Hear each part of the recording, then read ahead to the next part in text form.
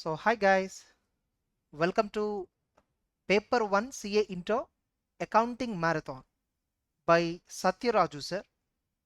So first of all, we are from Sreshta for CA and CMA, which is an institute based in South India, uh, which is especially in mainly operating from AP and Telangana.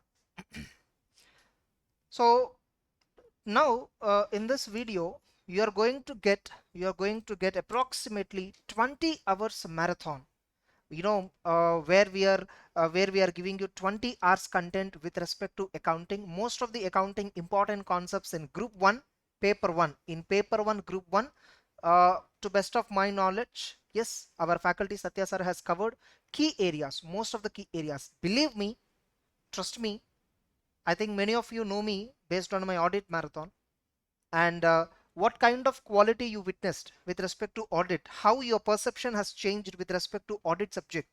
A similar impact with respect to accounting subject as well. See, like I mean, I need to be little straight here.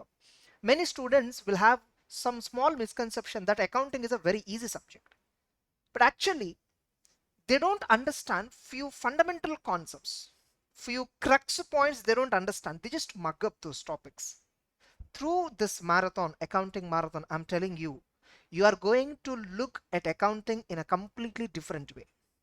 You are going to look at accounting in a completely different way. Until today, until you watch this marathon video, might be, yes, you are good at accounting, I'm not denying that, but we took lot of care, especially for accounting marathon and advanced accounting marathon, to bring a new impact in the students mindset regarding how should we improvise in accounting and advanced accounting. What is accounting that we know, what is accounting that we must know. The difference you can definitely find based on this marathon.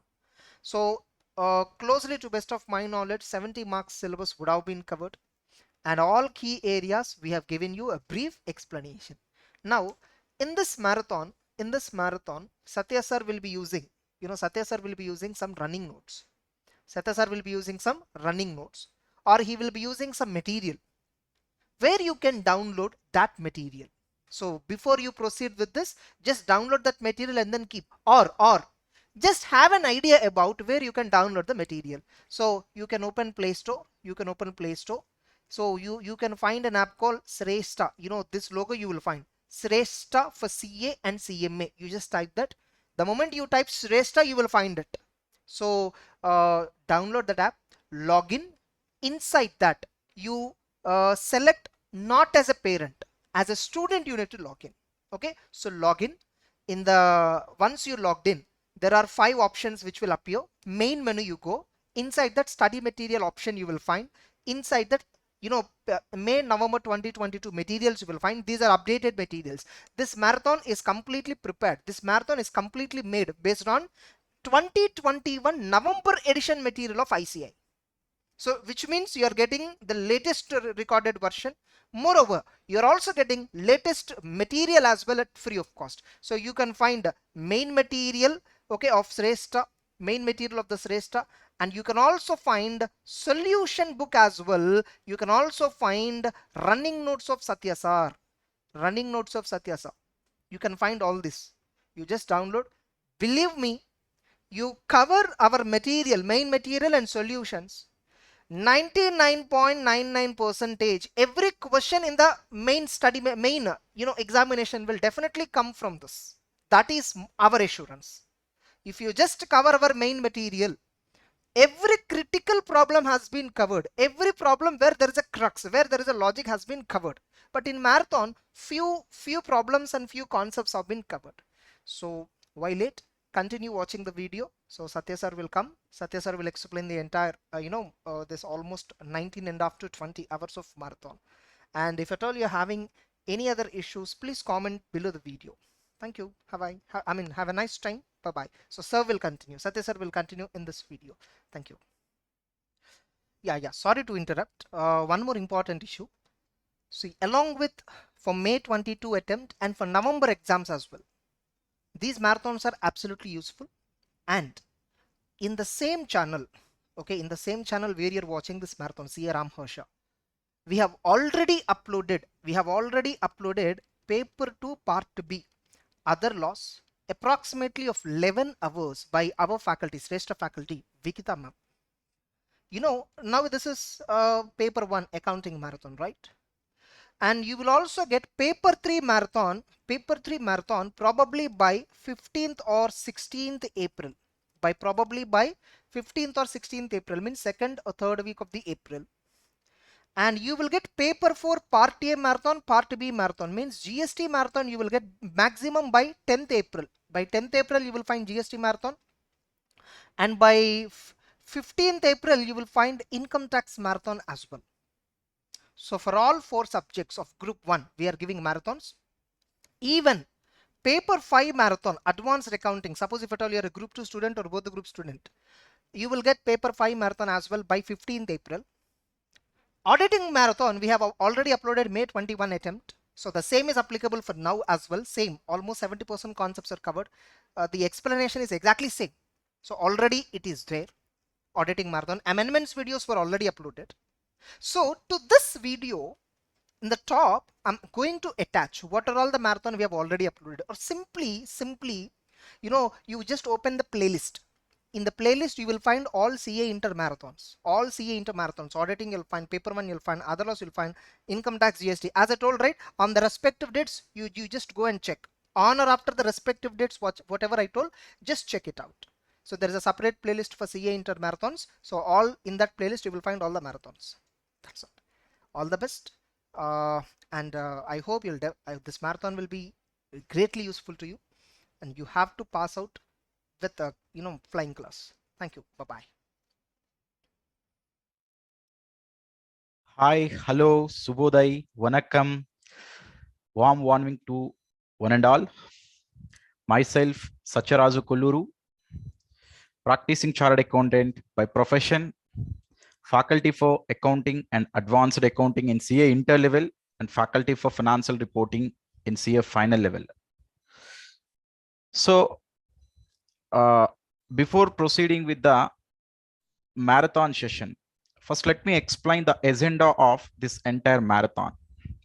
I'll try to cover more than 80 to 90% of the overall syllabus here. Why I used the term 80 to 90% of the syllabus? So do you skip any specific chapters here? No, I'm not skipping any specific chapter. I'll try to cover each and every chapter. But whenever an immaterial concept is there, I'll try to avoid such concept. So our basic focus is towards the heart of that specific chapter and the ancillary concept with respect to that heart of the topic. Hope you understand. Next, sir, how the structure will be. I mean, how you are going to cover the entire content. Literally, I'm using only 2 resources. One is Power Notes. So you can see here which is Power Notes actually. So this Power Notes is approximately for 200 pages. So here, if you check here, this is representing only for 145 pages because it is only the combination of the first 15 chapters. So one more 5 chapters is coming to take place. I'll club it. I'll give it in the description along with the main material. This is the second resource I'm using. Are the overall content we are going to explain through the Power Notes only. Whenever a requirement is there, I'll go to the main notes to cover any specific concept or any specific problem. Is it okay, guys? And one more. So most of the persons have a doubt that how many number of hours it would be, sir. I think so. I was also not guessed till now. I think so. Approximately it will be for 15 hours, more or less, 2 to 3 hours, more or less will be there. Okay. And one more thing, sir, is it right to cover every problem for that specific chapter? That is depending upon the importance of that specific chapter and the topic. If it is necessary, I will take up.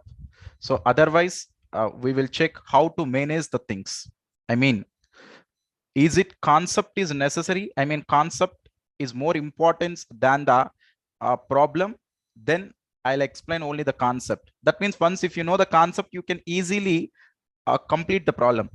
No, not only the explanation of the concept is enough, we should also take up a problem to apply the concept in the specific manner in that problem. Then I'll take in combination both. That is the meaning of that. Okay, fine. So without wasting much time, let me directly entering into the topic. As per the ICAI blueprint, first, as per the ICAI blueprint, entire the accounting syllabus is broadly categorized into 4 sections. Let me open such sections here first. Yeah. So this is the entire ICAI syllabus. Now, out of the 4 sections, section 1 is especially related to accounting standards. I mean, here actually 3 basic chapters are covered. One is introduction to accounting standards. Out of this accounting standards, 2 specific chapters are there. One is introduction to accounting standards, and another one is application of such accounting standards. In introduction of accounting standards, we will see the history of accounting standards and the significance of accounting standards and the reason for introduction. Such all things we will see. In application of accounting standards, so the coverage in group 1 is very limited. We are going to see especially 8 accounting standards. So such accounting standards in detail we will discuss. Along with that, one more chapter, which is framework for preparation of financial statements as per accounting standards, we will see under section number 1. Coverage as per ICAI is 20 to 25%. Coming to section 2, which deals with special transaction. Maybe such special transaction is applicable in case of every enterprise, whether it is profit oriented or non-profit oriented, whether it is a company, whether it is a partnership firm, whether it is a sole proprietorship, whatever the case may be. But is it mandatory to have such special transaction? That is up to them. If such special transaction exists, then how we should need to provide the accounting treatment, we will see in that specific chapter. That is investment accounts, insurance claims, hire purchase and installment sale transactions, which covers 3 chapters in section 2. Coming to section 3, which deals with special type of accounting. Special type of accounting means such type of accounting is not applicable to every enterprise. Such type of accounting is applicable to specific enterprises only. That is departmental accounts, branch accounts, incomplete records. Just to tell a small example, departmental accounts is applicable if the enterprise is dealing with more than one product, or if the enterprise is having more than one function, then it may want to prepare the departmental accounts. The branch accounts are applicable only if an enterprise is having head office as well as branches, then the branch accounts coming to the picture. Incompleted records are applicable if there is no proper scientific bookkeeping system is not exist. So that is the reason I told you, which is a special type of accounting is not applicable in case of each and every enterprise. For specific enterprises, as per their nature, such accounting treatment is going to apply. Now coming to the final section, which is very much important section and which covers the high voltage, which covers the high marks among all the sections. That is, which approximately covers 30 to 35%. All the different chapters which are exist in group 1 with respect to company, all are listed below. That is preparation of financial statements along with managerial remuneration, cash flow statement, which is also one of the financial statements of a company, but which we are going to see as a separate chapter. Profit or loss pre and post incorporation, and bonus and right issue, redemption of preference shares, redemption of debentures. Total 6 chapters we are going to see in section number 4. Sir, this blueprint is given not for 100 marks, which is given for 120 marks.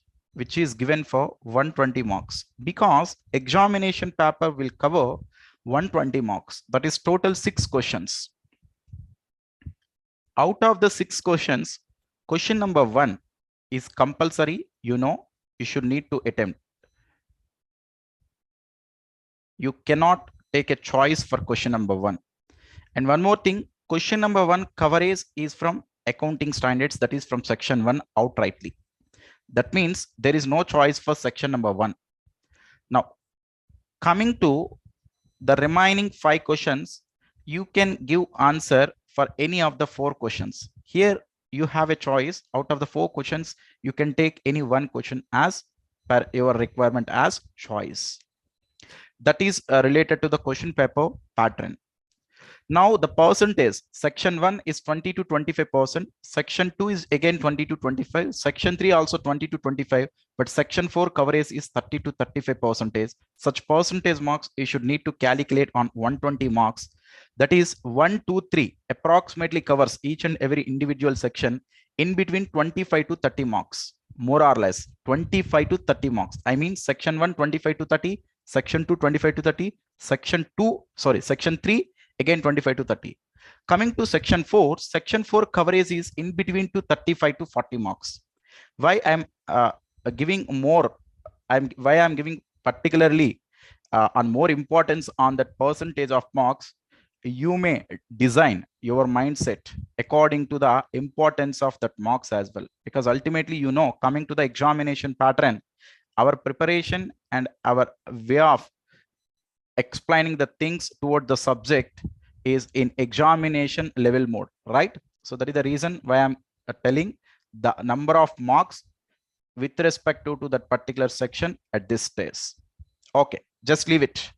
So now coming to your marathon sessions, how you are going to deal, I'll explain at this stage itself. I will take section 4 at the first instance. First we are going to cover section 4. Then I'll move on to section 1, that is second. Then I'll take up section 2. Then I'll take up section 3. Persons who already listen my regular classes, which are approximately for 150 hours, who are already taken classes in Shrestha, or who want to take the classes in the Shrestha for the regular course, the curriculum vitae also designed in the same way. More or less, there are small changes are there. So accordingly, the link ups. So first, we need to tell one chapter based upon another chapter is need to be introduced. So except in such situation, the same pattern I followed for the regular course as well. The marathon also I'm going to deal in the same flow. Now, coming to section 4, we will take up first preparation of financial statements and managerial remuneration. Cash flow statement, we are not considering in section number 4. The reason is, out of the accounting standards, one accounting standard is AS3. The cash flow statement I'm going to deal along with AS3 in section 1. We will take up cash flow statement at particular point of time. Then after preparation of financial statements, I will take a profit or loss pre and post incorporation, then bonus and right issue, then redemption of preference shares. Redemption of debentures, again, I will not consider in section 4. Sir, when you would consider, sir, I'll consider along with, I will consider after discussing the chapter investment accounts, because there is interrelationship in between investment accounts and redemption of debentures. So once we finish it off the investment accounts, I will take up redemption of debentures. That means in section 4, we will only take up the 4 chapters at the first instance: preparation of financial statements, profit or loss pre and post incorporation, bonus and right issue, redemption of preference shares. Now coming to section 1, in accounting standards, what are the different accounting standards we are going to cover? AS1 we will cover 2, 3, then 10, 11, 12, 13, 16. So total how many standards are there? 3 plus 3, 6 plus 2, 8. The same number I told earlier. Out of which First we will deal, out of which first we will deal accounting standard 2, then accounting standard 3 along with cash flow statement. I already told you. Then AS10 property, plant and equipment we will take up. AS11 we will not take up in section number 1. We will take up AS11 along with the branch accounts in section 4. Okay, because there is interrelationship in between AS11 as well as branch accounts. That's why branch accounts we will deal along with AS11. Okay, then I will take up accounting standard 12. After that, I will consider AS13. AS13 is accounting for investments.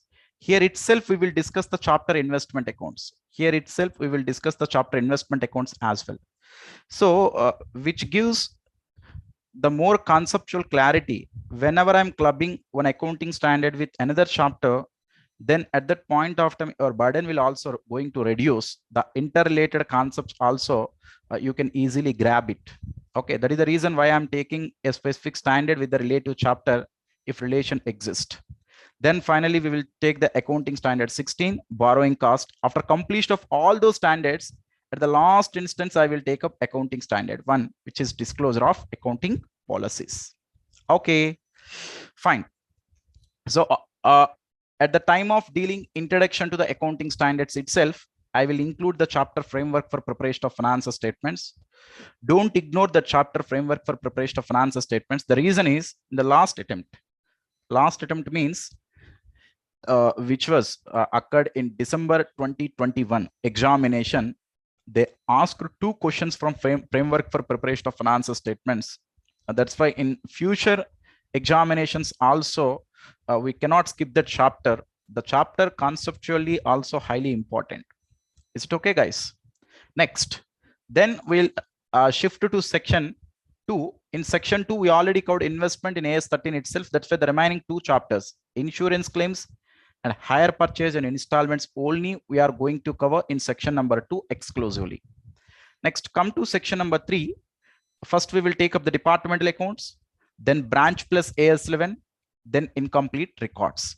The same pattern, you no need to confuse. In the material, I clearly given. I already told you in the description, I will clearly given the link for the main material as well as my power notes. Both will club, and I'll put into the Shrestha institution link, where you can access the Shrestha institution link through my description, where you can go to the materials corner. You can download the respective material. The same pattern here I designed. If you check here, from starting financial statements of companies, up to the ending of accounts from incompleted records, the same pattern and the same flow just I designed. Now, sir, apart from all these things, first, the entire marathon, as a beginning, I want to start with fundamentals of accounting. It is all together, it doesn't have any relationship with the existing syllabus, but which is entire heart of the accounts.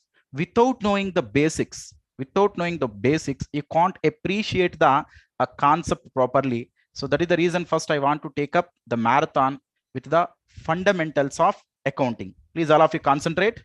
Come to the chapter fundamentals of accounting. Sir, in fundamentals of accounting, from where you want to begin the class, sir? First, I will start the class with magic of passing the journal entries, because in whatever the chapter you can take up or whatever the chapter you will go, the base itself is the passing the journal entry. If you can able to pass a journal entry, then you can easily follow the entire concept or the specific chapter. Then how to pass a journal entry for a specific transaction, sir? How to pass a journal entry for a specific transaction? Please concentrate, all of you. Come to my OneNote. Can you please all of you tell me, as per the balance sheet, as per the balance sheet,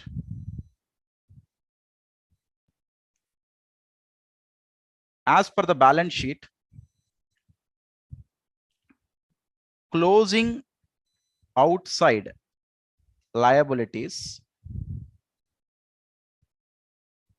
plus closing capital closing capital is equal to closing assets. Do we agree? Simply, outside liabilities plus capital is equal to assets as per the balance sheet. Do we agree, guys? All of you? Now, this is the equation of the balance sheet.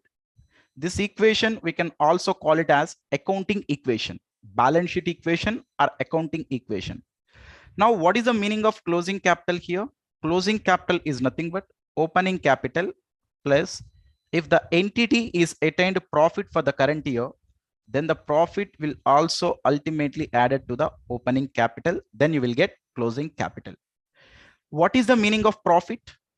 Profit means income minus expenses. Income minus expenses. Now the same above equation I can write in this way, right? Which is liabilities, or I can put outside liabilities. Outside liabilities plus outside liabilities plus capital plus income is equal to assets plus expenses. Do we agree, all of you? This equation is technically known as accounting equation. Now here liabilities, capital as it is, profit, under profit I considered income minus expenses, it will go to the right hand side, then it will be added to the assets. So the equation is liabilities plus capital plus income is equal to assets plus expenses. Sir, now with this equation, how we can pass the journal entry, sir? I'll explain the magic of passing journal entries with this equation. Sir, whenever there is increase in assets or expenses, whenever there is increase in assets or expenses, or there is decrease in outside liabilities or capital or income, simply whenever there is increase in the right hand side or decrease in the left hand side due to such specific transaction, if there is increase in the right hand side or decrease in the left hand side, such aspect should need to be debited. Such aspect should need to be debited. To put it in another way, if there is any decrease, on the right hand side, there is any decrease in the right hand side, or if there is any increase in the left hand side due to happening of a specific transaction, such aspect should need to be credited. I'll give you a small example. You can understand the application of the entire accounting equation approach. For the known transaction, I will tell you. Sir, whenever you are paying particular salary to a particular employee, whenever you are paying salary to a particular employee, there exists two aspects, you know. One is salary, another aspect is cash.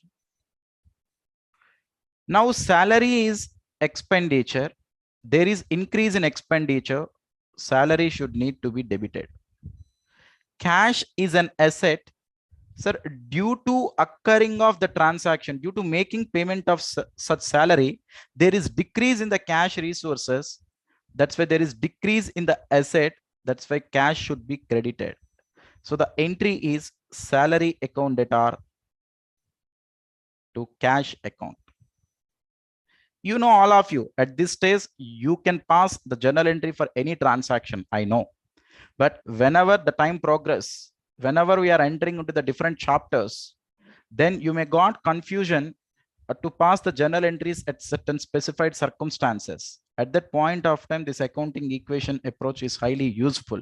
Whatever the chapter, whatever the enterprise it is, whether it is profit oriented or non-profit oriented, whether it is a company, partnership firm or a sole proprietor, you can apply the same accounting equation, not only for throughout the CA inter level, up to the CA final level in academics, and after getting the qualification, whenever you are come crossing the confusion, then you can apply this accounting equation. This is the magic of passing the journal entries.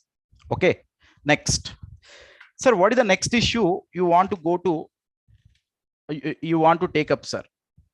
The next issue I want to take up is gap. In fundamentals of accounting, the next issue I want to take up is gap. So accounting equation here diagrammatically also I given in my main material. If you want, you can check that. Come to gap. What is this gap, sir? This is not GAP. This is GAAP. So the gap full form is generally accepted accounting principles. All of you know that.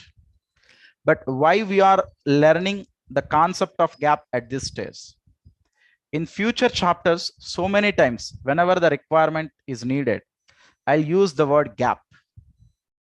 Sir, gap is a combination of authoritative standards and the commonly accepted ways of recording and reporting the accounting information. One more time, I'm repeating, which are authoritative standards. Gap is inclusive of authoritative standards issued by some policy boards, like our ICAI in India is one of the policy board. Simply indirectly, he is conveying that accounting standards issued by such policy board in India, which is ICAI, in internationally, which is International Accounting Standard Committee is there, which they are going to issue IFRS. That means gap means globally we can call it as IFRS, the standards issued by International Accounting Standard Committee in international level in the worldwide, which are known as IFRS, come to India, which are known as locally, those are accounting standards or maybe Ind AS, anything. All these are gap only. Not only that, and they are using the word and. The commonly accepted ways of recording and reporting accounting information, which are industry specific accounting practices. That is accounting standards and other industry specific accounting practices. These are commonly accepted accounting principles. Wherever you go throughout India, such commonly accepted accounting principles are agreed by all. So certain commonly accepted set of accounting principles list here it is given. Business entity concept, money, that is money measurement or monetary unit assumption, going concern assumption, consistency concept, accrual concept, historical cost concept, matching, conservatism, materiality. I'm not dealing all these different accounting principles at this stage.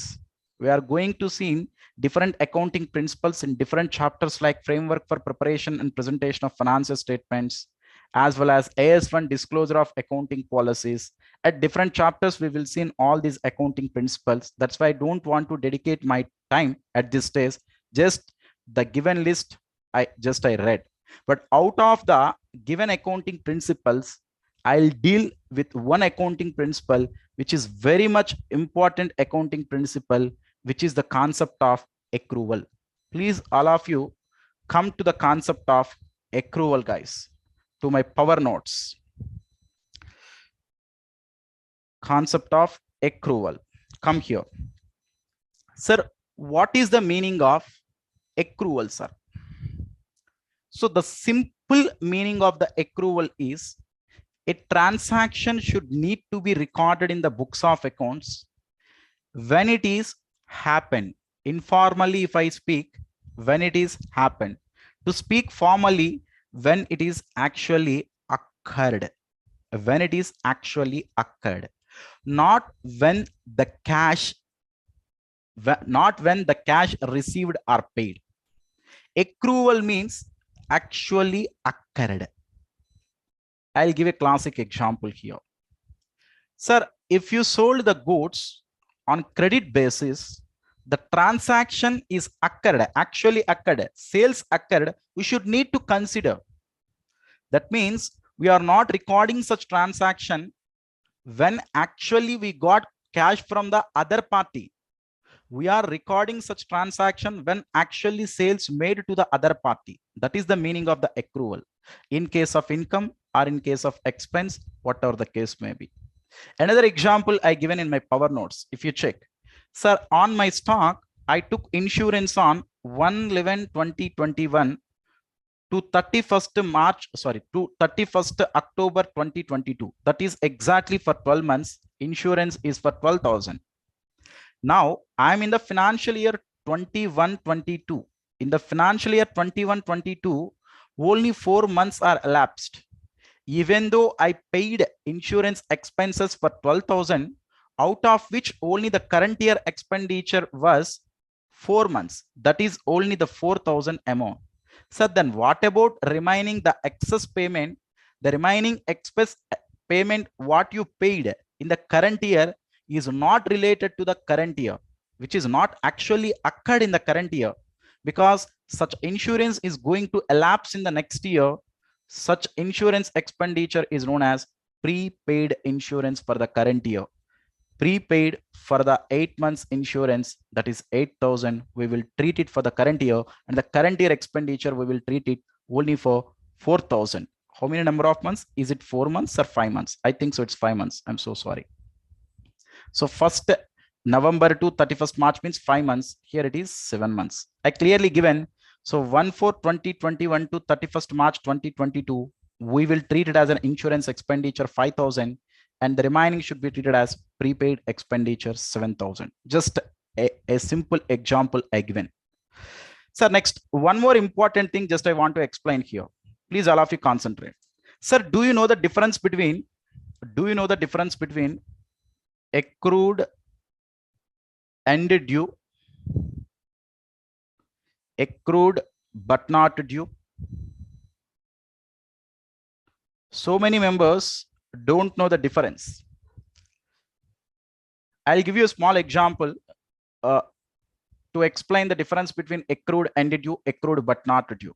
For example, in your organization, salary is paid for a particular month for the next following month of the 10th. In generally, it is going to happen. So as on the last date of that specific month, no organization will try to pay. Very few organizations are there for which the cash flows are the abundant and the liquidity position is high. Then they can try to close the salaries as on the final day. And not only that, even the liquidity position is good, we should need to close the attendance sheets and the number of absentees and consider all such things. Then only salary is going to be finalized. Such all activities are in generally completed by the payroll department in any entity. So that's why organizations are took some grace period to make the payment. Now let us assume the period is March 31st. We are in the month March. Simply we are in the month March. Now for the month of March, here also I will give, which is 2022 itself. Now we are in the month of March 2022. Anyway, I'm recording this video lecture as on 27th of March. We are in the March month anyway. Now in my organization, March 2022 salary, we are going to pay 10th of the next month. That is as on April 10th, 2022.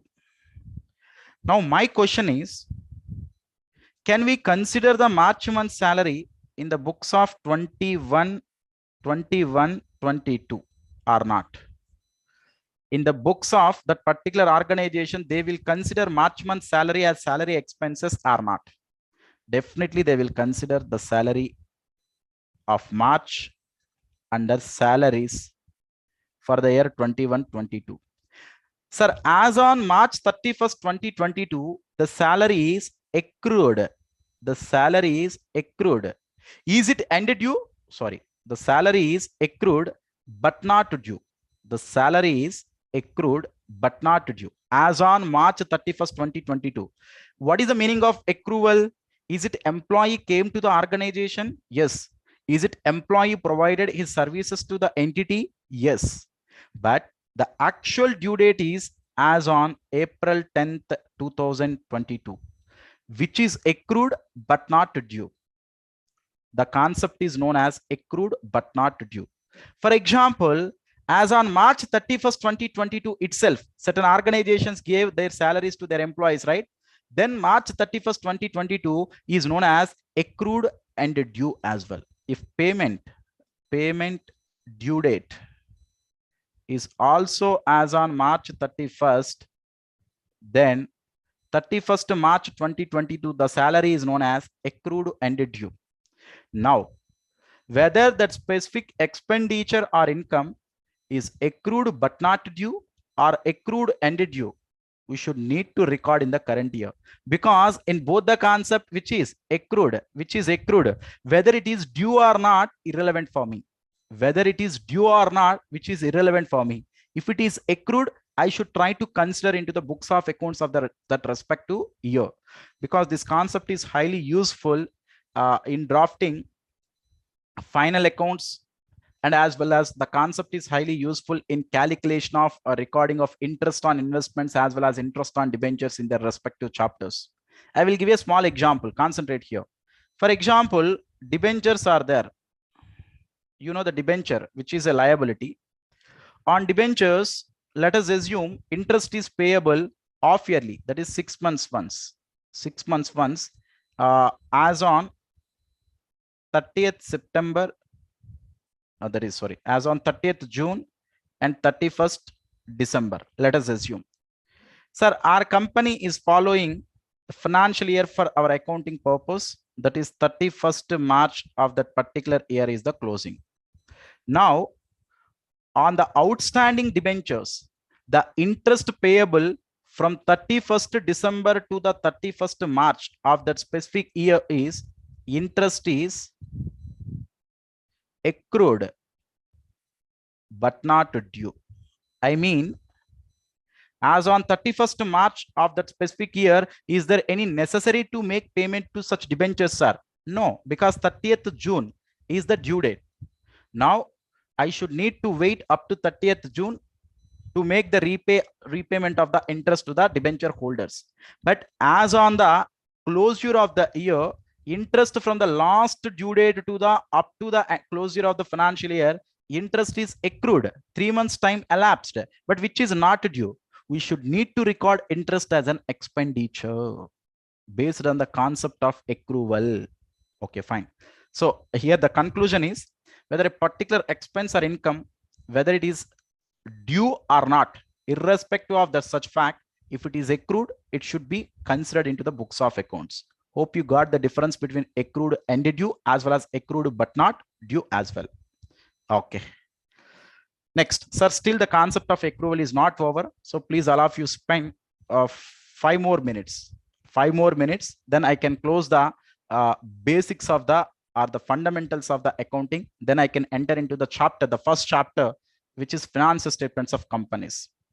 So based on the concept of accrual, we can design 4 different concepts. I'll explain through my power notes. That is better idea. Come here. Or I can explain through my main material. Come here. Yeah. So based on the accrual total, I designed the 4 concepts. One is outstanding expenses, prepaid expenses, income receivable, income received in advance. What is the meaning of this, sir? Outstanding expenses means which is current year expenditure only.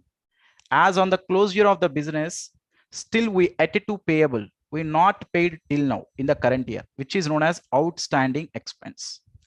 Prepaid expenses means the expenditure is not related to the current year, but till we paid in the current year. So for current year, which is treated as prepaid expenses. Income receivable means we earned the current year income, but as on the date of closure of the books of accounts, still that income is yet to be receivable. That means we not received till date, which is known as income receivable or accrued income. Income received in advance. We received certain income, but which is not related to the current year income. As an advance just we received, which is known as income received in advance. Sir, in balance sheet, what is the impact of these items, sir? Outstanding expenses, we will treat it as a liability. Prepaid expenses, we will treat it as a asset. Income receivable, we will treat it as a asset. Income received in advance, we will treat it as a liability. Sir, you already seen all such concepts, not in CA inter level, at your graduation or at your CA foundation or the CPT level itself. So just I'm brushing the fundamentals before proceeding to the main chapter. What is the journal entry for outstanding expenses, sir? Now, till the date, you are not recording such outstanding expenditure in your books of accounts. The reason is you not paid the payment, right? You not paid the payment. But before closure of your books of accounts, as an adjustment, you need to record right now. That is liability. Increase in liability should be credited as per accounting equation. That's why outstanding expenditure should be credited, due to which the current year expenditure is also increasing. That is, expenditure should be debited. Expense to outstanding expense is the journal entry. Now, coming to the prepaid expense, you already something recorded in the books of accounts. What you recorded, you know, at the time of making payment, you recorded as expenses to cash. You recorded already expenses to cash. In insurance, we already seen that at the time of making payment for the insurance, you already recorded the entire amount of 12,000, which is insurance expenses to cash initially.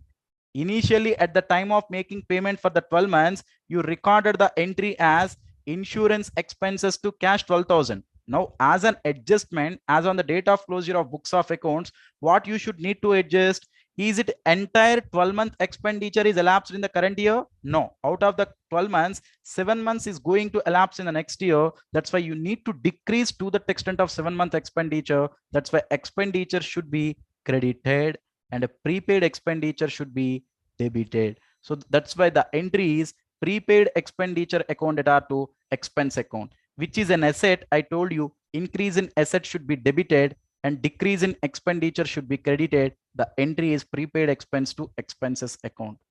Sir, but once if you habituated for the accounting equation approach, then you can see that magic. Please, all of you habituate to apply that accounting equation whenever confusion is there. That is the reason I told you, once if you are adopted, then you can pass the journal entry at any stage, guys. Next, come to the income receivable. Sir, income receivable means till now you not at all recorded any journal entry in your books of accounts. Now, as on the closure of the books of accounts, you need to adjust such income receivable. Now, first, due to the income receivable, it is related to the current year earned income. If there is any increase in income, it should be credited. That's why income account should be credited. And income receivable is an asset due to which there is increase in asset. Increase in asset is there, it should need to be debited. Income receivable account data to income account is the journal entry. Now, in the same way, coming to the income received in advance, sir, till now, you already passed one journal entry at the time of receipt. That is bank account data to that particular income account. You are unnecessarily credited. But as on the balance sheet date, you will check, is it related to the current year income or is it related to the next year income? Then you realize that which is related to the next year income. Then what you should need to do, you should decrease this income. If there is increase in income, it should be credited. There is decrease in income, it should need to be debited. That's why the entry is income account data to income received in advance is a liability. Increase in liability should be credited to income received in advance account. So the entry is income account data to income received in advance account. Sir, how the adjustment should need to be done, sir? And one more clarification, just I want to give before proceeding that. So most of the times you may come across that if trial balance is there, below the trial balance, adjustments will be given. Most of the times you may have a doubt that what is this adjustment? What is this trial balance? Why adjustments are given actually? So this is the practical implication that at the time of preparation of trial balance, or at the time of closure of books of accounts, we may not provide the entries for all the transactions. Certain transactions may be missing. maybe due to closure of the or closing of the activities. For example, closing stock is there. Closing stock is there. When you know the value of the closing stock after completion of the entire business activity as on 31st March, how much stock would be, you know. But do you thought that, sir, can we estimate the entire closing stock as on 31st March? No, that doesn't occur, because practically the business is going to continue till the mid of that particular year. Then how can you measure the entire closing stock at different branches, at different entities? Okay, it is not possible practically. So that's why you can estimate the closing stock for that date at a different date. Do you understand? Now, after estimating the closing stock, let us assume if you are knowing the closing stock worth is 1 lakh. Now, that means till now such closing stock is not incorporated into your books of accounts. Now, after preparation of trial balance, now you can incorporate at the time of preparation of financial statements. How you can incorporate? You can incorporate in two ways. One way is you can credit to the trading account, that is debit the closing stock account. Closing stock is an asset. Increase in asset should be debited to trading account. To trading account.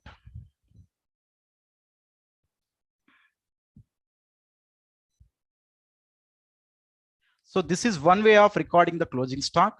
Or another way, if you want to record the closing stock, you can debit the closing stock account. You can credit the purchases account, because ultimately the purchased goods are only in the closing stock, or either the opening stock is there in the closing stock. Do you understand? That means as an adjustment, till now we are not incorporating such journal entry in the books of accounts. Now you are incorporating such transaction into the books of accounts through preparation of the financial statements. Do you understand? In the same way, for example, till now, if you are not passing an entry for the depreciation, now you can incorporate as an adjustment, that is depreciation accounted or to asset account. That is the reason why if closing stock is given under adjustment, if closing stock is given under adjustment, you are in generally thoughting that closing stock we can incorporate it through trading account.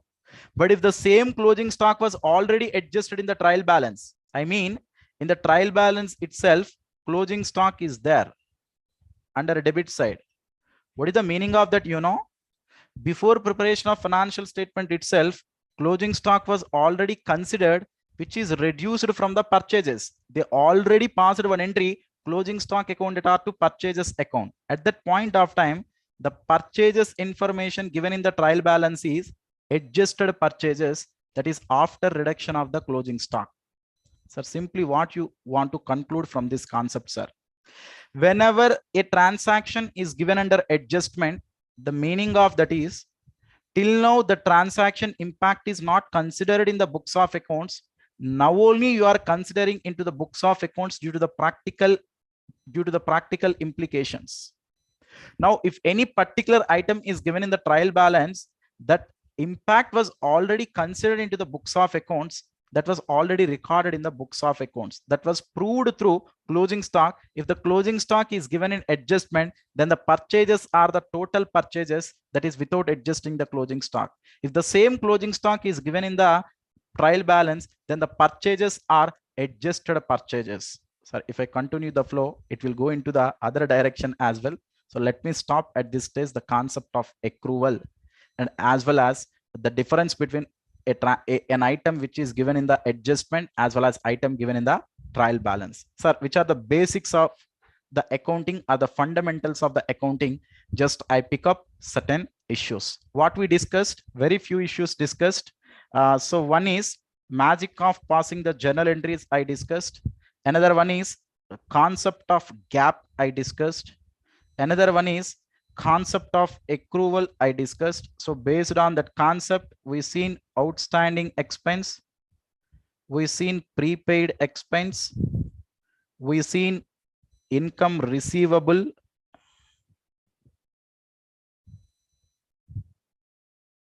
next we seen income received in advance.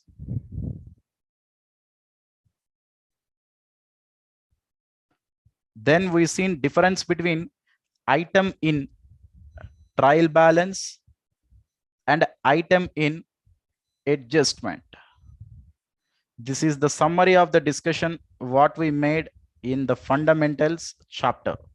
Over. Now all of you come to the main chapter, guys, which is financial statements of companies. So as per our discussion, the first and foremost chapter is financial statements of companies. Sir, in this chapter, what you are going to discuss? Basically, this chapter is very lengthy chapter coming to the regular course. But as we are in the process of revise the things for the overall syllabus, what are the issues we are going to cover and what is the heart of this chapter, I'm going to explain through one note first, which I can put it as the overall view, what we are going to see in this chapter first. The chapter is related to financial statements of companies. You can put the heading financial statements of companies. So just you can listen it, guys. Don't write anything. You cannot concentrate properly while writing and listening the things. So that is my headache. I will take care each and everything. Just you can proceed with that. You will get the entire thing in my power notes as well as the material. Just give your entire concentration on listening the things, because this marathon is highly useful for the student who are going to appear into the examination as a revision process. Okay, come here. The first and foremost issue, we will see certain important provisions of Companies Act. Important provisions, not all the provisions, very few provisions with respect to my accounting related issues. Next, we will deal format of financial statements of companies. Format of financial statements of companies. Next, we will see managerial remuneration. Managerial remuneration. Finally, we'll end this topic with concept of dividend. Concept of dividend. Now, sir, why you are taking this chapter as a primary chapter? At this level, why you are taking? Sir, the concept of financial statements of a company is the universal concept. Whatever the chapter you can take up with respect to a company, the impact of such chapter is going to be carry forward. How I can tell this? Sir, without knowing eating, can you eat any product? I mean, the basic first, if you know how to eat a particular product, then you can eat any product. Just simply, logically, I'm telling. In the same manner, if you know the financial statements of a company, then if you go to the any chapter of a company, you can simply understand. That is the reason why I'm taking this chapter at this instance. Next, coming to the provisions of Companies Act 2013. Coming to the provisions of Companies Act 2013. What you are going to deal, sir? Please, all of you concentrate. This is very much important.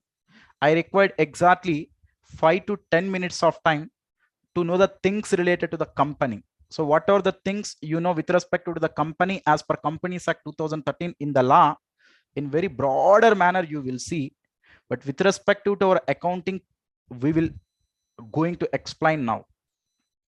Sir, if you want to conduct a company type of business, first a company should need to be incorporated as per the Companies Act 2013. How you can incorporate a company? You can incorporate a company by filing a particular forms through the portal of MCA, Ministry of Corporate Affairs. A separate portal is there, which is a website portal. If you want, just I will open how the portal will look like. MCA. So this is the portal. This is look like this. So where you can apply the application. So each and every person will have a login ID. You can apply through that login ID. Different forms will be there under MCA services. If you check like this, we will apply. Sir, after applying for a company, MCA will issue COI, certificate of incorporation, which is known as COI. Just a second. It will issue COI, which is known as certification of incorporation. In certification of incorporation, the name of the company will be there. One number will be there, which is SIN number, corporate identity number. So which is a SIN number. How our each and every individual is having a Aadhaar number in the similar way, which is a unique number for each and every company. After incorporation of that company, it will start conducting their business activities. Then as on the closure, as on the date of closure, it should need to prepare the financials. It should need to prepare financial statements. Sir, from starting onwards, you are using the word financial statements, financial statements. What is the meaning of financial statements of a company? Company financial statements comprising of balance sheet, statement of P&L,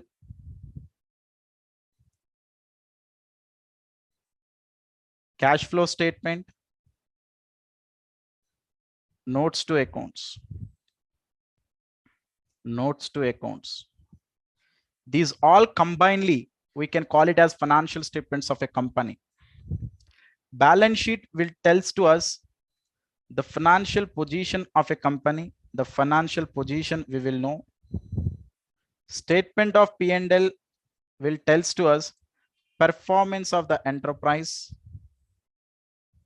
Cash flow statements will tells to us the liquidity position of the enterprise,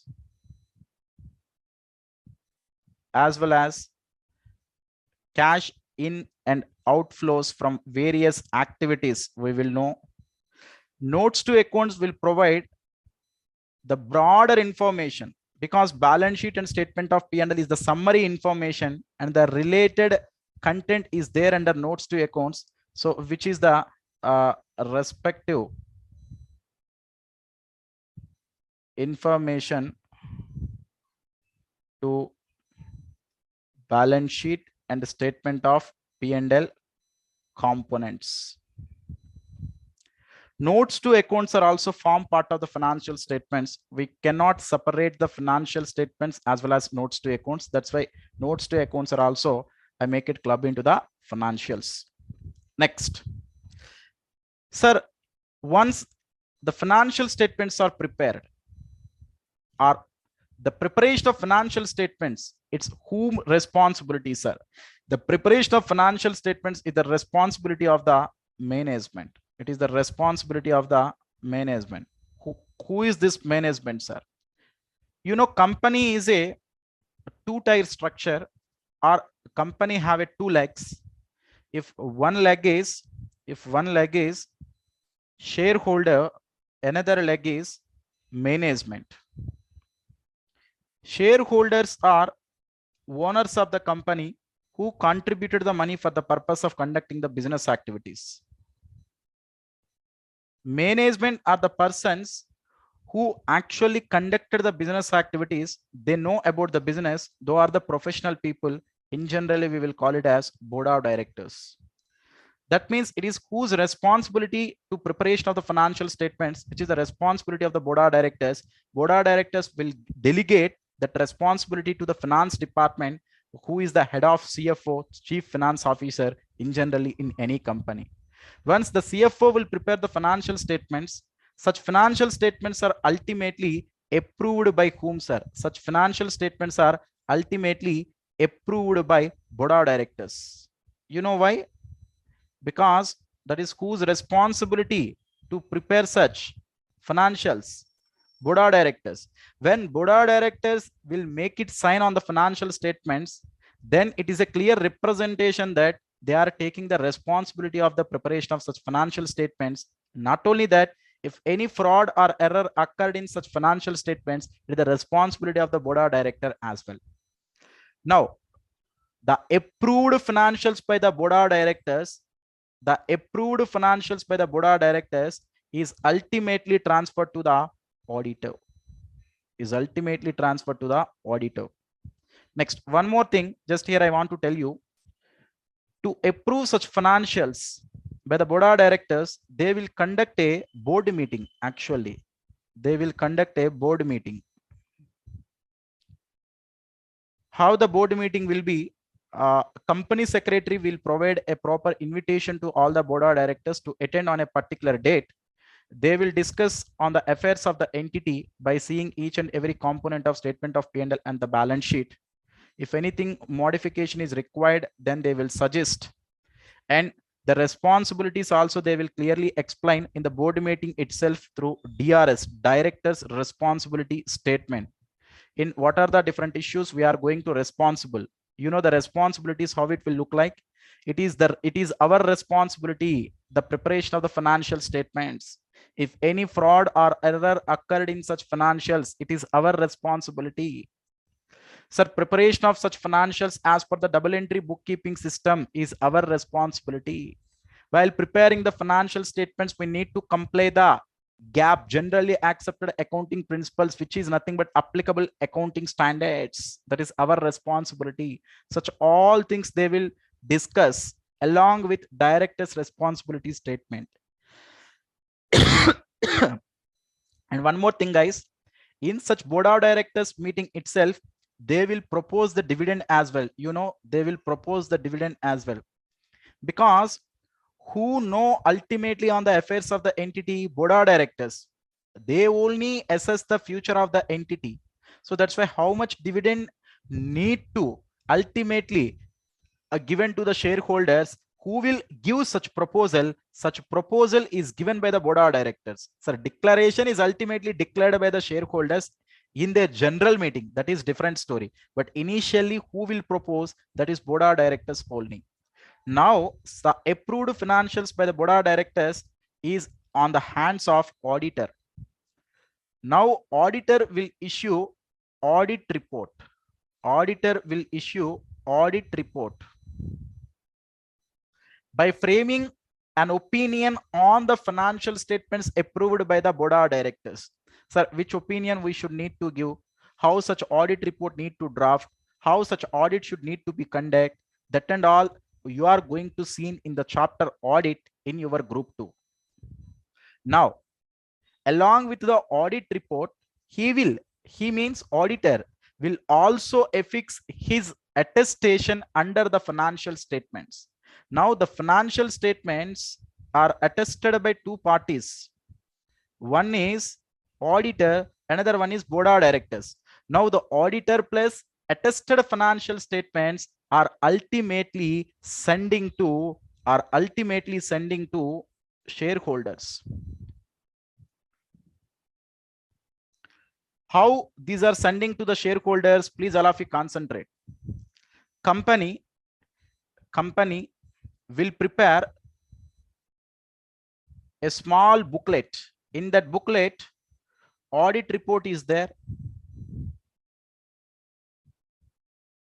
attested financials, that I can put it as audited financials are there, plus directors responsibility statement is there.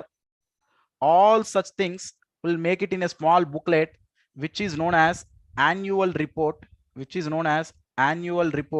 In that annual report, it also contains an invitation to the shareholders as the last page. In such annual report, it also contains invitation to the shareholders to attend a general meeting,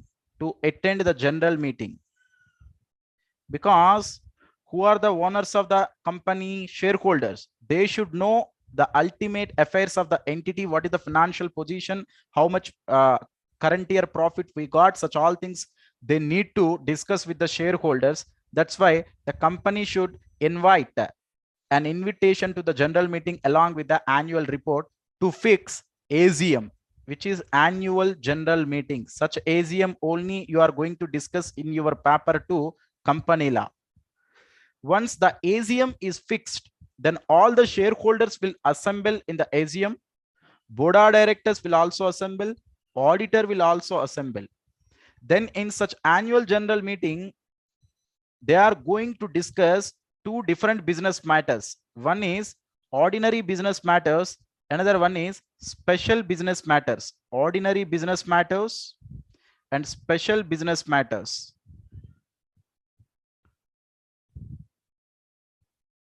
Sir, ordinary business matters means it will cover 4 activities. One is declaration of dividend. Declaration of dividend. So just 5 minutes back, I told you who will propose the dividend? Board of directors. Who will ultimately declare the dividend? Shareholders. So just board of directors can propose. If they propose 10%, sir, whether we can declare 10% or not, that is the discretionary power of the shareholders. But shareholders cannot enhance the dividend which is proposed by the board of directors. If they want, they can decrease, but they cannot increase. Next, appointment of auditors. Appointment of auditors for the next financial year. Who will see, sir? Shareholders as an ordinary business activities. Next, appointment of board of directors. Next, forthcoming board. Who will appoint, sir? Shareholders. Laying of books of accounts. Laying of books of accounts means ultimately they will also approve the books of accounts, because those are the owners of the company. Yes, everything we seen, okay, we approved. That is nothing but laying of books of accounts. Special business activities means other than business activity. That means if they are going to entering into the any new venture or any special issues, if they want to go to discuss, then they are discussing under the special business activities. Now, to attend this general meeting, in the annual report itself, they will provide a notice. Such a notice only in the company law, you read that, sir, 21 clear days notice should be required. Do you understand? All these are the procedural issues going to occur after preparation of the financials as well as audit before conducting of the annual general meeting as well as on the date of the annual general meeting. Still the story was not ended. Now, after completion of the annual general meeting, such company should file 2 forms with the ROC. Such company should file 2 forms with the ROC. Sir, who is this ROC, sir? Register of Companies. Number of times I am using the word. Who is ROC? ROC is one of the regulator in Companies Act 2013. Sir, totally 3 main persons are there to regulate the entire administrative provisions of the Companies Act 2013, or to administer the provisions of Companies Act 2013. 3 different main regulators are there. One is NCLT, National Company Law Tribunal, which is the apex body as per the Companies Act 2013. Another person is regional directors.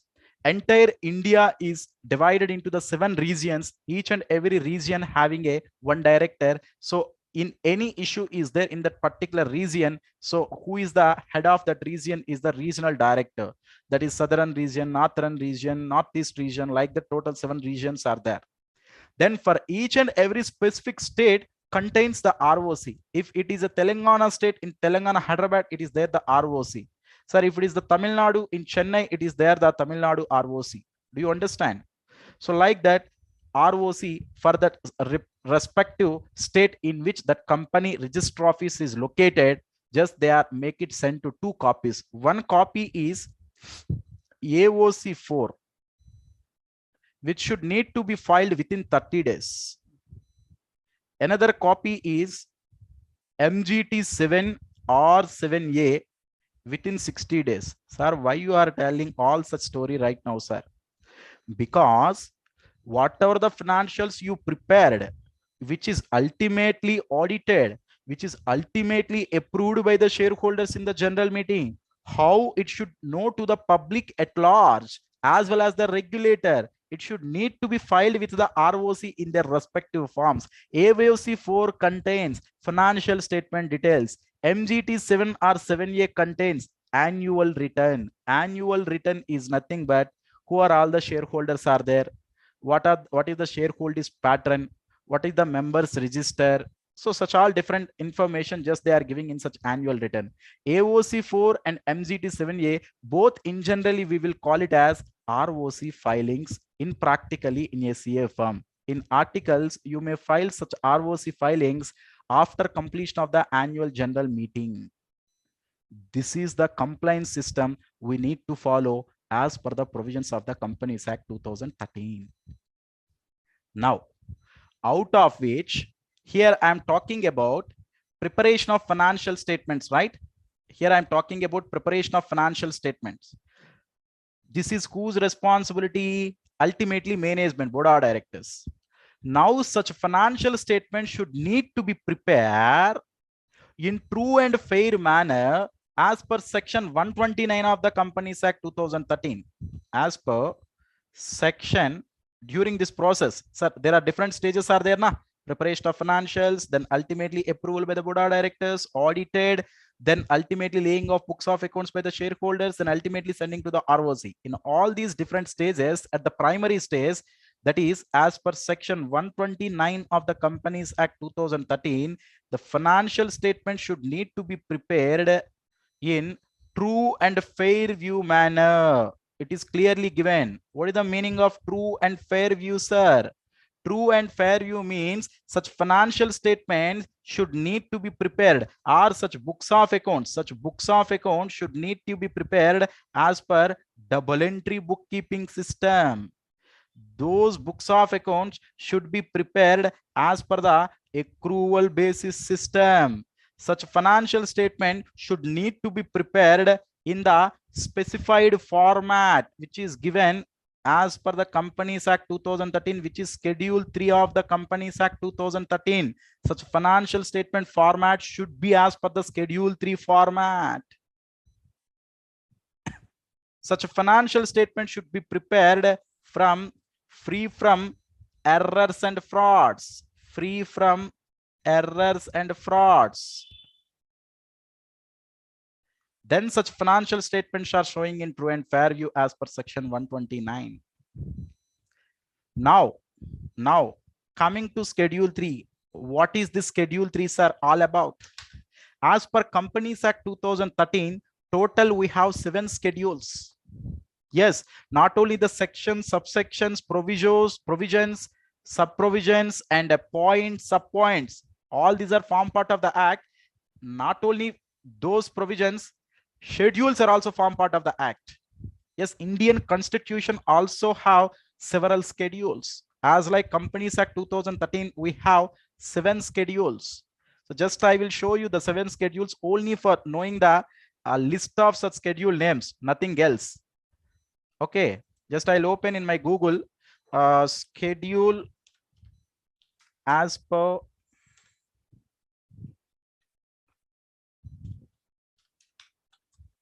Companies Act 2013. So just here list of schedules given. So please all of you concentrate. Schedule 1, just I'm highlighting this, memorandum and articles. Schedule 2 is related to depreciation. Schedule 3, just this is our required schedule, balance sheet and statement of profit and loss as per section 129. It is clearly given as per section 129.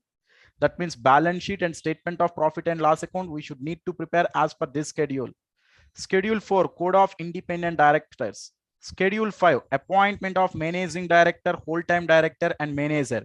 Sir, one more schedule we are going to see in this chapter at the time of discussing the concept of managerial remuneration, which is appointment of managing director, whole-time director, or the manager, or the calculation of managerial remuneration. 2 different schedules we are going to see in this chapter. One is Schedule 3, another one is Schedule 5. Then Schedule C is infrastructure projects. Schedule 7 is corporate responsibility. So just for knowing the schedule names, I showed here. Okay, fine. All of you, please come to my text, guys, here. Applicable provisions as per Companies Act 2013. Applicable provisions as per Companies Act 2013. Companies for which specific act is applicable. Specific act is applicable means in case of banking companies, Banking Regulation Act 1949 is applicable. In case of insurance companies, Insurance Regulatory Development Authority regulations are applicable. In case of electricity companies, Electricity Act is applicable. Any other company which need to prepare the financials as per their specific act, for which Schedule 3 is not applicable. for which schedule 3 is not applicable. Such companies need to prepare the financials as per the format prescribed in such specific act. I'll give you a small example here. Out of the below different industry based companies, we have one industry in group 2, which is the chapter name is banking company, where we will prepare the financial statements as per schedule 3 of banking regulation act, schedule 3 of the banking regulation act, not as per the schedule 3 of the companies act 2013. Do you understand? For all other companies which are not covered in that specific act, where companies for which accounting standards are applicable, then schedule 3 division 1 is applicable. Companies for which Ind AS are applicable, for which schedule 3 division 2 is applicable. Sir, what is this accounting standards? What is this Indian accounting standards? What is IFRS? At this stage, don't expect answers for such, because we have a separate chapters in section number 1, introduction to accounting standards. One topic is there where elaborative discussion I'm going to made regarding the accounting standards as well as Ind AS and IFRS. Just for the time being, you can remember, if for a specific enterprises accounting standards are applicable, then schedule 3 division 1 is applicable for preparation of financial statements. For those companies for which Ind AS are applicable, then schedule 3 division 2 is applicable. Preparation of financial statements as per Ind AS or schedule 3 division 2, we are going to see in CA final syllabus. In CA final FR, financial reporting paper, which is paper number 1. I'll explain the financial reporting in CA final such issues. Now coming here, either for the group 1 intermediate P1, that is paper 1, or the group 2 of intermediate, that is for paper 5, we are only going to see in the financial statements as per schedule 3 division 1, which is division 1 schedule 3 part 1 dealing with balance sheet. Schedule 3 division 1 part 2 is dealing with statement of profit and loss account. That means we are going to see two different formats for balance sheet as well as profit and loss account. So that's why my second issue here I'm going to take up is format of financial statements of companies. Sir, one more financial statements is there now, sir, which is cash flow statement. You are included in as one of the financial statements. Then is it for preparation of cash flow statements? Schedule 3 is not applicable? Absolutely. For preparation of cash flow statement, AS3 is applicable. AS3 is applicable. Schedule 3 doesn't applicable. For here in this both the cases, schedule 3 is applicable. So that is the reason cash flow statement we are going to see as a separate chapter, even though it is form part of the financial statements. In the next few minutes discussion, almost the discussion will be for 15 to 30 minutes. Our entire discussion is towards the components of the balance sheet and the way of preparation of the balance sheet, as well as components of the statement of P&L and way of preparation of the statement of P&L, which is highly important to get good knowledge for other chapters as well. Please give your focus with a lot of attention while discussing the balance sheet and statement of P&L, guys. Here first we will see schedule 3 division 1 part 1 format of the balance sheet. Then we will discuss a format of statement of profit and loss account. Please all of you come to my power notes. Right. Now, schedule 3 part 1, we are going to present in vertical format, which is balance sheet. Balance sheet items broadly categorized into two ways. One is equity and liabilities. Another one is assets. You know, in case of other than companies also, which is known as assets and liabilities and capital, here the equity represents shareholders fund. The equity represents shareholders fund. Liabilities will represent outside liabilities. Now all of you please concentrate. What are the different components we have under equity side as well as under liabilities? In case of shareholders fund, we will have share capital, reserves and surplus, money received against share warrant. These three, if you club, we can call it as shareholders fund. First, basically, what is the meaning of shareholders fund? You know already, in case of a company, shareholders are the owners of the owners of the enterprise. So the fund which is available to the shareholders or which was payable to the shareholders at the time of liquidation of the company, at the time of closure of the company, how much what you should need to make it payable to the shareholders is known as shareholders fund. Another name for the shareholders fund is also net worth of the company. Net worth means assets minus outside liabilities. Here, if you check, the total of the assets minus outside liabilities is nothing but, again, you are getting shareholders fund.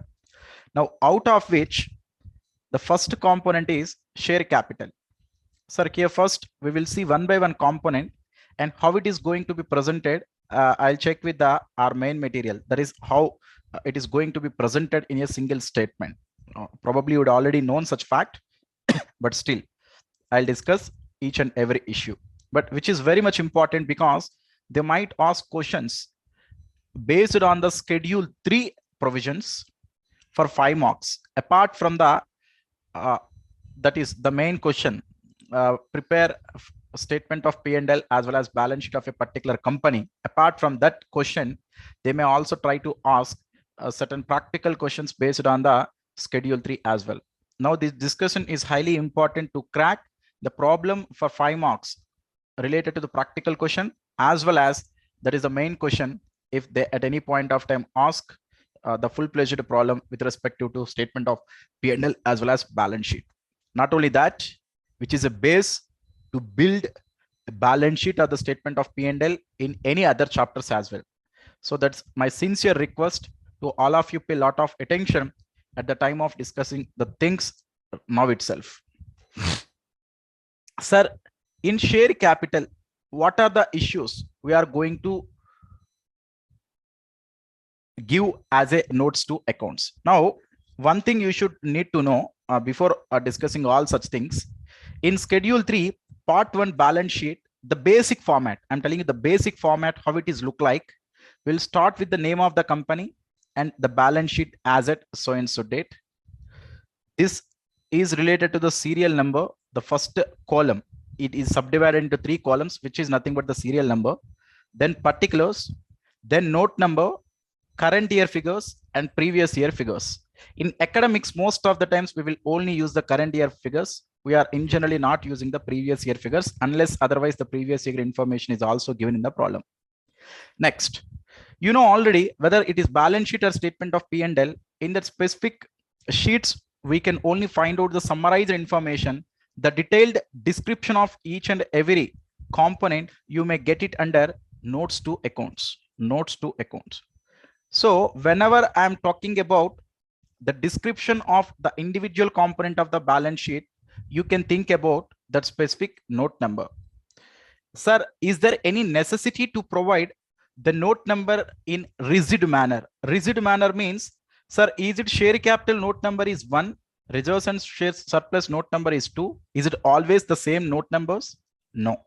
Sir, if any specific item is not available in that specific company, no need to make it present that specific component in the balance sheet at all. So schedule 3 will give a lot of flexibility at the time of making presentation of the individual items in the balance sheet as well as statement of P&L. Is it okay, guys? Now come back to the component first. Let me explain one by one component. Under the shareholders fund, share capital, the total you may represent under the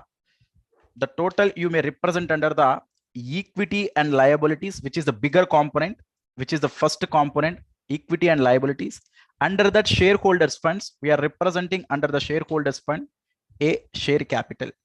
Now in notes to accounts, what are all the different issues I need to clearly disclose? Number and amount with respect to authorized share capital, issued, called up, paid up. What is the meaning of authorized share capital as per Companies Act 2013? The maximum share capital can be issued by the company in its life is known as authorized share capital.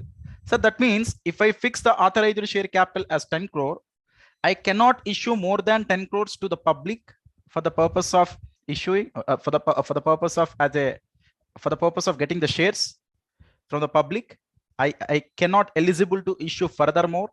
No, that's not the meaning.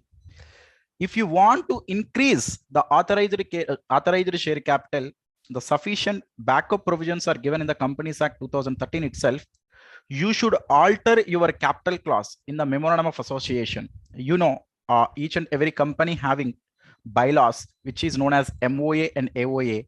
Memorandum of association will tells the reason for existence of the company. Articles of association will tells rules and regulations internally followed for smooth running of the business, which combinedly we can call it as bylaws of a company. In such memorandum of association, we have different clauses, that is name clause, registered office clause, that is registered office or situation clause, capital clause, liability clause. So many clauses you may come across in your company law subject under company. I mean, in the paper law under company law subject. Am I right? Now, where the authorized capital is not form part of the capital, is not form part of the actual paid up capital, but still you should clearly represent how many number of shares you can maximum issue in the life in the total life of the company. You can clearly represent and you can put it as a separate blank. I mean, if authorized capital, if you want to shown here, that is, sir, 1 crore equity shares at the rate of 10 rupees each, total 10 crore. You can put it as a blank like this. Now, this is not formed part of the total paid up capital under notes to accounts. Next, out of this currently, how many number of shares you are issued to your public? That is nothing but issued capital. Now, the entire issued capital is not necessary for the company. Accordingly, the time frame, accordingly, the necessity, they will ask money from the public. For example, if the project is ongoing, now the required amount they will ask right now. After 2 years, for the to complete the remaining project, they might ask the remaining amount. So that's why there is a difference in between issued capital and called up capital. Now, once if you made a call, how much amount you can collected from the each and every particular shareholder is nothing but paid up capital. Sir, I'm not here to discuss each and every part in the elaborative manner, because the concept of the basic issues of company accounts you already dealt in your foundation or the graduation level. So simply I'm explaining, you need to describe number as well as amount for each and at every relevant stage, that is authorized, issued, called up and paid up capital. One more, if any particular shareholder who holds greater than 5% of the total share capital, you should clearly describe how many number of shares he hold, what is that person name, that is the total amount held by him. You should clearly describe. In the last 5 years, in the last preceding 5 years, for example, this year there are a current reporting period. In the last 5 years, shares issued for consideration other than cash. How many number of shares issued for consideration other than cash? Sir, what is the meaning of consideration other than cash? Maybe you issued shares, you purchased an asset. On behalf of making the payment, you issued the shares. On behalf of making the repayment of a liability, you issued the shares. At the time of acquisition of another company, on behalf of giving the cash as a purchase consideration payable to the other entity, you may issue your company equity shares. Such all things you may call it as shares issued for consideration other than cash. How many number of shares issued? You should clearly provide the description. Next, number of bonus shares issued in the preceding 5 years. We have a separate chapter, things related to bonus shares, but as a disclosure, in the preceding 5 years, if you are issued any bonus shares, you can clearly give the description. In the same way, number of buyback of equity shares. Buyback of equity shares means if the company is having the adequate funds and the company is unable to utilize the amount which is collected from the shareholders, then the company want to make the repay to the amount to the shareholders. Such equity shares may directly bought from the open market. After purchase of such equity shares, they are simply cancelled with the existing equity shares, which is known as the concept of buyback of equity shares, which also have a separate chapter in your group 2 syllabus, not in the group 1. So any of such number of buyback happened in the last preceding 5 years also, you should clearly describe. Next, any convertible debentures or preference shares are converted into shares in the preceding 5 years also, you should clearly provide. Sir, here actually they might ask a practical question. What is the practical question? I will tell you, concentrate.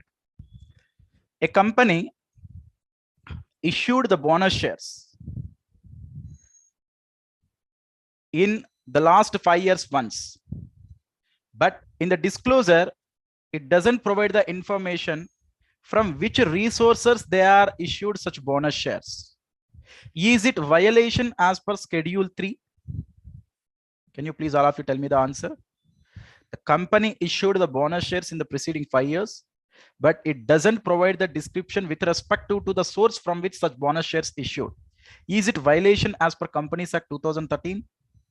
Maybe you may thought that it is a violation, but the answer is no.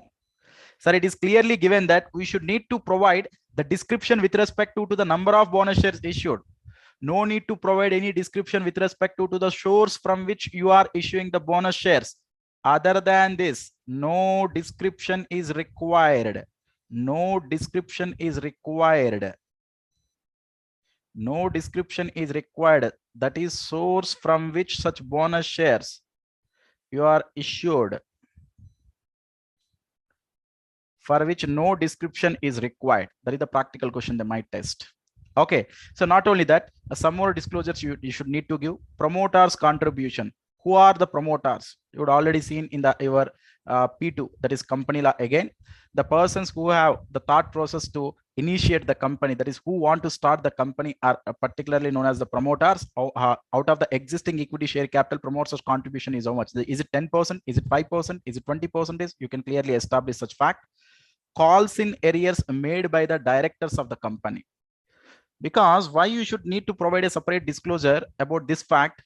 Sir, if the director itself is unable to make repay at the time of making call by the company, then what about the general public? So what is happening internally in the company, everything will have a doubt. So that's why if any calls in arrears made by the directors of the company, you should specifically mention at the time of presentation of the financial statements. Now, for the share capital, the following disclosures, what I discussed till now, you should separately provide both for equity share capital as well as preference share capital. Authorized, issued, called up and paid up, both you should give for equity as well as preference. Next, in the preceding 5 years, sir, equity shares or the preference shares issued for consideration other than cash, separately you should disclose. Bonus shares and buyback, which is only related to the equity shares anyway. Am I right?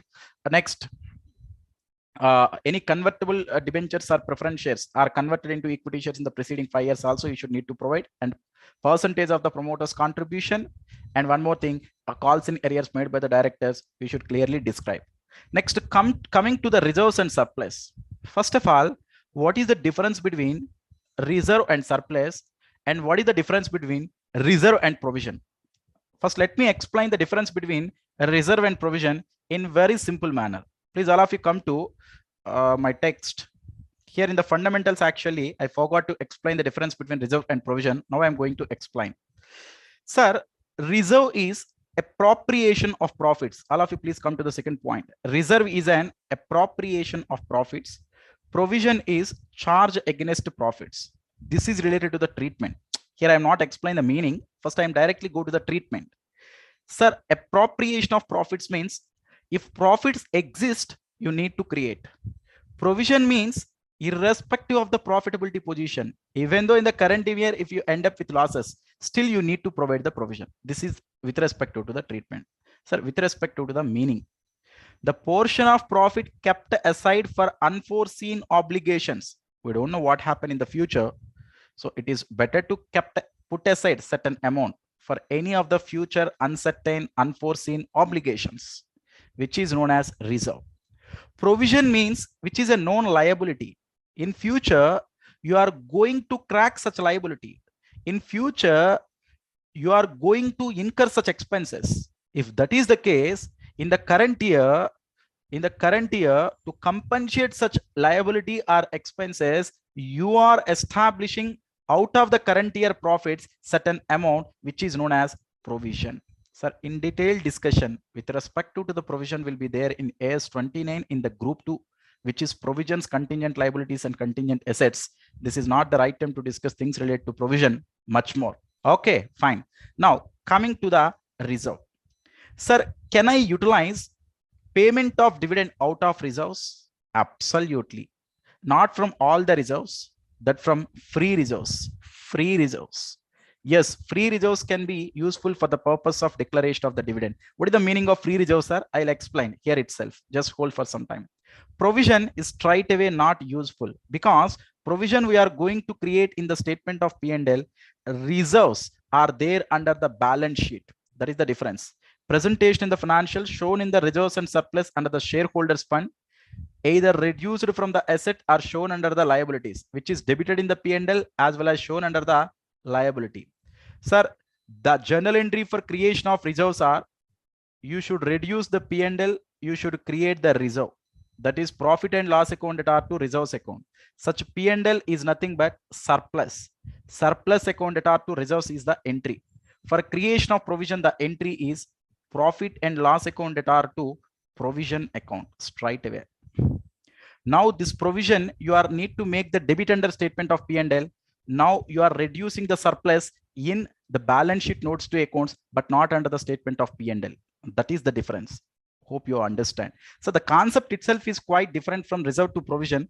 Reserve is created to attend any uncertain or the unforeseen obligations, to cover any unforeseen obligations. Provision you are creating for the purpose of meeting the known liability. That itself is the different, and which is the charge against, which is the appropriation of profits. Okay, come back. Now we are in the concept of reserves and surplus. Now just now we seen the difference between reserve and provision. Now I'm going to explain the difference between reserves and surplus. Surplus is nothing but P&L. Reserves are nothing but other than P&L. Now such reserves we can broadly categorize it into two ways. One is freely usable or free reserves. Another one is restricted or specific purpose or the capital nature. Please all of you concentrate. What is the meaning of free reserves, sir? Those reserves which we can utilize for the purpose of distribution of the dividend. For the purpose of distribution of the dividend, such reserves we can in generally call it as free reserves. Sir, which type of reserves in generally we can use it for distribution of dividends, sir? That is general reserve and a profit and loss account. Even though P&L account is a surplus, we can directly utilize for the purpose of declaration of the dividend without any hesitation. That's why general reserve and P&L account are in generally known as free reserves. Restricted reserves, which are useful for only specific purposes. Capital reserve is a restricted reserve. Revaluation reserve is a restricted reserve. Statutory reserve, so the obligation of creation of statutory reserve itself is for a specific purpose defined in such specific statute or the act. Securities premium, yes, as per the Companies Act 2013, securities premium have only the limited uses. The section is also section 52 of Companies Act 2013. Do you know the uses of the securities premium? Would already learned in the paper 2 company law. Just here briefly I'm explaining the uses of the securities premium, why it is so called as a restricted reserve. Securities premium can be utilized to set off premium on redemption of preference shares, which is also useful to set off premium on redemption of debentures. That is premium on redemption of preference shares and premium on redemption of preference shares. You can utilize securities premium. Securities premium is also utilized to set off premium on buyback of equity shares. Buyback of equity shares. Securities premium we can also utilize it to set off so to set off underwriting commission or share issue expenses. Do you understand? So securities premium also we can utilize for the purpose of issue of bonus shares. Yes, these all are the different utilizations of the securities premium. Securities premium cannot be utilized for the purpose of distribution of the dividend. Okay, so in detail discussion will be there in the chapter redemption of preference shares. Again, one more time I explain in the elaborative manner things related to the securities premium. Okay, sir, now my question is it reserves and surplus can be negative? Is it reserves and surplus can be negative? Obviously, sir, the current year loss is more than the accumulated profits and accumulated reserves, then the reserves and surplus balance will become negative. That means there is no guarantee to get the reserves and surplus always be the positive. The negative figure can also we can accept. Yes. Next, One more thing, how such reserves and surplus we need to present in our notes to accounts. Whether it is a surplus, that is P&L, whether it is a reserve, we should start with opening balance. First, let me explain things related to surplus. Surplus is nothing but profit and loss balance. Opening balance is nothing but up to the previous year, what are the total accumulated profits available in P&L account. Add current year profits. Now you should reduce certain appropriations. Appropriation means if you are declared any current year dividend out of the current year profits, if you declared any current year dividend out of the current year profits, then current year profits need to be decreased. If you issued any bonus shares out of the current year profits, now you should decrease the P&L. If you are transferring any amount from P&L account to the reserves, which is in the form of appropriation of profits, you should need to reduce the current year P&L. Then the balance of P&L you can show under the surplus.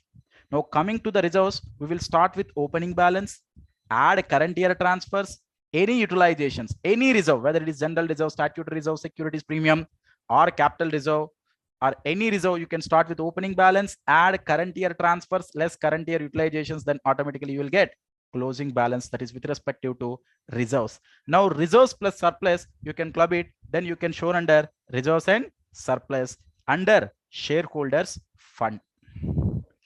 Next, coming to money received against share warrant. What is the share warrant is all about? You might again seen in the subject so-called as company law, the difference between share certificate and share warrant. So in very simple manner, what exactly the meaning of share warrants are? Share warrant is an instrument. Share warrant is an instrument which shows or the possession of which shows the title of that share. I mean, who is the owner of that share, sir? If such certificate is on my hands, I will become the owner. If such certificate is transferred to the another person physically by giving to the another person, then the other person will become the owner. Simply, share warrant is a negotiable instrument. At the time of making transfer from one person to the another person, there is no process of registration is involved. But in case of the normal shares transfers, first you should intimate to the company, then company will remove the old member from the register of members, then they will enter the new member into the register of members. That doesn't applicable in case of the share warrants. So simply speaking, for example, you are just going to a movie, you bought the movie ticket and you lost that movie ticket. That movie ticket is ultimately found by another person, whether he can able to see in that movie, sir? Yes, especially because which is a negotiable instrument. Sir, negotiable instrument means who is the owner, sir? That certificate is in the whose possession, that party can become the owner of that particular asset. In the same way, the situation of the share warrant is as like the movie ticket. If the share warrant is in my hands, I'll become the owner. If the share warrant is in another person, he will become the owner. But practically speaking, right now, no company is going to issue such share warrants. In the olden days, just they issued the share warrants because right now the entire share certificates are in the dematerialized forms. Just whenever the purchases and sales are occurring with respect to such shares, automatically the members registers also got updated by using the systems or the softwares. Okay, let it be, just leave it. If any share warrants are there, if you collected any money against the share warrants, you can put it here. Sir, is it form part of the shareholders fund or not? Yes, it is also form part of the shareholders fund. The holder of share warrant also got the dividend. Such holder of share warrant is having the equal right with respect to the voting as well as dividend. All are at par with the shareholder. The only difference is it should not clubbed with the share capital. It is separately shown as a shareholders fund. Do you understand? So this is the form part of shareholders fund, guys. Now come down to our format. So here under equity and liabilities, under the shareholders fund, totally we discussed these three things. One is share capital, reserves and surplus, money received against share warrants. One more thing, guys, before seeing the liabilities, before discussing about the liabilities, just I want to tell you things related to one of the important reserves and surplus.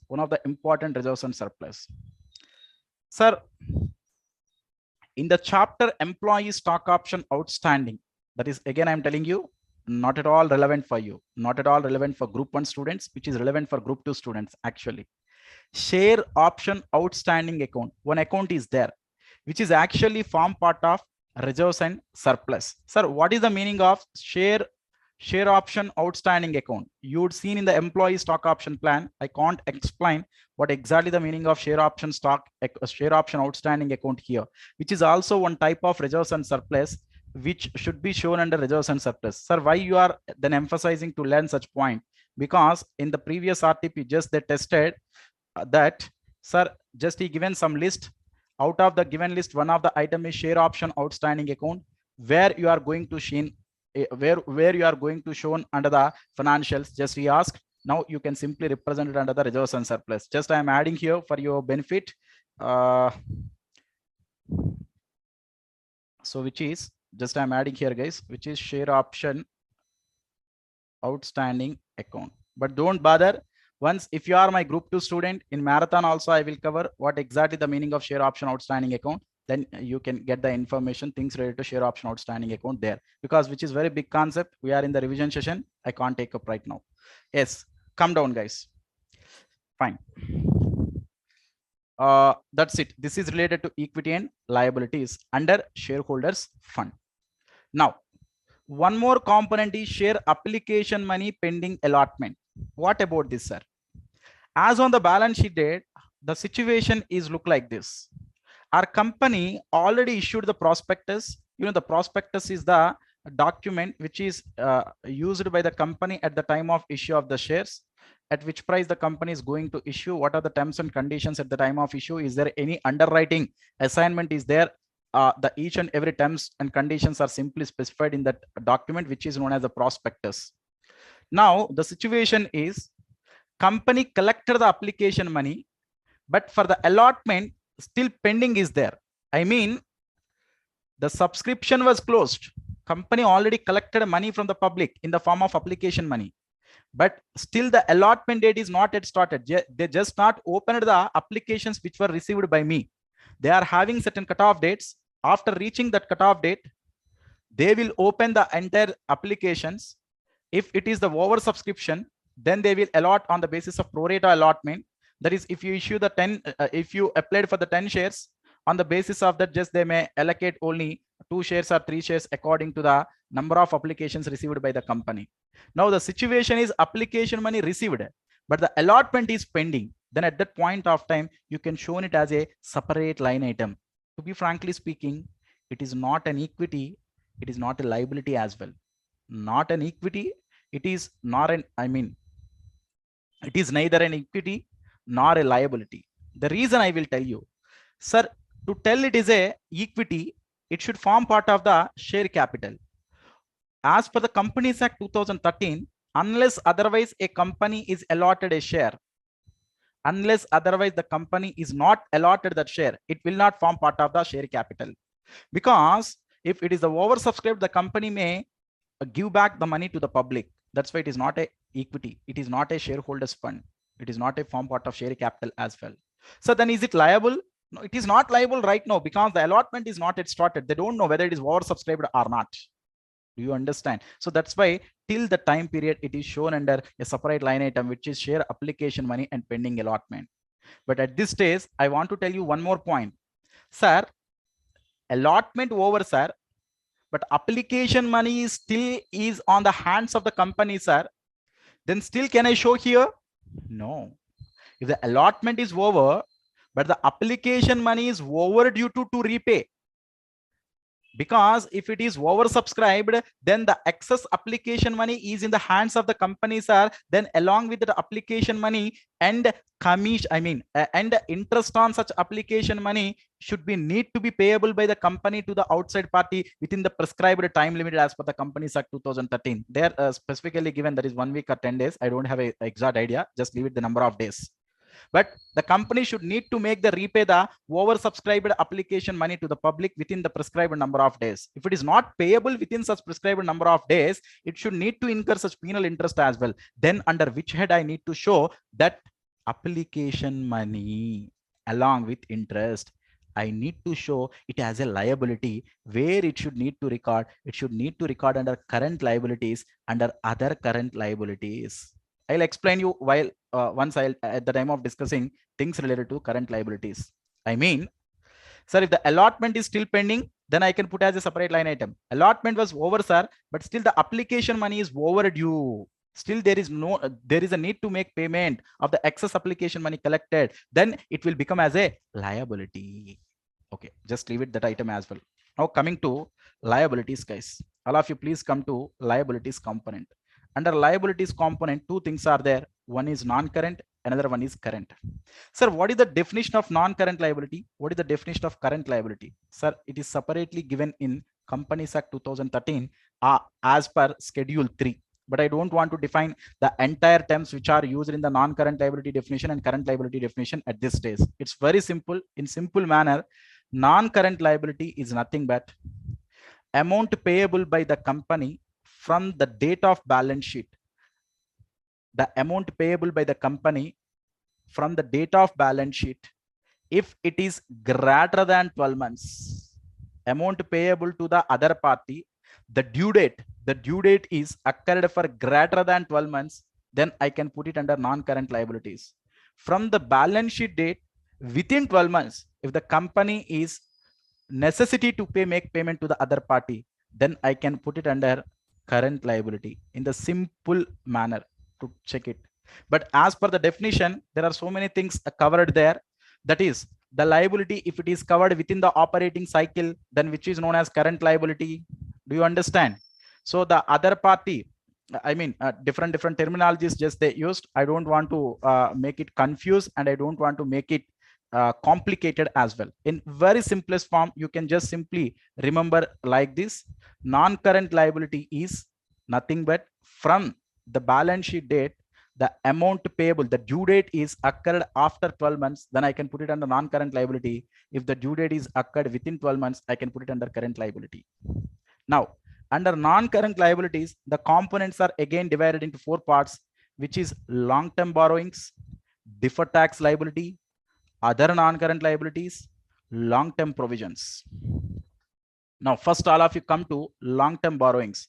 Sir, what is the meaning of long-term borrowings? Long-term borrowings are nothing but borrowings made by the company, either from banks or from the public or from any third party or from the private people, and which should be repayable after 12 months,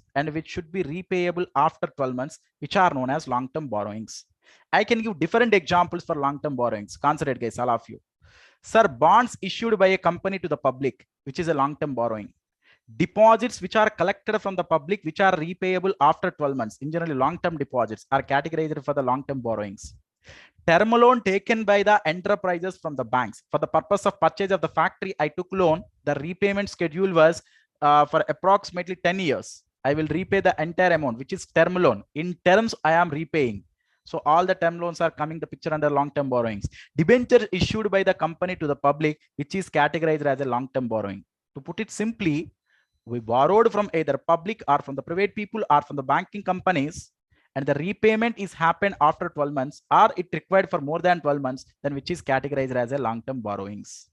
Sir, deferred tax liability under non-current liabilities and deferred tax asset under non-current assets, we are not discussing at this stage, which is a group 2 topic. There is a separate standard called AS22 accounting for taxes on income, where the elaborative discussion I'm going to make things related to deferred tax liability as well as deferred tax asset. But only one thing is occur, either deferred tax liability or deferred tax asset. If you are my group 2 student, you can listen the group 2 marathon. There I will clearly explain the things related to DTL and DTA. For the time being, you can ignore. Now, other non-current liability is a residuary head. Residuary head means if it is not put under long-term borrowing, not put under DTL, or not put under long-term provisions, then you can put under other non-current liabilities. That's why we can discuss at the final level other non-current liabilities. For the time being, you can ignore. Now come to the long-term provisions. Sir, under long-term provisions, which type of provisions I can represent here? Sir, we seen provision is a charge against profit, right? The entry for provision is profit and loss account that are to the respective provision. Am I right? Now you should need to debit the profit and loss account, and such ultimately such provision you are need to show under liabilities. Under which head you are need to show, sir? If the provision or the liability is going to occur is after 12 months, then you are going to show under long-term provision. No, sir. The liability is going to occur in the forthcoming year within 12 months. Then you are going to show under short-term provisions under current liabilities. And one more thing, sir, what exactly represent the provision? What exactly represent the contingent liability? What is the meaning of contingent asset?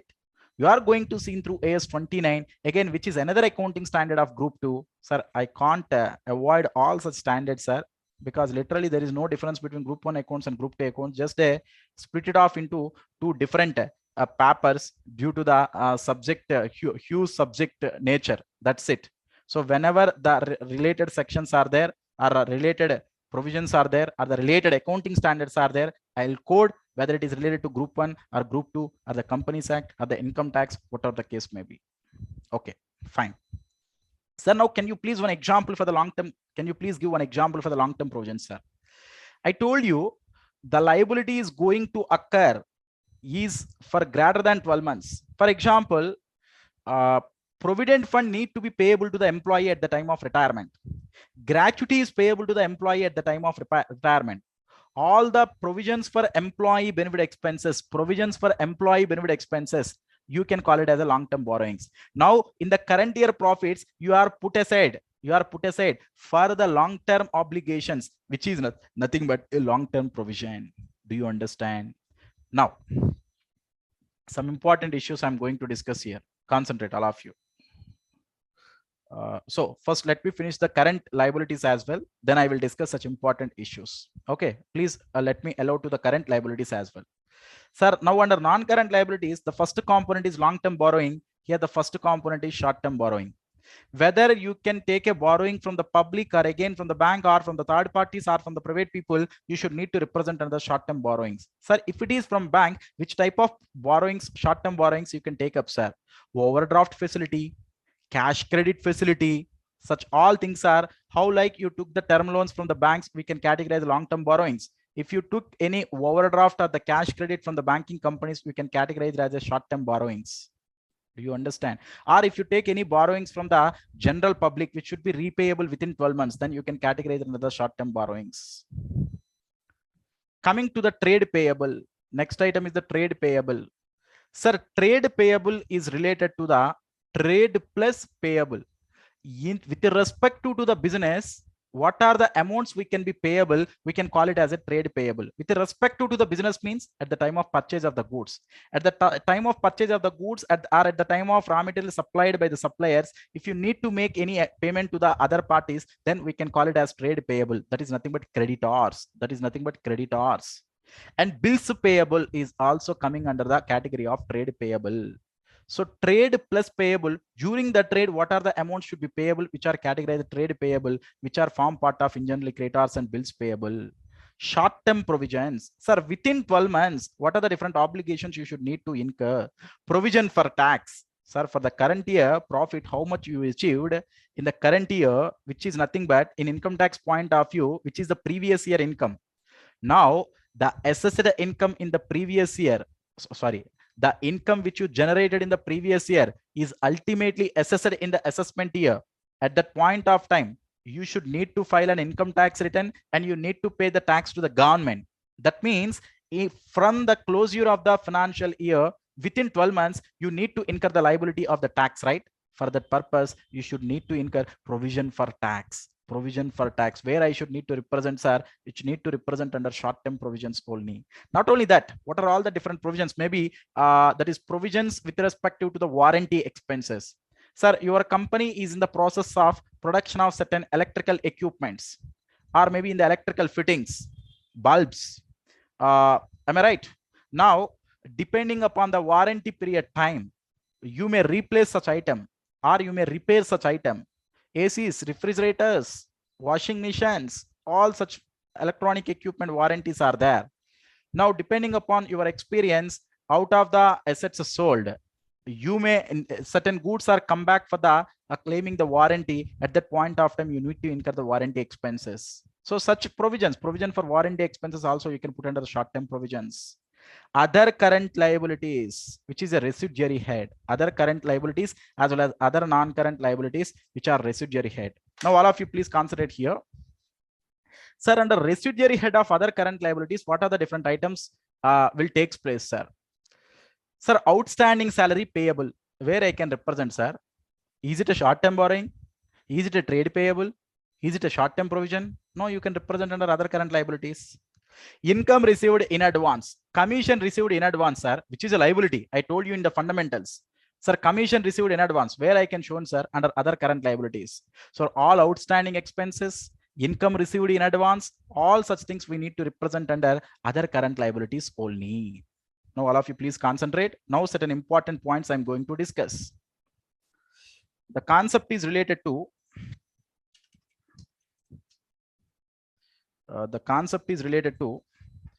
current maturities of long-term debt. Do you listen this word anywhere? Current maturities of long-term debt, which is the amendment, latest amendment as per the notification given by the MCS circular. So if you want the circular number as well, then I'll drag this. Okay, which is the notification given as on March 24, 2021. Here it is there. March 24, 2021 notification. Current maturities of the long-term borrowings. Earlier they are classified under other current liabilities. Now we are classified under short-term borrowings. So before discussing all such things, first you should know one thing. What is the meaning of current maturities of long-term debt, sir? What is the meaning of current maturities of long-term debt? Please all of you concentrate. Example here itself is that I am going to explain through my power notes. Sir, as on 1/4/2018, I mean in the year 2018-19 beginning, in the year 2018-19 beginning, I issued 10% debentures for the worth of 10 lakhs. The terms of issue of debentures are, out of this 10 lakhs, 40% of the debentures I am going to redeem at the end of the 4th year, and the remaining 60% of the debentures I am going to redeem at the end of the 8 years. That is the terms and conditions at the time of issue of debentures. Now, for the financial year 18-19 ending, you know, debentures are categorized as a long-term borrowings. Tell me, guys, the repayment period is after 12 months. So that's why debentures are shown under long-term borrowings straight away. For 19-20 also, the 10% debentures are showing under the long-term borrowings. Now, at the end of the 2021, please all of you concentrate. At the end of the 2021, from 31st March 2021, within 12 months, you need to repay 40% worth of the debentures out of 10 lakhs. That is 4 lakhs worth of the debentures you need to redeem within 12 months from 31st March 2021. Now, for the financial year 2021, to that extent of current maturity of the long-term borrowing, out of this long-term borrowing 10 lakh, 40% is the current maturity. Such current maturity you should need to term it as short-term borrowing. Sir, this time I'm expecting question on schedule 3 based on this concept, which is the latest amendment occurred, which actually placed in the previous RTP as well, but even they didn't test that question. But this time I'm going to expect such question, guys. The same topic I already covered in the regular classes as well. One more time I'm emphasizing in my marathon here. Next, sir, as on 31st March 2021, the remaining worth of 60% is still we are showing under the long-term borrowings itself. Earlier, this current maturities of the long-term borrowings we shown under the other current liabilities. We shown under other current liabilities. But after amendment takes place, the current maturities of the long-term borrowings we are shown under the short-term borrowings. Sir, anyway, now it is not a non-current liability, because within 12 months the obligation is need to be incurred. It is current liability only. I do agree the 40% is under current liabilities. Which head I need to show? Is it under short-term borrowings or under other current liabilities, sir? I should need to show under short-term borrowings due to the latest amendment occurred as on March 24, 2021 notification given by the MCA. Okay, come back. Come back to my list, guys. All of you come to the text here, where I am. Yeah. So I am under non-current liabilities and current liabilities discussion. Under non-current liabilities, long-term borrowings will be there. Deferred tax liability will be there. And other non-current liabilities will be there, which is residuary and long-term provisions are there. Under current liability, short-term borrowings are there. Trade payables are there. Other current liabilities are there.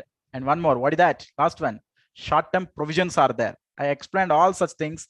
And one more, one or two important issues actually I forgot. I'm going to cover such things through this text. Concentrate, guys.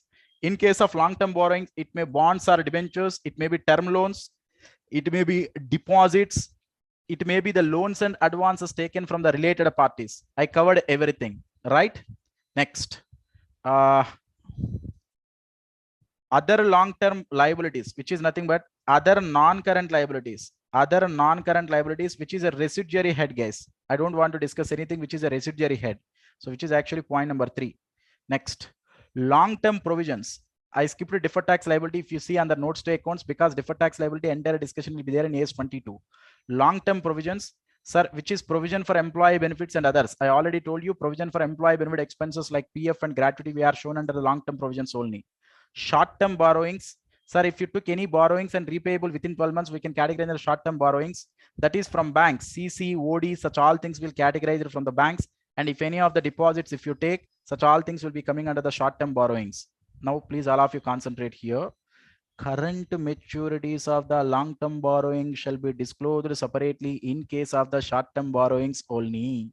Current maturities of the long-term borrowing shall be disclosed separately in case of the short-term borrowings only. Now, come back, guys. Where is the earlier discussion? It is here, right? Now, please, all of you concentrate. I'll ask one more question for your clarity. Sir, now I am in the year 21-22. Let us assume I am in the year 21-22. As on 31st March 2022, the situation is like this. The company is not redeemed the debentures. The debentures are still outstanding for that 40% extent. Now, as on 31st March 2022, now to the extent of that 40%, that is 4 lakh worth of 10% debentures, where you can classify as on balance sheet date, because the company is not redeemed, right? Company is not repayable the amount to the outside party.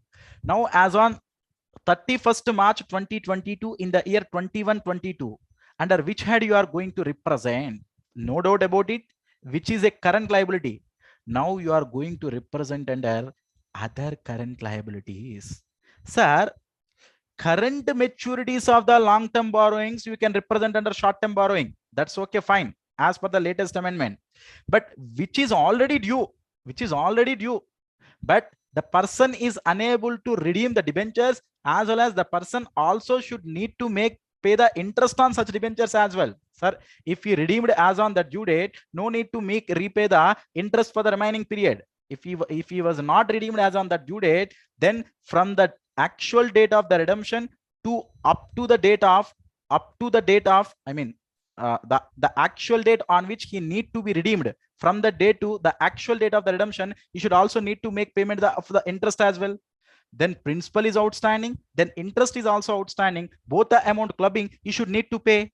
Then at that point of time, we cannot classify it under the short-term borrowing. Where we can classify under the other current liabilities. Under which head, sir, we need to classify? I given here, which is unpaid matured debentures and interest accrued thereon, under other current liabilities. Unpaid matured debentures, which is already matured.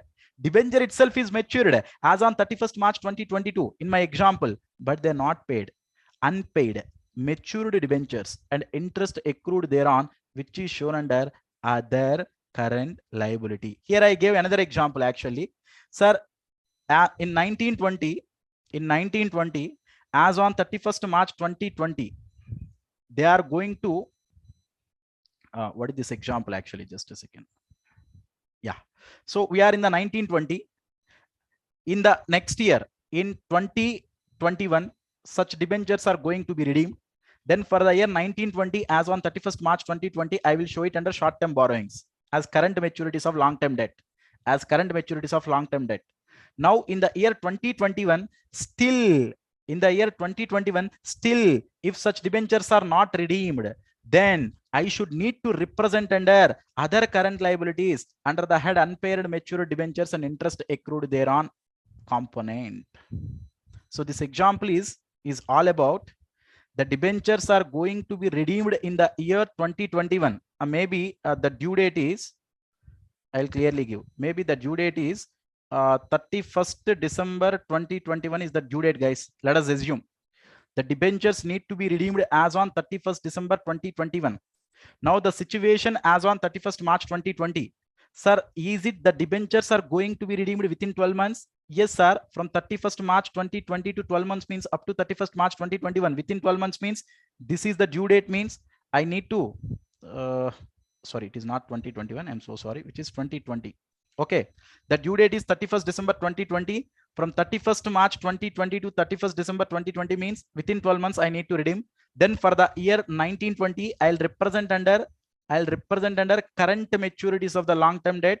So which is categorized as a short-term borrowing as per the latest amendment.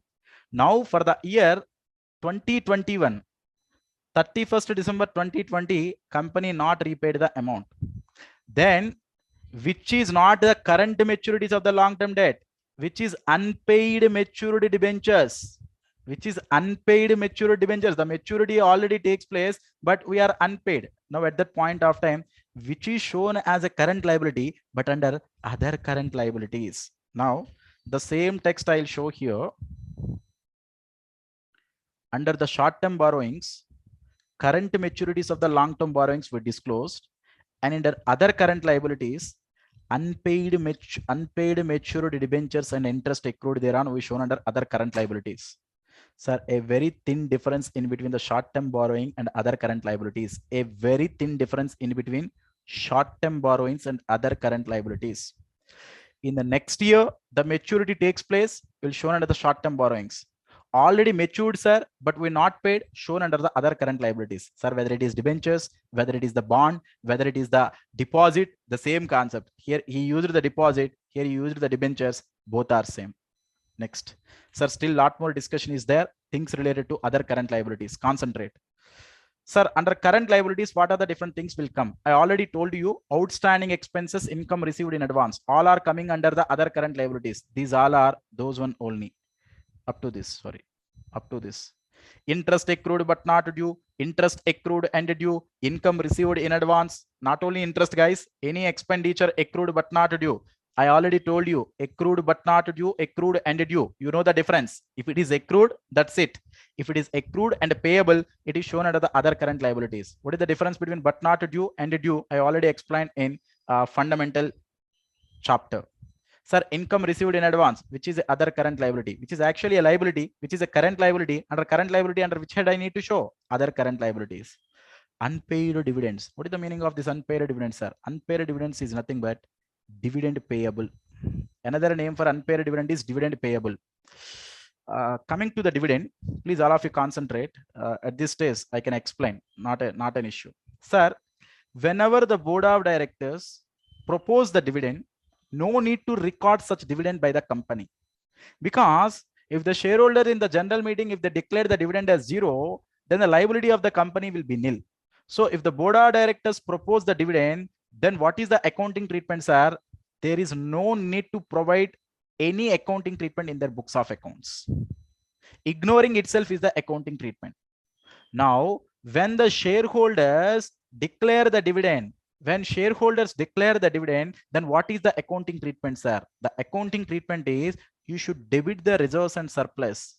You can only utilize the current year profits, or you can utilize the certain reserves as well. That is free reserves for the purpose of declaration of the dividend. That's why you should need to debit the reserves and surplus, decrease the reserves and surplus, and you should make the credit to dividend payable account up to the making payment of such dividend. When there is increase in liability, it should be credited. The entry is reserves and surplus account that are to dividend payable account. Then such dividend payable up to the date of making repayment, where can I show, sir? Which is a current liability. Under current liability, I need to show under other current liability. Next, one more thing. This point already discussed, guys. Concentrate. application money received for allotment of shares or securities and due for refund and interest accrued thereon. And due for refund means allotment already over. Sir, when you know such application money is due for refund, if it is oversubscribed and the allotment is over, then to the extent of money received over the excess application money, you should need to be refunded within the prescribed number of days as per Companies Act 2013. The same point I emphasized here actually when at the time of discussing the main format. Here it is there. Sir, if allotment is pending, still application money is on the hands of the company, then we will show here. Allotment was already over, but still the application money is within the hands of the company, then where can I show, sir? I can show under the current liabilities under other current liability, which all they might tested in the examination, guys. Okay. Next issue. Come down. Yes, overall all I explained. Nothing else, guys. Okay. Sir, other current liabilities is very much important. Outstanding expenses, income received in advance, dividend payable, unpaid maturities, unpaid matured deposits are the debentures and the interest accrued thereon. It's not the current maturity of the long-term debt. It was already matured, but still the company is not payable. Then which is coming under other current liability? Application money received and allotment already over and which is due for the refund. Then the company is not yet paid. Then coming under the other current liability only. And interest accrued thereon on such application money is also coming under other current liabilities. Okay. So this is things related to liabilities, guys. This is things related to liabilities. Come back. Now equity and liabilities elaborative discussion is over. Now coming to assets, all of you.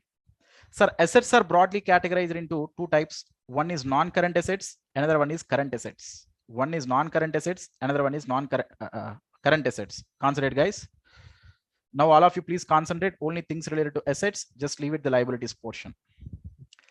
Non-current assets, and the first type of asset is property, plant and equipment and intangible assets. Sir, previously this head is known as fixed assets. Fixed assets.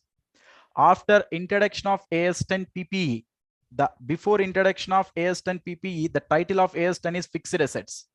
When the title of AS10 is changed to the property, plant and equipment, then the consequential amendment also occurred in Schedule 3 format on behalf of fixed assets. Now they represented it with property, plant and equipment and intangible assets head. I will tell you one thing here. Please all of you concentrate. Sir, previously AS10 head is fixed assets, now which is represented as PPE, right? Do you know the reason why the fixed assets are suddenly changed to the property, plant and equipment? There is one standard in Ind AS, which is Ind AS 16. The title is property, plant and equipment. Whenever Ind AS 16 is coming to the picture, now the existing accounting standards entirely revamped and they are make it change it to the PPE. The only one Ind AS is there in your syllabus, which is as like AS10 property, plant and equipment. So what is this Ind AS? What is this existing accounting standards? Don't bother, guys. I'll explain you each and everything, but not at stage, not at this stage. Whenever the chapter comes, I'm going to explain. Okay, come back all of you. Now, PPE and intangible assets. PPE is with respect to AS10, with respect to AS10, and intangible assets standard is AS26, out of which AS10 is the group 1 syllabus, AS26 is the group 2 syllabus. The difference between PPE and intangible asset is PPE is the tangible items, intangible items are the we cannot see and touch, in generally we can call. So what exactly the meaning of intangible asset, at which value we are going to recognize, all such issues we are going to discuss in group 2 syllabus. Now coming to the PPE, what are the things we are going to show, sir?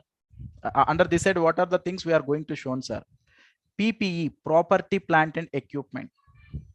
Intangible assets. If such PPE is under progress, if a building is under progress, if the machinery is in progress, then which is shown under capital work in progress. If the intangible asset is under progress, then we can call it as intangible asset under development. I'll give a very simple examples here. Sir, we are in the process of construction of a big factory. Now, as on the balance sheet date, the factory is just completed the 20% work. So the basement is over, that's it. So there is no other activity is completed as on the due date. The activities are in progress. Then can I show it under the PPE, sir? No. After completion of the project, after completion as is factory, then only I can show it under the PPE. Till the time period, I can show it under capital work in progress. In the same way, a software is under the development. Now the software is not yet completed as on the balance sheet date, then where I can show, sir, that is shown under intangible asset under development. If it is completed, I can show it under intangible assets. Now coming to the PPE, in PPE, how the presentation would require, sir? All of you please come below. Yeah, here it is there, concentrate. In the PPE, we should need to make it represent gross block, provision for depreciation, net block. Gross block means simply I can call it as before reduction of depreciation. Before reduction of depreciation, which is at original cost. Provision for depreciation. So till date, what is the total amount of the depreciation, which is accumulated depreciation? Net block means gross block minus provision for depreciation. Then I will get net book value, which is nothing but net block. Sir, is this presentation is required on individual asset basis or individual asset classification basis? So the entire property, plant and equipment will be classified into different classes. Buildings is one class, vehicles is another class, I mean machinery is another class, furniture is another class, equipment is another class.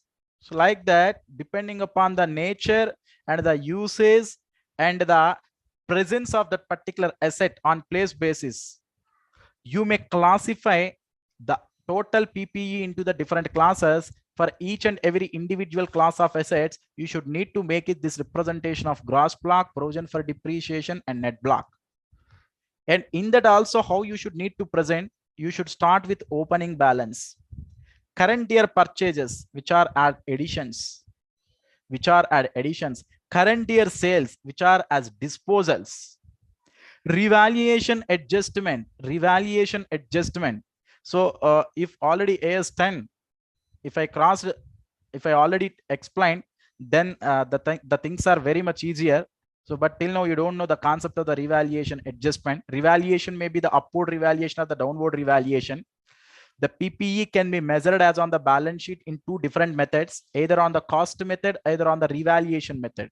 For any particular class of assets, if you adopt the revaluation method of measurement as on the balance sheet date, then each and every particular asset value should be need to revalue as on balance sheet date, depending upon the existing market price. If the existing market price is more than the book value, then you should it is terminated as an upward revaluation, and the existing market value of such specific asset is less than the book value of the asset, then you should need to go for the downward revaluation. Such revaluation adjustment also you should need to occur here. Then you will get closing value of the gross block, provision for depreciation, net block. Like this, you need to represent the PPE information. The same type of presentation, we should also give things related to intangible assets as well. Just a second. Let me go to Power Notes. Yeah. So the same type of representation, we should also give it for in case of intangible assets. Where it is? Here it is. How the PPE we classified into different classes like building, factory, building, plant and machinery, vehicles. In case of intangible assets also, software, know-how, patents, goodwill, like that, you should need to represent separately the intangible assets class as well. Then their gross block. On behalf of depreciation, the term used in case of intangible asset is amortization expenses. Then you will get the net block. That's why I don't want to tell once again the presentation of the intangible assets. You just leave it. Sir, after PPA and intangible assets, under non-current assets, what is the next item, sir? One more thing, actually, at this point, actually need to explain at the time of inception of taking the concept of assets itself. Sir, non-current assets means which can be realized in the form of cash for greater than 12 months. Current assets means which can be realized in the form of cash within 12 months. As like same in case of non-current liabilities and current liabilities, you can put the thought process in your mind in the same way. Okay, let me continue.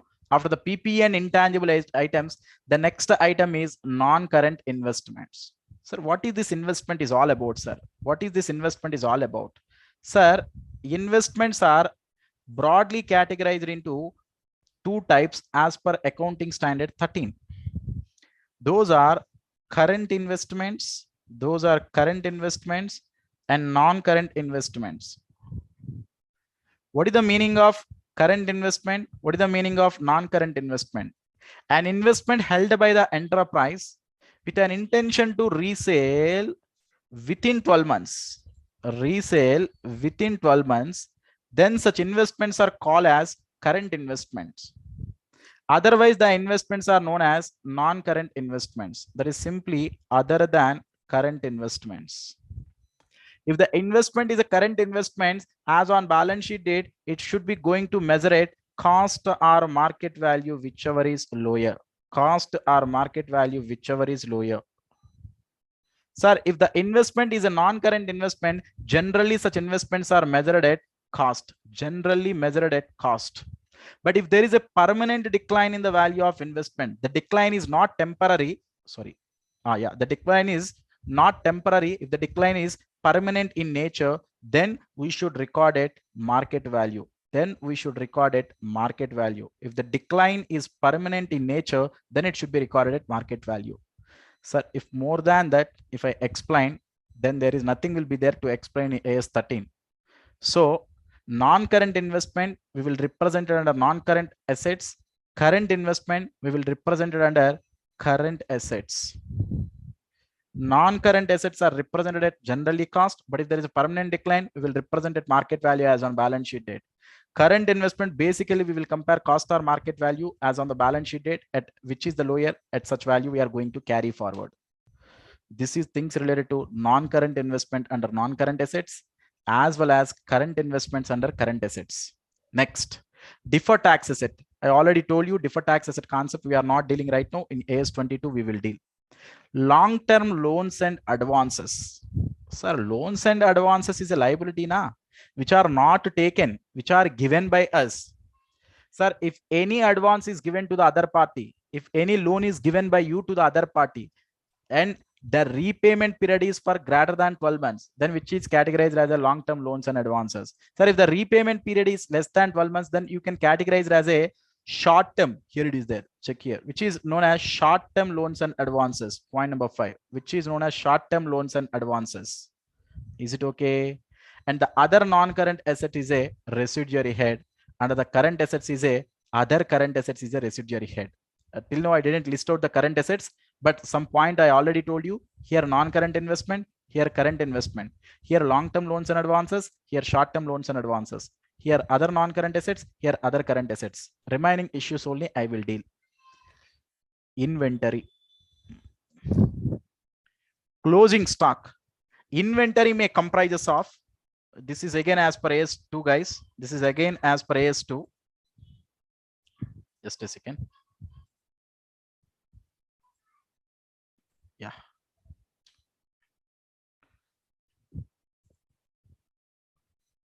Yeah, right. Concentrate. So as per AS2,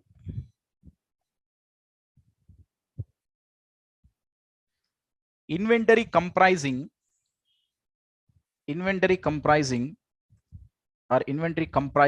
raw material, work in progress, finished goods, consumables, loose tools.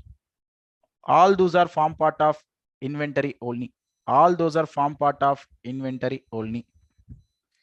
Raw material means, you know, the material which we can use to production of finished goods are known as raw material.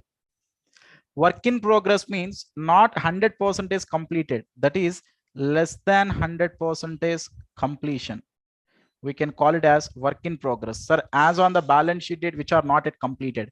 Finished goods means 100% is completed goods. Consumables. Consumable means which are used in generally at the time of production. Lubricants, greases, nails, all such things are known as consumables. Loose tools. Sir, loose tools means screws, wrenches, nuts, bolts. All those are, we can in generally call it as loose tools. All these are form part of inventory. Sir, at which value inventory is going to represent as on balance sheet date, sir? Sir, it is completely depending upon the measurement principle of AS2. Measurement principle of the AS2. But the basic principle I am telling you at this stage, but this principle is not applicable in case of raw material.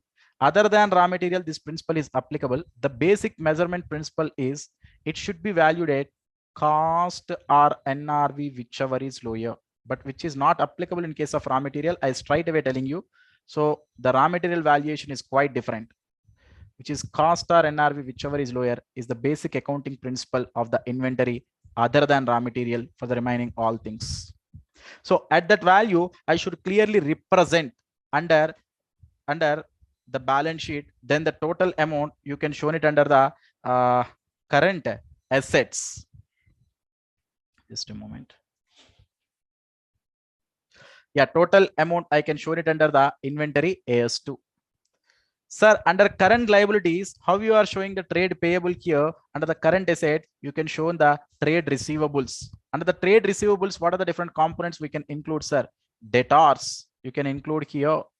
Trade, I mean, bills receivable, you can include here. How here the creditors and bills payable included. Here you can include the debtors as well as bills receivable. Next, come to the last item which I ignored, which is cash and cash equivalents. Sir, in cash and cash equivalents, what I can include, sir? Pure raw form of cash on hand, cash at bank. Sir, cash and cash equivalent. Cash means cash on hand, and cash at bank is also known as cash only. Cash equivalents means DDs, checks. All such things are known as cash equivalents. And one more thing I am telling you, highly marketable securities which can be realized in the form of cash within 3 months, also we can categorize as a cash equivalence as per AS3. Yes, AS3, the cash flow statement, cash equivalence contains highly marketable securities within 3 months, also we can categorize as cash equivalent. It is not cash, but it is cash equivalent. Both we can show under cash and cash equivalents only. Sir, this is the brief story of Schedule 3, Part 1, balance sheet. If I open the main text, if you go to the main format, that is the summary, it will start with equity and liabilities. Consider all of you, it will start with equity and liabilities. Under that, shareholders funds, a share capital, reserves and surplus, money received against share warrant. Sir, still the allotment is not happened. Application money is at the respective company, then which is shown as a separate line item, that is share application money pending allotment. Under non-current liabilities, long-term borrowing, deferred tax liability, other long-term liabilities, and long-term provisions. Then coming to the current liabilities, short-term borrowing, trade payable, other current liabilities, and short-term provisions. Then coming to assets, under non-current assets, PPE and intangible items. Under that PPE, intangible asset, capital work in progress, intangible asset under development. Under non-current investment, deferred tax asset, long-term loans and advances, other non-current assets. Then coming to the current assets, current investment, inventory, trade receivable, cash and cash equivalent, short-term loans and advances, other current assets.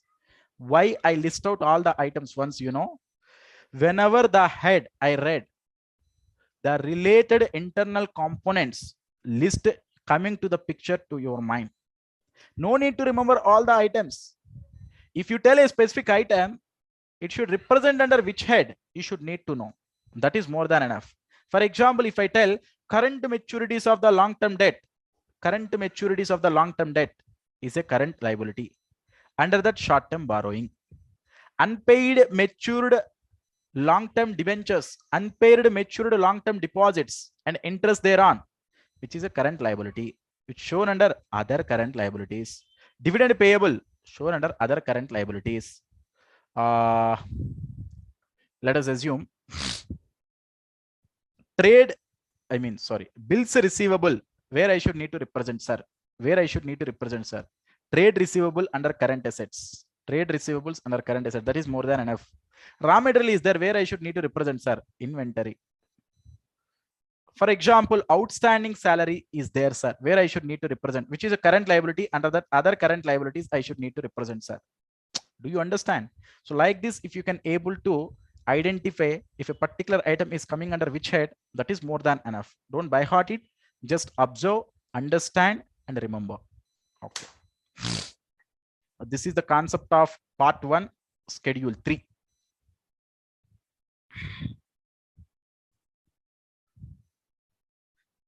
So next we seen schedule 3 part 2, statement of profit and loss account, again in vertical format. But how to prepare statement of P&L, we will see with known things. I mean, in horizontal format, you know the preparation of profit and loss account, right? That is trading and profit and loss account. Here there is no difference between trading and profit and loss account. Both we will club it. We can call it as statement of profit and loss account. With the known things, first let us have a look. With known things, we will derive the statement of P&L. Let us have a look about that. Come down, all of you, to our power notes. We are in power notes. Come down. Yes. Concentrate, guys. First, let me explain things related to trading account issues. That is, first, let me explain the format of statement of P&L, the structure of the P&L. Then I'll come back with the known things. So the statement of P&L.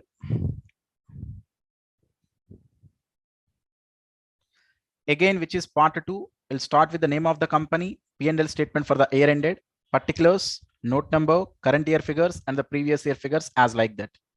First, we will start with total income, then total expenses. Income minus expenses is equal to profit. That is the structure. Sir, in income is broadly categorized into 2 types: revenue from operations and other income. Sir, what is the meaning of revenue from operation, sir? At the time of establishing a company, in the objects class, in memorandum of association, you may clearly represent your main objective. Sir, we are in the construction activity. Sir, we are in the software providing service activity. Sir, we are in the finance service providing activity. Am I right? Then whatever the revenue you are getting from such main objective, which is known as revenue from operating activity, which is revenue from operations. Sir, if myself is a chartered accountant, then we will offer the financial services to our clients. Whatever the revenue I will get from such services, I can call it as a revenue from operations. Sir, I made a fixed deposit in bank. I got interest on such fixed deposit, which is not a revenue from operation, which I put under other income. If I invested in equity shares of a particular company, then I got the dividend from such equity shares, then which is shown under other income. Do you understand? Sir, if I sold that particular investment, I got certain profit where I should represent under other income. The difference between operating income and other income decides nature of the business activities. Maybe for me, interest and dividend is the other income. If you took a financial and a company, a finance company, the company which is in the providing the services with respect to the finance, for such finance company, interest is an operating income. Do you understand? Because the company itself is conducting business activities towards the providing loans as well as providing loans and taking back such loans from the public. Then they will collect interest also along with the principal. At that point of time, the interest is we can represent under the revenue from operations, not from the other income. As like in the same way, if investment companies are there, the main objective of the investment company itself is they will procure funds from the public in the form of capitals and the borrowings. They ultimately made investments in different companies, maybe investment in equity shares, investment in preference shares, investment in debentures, investment in bonds, investment in properties, whatever the case may be. So now, if they get any interest on such investment, if they get dividend on such investment, they will represent under revenue from operations only. So that means operating income and the other income, how it differs, it is completely depending upon the nature of business conducted by such enterprise. So for one enterprise, it may be operating activity. For another enterprise, it may be treated as another income. Hope you understand the difference between operating and the other income as well.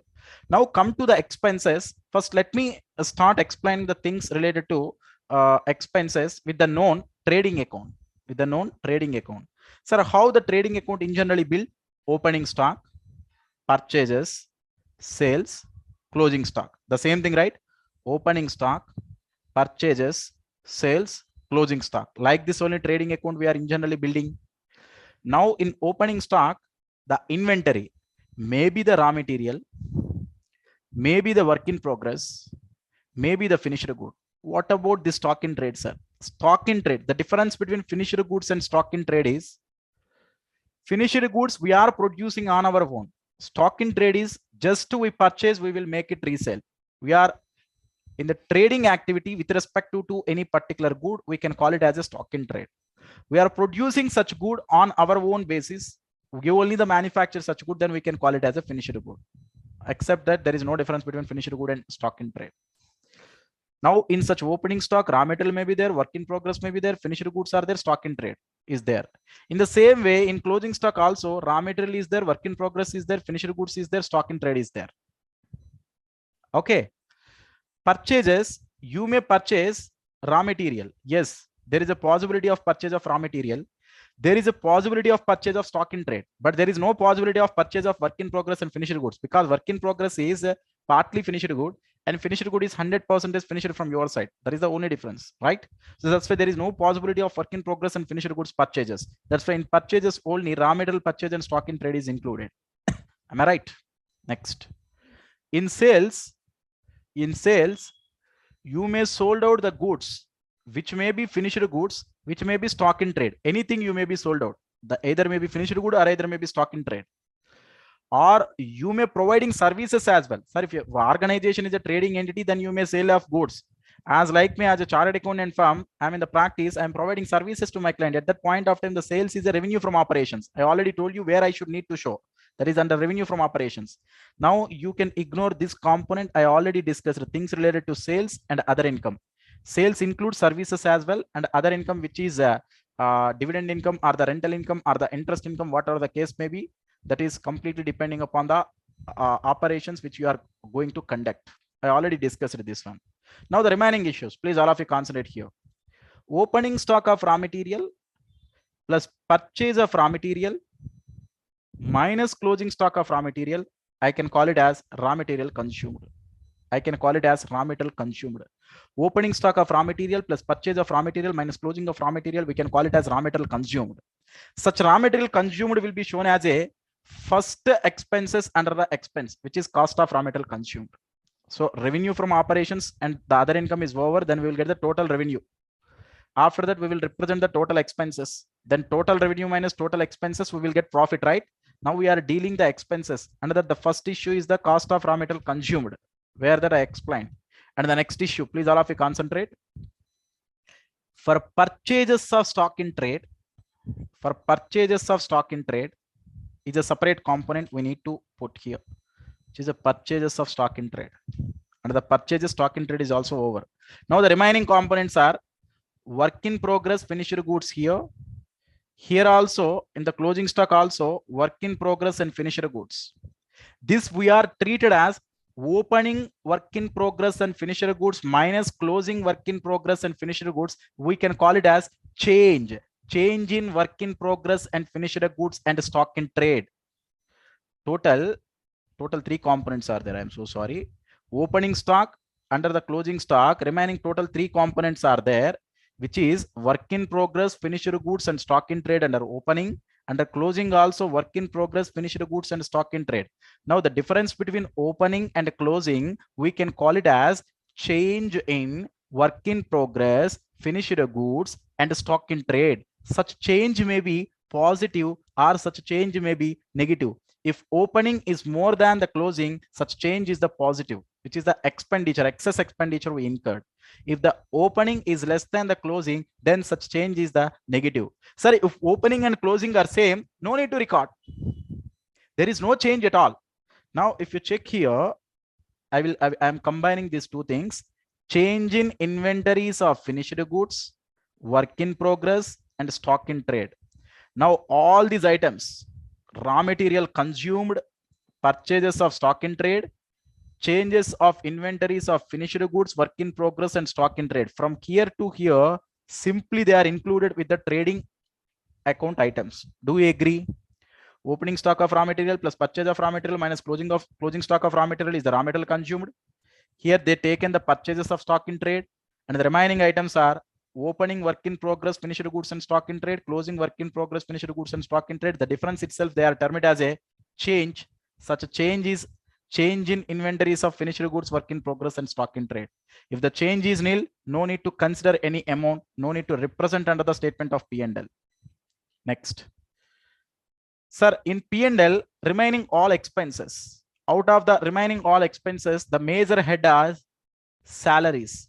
Salaries, we can term it as a employee benefit expenses. Not only the salaries, any bonus payable to employee, any leave encashment paid to the employee, any gratuity payable to the employee, any PF payable to the employee, where I can represent under the statement of P&L as an expense under employee benefit expenses. Any refreshment expenditure payable to the employee, any conveyances payable to the employee, any allowances payable to the employee, whatever the case may be, all are form part of employee benefit expenses. Next, one of the major non-cash expenses on the PPE, which is depreciation, on the intangible asset, I told you, which is amortization expenditure. The both you can club, you can show under depreciation and amortization expenses. And if you took any loan by the, then interest payable to such loan, which is termed as a finance cost. Finance cost. Sir, what exactly included in such finance cost? I'm going to explain through accounting standard 16. Borrowing cost. Actually, there is a separate standard is there in our syllabus itself. What exactly the meaning of borrowing cost? Not only the interest charges, ancillary charges incurred at the time of borrowing, discount on issue of debentures, premium payable at the time of redemption of debentures, part of the foreign exchange loss will also treated as a finance cost. But at this stage, I don't want to discuss all such issues. Simply finance cost is inclusive of interest. What exactly the meaning of finance cost, we will see through AS 16. And any other expenses, administrative expenses, rent, electricity, okay, whatever the expenditure you can tell, all such expenses we can put under simply other expenses. But if you want, which is a material item, a separate head need to be created, then that is up to the flexibility given to that enterprise itself. You can put it as a separate head, then you will get the net profit. This is the normal horizontal format of the trading and P&L account, right? Now the same thing, how we are representing up to this, I already explained. After that, employee benefit expenses, finance cost, depreciation and amortization expenses, other expenses, then you will get total expenses. Sir, here it is there, total revenue. Here it is the total revenue. Here it is the total expenses. Total revenue minus total expenses. Then you will get profit or the loss before exceptional and extraordinary items and tax. Total before three components profit. This is exceptional items, extraordinary items, and tax. You know, anyway, we are not debiting the tax component. That's why, which is definitely profit before tax. But what about this exceptional item and extraordinary items, sir? We are dealing in AS5 in group 2. The title of AS5 itself is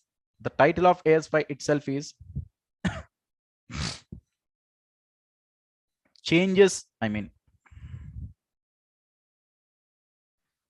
So the title of AS5 itself is net profit or loss before exceptional items and extraordinary items and changes in accounting policies and accounting estimates. That is the title of accounting standard 5 actually. So I don't want to discuss anything here.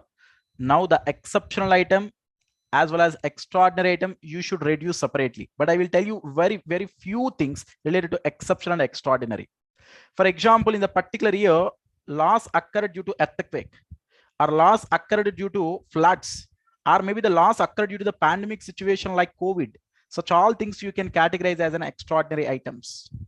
Exceptional item means those are normal items only. Those are ordinary activities only. Ordinary activities means on day to day, they are regularly happening activities only. But due to such a size and nature of transaction, separate disclosure should be given. Sir, for which items I should need to give the separate disclosure? At this stage, you don't know. That's why simply exceptional items are ordinary only, but due to such a size and nature of the transaction, we should separately shown. I'll give you one example, only one example I'll give you. Sir, in the current year, you sold out a major asset. Maybe one factory is sold out. You earned a profit of 2 CR. You earned a profit of 2 CR. From your remaining operations, you are earning a profit of 50 lakhs. And the total profit is 2.5 crore. Sir, without classifying profit from sale of factory and a profit from operations, if you club it and simply telling to the public that our profit is 2.5 crores for that particular year, then people may believe that, or people may feel that your total profit of 2.5 crores, you are arrived through your operations, your business activities only. To give the difference, the exceptional items such as size, huge size, you should need to disclose separately, which is nothing but exceptional items. But all such things we are going to see through AS5. Okay, then you are getting profit before extraordinary and tax. Then you will reduce the extraordinary items. I already told you the extraordinary items. Then you will get the profit before tax. Now from this profit before tax, you should need to reduce the tax expense as per AS22. The title of AS22 itself is taxes on income. So many standards are here relevant with respect to group 2 only. Very few standards are covered in group 1. That is the reason actually I'm skipping so many issues. But don't worry. Again, there is one more marathon is there for group 2.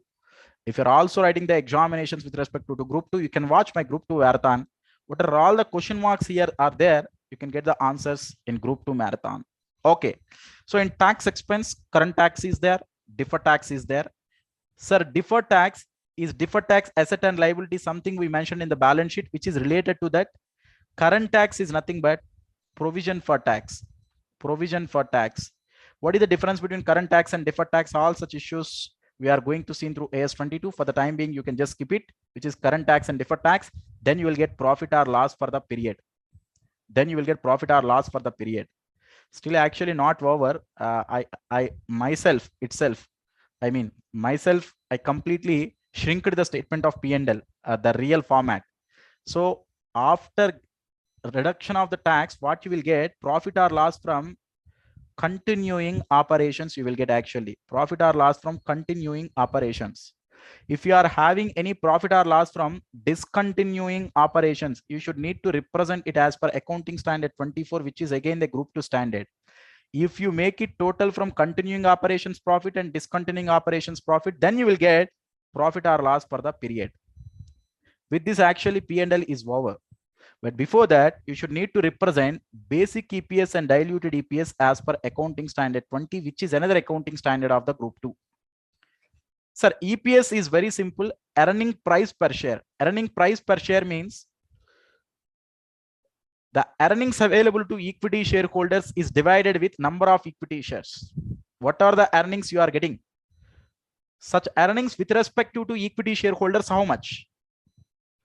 Such earnings, if you divided with the number of equity shares, then each and every equity shareholder, how much earned you know, which is nothing but earning per equity share, which is basic EPS, diluted EPS. What is the difference between basic and diluted EPS? Again, we've seen in accounting standard 20 especially. So now the overall theme of the statement of P&L is start with revenue from operations, other income, then you'll get total income. Sir, which component I can put under revenue from operations, which component I can put under other income is depending upon the your nature of the business. If you are in the financial services, then interest is the operating, then the remaining all are the non-operating, that is other income. If you are in the manufacturing industry, then interest income will become the other income. Then the sales generated through ultimate sale of the produced goods is nothing but your operating income. Then you will start with expenses, where start with raw material consumed, opening stock of raw material plus purchase of raw material minus closing stock of raw material. Then you will add purchases of stock in trade. Then opening stock of work in progress, finished goods, stock in trade, you will compare with closing stock of work in progress, finished goods, stock in trade. The difference you can make it term it as a change. Change in work in progress, finished goods and stock in trade. The change may be a positive, the change may be a negative. If there is no change, no need to write, simply ignore that. Then you will get, then after that you may record the employee benefit expenses which are related to the salaries and all employee benefit expenses. Then finance cost, amortization and depreciation expenses.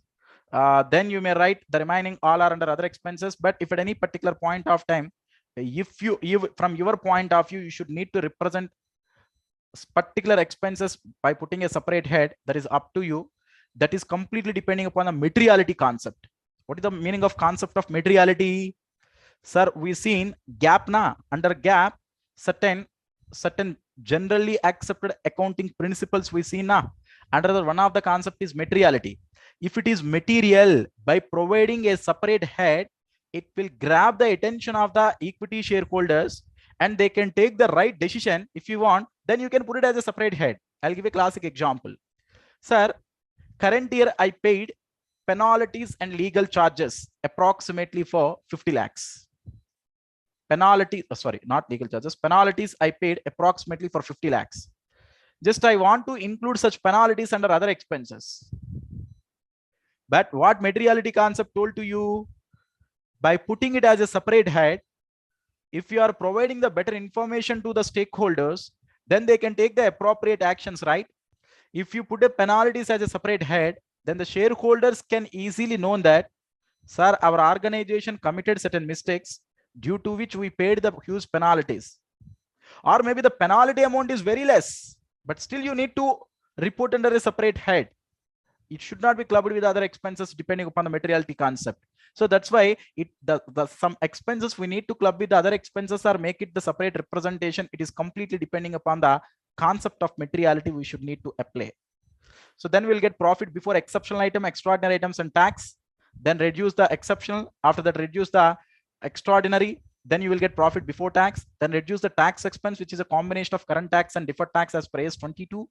Then you will get profit or loss from continuing operations. If you add profit or loss from discontinuing operations as per AS 24, then you will get the total profit or loss for that period. So below that, you can also represent the basic and diluted EPS as per AS 20 with that representation of statement of P&L is over. Sir, inner components, I mean, in that specific note, what are the things I should need to represent? No need to discuss much, guys. So just you can learn from that. That is more than enough. But one important thing here I am telling you, sir, can I show the revenue from operations here inclusive of GST or exclusive of GST, sir? I mean, whenever for an enterprise GST is applicable, if the turnover is more than the 20 lakhs, then the concept of GST takes place. Then at the time of sale of goods, we should need to collect the GST amount from the customers. Can I include inclusive of GST with that sale amount? No, because whatever the GST you are collected from your customers, it should be ultimately payable by you to the government, which is known as output GST. The GST may be, you know, which is maybe CGST, which is maybe SGST, which is maybe IGST. So the output CGST or SGST or IGST should not be clubbed with the revenue from operation, which is taxes payable. The taxes payable should be shown under which head, which is a current liability, which should be shown under other current liability. Do you understand? So at the same time, purchases, whatever the goods you are purchased, at the time of purchase of such goods, you may pay tax to the other party. So now can I include the GST which is payable to the other party here? No, because which is the input GST? The input GST is an asset to you, output GST is a liability to you. How you can club the output GST with sales, input GST to the purchases? So at the time of making representation of the sales and purchases, which should be always exclusive of the output GST as well as exclusive of the output GST as well as exclusive of the input GST for both sales and purchases. Do you understand? Okay. So this is things related to statement of P&L, guys. Please, all of you, come here. I told you before startup of financial statements of companies, we are going to discuss the important provisions. I already told the compliance system here. Then till now, I discussed the format of financial statements of companies. Hope I spent very good time things related to the financial statements of companies. Before discussing the concept of managerial remuneration and the concept of dividend, let me take up certain very few problems based on the concept of financial statements of companies that is based on the schedule 3. I mean problems, it is not related to the preparation of financial statements, that is statement of P&L and balance sheet. I don't want to take such problems under the revision sessions because we are come acrossing such type of problems in other chapters. For the time being, I will take up the practical issues on the schedule 3. Please let me open quickly. These may be asked for 5 marks. Please all of you answer along with me. In the financial statements of the financial year 2011-12, Alpha Limited has mentioned in the notes to accounts that during the financial year 24,000 equity shares of rupees 10 each were issued as fully paid bonus shares. Under notes to accounts, how many number of equity shares are issued as bonus shares? They mentioned. However, the source from which these bonus shares were issued has not been disclosed. Is such non-disclosure is a violation of Schedule 3 to the Companies Act? Give your comment. Sir, in power notes, I clearly explained such fact. Sir, if you clearly disclose the number of bonus shares issued, that is more than enough. No need to disclose the source from which you are issuing such bonus shares. There it is there. No description of source from which bonus shares you are issuing. No need to disclose. Am I right? How many number of bonus shares you issued? That is more than enough. That's why it is non-violation. It is non-violation. Do you understand, guys? Next, come to the next question. The management of Loyal Limited contends that the work in progress is not valued since it is difficult to ascertain the same in view of multiple processes involved. They opine that the value of the opening and closing work in progress would be more or less same. Opening and closing more or less same. Opening and closing same. Accordingly, the management has not separately disclosed the work in progress in financial statements. No need to disclose if opening and closing are same. The change is nil at that point of time. No need to disclose. Comment in line with Schedule 3, which is not violation, which is again not violation of Schedule 3 because the changes become nil. Coming to question number 3, Futura Limited had the following items under the head reserves and surplus in the balance sheet as on 31st March 2011. Securities premium given, capital reserve given, general reserve given. The company had an accumulated loss of 250 lakhs on the same date, which it has disclosed under the head statement of profit and loss as asset in the balance sheet, as asset in the balance sheet. Sir, accumulated losses is there. You should not shown under the asset side. Still, you should shown under the reserves and surplus. Even though the reserves and surplus become the negative, which is appreciable as per the current Schedule 3. Securities premium is 80 plus. Capital reserve is 60 plus. General reserve is 90. Here itself 230, right? 230. 90 plus 60, 150 plus 80, 230. 230 minus the reserves and surplus is 250. Then the reserves and surplus will become 20 negative. Such negative figure you can show in the balance sheet. But you should not show such 250 lakhs under asset side as a P&L debit balance. That is absolutely wrong. If you are other than company, you can show P&L account debit balance under asset side, because other than a company, no need to follow the Schedule 3. But as per the Schedule 3, you can show it whether it is positive figure or the negative figure under reserves and surplus only. So which is a clear-cut violation of Schedule 3, which is violation of Schedule 3. Next, come to problem number 4. Sumedha Limited took a loan from bank for rupees 10 lakhs to be settled within 5 years in 10 equal off-yearly installments with interest. Okay. First installment is due on 30th September 2011 of rupees 1 lakh. Determine how the loan will be classified in the preparation of financial statements of Sumedha Limited. Current maturities of long-term debt. Current maturities of long-term debt. We will show it under where? Short-term borrowings as per the recent amendment happened in Schedule 3 as per the latest notification by the MCA. So the current maturity, first installment is due on 30th September 2011 means that is as on 31st March 2011, which is within the 12 months, which is the current maturities of the long-term debt, which can be shown as the short-term borrowing. Out of the 10 lakh, 1 lakh is the short-term borrowing, remaining 9 lakh is a long-term borrowing. State under which head the account should be classified in the balance sheet as per Schedule 3 of the Companies Act 2013. Share application money received in excess of the issued share capital. Application money received in excess of the issued share capital, you need to make it the refund. If you are not to make it the refund within the deadline, within the time period, which is a current liability. Under current liability, I will show it under other current liability. When you know excess of amount received, if you already made allotment, now the excess of share capital you should need to make repay to the other party, which you can show under the other current liabilities. Share option outstanding account specifically mentioned, if you remember, which should be shown under reserves and surplus, which we are going to discuss under ESOP under group 2. Unpaid matured debenture and interest accrued thereon, which is other current liable. Which is also under other current liability. Yes, under current liabilities, which is also shown under other current liability. Current maturities of long-term debt is shown under short-term borrowing, but unpaid maturity debenture and interest accrued thereon we are showing under other current liability. The difference also I clearly given. Just come down. These two are not explained till now. Still a lot to be still some more need to be explained in schedule 3. I mean the last portion, things related to contingent liability, I didn't explain, right? So now all of you please come to the contingent liability before discussing the last 2 points of problem number 5. Sir, contingent liabilities is not form part of the balance sheet items, guys. Contingent liabilities are in generally shown to the footnote, to the balance sheet. Just a second, I'll show them. Yeah, here it is there. Contingent liability. What is the meaning of contingent liability? Which is not a proper liability, whether we can payable or not, which will be confirmed by occurrence or non-occurrence of one or more future uncertain events which are not wholly within the control of enterprise. I'm giving certain examples here. For example, we gave the guarantee on behalf of another person. At the time of borrowing loan by the other company from the bank, we provided the guarantee.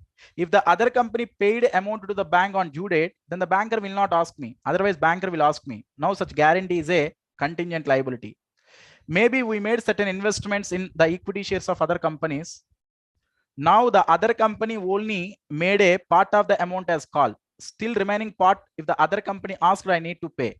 That is partly paid up shares held as investment is also a contingent liability. So like that, some examples are given here. Contingent liability shall be classified as claims against the company not acknowledged as debt. Somebody filed a suit on me. As per the legal opinion given by my lawyer, still there is no need to make any payment as a damages to the other party.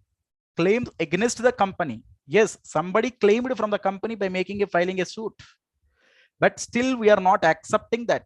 We are not acknowledging as a debt, which is a contingent liability. Guarantee, I already explained. Next, commitments, that is uncalled liability on the shares and other investments which are partly paid up, which are some capital commitments are there. All are we can shown under the contingent liability.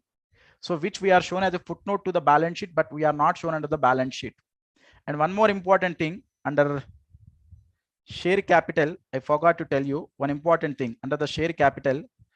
Sir, here the share capital, whenever the share forfeiture account is there, whenever forfeited shares are there, what we should need to do, sir, that forfeited shares are also shown along with the share capital. Because once the shares forfeited, on that shares to the extent of amount already collected from the shareholder up to the date of reissue, up to the date of further issue of such shares, which should be under share forfeiture account. Such share forfeiture account is form part of the share capital account. Do you understand? And one more thing, if any calls in arrears are there, to know the correct paid up value from called up, we should reduce the calls in arrears, then only you will get the paid up value. These 2 points actually I missed out at the time of explaining the share capital. So share forfeiture is form part of the share capital. Calls in arrears are there, we should need to reduce the share capital.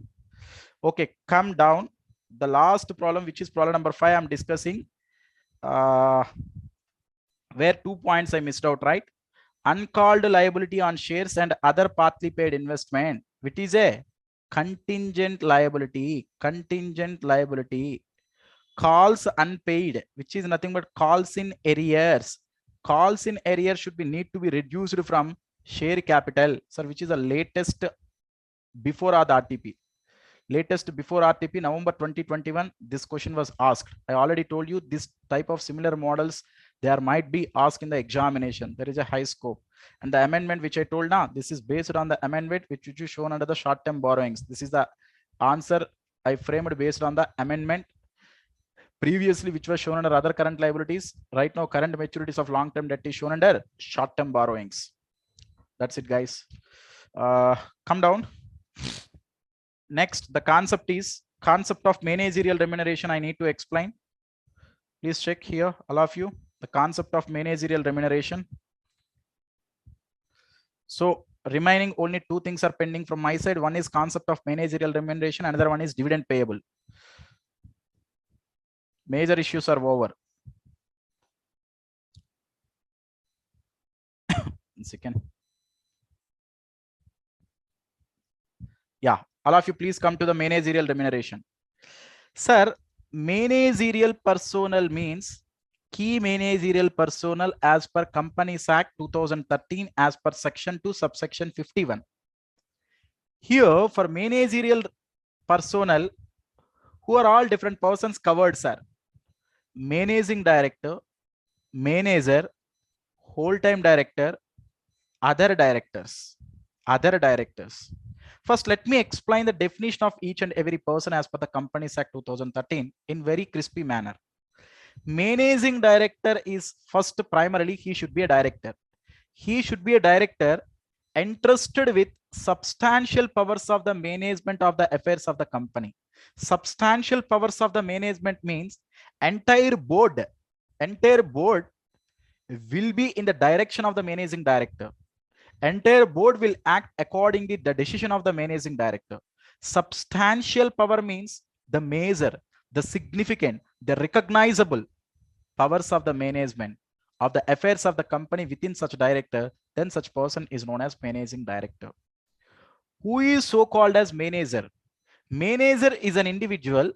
He may be a director, he may not be a director. A manager cannot be a director. Manager may be an individual director, but he should vest with control on whole 100% or substantially whole of the affairs of the entity. So after seeing these two things, for a company, either managing director or manager, only one person is possible. Both the person will not be possible. Do you know the reason? Managing directors is having the substantial powers, and the manager is having whole or substantially whole of the affairs of the entity. So a single person can have the substantial powers on the entity? No.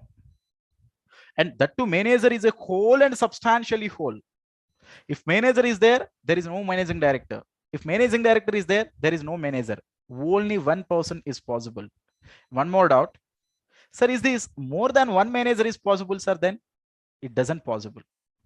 It is not possible, because a single person can have control on whole of the affairs of the entity. Whole means 100% control. If I already having the 100% control, how the other person will have? Now coming to the managing director, sir, for any company, more than one managing director is possible? In generally, the answer is no. But in special circumstances, joint managing directors is possible, because substantial powers here, not whole powers. It was actually clarified by the MCA as well. So previously, while in the regular course also the same fact I disclosed, some student actually asked doubts through Telegram channels and the WhatsApp the same question. Here I am clarifying one more time. In general, it is not possible, but in case of private limited company, joint managing directors is possible, because here it is not mentioning the whole powers. Here just mentioning the substantial powers. Whole-time director. Whole-time director is a director which he comes to the entity as like an employee. Whole time he is working under the organization only. Other directors means non-executive director. Non-executive director means for namesake they are the directors, but they are not participating on the day-to-day operations of the business, which are in generally known as the non-executive directors. Maybe they are vested with certain powers. Maybe like they have the capability of they may be the capability of grabbing the clients, or maybe they are having the I mean they are the VIP persons in the society. Maybe if you take the directors as such persons, then our loyalty or the brand loyalty will increase. So at that particular point of time, we can take it as a directors, even though they are not regularly participating in day-to-day activities of the business. Such directors are known as non-executive directors or other directors. Then the question is, managerial remuneration is completely based on profits, guys. I mean, they are not working for the purpose of fixed salary. They are working for the purpose of variable salary. Obviously, they are highly talented people. They are the key pillars of the organization. They'll never work on fixed salary basis. They'll work on based on percentage of profits. Sir, if in the Companies Act 2013, if there is no restriction is put in the, if there is no restriction put, then each and every company, the board or the management will draw the like as much they want, but that which is harmful in point of view of shareholders. So that is the reason why there is a clear-cut restriction made by the Companies Act 2013. To that extent only the managerial personnel can draw their remuneration in the form of remuneration. Now, for such thing, we are going to discuss how much they can draw overall on the individual basis. We are going to discuss. Now, certain important points here I gave. Sir, in an entity, either managing director or manager, only one person will be appointed. Greater than one manager is not possible at all. Greater than one managing director in generally not possible, but if they want, in case of private limited companies, joint managing directors, if they want, they can put it. Sir, just leave it. That is not enough, not required for us at this point of stage. Now come below. Now this entire managerial remuneration topic is discussed by schedule 5. Earlier we already seen, I opened the schedule 5. The title of schedule 5 itself is the managerial remuneration. Different schedules we seen as per the Companies Act 2013, where schedule 1 is related to memorandum and articles, schedule 2 is related to depreciation, schedule 3 is related to financial statements of companies. Am I right? Some independent code of independent directors, CSR, schedule 7. Schedule 5 is like that. We've seen things related to appointment of managing directors and the managers and the whole time directors and their remunerations. Now the question is, when adequate profits are there, how much remuneration we need to give? When adequate profits are not available, then how to calculate the managerial remuneration? Consider here. When adequate profits are available, how to calculate the managerial remuneration? Or when there are no profits at all, so where it is here, sorry, when there are no profits at all, or the profits are inadequate to pay the amount to the managerial personnel, then how to calculate the managerial remuneration we are going to see. Now please all of you concentrate. In the first stage, when the profits are adequate, then for the overall ceiling limit will be 11% of net profits. The overall ceiling limit will be 11% of the net profits.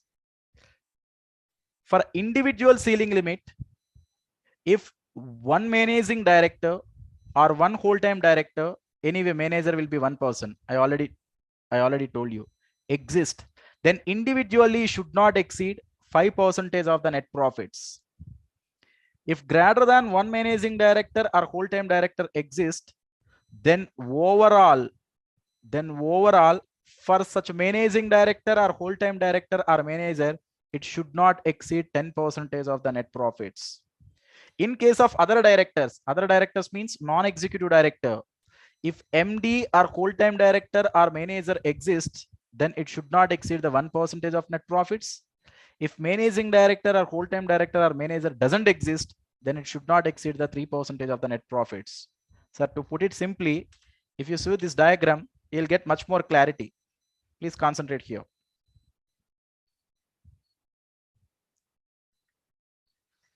Yeah, here it is there. Concentrate. Managerial remuneration. If adequate profits are available, total managerial remuneration should not exceed the 11% of the net profits. If one managing director or one full-time director or manager exists, it should not exceed the 5% of the net profits. If the number is greater than 1, it means overall amount given to the managing director or full-time director or manager should not exceed 11% of the net profits. In case of other directors, managing director or whole-time director exist, it is 1%. Otherwise, 3% of the net profits maximum we can give. Do you understand? Now, sir, what is the meaning of net profit here? This entire thing is as per section 198. This, in case of adequate profits, the remuneration is based on section 198 plus schedule 5. Now, what is the net profit here, sir? The net profit should need to be calculated as per section 197, not as the general net profit we derived in the statement of P&L. The net profit we need to calculate as per section 197. Please all of you concentrate how to calculate. Section 198, not 197. This is 197. Adequate profits dealing with 197. This net profit we are going to calculate as per section 198. Now, how to calculate the net profit as per section 198? Consider guys, how to calculate net profit as per section 198. This is only applicable in case of adequate profits. Till now, I'm not discussing anything related to inadequate profits or no profit situation. Gross profit you can directly consider. This gross profit is as per trading account. For that, you can add the government grant. You cannot add any other type of incomes. I mean, securities premium. Certain list is given.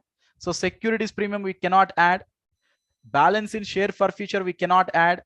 Profit on sale of business or capital assets. If you are selling any of the particular PPE, you cannot add such profits. Revaluation profits also we should not add. Simply you can only take the gross profit as well as the government grant. You can debit, that means you can reduce the following expenses, all as usual working charges. As usual working charges means, sir, electricity expenses paid, sir, rental expenses paid, sir, salaries paid, sir, all such expenses you can reduce. You can reduce the director's remuneration. Sir, we are calculating this net profit only for the purpose of knowing the managerial remuneration. Then if any director's remuneration is there, why you are reducing actually? This director's remuneration is with respect to director fee. Managerial remuneration is different, director fee is different. Directors will get two different amounts. One is, as per the Companies Act 2013, for every quarter, board of directors meeting should need to be conducted.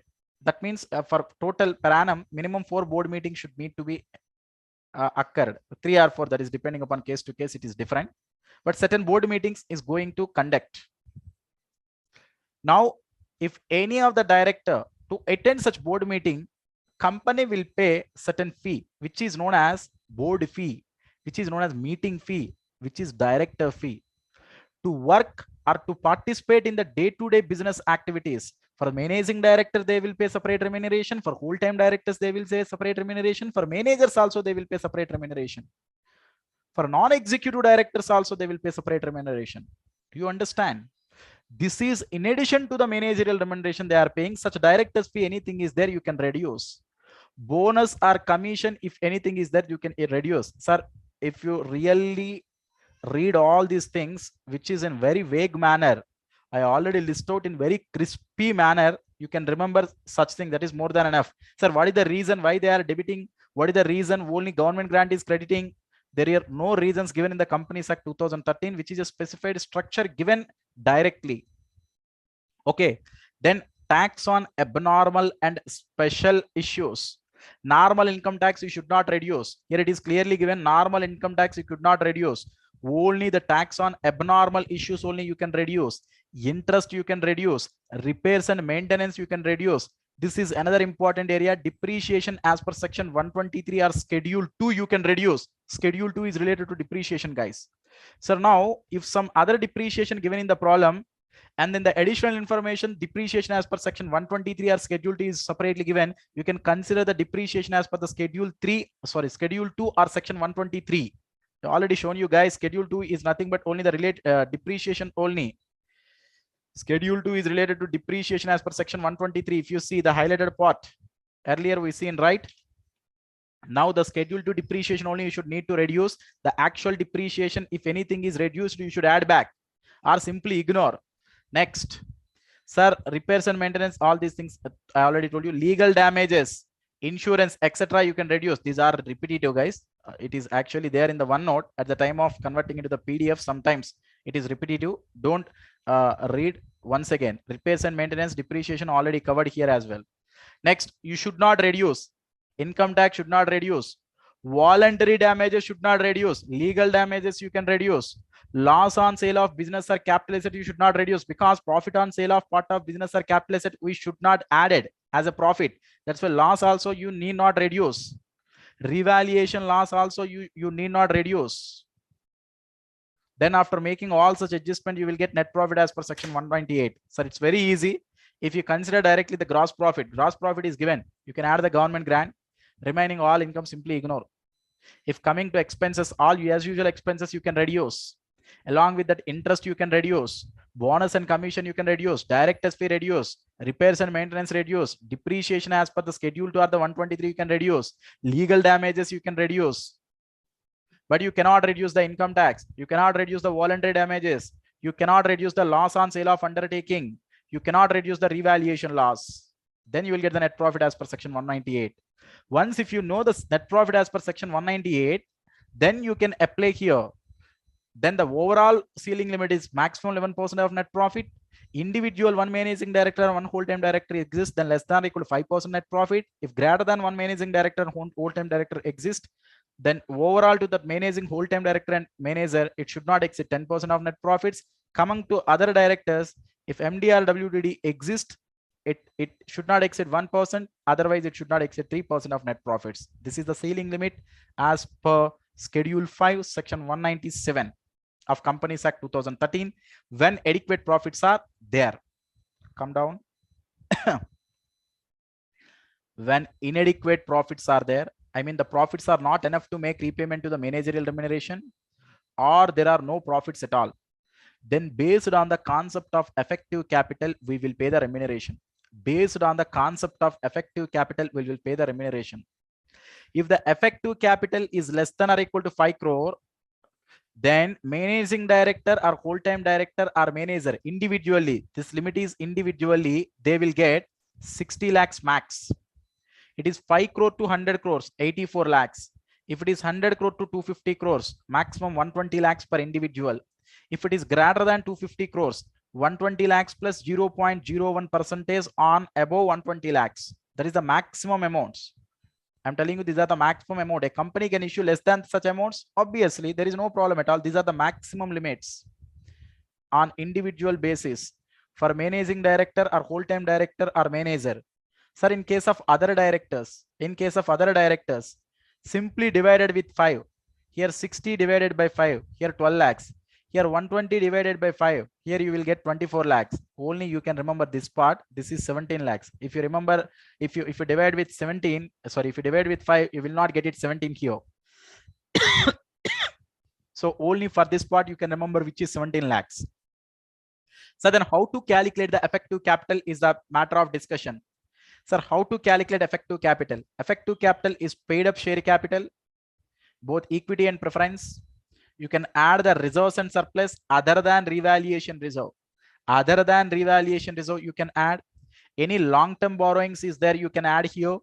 Accumulated losses are preliminary expenses not written off. Preliminary expenses not written off. If anything are there, you can reduce. Investments other than in case of investment company, you can reduce. I mean, if my company is an investment company, no need to reduce investment. No. If my company is an investment company, no need to reduce investment. If my company is other than an investing company, I can reduce the investment, because in case of the investment company, the major asset itself is investment. At that point of time, it need not reduce the investment. Sir, when a company is known as investment company, you know, their main business operating income is getting from either a dividend on such investment, either on interest on such investment. It will procure money from the public, or it can get borrowings from the banks, and the entire amount is ultimately make it invested into different enterprises. If that is the business of such company, which is known as investment company. Do you understand? Then after knowing the effective capital, then on individual basis, what is the maximum amount we can give, you know, based on the effective capital. For other directors also, simply I explained here. Am I right, guys? Fine. Sir, to explain the entire thing in very crispy manner, just I will take up a small diagram here. Please concentrate, all of you, quickly. Sir, which is the concept of managerial remuneration? If you see this diagram, the overall picture will be in your mind. Managerial remuneration.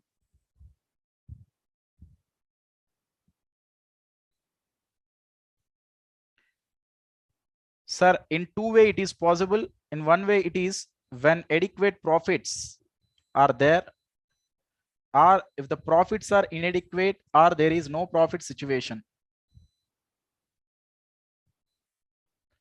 In case of adequate profits,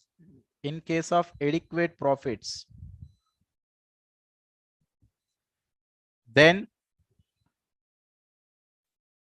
overall limit is how much? Overall limit which should not exceed 11% of net profits, should not exceed.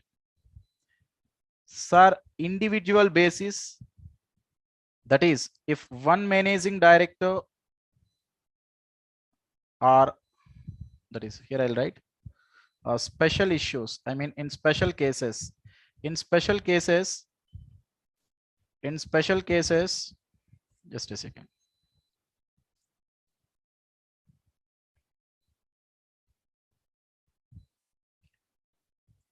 In special cases, what are those special cases? Total here 3 cases are there. If one managing director or one whole-time director or manager, because only anyway manager is one manager only, then individually it should not exceed 5%. Individually it should not exceed 5%. Second case, sir, if greater than one managing director or whole-time director exist, then overall for that managing director, whole-time director plus manager should not exceed 10% of the net profits. Then coming to the other directors, what we seen, other directors means other than whole-time directors and managing director. Then we seen 2 situations. One situation is if MD or WTD exist, it should not exceed 1%. In other cases, it should not exceed 3% of the net profits. This is related to adequate profit situation. Then if the profits are inadequate, situation based on the effective capital, that is for whole-time director or the managing director or the manager,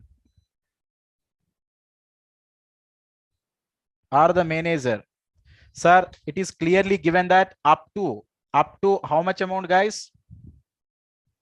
Just a second. Yeah, it is here. Up to less than 5 crore. The maximum amount is 6 lakhs. And greater than 5 crore, but up to 100 CR. But less than 100 CR, which is 84 lakhs. Next, greater than 100 crores, but less than 250 crores, which is 120 lakhs. If it is greater than 250 crores, 120 lakhs plus 0.01% in excess of 120 lakhs. Next, related to other directors, simply you can division with 5. Here 12 lakhs, here 17 lakhs. Here you should not divide with 5, but again here you can again division with 5, which you are getting 24 lakhs. Here 24 lakhs plus in excess of 0.01% of 250 CR. Like this, you can work out the entire managerial remuneration in case of adequate and inadequate profits. And one more thing, here the profit is nothing but calculated as per section 198. Here the effective capital, what is this? This is effective capital. This is based on effective capital. How to calculate the effective capital as well as profits as per section 198 clearly explained. That's it, guys. Now come to the last concept, guys. As I told you, the last concept is related to dividend. Come to the power notes, all of you, quickly. The last concept is things related to dividend. Dividend. Sir, dividend is declared only from divisible profits. What is the meaning of divisible profits? Profits which we can utilize for the purpose of declaration of dividend, we can known as divisible profits. Divisible profits are either surplus or free reserves. You know the meaning of free reserve. Free reserve is in generally general reserve other than surplus. Okay, so these reserves only I can utilize, that is free reserves or the surplus. Surplus means profit and loss, only I can utilize for the purpose of declaration of the dividend. The dividend is of two types. One is final dividend, another one is interim dividend. What is the meaning of final dividend, sir? I'll try to explain in generally how the dividend proposal and declaration is going on. I already explained previously. One more time, the crux I am going to tell here. For example, we are in the year 2021. As on 31st March 2021, financial statements are not yet ready, to be frankly speaking. After 31st March 2021, once the finance team and the CFO, and after completion of their hard work, they will submit their financial statement to the board of directors. So here, as per my given example, as on 15th of April 2021, just they submitted such financials, then board of directors approved such financials as on such 15th April 2021. As on that, board of directors will propose such dividend, which is known as proposed dividend. Proposed dividend. After that, shareholders will conduct a general meeting, right?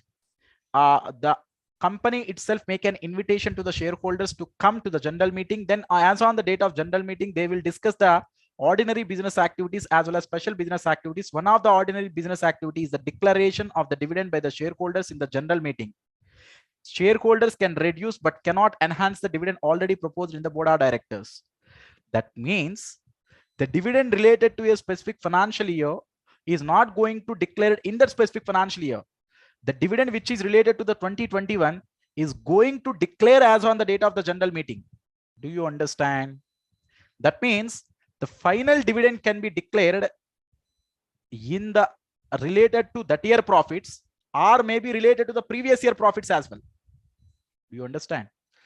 The final dividend can be prepared, the final dividend can be declared either from the respective year profits or from any previous year accumulated profits, as well as free reserves also,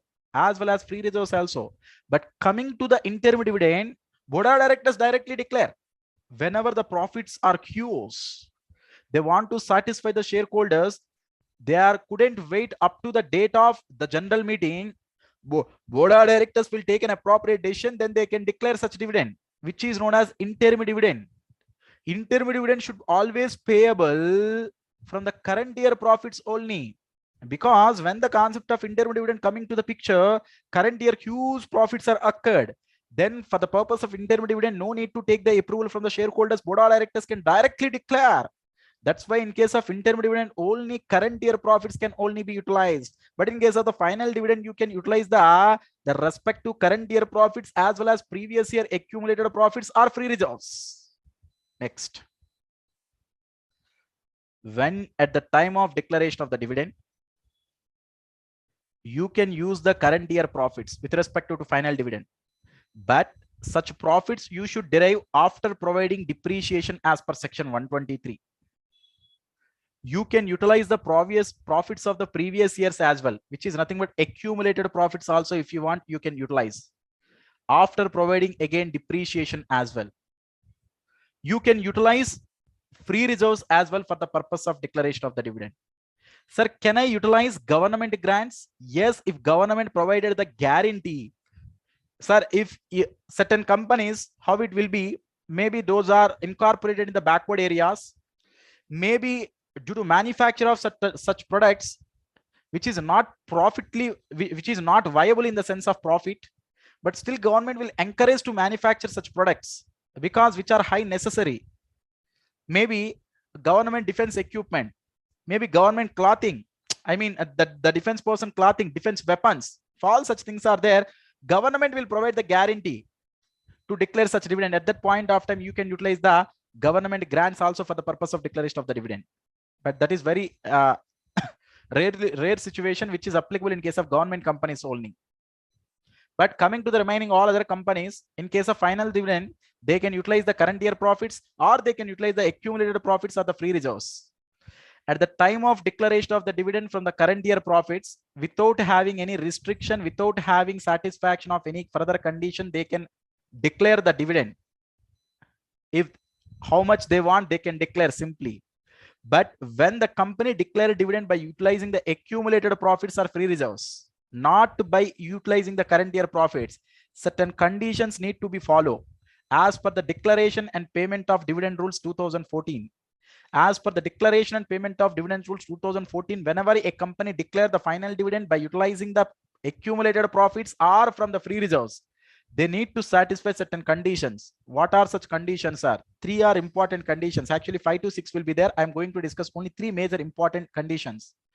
The declared dividend should be less than or equal to last 3 years preceding financial year's average dividend. If you want to utilize the previous year's accumulated profits or free reserves, the declared dividend in the current year should not exceed the last three preceding financial year's average dividend.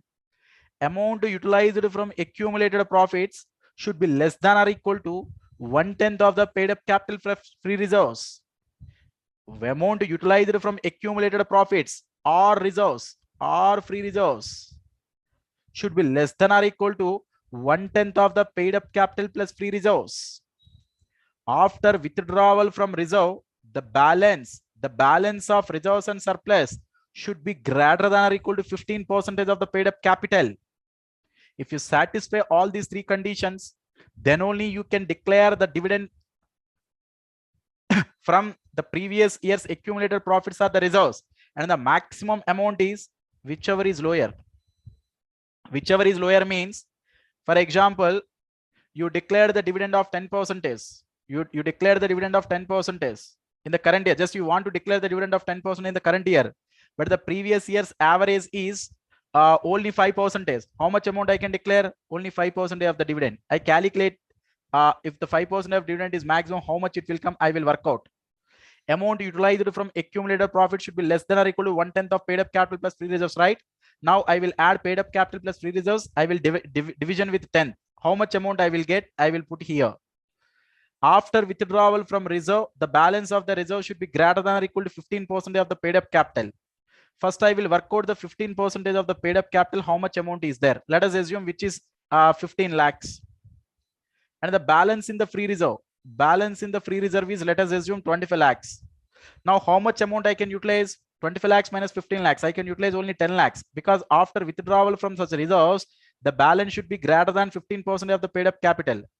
Now, point number one, point number two, this amount of 10 lakh, whichever is lower, up to that amount only I can utilize from the accumulated profits or from the free reserves for the purpose of declaration of the dividend as per the declaration and payment of dividend rules 2014. Do you understand? Okay. So let me put the same thing here, guys. The last conclusion related to the dividend. Dividend. Sir, dividend can be made out of divisible profits. Out of divisible profits. The dividend may be final dividend or the dividend may be interim dividend. It may be the final dividend. It may be the interim dividend. Final dividend declared by shareholders, I mean proposed by board of directors, but declared by shareholders. In case of interim dividend, directly declared by board of directors. In case of interim dividend, always they will utilize the current year profits. In case of final dividend, they can utilize the respective current year profits. Sir, here current year profits means the year for which they are declaring, the year in which not they are declaring, because the declaration of the dividend in generally not happen in the same year. The declaration of the dividend in generally occurred as on the date of general meeting. For which year they are declaring is the important. The year in which they are declaring is not the important issue. So the current year profits means the year for which they are declaring, that current year profits they can utilize, or they can also utilize previous year's accumulated profits. Previous year accumulated profits also they can utilize, or they can also utilize the free reserves. But here there are no restrictions. Am I right? There are no restrictions here. So as per declaration of dividend and payment rules, declaration of dividend and payment rules 2014, there are certain restrictions are there. the declared dividend out of accumulated profits and free reserves less than or equal to average dividend of previous 3 financial years. Previous 3 financial years declared dividend. Am I right? What is the second one? The declared dividend. The maximum amount we can be declared is 1/10 of the paid up capital and free reserves. That is the declared dividend. Maximum is 1/10 of paid up capital plus free reserves. After declaration, balance in reserves, balance in free reserves should not be less than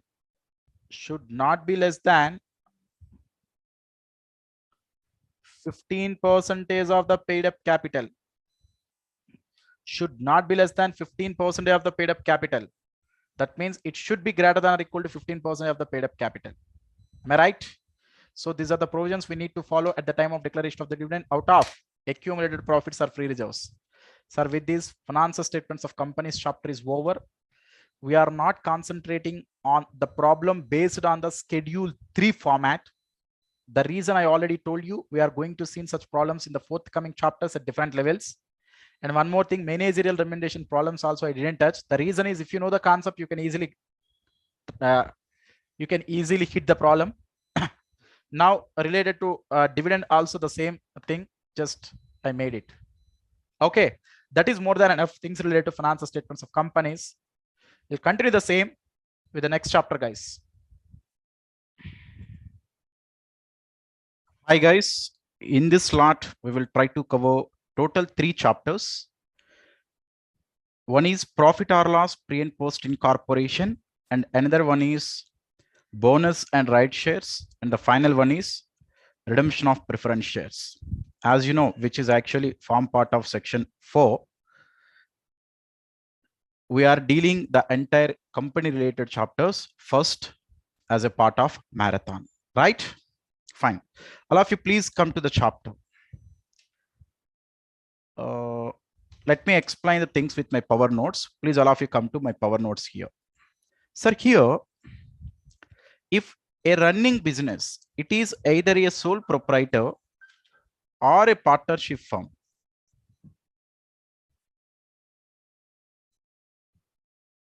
If it is ultimately taken over by a company, or else the existing sole proprietor or partnership firm is want to convert into a company, then profit or loss prior to incorporation and profit or loss post to incorporation situation is going to arise. How it will going to arise? We can going to see through a small example. Please concentrate. First, let us understand what exactly the meaning of pre-incorporation period and post-incorporation period. Then I will discuss the profit with respect to such pre-incorporation period and post-incorporation period. Then finally, we will see the treatment of such profit as well. So the basic agenda of this chapter is how to tackle profit prior to incorporation as well as profit post to incorporation. But before seeing all such things, first our focus will going to give on what is the meaning of pre-incorporation period, what is the meaning of post-incorporation period first. Now, let us assume a company so-called as XYZ Limited is going to decide to acquire a running sole proprietorship firm or a running partnership firm as on 1/4/2020. Now, you know, we already come across to the chapter financial statements of companies. The idea who have to start a company form of business is generally known as promoters. That means it is the thought of the promoters to acquire such partnership firm business or the sole proprietor, or you can conclude it as a conversion of proprietorship into a company as well. But whenever the existing business, if they want to convert into a company, The decision is known as acquisition of the another enterprise by the company. Am I right? That was evolved as on 1/4/2020. You know, whenever they decided they cannot directly incorporate a company, I already told you, so it has certain procedural issues. They need to first reserve the company name, then they should adopt the MOA as well as AOA through certain spice forms under Ministry of Corporate Affairs. They need to file with the registrar. Then the ROC finally, if all such things are exactly filed by such company, then they will release the certificate of incorporation. So due to such procedural issues, date of incorporation, they will get it as on 1/7/2020. That means after date of acquisition, after 3 months, it got their certificate of incorporation. The date itself we will known as date of incorporation. Now in the same example, the date of closure, we can take it as a 31st March 2021. Now coming to the financial year 2021, coming to the financial year 2021, up to 1/7/2020, up to 1/7/2020, the period is technically known as pre-incorporation period. The period after 1/7/2020, that is after 1/7/2020, the period is known as post-incorporation period. Before getting the certificate of incorporation, the period is pre-incorporation period. After getting the certification of incorporation is post-incorporation period. So then what is the issue? What is the reason for introducing this chapter, sir?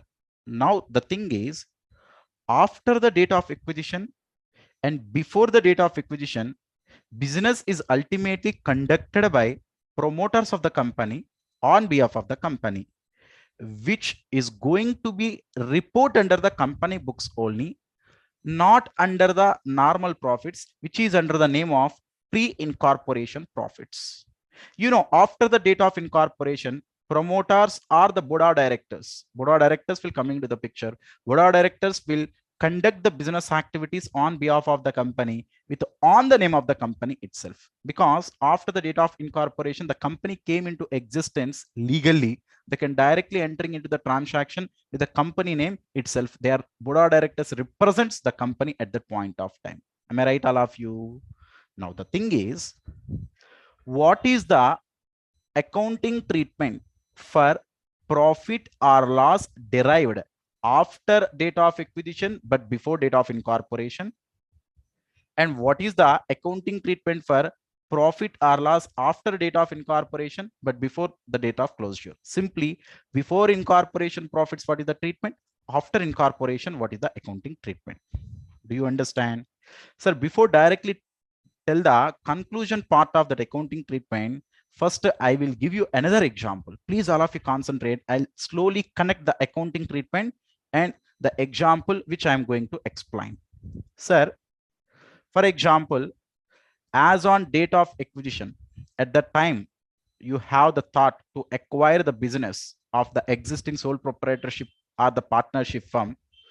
The net asset value of the business is 5 lakh. That is the value of the business of sole proprietorship firm or the partnership firm is 5 lakhs. Let us assume, which is known as NAV. NAV is nothing but net asset value. Assets minus outside liabilities value, which is known as business value. Valuation of the business is 5 lakhs. Now, as a company XYZ Limited, you are acquiring the other enterprise. Now you decided to pay the same amount of 5 lakhs to the sole proprietorship firm or the partnership firm. Then you can take over that business, that is assets and liabilities of that proprietor or the partnership firm, then belongs to the company. Now the situation is, the value of the business is 5 lakhs. Now company is also going to pay 5 lakhs, which is known as purchase consideration. Now in point of company, which is purchasing the business, am I right? Which is known as purchase consideration. The consideration payable by the company to purchase the another enterprise is known as purchase consideration. Now the value of the business I am getting, which is 5 lakhs, for which I am paying also 5 lakhs. There is no profit, no loss in point of view of company. No profit or loss on acquisition of the business. Am I right? Now let me continue the same example. after date of acquisition. After date of acquisition means after 1/4/2020. Company conducted their business activities. That means there is no company really in existence before the date of incorporation. On behalf of the company, promoters conducted the business. Promoters achieved the profit of 1 lakh. Now, what is the situation? Up to the date of incorporation, that is as on date of incorporation, what is the situation? Sir, net asset value of the business is 5 lakhs previously plus. Now promoters achieved 1 lakh profit means this 1 lakh will be added to the NAV. Then the value of the business will become 6 lakhs. Do we agree, all of you? Now, the PC amount you decided to pay to the extent of 5 lakhs, but the NAV of business takeover, that is nothing but the value of the business is 6 lakhs. That means excess 1 lakh you are getting as a benefit in the form of company, which is PC is less than NAV situation, which is known as profit on acquisition of the business. Whenever you are paying the less amount to get the more benefit, such benefit is known as capital benefit, which is nothing but capital profits. Such capital profits are in generally make it transfer to the capital reserves. Now the question is, sir, this 1 lakh profit is after date of acquisition, but before incorporation only. Now you are comparing PC of 5 lakhs with NAV of 6 lakhs, then the excess amount you are telling, which is nothing but capital profit in the form of capital reserve. That means the pre-acquisition profits, I mean the pre-incorporation profits, not pre-acquisition, after acquisition but before incorporation. The pre-incorporation profits, I can treat it as like capital profits. I can make it transfer to the capital reserve. To tell that conclusion, I told this example. I told you before telling the example, I will connect ultimately the treatment as well as example. And one more thing, sir, you told that if it is the profit situation, we can imagine it as a capital profits and make it transfer to the capital reserve. Then if it is a loss situation, you can treat in the same way, which is a capital loss. But capital losses are in generally not make it transfer to the P&L. Such capital losses, we can make it transfer to the goodwill. How it will happen, I'll explain through example number 3. Please concentrate. So the PC is 5 lakhs, what we are going to pay, which is fixed. Now in the current 3 months, that is after acquisition but before date of incorporation, let us assume the promoters achieved 50,000 loss. Now NAV is 5 lakhs minus 50,000, then the NAV will become 4,50,000. Now all of you please think and let me know, you are paying 5 lakhs, but you are getting the worth of business for 4,50,000. But excess amount, how much you are paying? 50,000. Excess amount of 50,000 you are paying to the sole proprietorship firm or the partnership firm. What is the reason, may I know? Maybe the value of the business is 4,50,000, but why I am paying the excess of 50,000 for the purpose of goodwill of the proprietorship firm or the partnership firm. That's why if the PC is greater than NAV, such capital loss is treated as goodwill. Simply, the pre-incorporation profits or losses, we can treat it as a capital profits or capital losses. If it is a capital profit, we can make it transfer to capital reserve. If it is a capital loss, we can make it transfer to the goodwill. But if it is a post-incorporation profits, that you know the normal accounting treatment. Sir, if it is the post-acquisition profits means general profit and loss of a company, we are in generally make it transferred to the P&L from profit and loss account. It make it transfer to the reserves. That is the common accounting treatment after incorporation. And the next question coming to my mind is how I can derive that pre-incorporation profits and post-incorporation profits. How we can calculate this profit, how we can achieve post-incorporation profit. That is the next question coming into my mind. For that, 2 methods are available. Methods used for calculation of pre and post-incorporation profits. Method number 1, close the books of accounts as on date of incorporation and open new books of accounts from date of incorporation. Then what will happen? From date of acquisition to date of incorporation, one set of books. These are one set of books. These are different set of books from date of incorporation to the up to date of closure. Now, if you close your books of accounts at this stage, then you will know profit or loss for pre-incorporation. Then if you open the books of accounts as on the same day, which are the new books of accounts, then you can easily achieve the profit or loss after post incorporation. But this is very tedious job. 2 times you need to finalize your books of accounts. 2 times in a particular year, you need to prepare the financial statements. So preparation of financials for annum itself is too much of difficult situation. In case of a joint stock companies, you know such fact. You can imagine the Reliance Industries Limited, how many branches they have, how many business units they have, how many different verticals they are working. It's very tedious job to conduct the closure of the books of accounts or the preparation of the finance statements. So that's why in generally method number 1 is not practical. People are in generally followed the method number 2, which is a single set of books. What they will do, they will prepare trading account in common to achieve the gross profit. They will not differentiate pre-incorporation period and post-incorporation period. Just they will treat it as a single period for a trading account. For trading account, they will prepare as like a for single accounting year. Now, the achieved gross profit, they are going to distribute in between pre and post. Now, pre and post, the gross profit they are going to distribute in their sales ratio, because the major impact for the gross profit is the sales. If you know the pre-incorporation period sales and post-incorporation period sales, in such sales ratio, that gross profit is going to distribute to the pre as well as post. If sales ratio is not available, then you can distribute in cost of goods sold ratio as well. Cost of goods sold means opening stock plus purchases plus manufacturing expenses minus closing stock. If there are no manufacturing expenses, opening stock plus purchases minus closing stock, then automatically you will get cost of goods sold. Is it okay, guys? All of you, sir, if that information is also not available, sir, then what I can do? Then I can use time ratio. Time ratio means pre-incorporation period how much, post-incorporation period how much. Do you understand, all of you? But most of the time sales ratio will be available. The base requirement to distribute the gross profit in between pre and post is sales ratio. Okay. Then you know the pre-incorporation period gross profit, you know the post-incorporation period gross profit. Then how I can distribute all the particular items in the P&L among pre and post, sir? Certain expenses may be based on sales. Certain expenses may be based on a specific ratio which is given in the problem. Certain expenses may be based on the time proportion ratio. Certain expenses may be exclusively related to the post. Do you understand what I am telling? So then how I can know which basis I can use to distribute among the pre as well as post? Let us have a look now. First, I'll open my main notes. Please allow if you come to the main material. Sir, expenses based on the sales ratio. Expenses based on the sales ratio. Carries or cartage outward, that is based on sales ratio. Selling and distribution expenses based on sales ratio.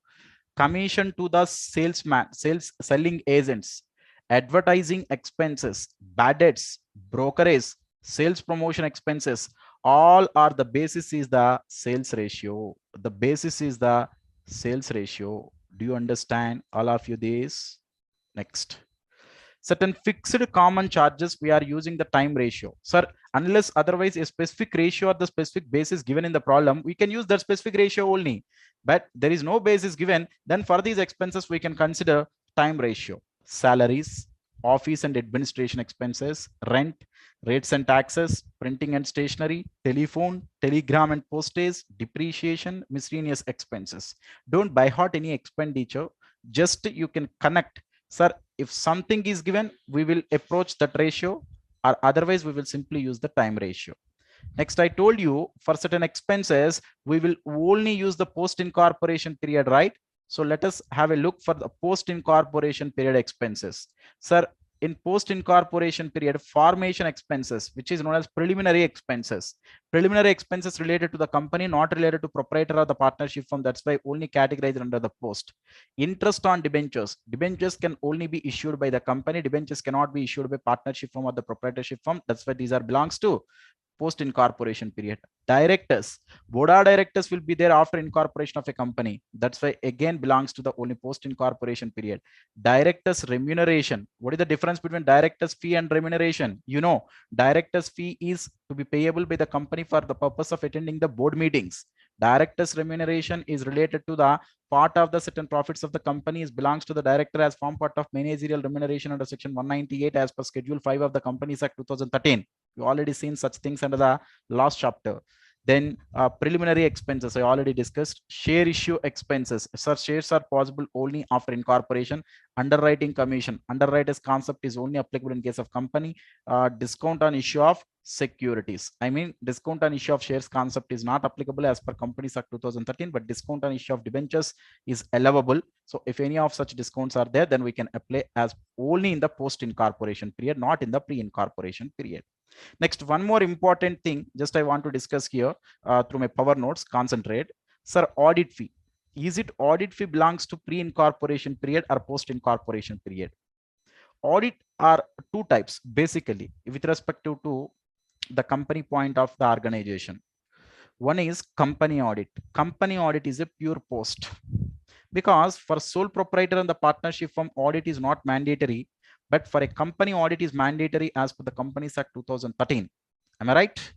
So that's why the company audit fee, if we can only apportion it to post incorporation period.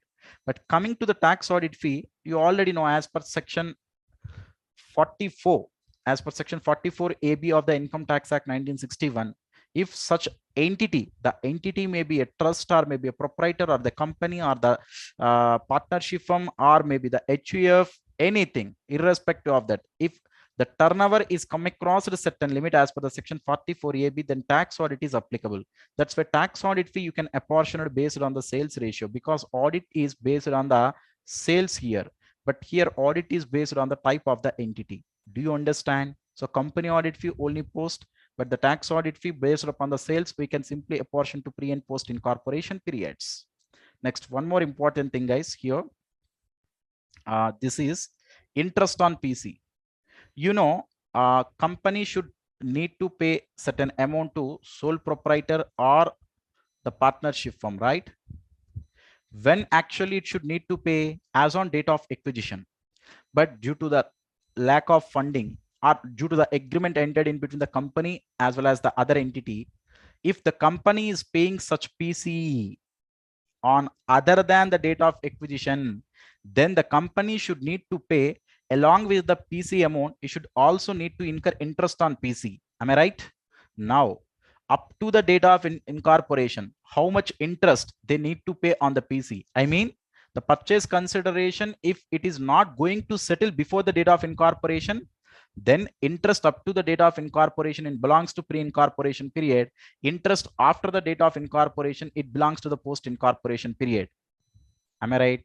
For example, in our the basic example we taken that date of incorporation is as on 1/7/2020, right?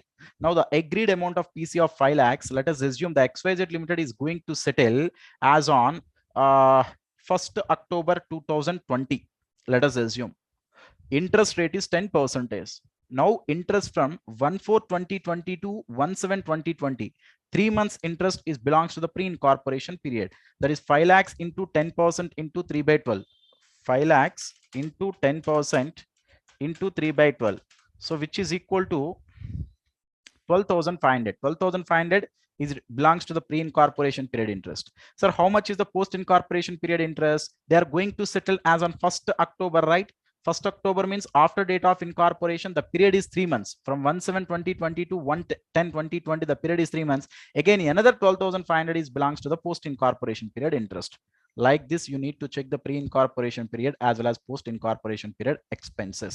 Sir, here just I want to emphasize 2 to 3 very good important adjustments, because you know this is the marathon session. Don't expect each and every point. Here I am only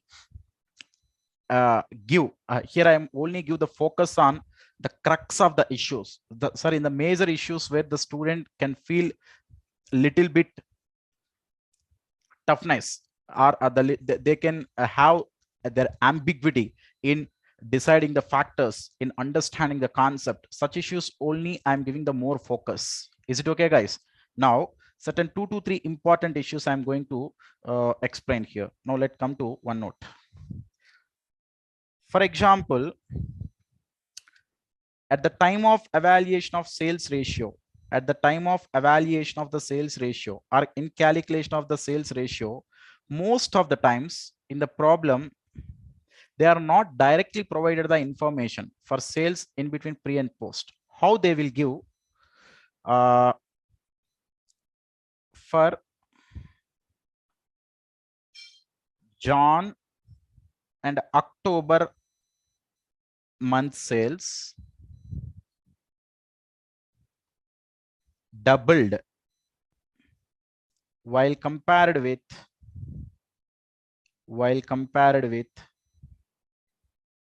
other month sales.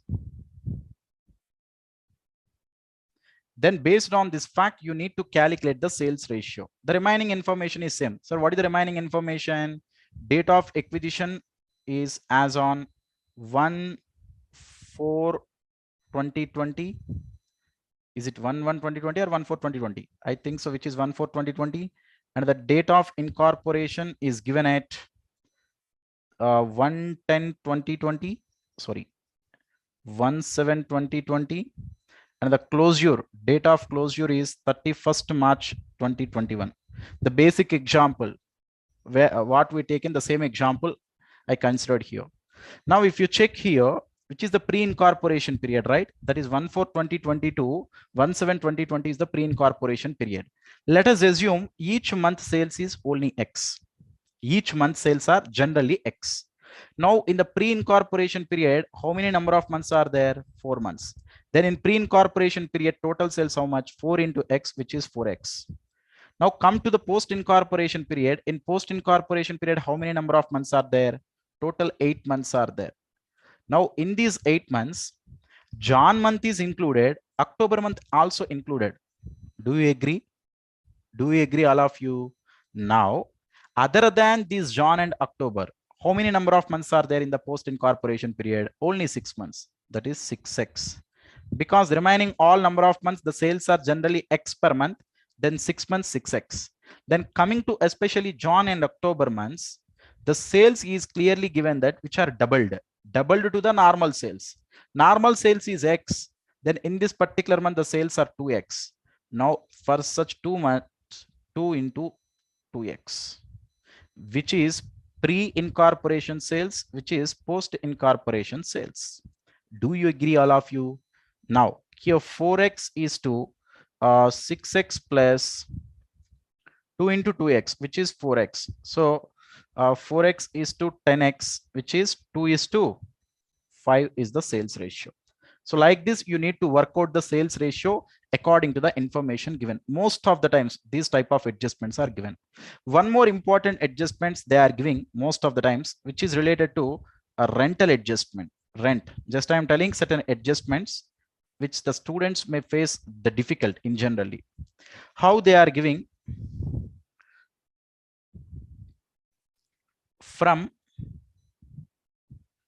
1st October 2020, we taken the additional space. We taken additional space for the rent.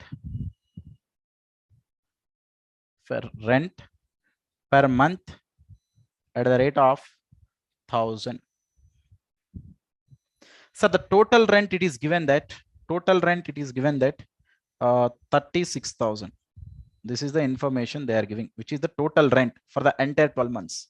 Now I need to find out the rent in between pre-incorporation period as well as post-incorporation period.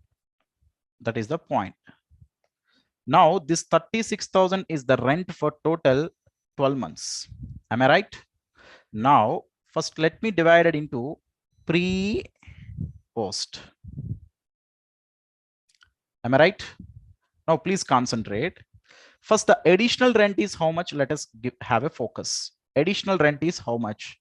Sir, from 1/10/2020 to 31st March 2021 means total we have 6 months. So the total additional rent out of this 36,000, total additional rent which is 6 into 1000, which is 6000. Now normal rent is how much?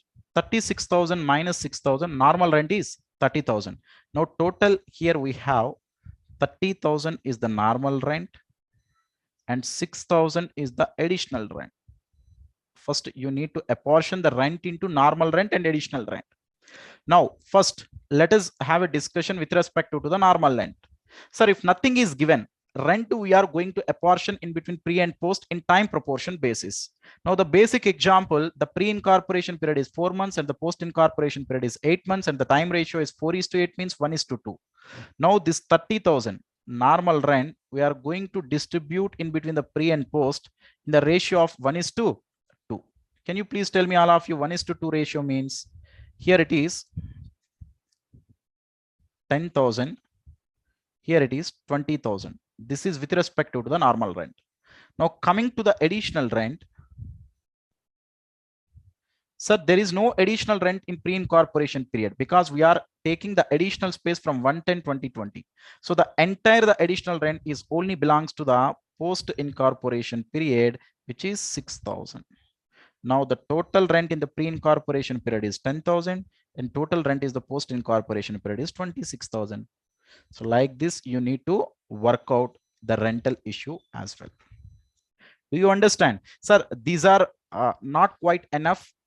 They will give so many adjustment based upon your common sense. Just you can apply which ratio is the best suitable for that. Okay.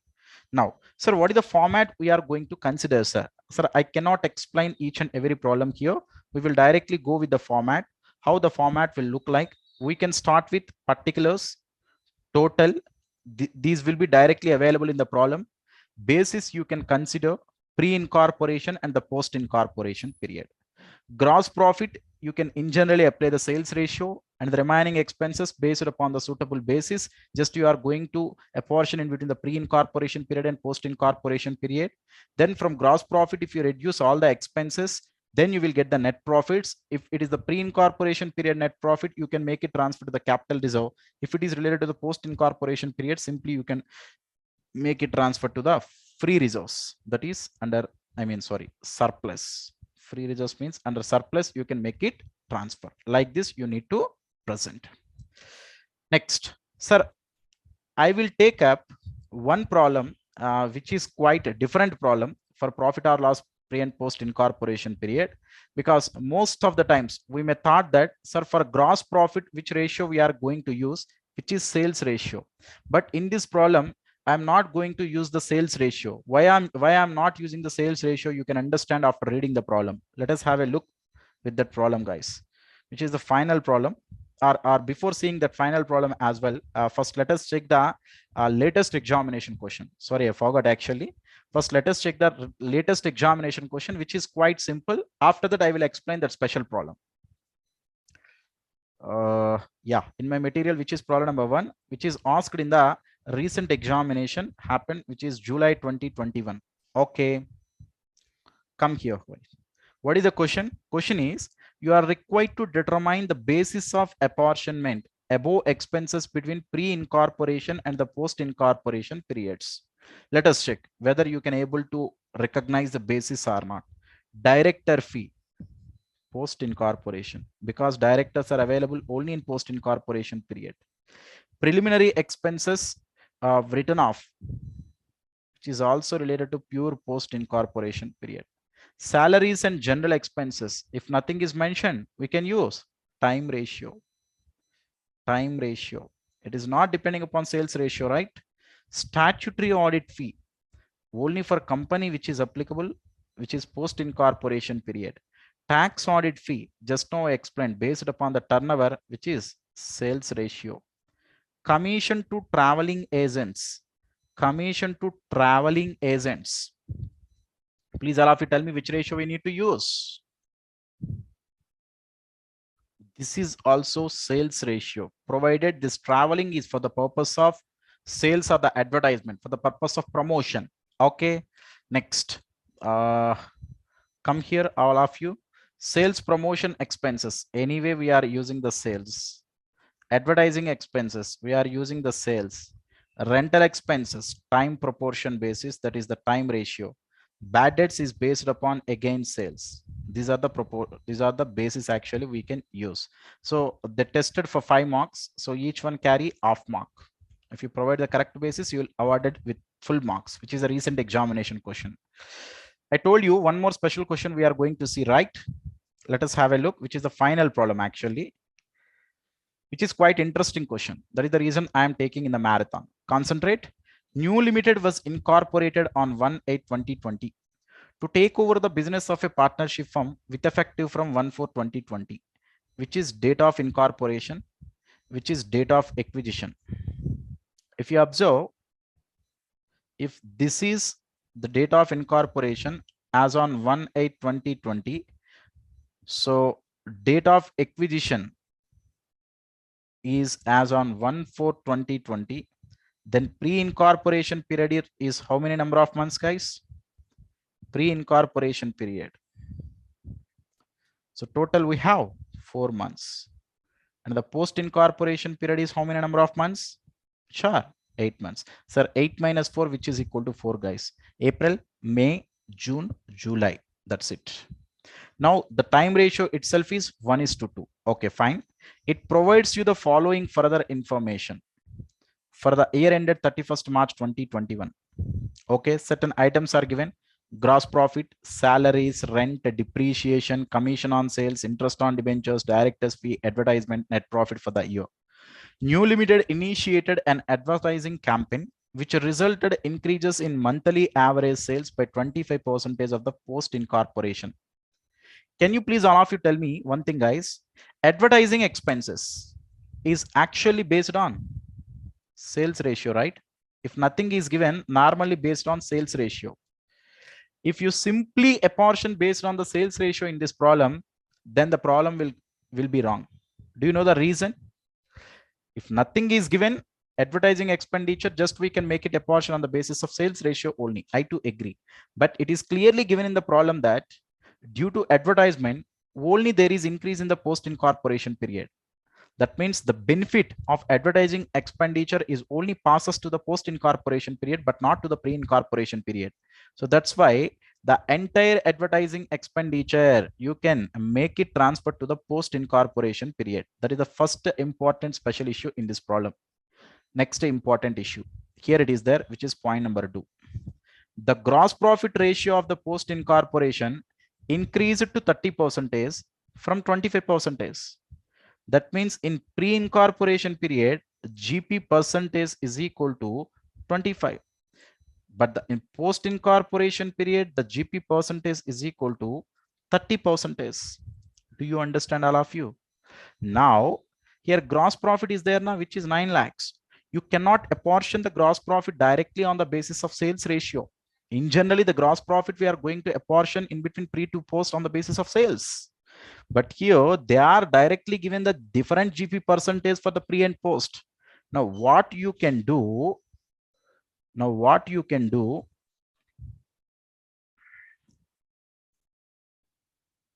if you know the sales for pre-incorporation and post-incorporation period, then sales into GP percentage for pre, GP percentage for pre is how much? 25. That is sales into 25%. That is nothing but pre-incorporation period total gross profit, and post-incorporation total gross profit are nothing but post-incorporation sales into GP percentage, which is 30%, which is the post-incorporation period, which is nothing but the GP ratio. Do you understand what I am telling? Now, all of you please concentrate here. Sir, do you know the sales ratio, or do you know the sales for pre and post incorporation? You don't know the exact sales, but you know one thing. What is that? Monthly average sales in the post incorporation period is increased by 25%. Let us assume the monthly sales are X. In pre incorporation, which is 4 into X, which is 4X.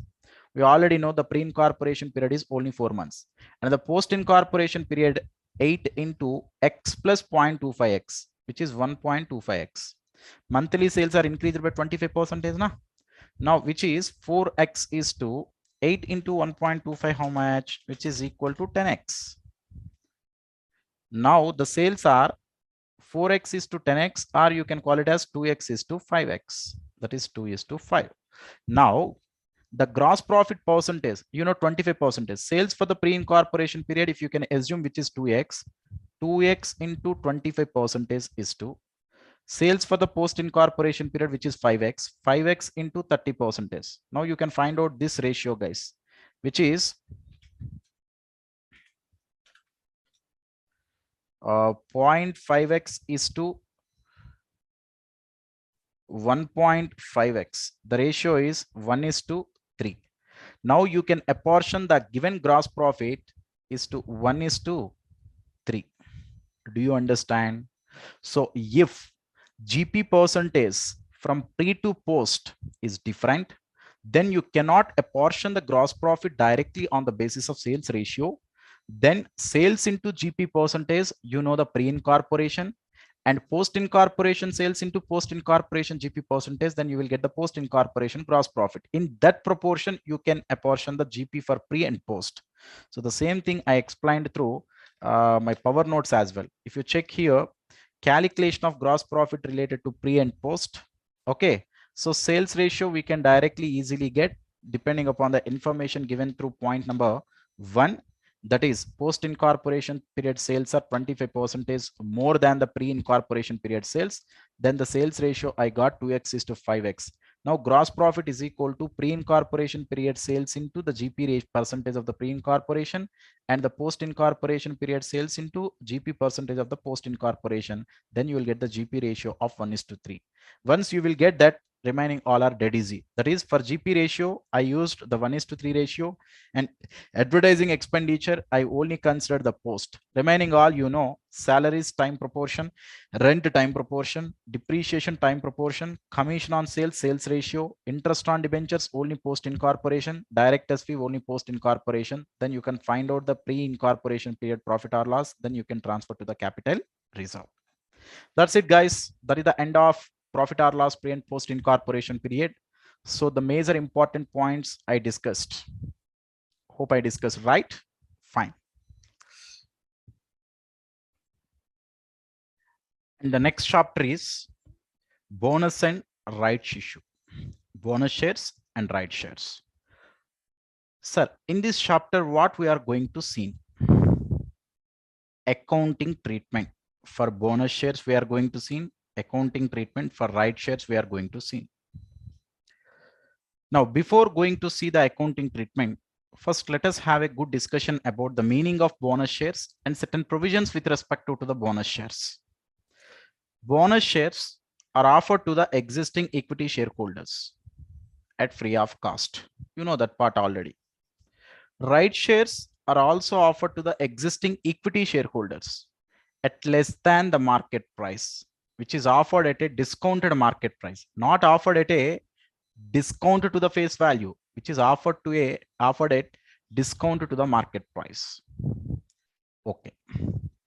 Sir, when a company can go for the bonus share, sir, if company have the abundant reserves and surplus, if the company have abundant reserves and surplus, simply they can convert such a reserves and surplus into the bonus shares. I mean, simply meaning of bonus shares, we can also tell in this way: capitalization of profits. If you observe here, capitalization of profits. In case of bonus shares, what will happen?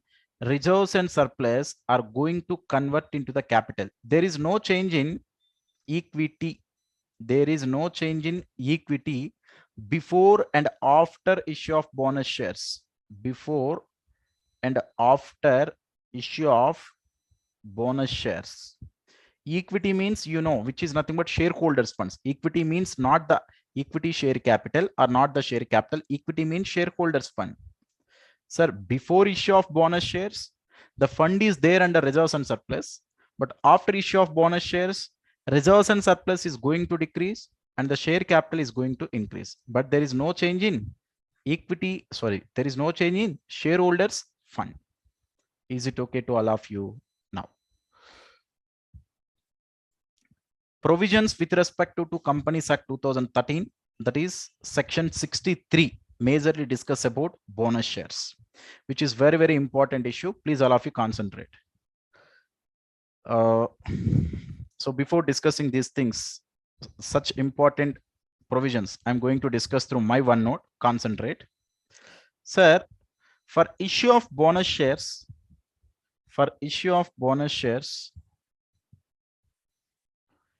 we can have two ways. I'm so sorry, not two ways. Yeah.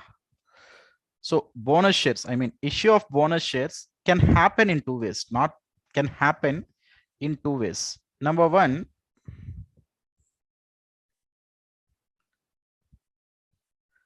issue of fully paid up bonus shares, issue of fully paid up bonus shares.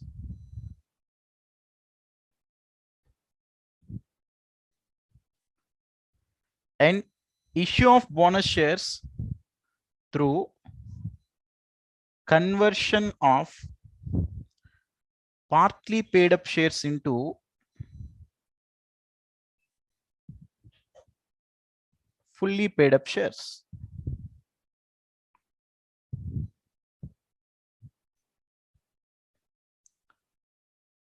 To be frankly speaking, there is one provision as per section 63 of the Companies Act 2013.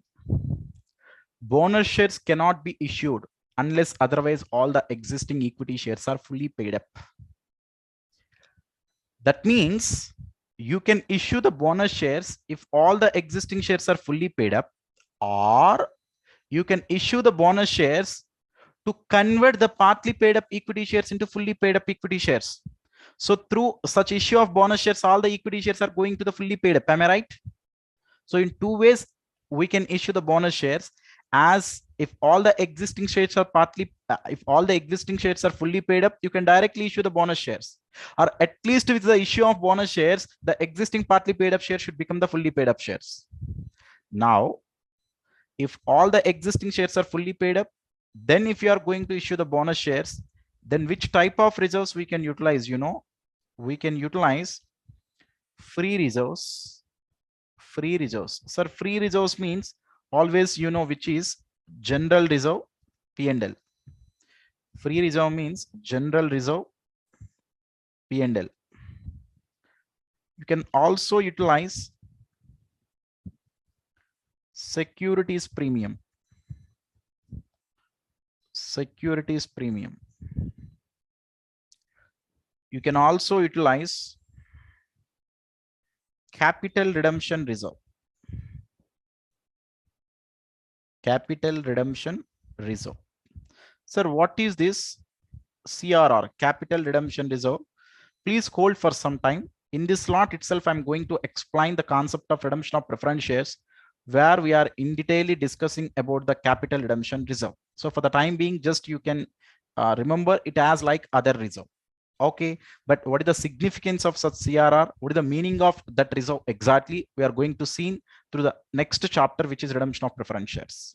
Okay, one of the utilizations of the securities premium as per section 52 of Companies Act 2013, securities premium can be utilized for the purpose of fully paid up bonus shares. You may read such type of provisions in your company law P2 as well.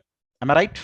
Okay, sir, if all the existing equity shares are fully paid up, then if you issue bonus shares for such fully paid up equity shares, you can utilize the free reserves, or you can utilize the securities premium, or you can utilize the CRR. But for the purpose of conversion of partly paid up shares into the fully paid up shares, you can only utilize free reserves. You can only utilize free reserves. You cannot utilize securities premium and capital redemption reserve for the purpose of issue of bonus shares in case of conversion of partly paid up shares into the fully paid up shares. Who told such all facts, sir? Provisions of Companies Act 2013 as per section 63. Now, the next issue. Coming to the accounting treatment, if all the existing shares are fully paid up, then what is the treatment, sir? The first and foremost entry, you should decrease the reserves and surplus. The portion of the reserves and surplus, you can make it credit to the bonus to shareholders account. The entry is, you can use the general reserve account that are profit and loss account that are, or securities premium account that are, or CRR account that are. You can use these resources, right, to bonus to shareholders account. Bonus to shareholders account is a temporary account. There is a decrease in reserves. If there is decrease in profit, it should need to be debited. That's why we are debiting the reserves. Then bonus to shareholders accounts, we make it credited, which is a temporary account. Now bonus to shareholders account, you can cancel. Now you can increase the share capital by passing the entry bonus to shareholders account that are to equity share capital account. To equity share capital account. Now what happened with these journal entries, in balance sheet? In these journal entries, the following actually occurred before and after issue of bonus shares. Please concentrate. If this is the balance sheet, if you observe, this is the balance sheet.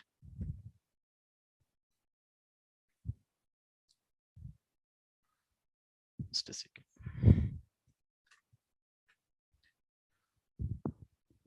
So if this is the balance sheet, then what happened here,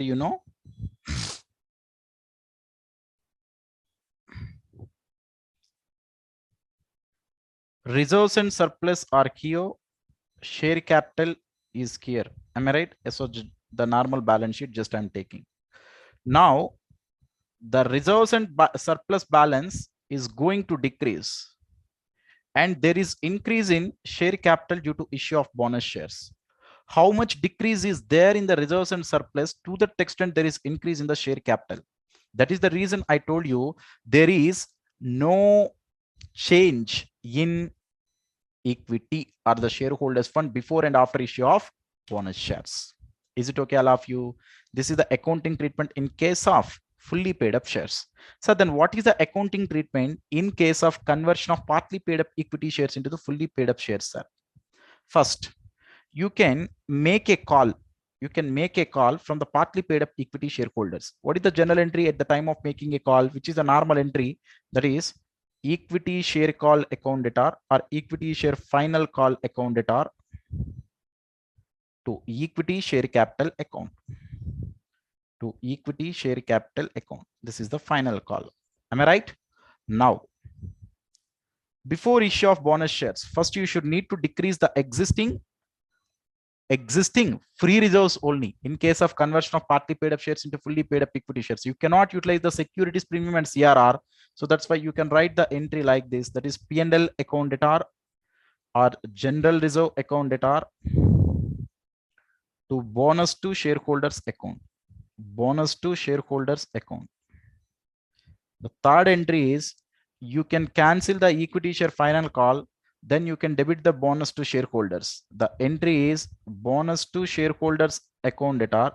In generally, you are receiving the money for that call. The entry is bank to share call account.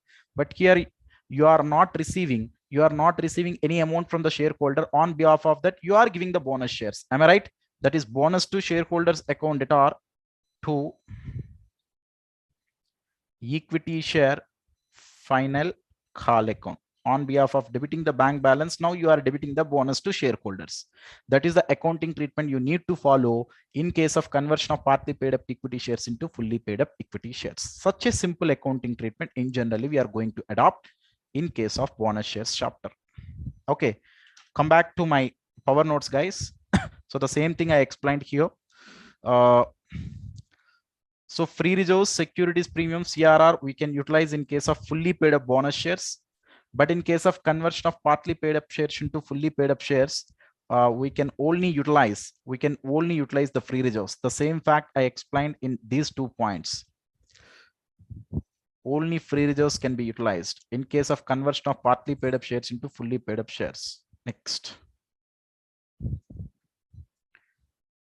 Okay. Come to the next issue. That is the next concept is right shares, right? The next concept is right shares. Sir, the right shares are offered to the existing equity shareholders. Sir, what is the accounting treatment for the right shares, sir? What is the accounting treatment for right shares? That is normal accounting treatment. How in generally at the time of issue of normal shares, you are going to you are going to pass the normal entries in the same way at the time of issue of right shares we will apply. What is that? If the right shares are issued with premium, entry is bank account debtor to equity share capital account to securities premium account.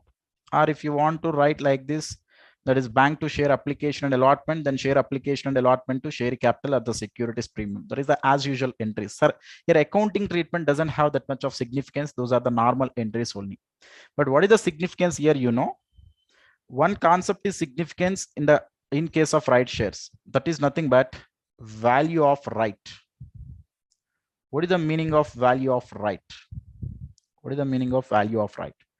So before explaining such value of right, first let me explain the concept of right shares practically. How it is going to work out, I will tell you. In generally, companies will announce that we are going to issue right shares in near future, or they will tell the date as well, as on which date we are going to issue the right shares. Now the date of announcement happened as on which date, which is known as announcement date, So let us assume the announcement date is as on 1st June 2021. Let us assume, just I put some date. Now in the announcement date itself, they clearly told that who are all purchase the shares, or who are all having the shares as on a specific date, The specific date is, let us assume, which is 30th September 2021. Who are all having the shares as on that date, such all shareholders will get right shares in the ratio of 2:1, or in the ratio of 1:2. 1:2 means for each and every 2 shares, the company is offering 1 right share. That is 1/2 now. 1/2 equal to 0.5 share. That is nothing but for every 2 existing equity shareholders, they are getting 1 right share. Now this date is technically known as record date. Now concentrate.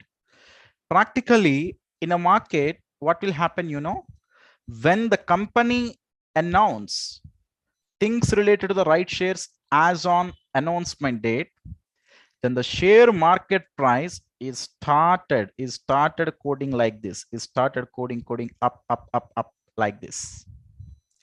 Now the shares up to the record date is technically known as come right share. Sir, why the share is increasing like that in the open market? You know, in the stock exchanges, everybody or everyone is interested to buy your existing equity share. The reason is, if such equity share are in my hand as on the record date, I will get the right shares from the company at less than the market price. Am I right? That is the reason why in generally people want to buy such company shares in the open market or the stock exchange. That is the reason the existing equity shares are known as come right share.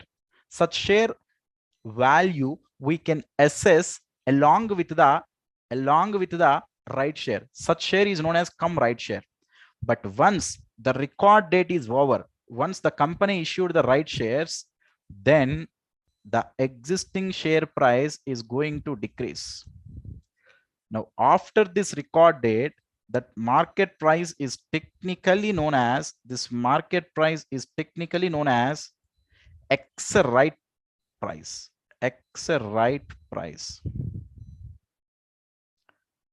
Now what is the value of this right, sir? The difference between come right share price and X right share price is known as value of right. Value of right is equal to come right share price minus X right share price. is technically known as value of the right. What is the meaning of that? How much value we can place for that right, sir? How much value we can place for that right is nothing but the difference between come right market share price and the ex right market share price. Now, why the market price before issue of right shares is hike that much? Which is due to the value of the right. But how much included in that market price due to such right shares, we don't know. If you compare such come right share price with the ex right share price, then the difference you will get it as due to the value of the right. Because once the right shares are issued, the existing share price is decreased like anything, right? Decreased like anything, right?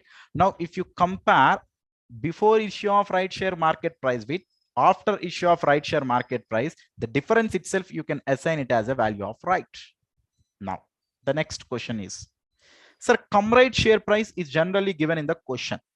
At the time of evaluation of the value of right, generally come right share price, they're directly given in the problem. But X right share price, we need to calculate. Sir, how to calculate X right share price, which is also known as theoretical X right share price, which is known as TERP. In generally, such TERP you are going to calculate in AS20 EPS in group 2. The same calculation I'm going to adopt right now. Please allow me concentrate here. Sir, the existing number of equity shares are before issue of right shares, let us assume 1000. And the market price is, let us assume, at the rate of 120 before issue of right shares, which is the market price before issue of right shares. Now, as per the announcement made by the company, each and every existing equity shareholder will get 0.5 share. That means for 1000 equity shares, the number of right shares are going to offer 500, is going to offer at the rate of 500. Sir, each right share is offered at the rate of less than market share price, that is, let us assume at the rate of 80 rupees. So the company is offering to subscribe such each and every right share at the rate of 80 rupees. This is the thing they are given. Now I need to calculate the X right share price, and another one you can call it as theoretical X right share price. How we are going to calculate, sir, existing number of shares worth how much? Existing number of shares worth are 1000. Each and every share worth is 120. Plus, how many number of right shares company is going to issue? Company is going to issue 500 shares. The worth of the 500 shares is 500 into 80 rupees. Now I am calculating the theoretical X right price divided by total number of equity shares, which is 1000 plus 500, total 1500 shares. Now you can work out, then you will get theoretical X right share price 1000 into 120, 500 into 80, grand total you will get, which is 1,60,000 divided by 1500. I got this is 106.67 per share. Now if you check, the share price was 120 rupees before issue of right shares, which is 120 here. But once after the right issue happened, then the share price is 106.67, which is 106.67. Now the difference between 120 and 106.67, which is come right share price, is 120 minus X right share price is 106.67. The difference is approximately 13.33 per share, which is known as the value of the right. Now, how we calculated the X right share price, which is nothing but worth of the existing shares, that is number of equity shares into come right share price plus proceeds from right shares, which is nothing but proceeds from right shares divided by total number of shares after rights issue. Then you will get theoretical X right price. If you want, I'll write the formula as well for you. Number of existing equity shares into market price, which is come right market price, plus proceeds from rights issue. This is the total worth of the existing shares. Now, before issue of the right shares 1000, and after so the number of right shares are 500, the total 1500 worth of the shares are 1000 plus 120 plus 500 multiplied with 80, which is the total worth of right shares. It should be divided with number of equity shares after rights issue. Then you will get theoretical X right share price. If you compare that with cum right share price, then automatically you will get value of right. That is the important question. Just if they want, they can test in the examination. So except that there is no peculiar things are there. There are no special issues are there in case of bonus and right shares. If you want, we can check one question on the value of right. Remaining all are the normal questions. That's why I don't want to take up here as well. But one thing they might, if they want, they can ask after issue of bonus shares. They may ask to prepare the balance sheet. You know, the changes after issue of bonus shares, there might be decrease in the existing reserves and surplus. There is increase in the share capital. That fact you can consider at the time of rebuilding of the balance sheet after issue of bonus shares. That point also regularly testing in the examination. Okay, we will check the value of right, that question. Yeah, I think so, which is problem number 7. Sir, if you are observing me, I'm trying to avoiding a big problems, but I'm telling the impact as the conceptual clarity I'm giving. So because you know this is the marathon session, don't expect each and everything. So if the two lengthy issues are there, then it will killing my time. That is the reason I'm only taking very soft corner issues. So people were in generally facing the trouble. Okay. A company offers new shares of rupees 100 each at 25% premium to the existing shareholders on 1-for-4 basis.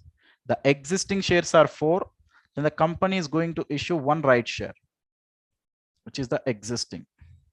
And such existing share market price is given at 150 and the right share is offered at the rate of 125. 25% premium means 125. Calculate the value of the right.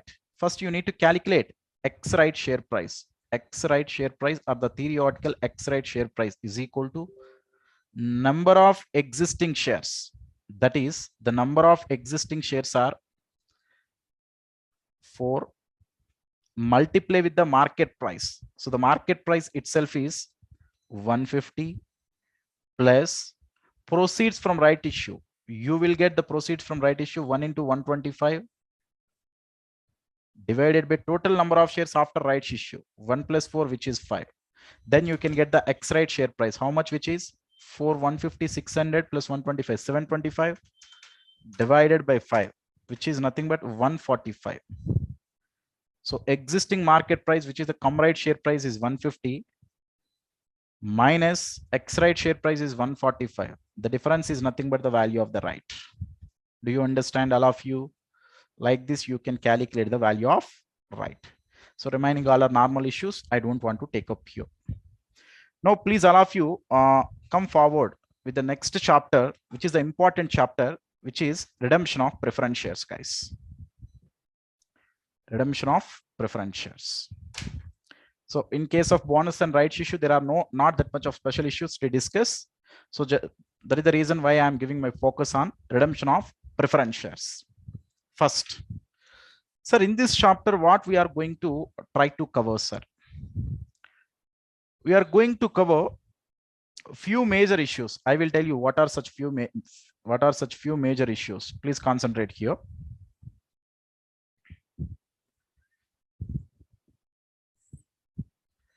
All right, I'll show in one note. The major issues I'll show in one note. The major issues were, first we will check the concept of redemption. The concept of redemption of preference shares, or the meaning of redemption of preference shares we will see.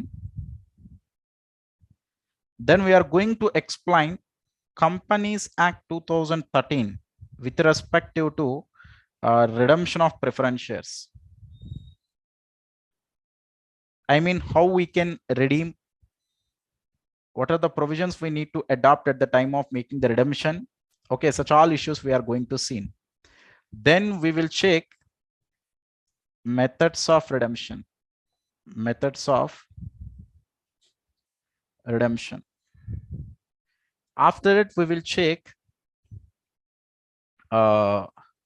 minimum number of shares to be redeemed. Minimum number of shares to be redeemed. In two different situations, we are going to see that minimum number of shares redeemed through fresh issue. We are going to see in two different circumstances. One is to complete the section 55, and another situation is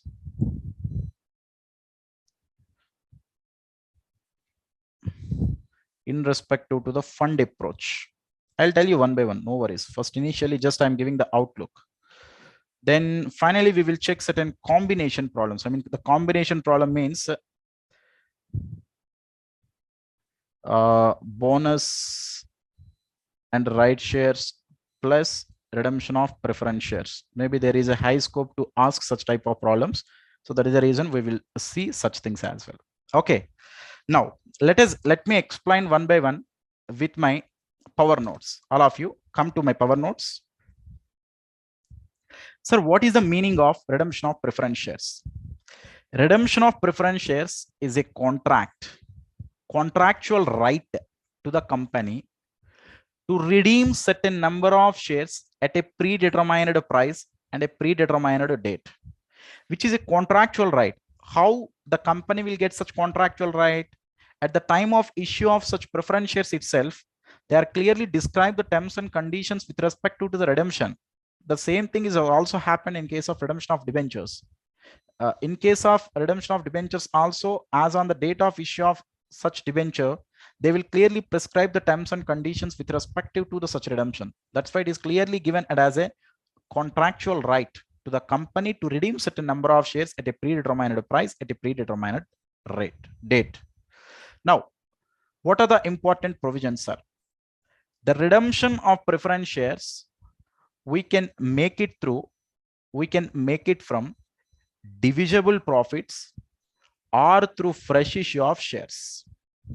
Now, sir, in case of fresh issue of shares, what happened? In case of divisible profits, what happened? First, I'm going to explain. Please concentrate.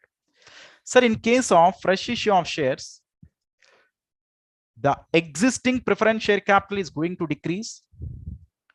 Due to issue of the fresh shares, there is increase in other class of shares is there is increase in other class of shares. I mean, totally there is no change in the share capital. For example, if this is the balance sheet, here preference shares are there, now what you are going to do, you are going to issue certain fresh equity shares. Now here you will get the amount as well. Now with that amount, you are going to redeem the preference shares. Now preference shares gone and the bank balance also gone. Now what happened? Previously, how much is the total share capital? Now also there is no change in the share capital. Previously, I mean, before redemption of preference shares and after redemption of preference shares, there is no change in the total share capital. Do you understand? In the case of fresh issue of shares, that's why I mentioned that no need to create CRR, but listen for the time being, what is the CRR, such all things. Okay. Now come to the fact of divisible profits. All of you, please come down, come to the fact of divisible profits. Here it is there. Utilization of divisible profits. What will happen in case of divisible profits, sir? Concentrate, all of you. Sir, I have equity share capital of 10 lakhs. I have equity share capital of 10 lakhs. Sir, here in my power notes, it is actually broken into the two parts. Okay. So just let me come to the one note. You might confuse here and here, the same facts are given. So just please let me come to one note. I'm going to explain the same diagram here. What is happening? First, where we are explaining the provisions of Companies Act 2013. That is, the redemption is going to occur in two ways. One is through fresh issue of shares.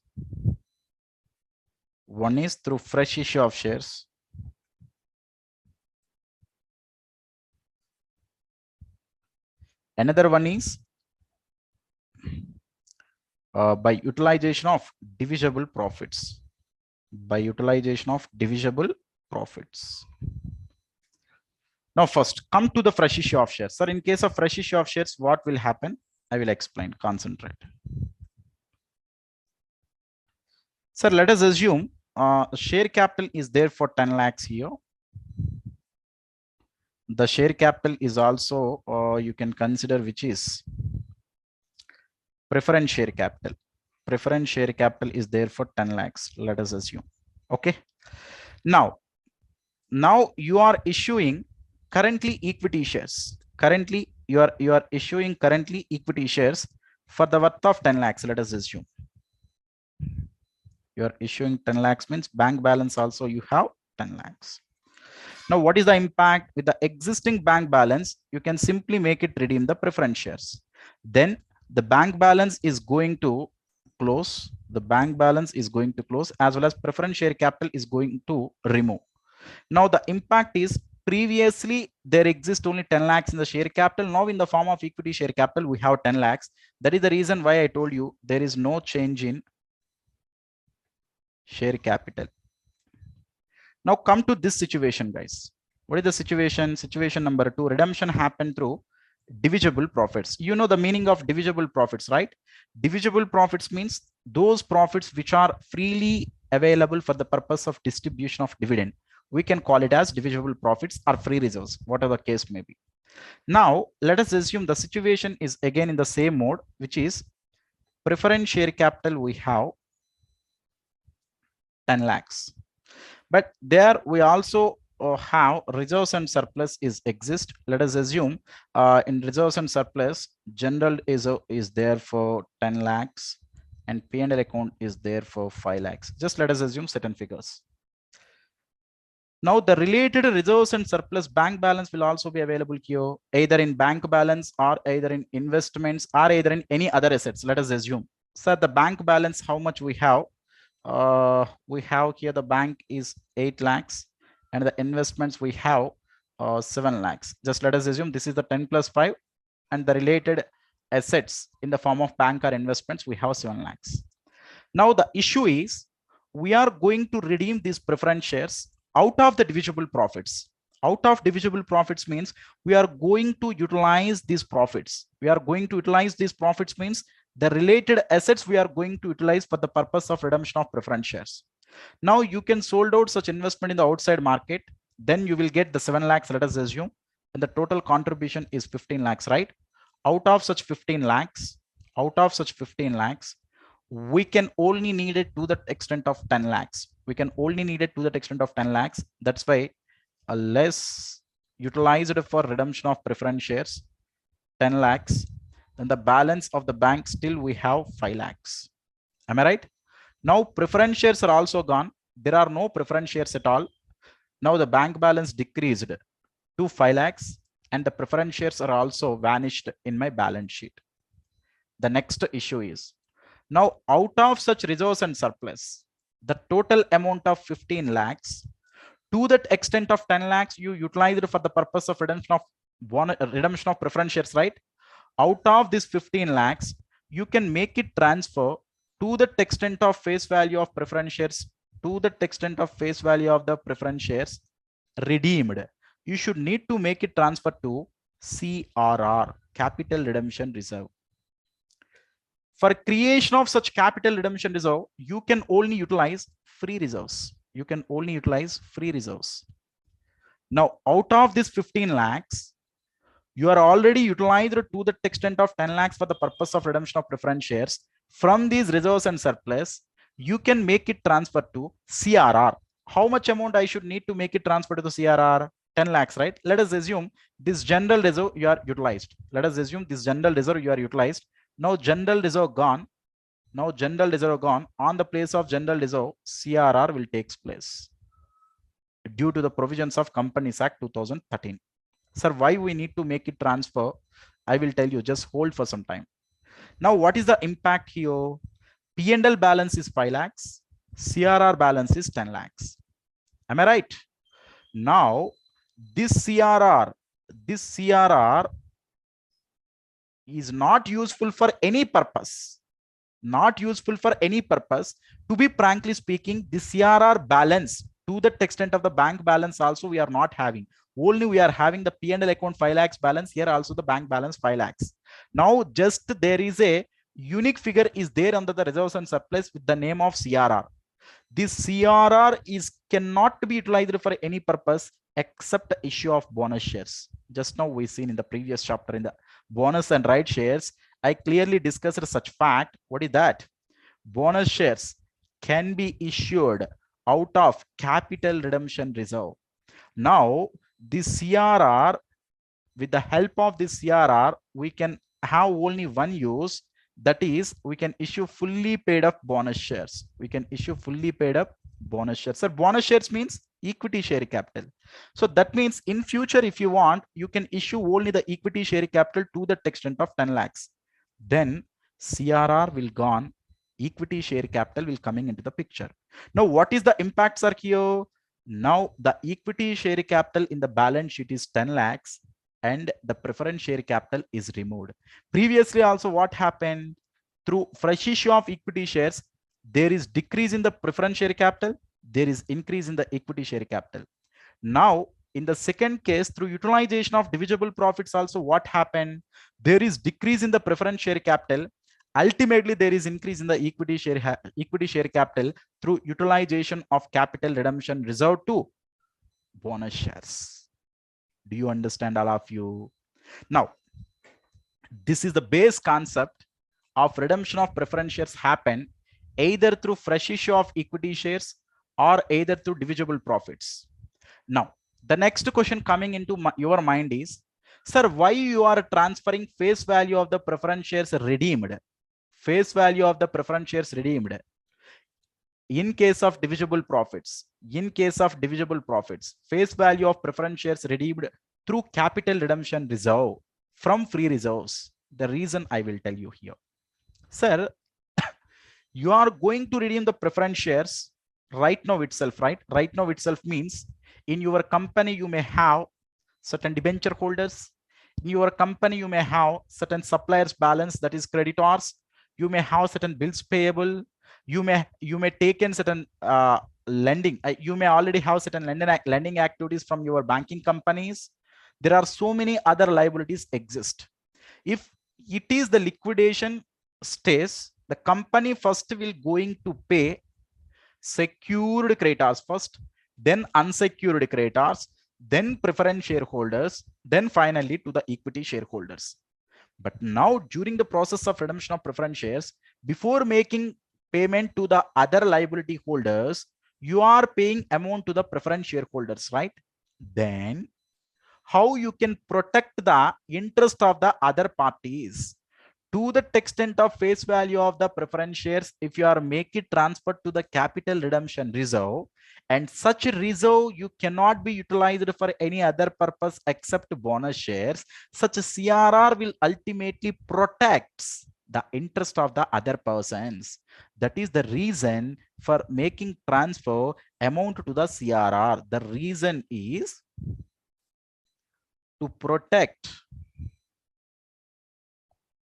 interests of other liability holders or other liability holders. I mean, before making payment to the debenture holders and the banking persons and the creditors or the bills payable, you are directly making payment to the preference shareholders. If you are transfer out of the existing reserves and surplus to the extent face value of the preference shares redeemed to CRR, that amount or that fund is blocked. It cannot be utilized for any other purpose. I mean, sir, is this CRR can be utilized for dividend distribution? No, they cannot utilize further. But if you are not making transfer to CRR, if it is still there under the general reserve can be utilized for the purpose of distribution of the dividend, or general reserve may be utilized for any other purposes as well. You are restricting for such a use by making transfer to the capital redemption reserve. And further, if company wants, they cannot utilize it for any other purpose except for making simple transfer of the except for making issue of the bonus shares, such CRR. Do you understand? Sir, by making transfer to the CRR, there is a high protection in point of view of other liability holders. That is the reason why in case of utilization of the divisible profits, if redemption happened to the extent of face value of the preference shares redeemed, should be transferred to the capital redemption reserve. But in case of fresh issue of equity shares, no amount can be transferred to CRR. The reason is, here there is no question of protecting the interest of the other liability holders, because I'm straight away issuing another class of shares out of the fund what we are getting. Such fund is only we are utilizing to redeem the preference shareholders. We are not touching the existing reserves and surplus. That's why there is no question of protecting the existing liability holders. Do you agree, all of you, with me that fact? Now come to my power notes. Consider it, guys. The redemption may happen through divisible profits or through fresh issue of shares. If the redemption is happened through the fresh issue of shares, no need to create any capital redemption reserve. But if the redemption is going to happen through divisible profits, to that extent of face value of the preference shares redeemed out of divisible profit should need to be transferred to capital redemption reserve. Such CRR is going to be created from free reserves only. The reason also we seen why we need to CRR by in case of utilization of divisible profits for the purpose of redemption. Okay, fine. Such fact, do you all have the clarity? Sir, if the redemption happened through fresh issue of shares, no need to create any CRR. If the redemption of preference shares happened through existing divisible profits, then you should need to create to the extent of face value of the preference shares redeemed to CRR. Remaining all issues are normal. First, based on such issues, I can directly go with the accounting treatment. But before directly going to the accounting treatment, we can see one more important provision of the Companies Act 2013 with respect to section 55. Concentrate. That is, I can't tell exactly the section 55, which is an interlink in between section 52 and section 55. Concentrate. This is important. You know already the provisions of section 52. What are the provisions of section 52? Which are utilizations of securities premium. Section 52 is utilization of securities premium or uses of securities premium, to put it simply. Sir, securities premium can be utilized for the purpose of issue of bonus shares. We already seen in the last chapter. Yes, for the purpose of fully paid bonus shares, not for the partly paid, for the purpose of fully paid up. Because in case of conversion of partly paid to fully paid up bonus shares, sorry, partly paid up to fully paid up shares, if you are going to issue the bonus shares, you can only utilize the free reserves. So fully paid up bonus shares, we can utilize securities premium. And we can also utilize the securities premium for the purpose of write-off share issue expenses or underwriting commission.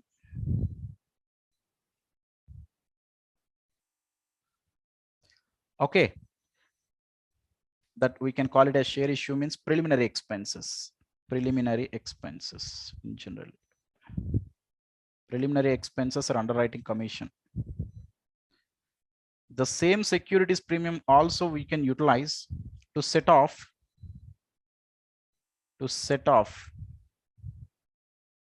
premium on redemption of preference shares or the debentures. Securities premium you can also utilize for the purpose of buyback of equity shares. Buyback of equity shares.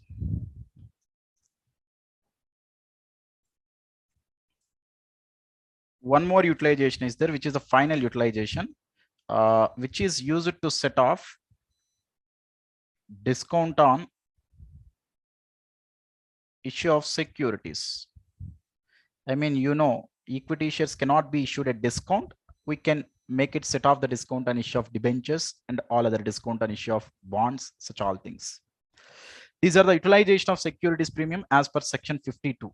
This is not as per accounting, guys. This is as per section 52 of the Companies Act 2013, which is very important question in the P2 as well. You may already come across this situation. Okay, so securities premium can be utilized for issue of bonus shares, and the securities premium can be utilized for the purpose of write off the preliminary expenses or underwriting commission, and the securities premium can also be utilized to set off the premium on redemption of preference shares of the debentures, or it can be utilized for buyback of equity shares, or it can be utilized to set off the discount on issue of securities. Securities premium have the restrictive uses, which is not a free reserve. So that is the reason which is having only the restricted uses, as like the below, only it have 5 uses as per the Companies Act 2013. Now the issue is, now we are in the chapter redemption of preference shares, right? Now my question is it securities premium can we utilize to set off premium on redemption of preference shares? Again, one more time I'm asking the question, can we utilize securities premium to set off premium on redemption of preference shares? What is the meaning of premium on redemption of preference shares? We are making the redemption by paying the more value than the face value. For example, if the face value of the preference share is 100, but we are going to make it redeem at the rate of 120 rupees, then the excess amount we are paying over the face value, we can call it as premium on redemption of preference shares. Now, such premium on redemption of preference shares, can we make set off with securities premium? That is my question. So the situation is like this. Before Companies Act 2013, you can directly utilize the securities premium to set off the premium on redemption of preference shares or the debentures. But after the evolving of Companies Act 2013, the situation is quite different. How it is? If the company is covered, if the company is covered under section 133, so section 133 is nothing but companies for which accounting standards are applicable. Accounting standards means those are the existing accounting standards or the Ind AS, whatever the case may be. Are the companies not covered under section 133? Companies not covered under section 133. Those are different industry based companies like banking companies, banking, insurance, etc. Any other different industries companies for which accounting standards are not directly applicable.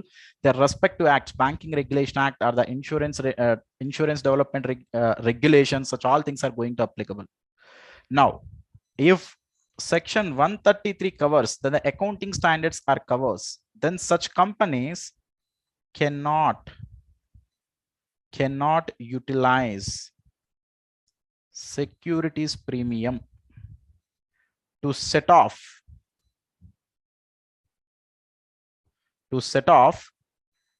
preliminary expenses or underwriting commission or premium on redemption of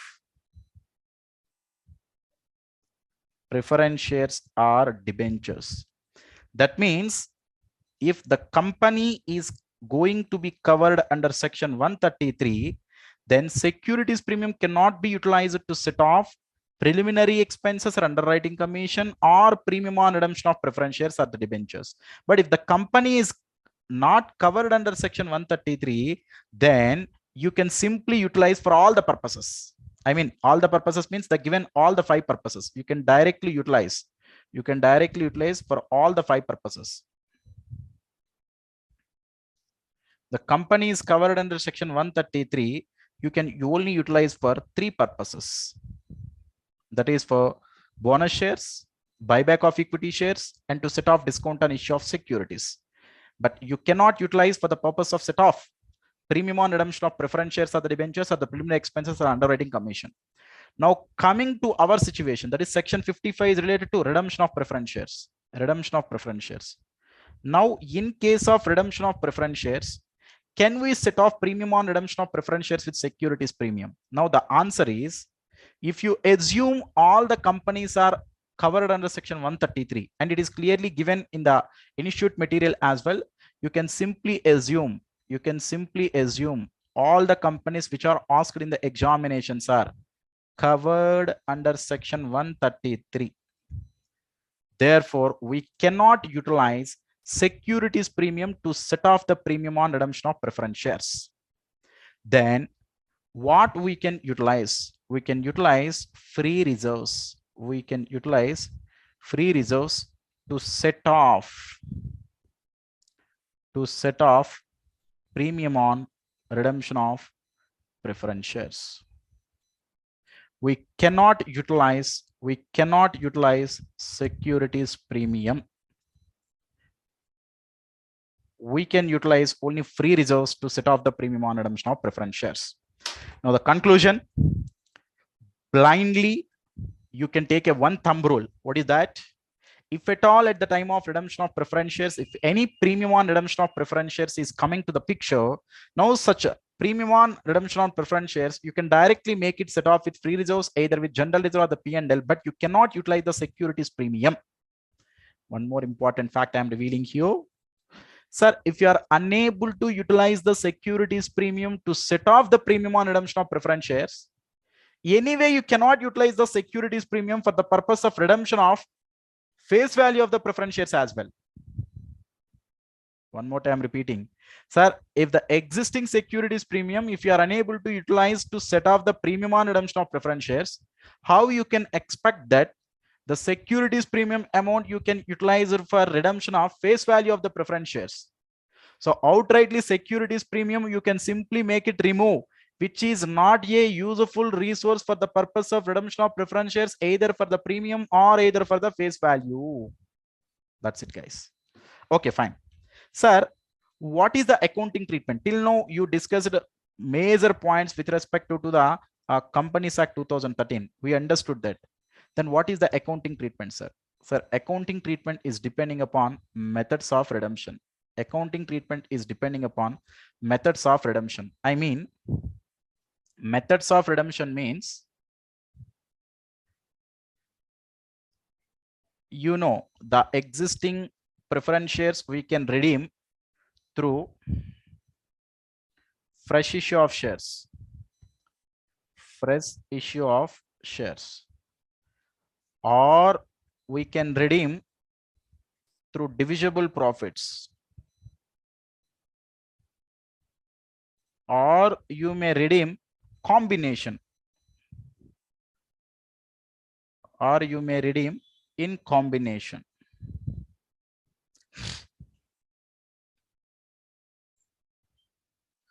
Now, if method of redemption is through fresh issue of equity shares, then what is the accounting treatment? If you are using the divisible profits for the purpose of redemption, what is the accounting treatment? In combination, how you can going to work out, we are going to see. Now, come here. If it is through fresh issue of shares, first you should provide the journal entry for issue of shares, right? That is, if the issue is at premium, bank account data to equity share capital account to securities premium account. But one thing you have to know at this stage, this securities premium cannot be utilized to set off premium on redemption of preference shares, as well as this securities premium cannot be utilized to for the purpose of redemption of preference shares, that is face value of redemption of preference shares as well. Am I right? Next, preference shares. If the preference shares are redeemed at par, let us assume, then first you should need to cancel the existing preference share capital, which is preference share capital account debtor.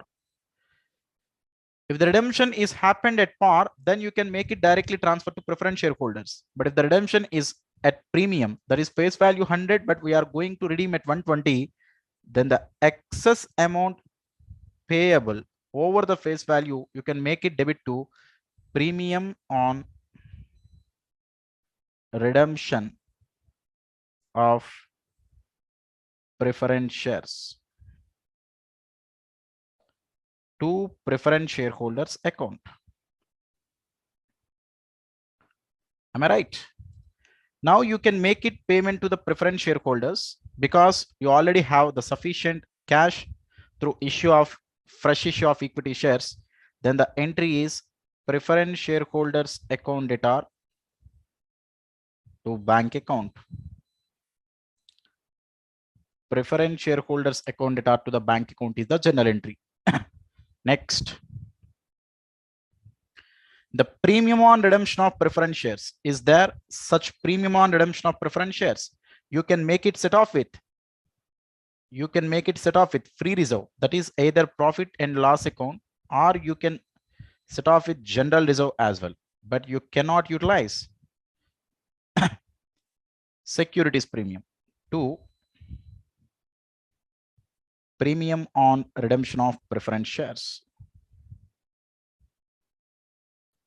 Such a simple accounting treatment. Sir, in case of fresh issue of equity shares, there is no need to make it transfer any amount to CRR. We already learned. Now, in case of divisible profits, first you should need to start with making transfer to CRR. Here CRR concept is applicable. For the purpose of creation of CRR, you can utilize either profit and loss account, or you can utilize general reserve as well, either profit and loss account or general reserve. To capital redemption reserve account. How much amount, guys, we need to transfer to CRR? To the extent of face value of preference shares redeemed out of divisible profits. You know, such CRR cannot be utilized for any other purpose except for issue of fully paid up bonus shares. Next. Now the remaining entries, that is as usual, this entry will not come because fresh issue of equity shares will not going to occur. This entry doesn't occur in case of divisible profits. You can make it past the same entry, that is preference share capital account data, premium on redemption of preference shares to preference shareholders, and preference shareholders to bank account. And this is also the same entry as like this. Next, the premium on redemption of preference shares, you can make it transfer. You can make it set off with profit and loss account or general reserve. This is the only difference. In case of fresh issue, you may issue the further shares, but in case of divisible profits, there is no fresh issue of shares occur, but you should make it transferred to the face value of the preference shares redeemed to capital redemption reserve. Next, come to the combination issues. Combination issue means here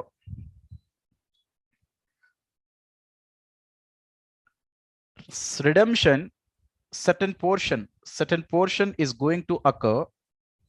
Portion of redemption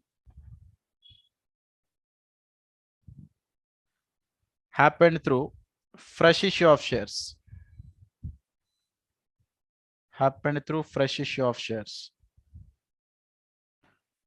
And the remaining portion of redemption,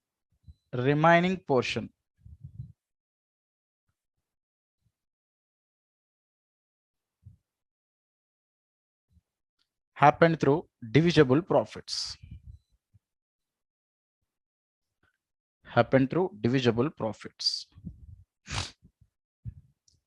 Okay.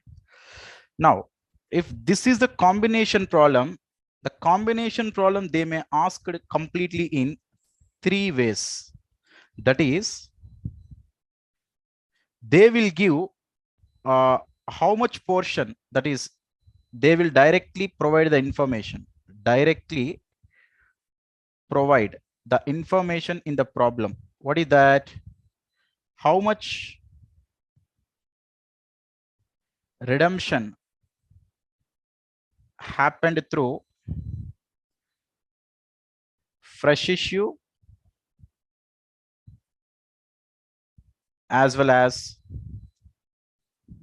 divisible profits. They are directly given in the problem itself. No worries. They are directly provide the information that how much redemption is going to occur through fresh issue of shares and through divisible profits. They are directly given. That is one way of asking the question. In another way, they're asking to question in case of minimum number of fresh issue of shares, minimum number of fresh issue of shares used for redemption. This minimum number of fresh issue of shares used, they may ask in two angles. One is to comply section 55, to comply section 55, and another method is fund approach. I will tell you one by one, don't worry. But these are the problem facing issues. Sir, if the information is directly provided, then there is no hesitation, guys. No hesitation means, for example, I'll give one small illustration for better understanding. So the existing preference share capital, let us assume, which is the 10% preference share capital, is there for 5 lakhs. So preference shares are going to redeemed at the rate of 10% premium. 10% premium. And it is clearly given that out of this fresh issue of shares issued by them were 10,000 at the rate of 120 rupees each. That is, face value is 100. Remaining through divisible profits. It is directly given. The information is directly given like this. Then what is the accounting treatment? Then you need to apply both the accounting treatments. That is, in case of fresh issue of shares, the accounting treatment what you followed. In case of divisible profits, what the accounting treatment you followed. According to the portion you need to apply. Am I right? Now, first you need to check how much amount of preference shares they are going to redeem through fresh issue of shares.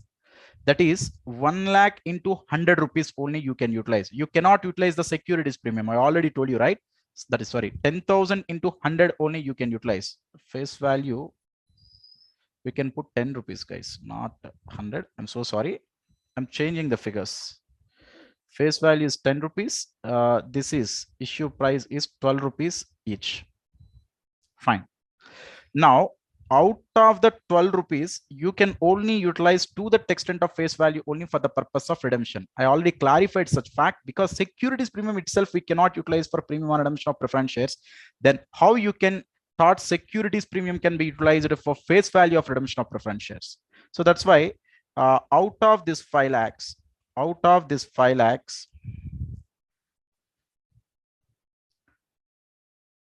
in the form of fresh issue, it is occurred at 10,000 into 10, which is 1 lakh, which is through fresh issue. Remaining through divisible profits, that is through divisible profits, which is simply 4 lakhs. We are using 4 lakhs. Now, accounting treatment. So what is the accounting treatment here? First, you can issue the fresh issue of shares. For fresh issue, first we are passing the journal entries. That is bank account debtor. How much? Total you are getting 10,000 into 12, which is 1,20,000. To equity share capital, which is 1 lakh. To securities premium, which is 20,000. This is the fresh issue entry. Next, immediately you should pass one more entry. What is that? For the purpose of making transfer to the extent of face value of the preference shares redeemed to capital redemption reserve, because 4 lakhs you are utilizing divisible profits for the purpose of redemption. Am I right? So for that entry, free reserves, simply I'm writing the free reserves, because the individual reserves balance I'm not giving here, which are free reserves account debtor to capital redemption reserve to the extent of face value, means which is 4 lakhs. Am I right? This is for this purpose. Next, remaining all are common entries. So the common entries, I'm going to pause here, concentrate. These are the common entries. What are the common entries, guys? Those two are only the special entries. Common entries are preference share capital account debtor. That is 10% preference share capital. How much? Total 5 lakhs. Preference shares are going to redeem it with premium. So premium on redemption of preference shares. Premium on redemption of preference share capital account debtor. How much premium, guys? At the rate of 10%. That is 5 lakh into 10% is 50,000 to preference shareholders account. That is 5,50,000. Now, divisible profits 4 lakhs we have, and the bank balance which is existing 1,20,000. So remaining other resources, other existing bank balance also we may have. So with that, we can simply make it payment to the preference shareholders. That is preference shareholders account debtor to bank account, which is 5,50,000. One more, this premium on redemption of preference shares, we can make it set off with free reserves. We cannot utilize securities premium here. So free reserves account debtor to premium on redemption of preference shares, which is 50,000. So don't think that, sir, we are only having the bank balance of 1,20,000, but how you paid the bank amount of 5,50,000? Just I only wrote the entry only for fresh issue. We have the remaining bank balance for divisible profits with respect to or some, maybe if any other investments are there, we may sold out. Such information is not given by me, simply the required information given. So only if it is the direct information is given, how much redeemed through fresh issue, how much redeemed through divisible profit, you can differentiate. So redemption happened through divisible profits, you can make it transfer to CRR, and through the fresh issue, the normal generally you can make. Remaining all are common entries. That is preference share capital premium to preference shareholders to bank, and premium on redemption of preference shares, you can make it set off with free reserves. But now coming to this issue, what is that? Minimum number of fresh issue of shares used for redemption. Now he is indirectly conveying that we can use minimum number of fresh issue of shares for the purpose of redemption. That means you can utilize maximum amount of divisible profits. First, you can have a look here. To comply with section 55 means, what is the maximum amount available for divisible profits? Maximum divisible profits available for redemption.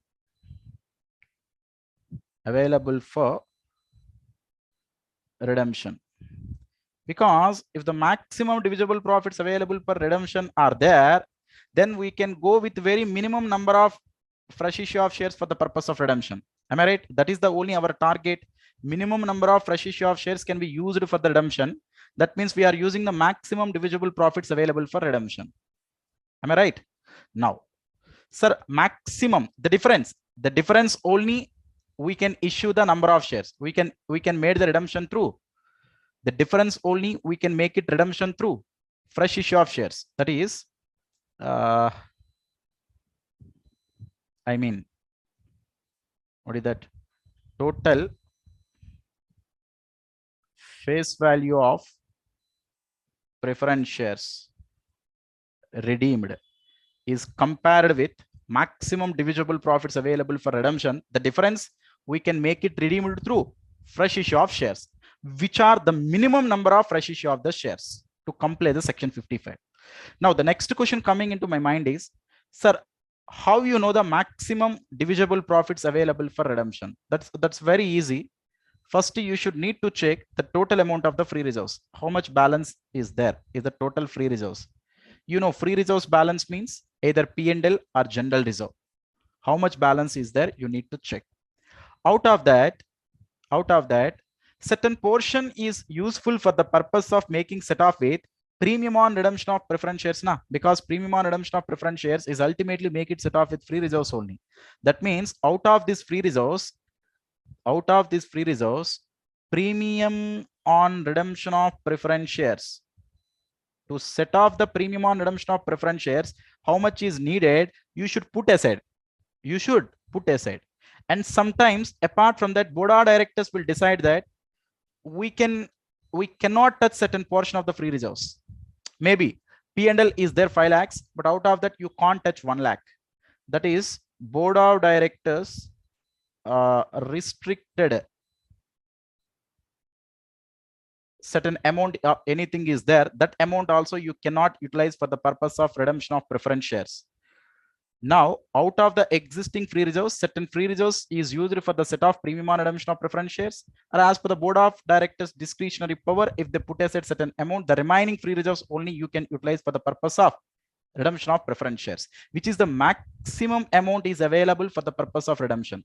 Now, out of the total face value of the preference shares redeemed, if you can compare the maximum divisible profit available for redemption, the difference of amount is nothing but minimum number of fresh issue of shares used for the redemption. Now, therefore, minimum number of fresh issue of shares to be issued to comply the provisions of section 55,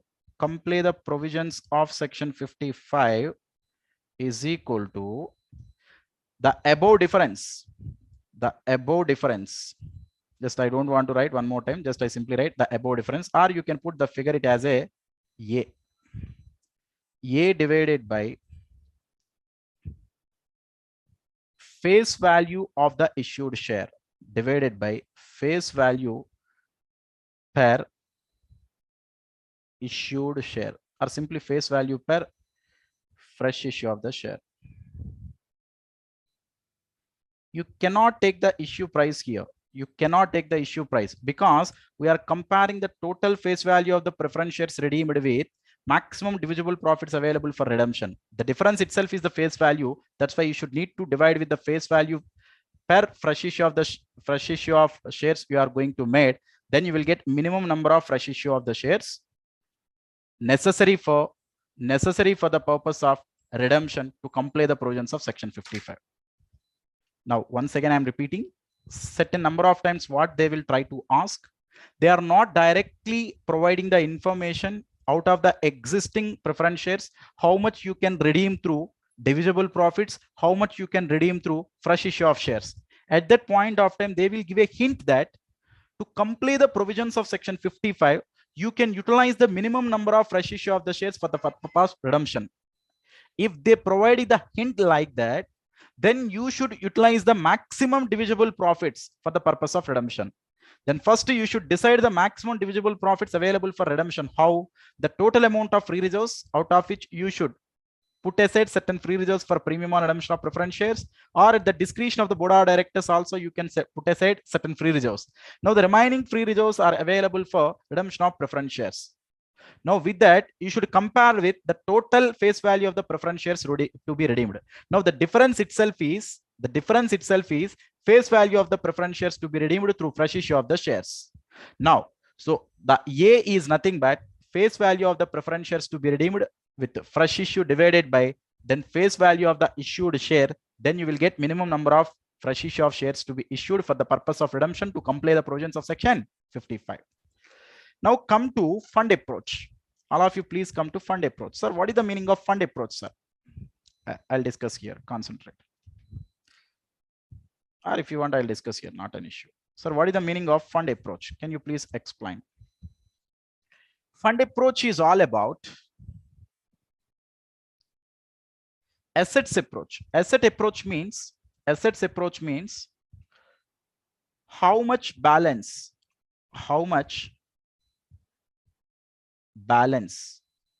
is available, how much balance of assets, the balance is in the form of bank or investments, is available for redemption.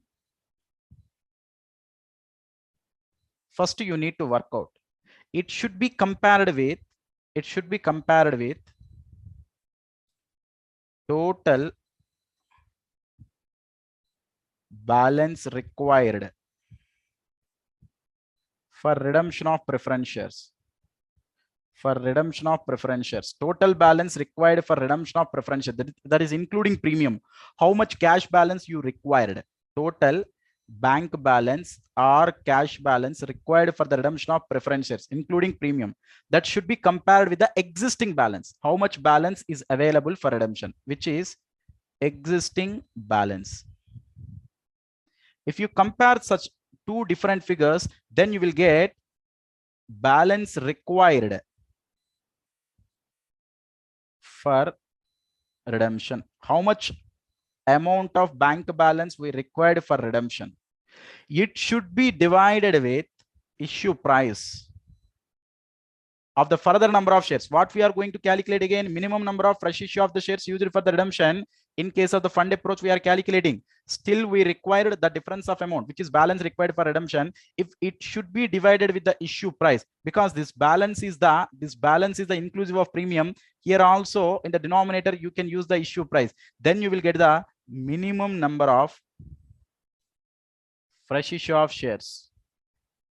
Minimum number of fresh issue of shares made for redemption in case of fund approach. In case of fund approach.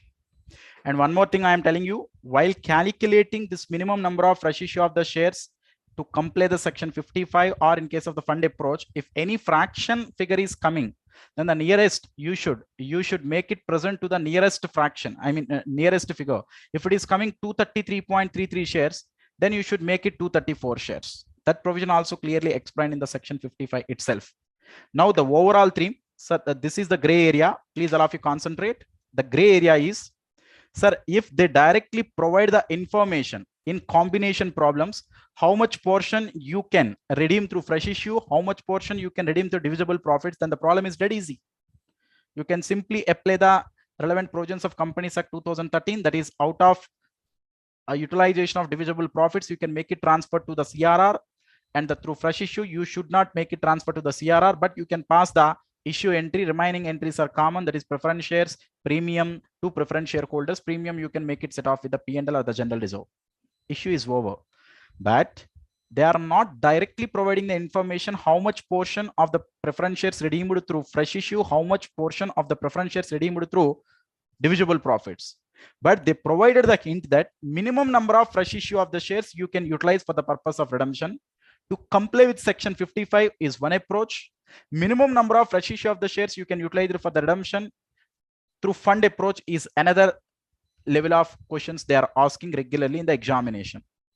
Now it is to comply with section 55. The minimum number of fresh issue of the shares we are going to utilize means the maximum amount of divisible profits we can utilize.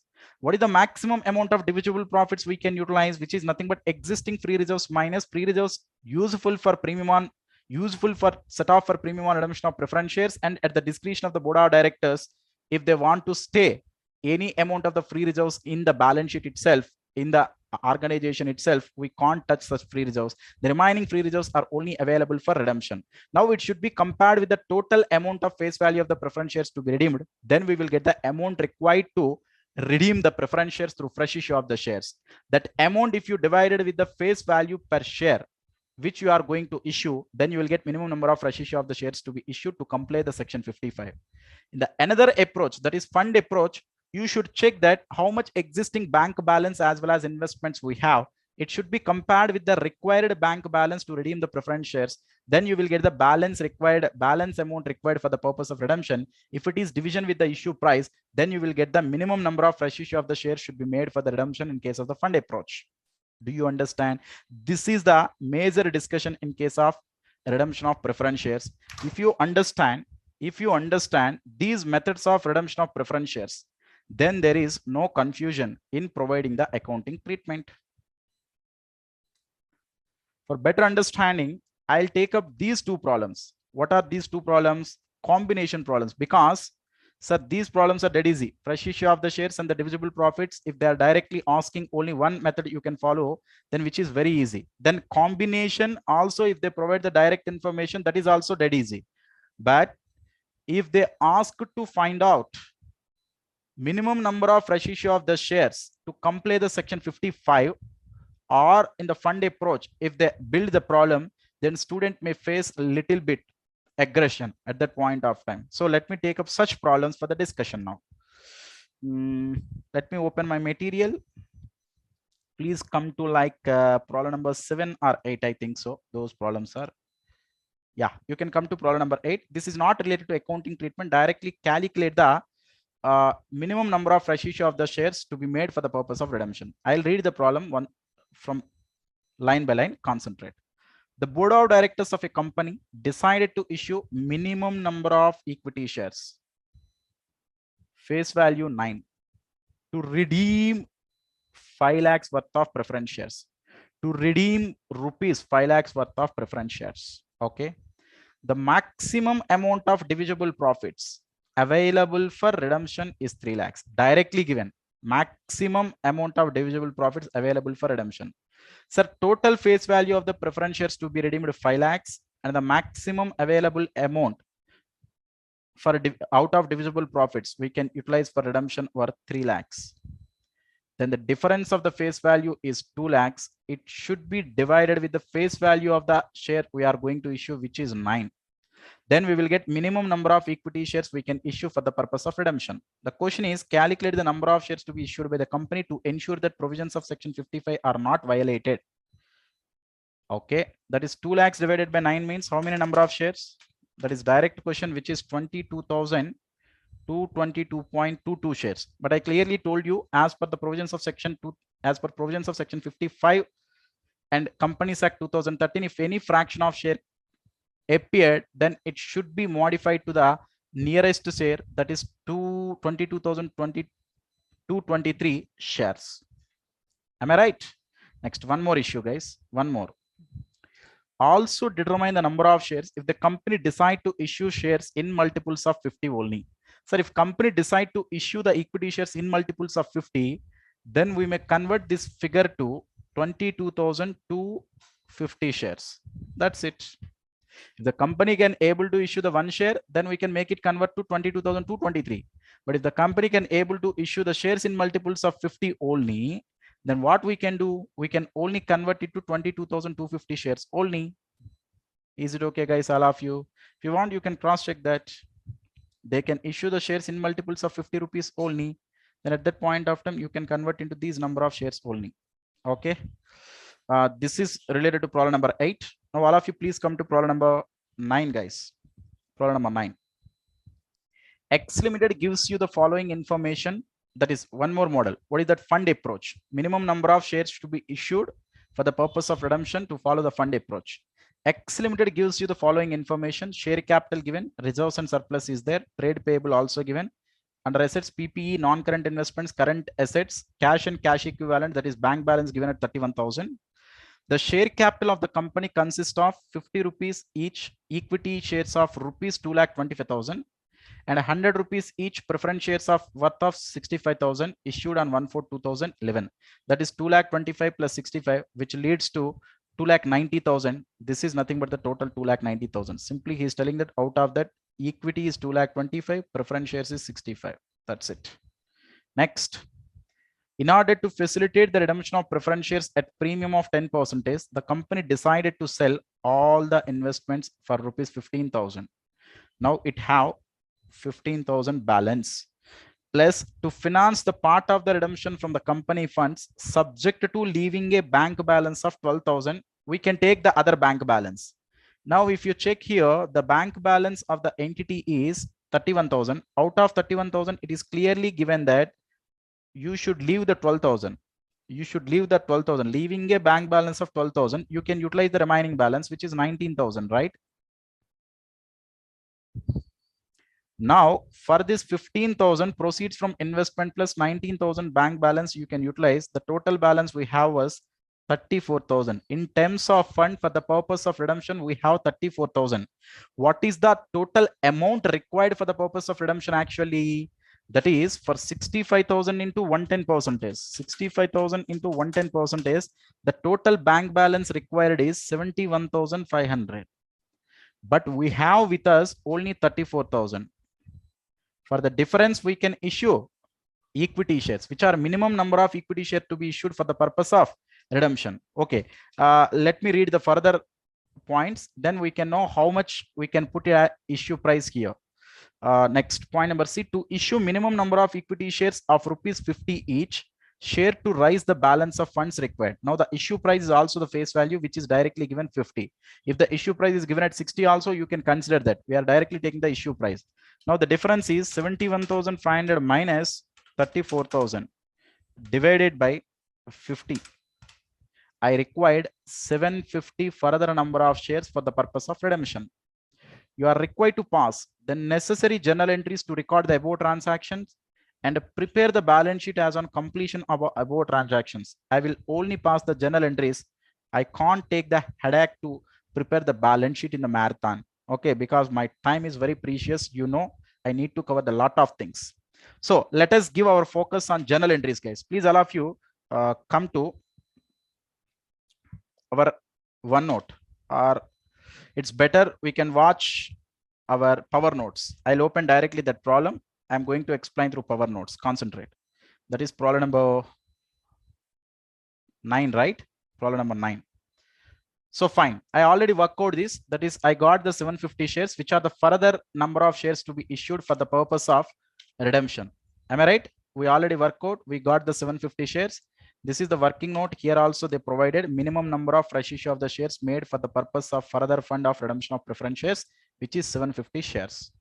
Do we agree, all of you, with me? Now, the accounting treatment. First, you can pass the entry for further issue of the shares.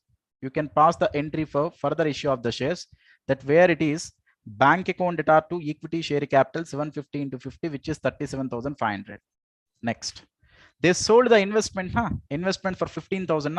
If you check here, non-current investments are there at 18,500. They sold 18,500 for 15,000. For that entry, bank 15,000, lost 3,500, entire non-current investments gone. Am I right? Next, you can go for the redemption. You can go for the redemption entry, preference share capital account data. That is 65,000. It is clearly given the face value is at 65,000. Premium on redemption of preference shares, which is 6,500, 10% to preference shareholders account 71,500. Preference shareholders account data to bank account 71,500. Over. Am I right? These are the normal entries. And one more thing, you should need to pass to the extent of face value of the preference shares to be redeemed out of the divisible profits, you can make it transfer to the capital redemption reserve. Sir, now the question is how much amount I can make it transfer to the capital redemption reserve? How much amount I can need to be transferred to the capital redemption reserve? Now, the total amount of the face value of the preference shares to be redeemed, how much? 65,000. 65,000. Out of the face value of the preference shares to be redeemed, how much they utilized through fresh issue of the shares? That is 37,500 they utilized through fresh issue of the shares. Remaining face value of the preference shares to be redeemed out of divisible profits only. The difference is 65,000 minus 37,500, which is 27,500. I should need to make it transfer to the CRR.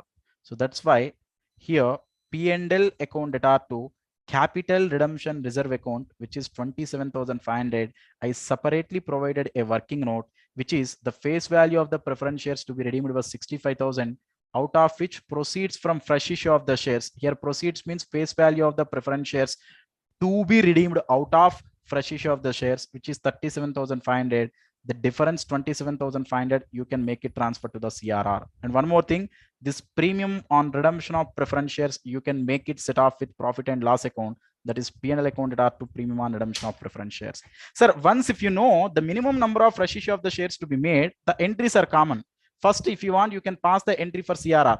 Then fresh issue of the shares you can pass. Okay, if any investments are there, you can sold. Then preference shares, premium to preference shareholders, P&L to premium. Over. Do you understand, all of you? So these are the special issues, and these are the two different issues. In generally, students are showing certain aggression during the examination hall. Hope I clarified such issues as well. Okay, the final part before closing uh, the chapter redemption of preference shares, the major important issues what they are asking at the time of fresh issue of shares, how to make the redemption, at the time of utilization of divisible profits, how you should go for the redemption of preference shares, in combination, if they are directly provide the information, then for part divisible profits, part from fresh issue, how you should provide the accounting treatment, if they are not directly providing the information, but indirectly they are conveying that minimum number of fresh issue of the shares to be made for the purpose of redemption to comply the section 55, or a minimum number of fresh issue of the shares to be made to get the required fund for the purpose of redemption. Like that, if they given how to handle the situation also, I explained. Am I right, guys? And one more thing, the basic provisions of Companies Act 2013 are in case of fresh issue of the shares, no need to make it transfer any amount to the CRR, but in case of utilization of divisible profits to the extent of face value of the shares to be redeemed out of the divisible profits, you can make it transfer to the capital redemption reserve.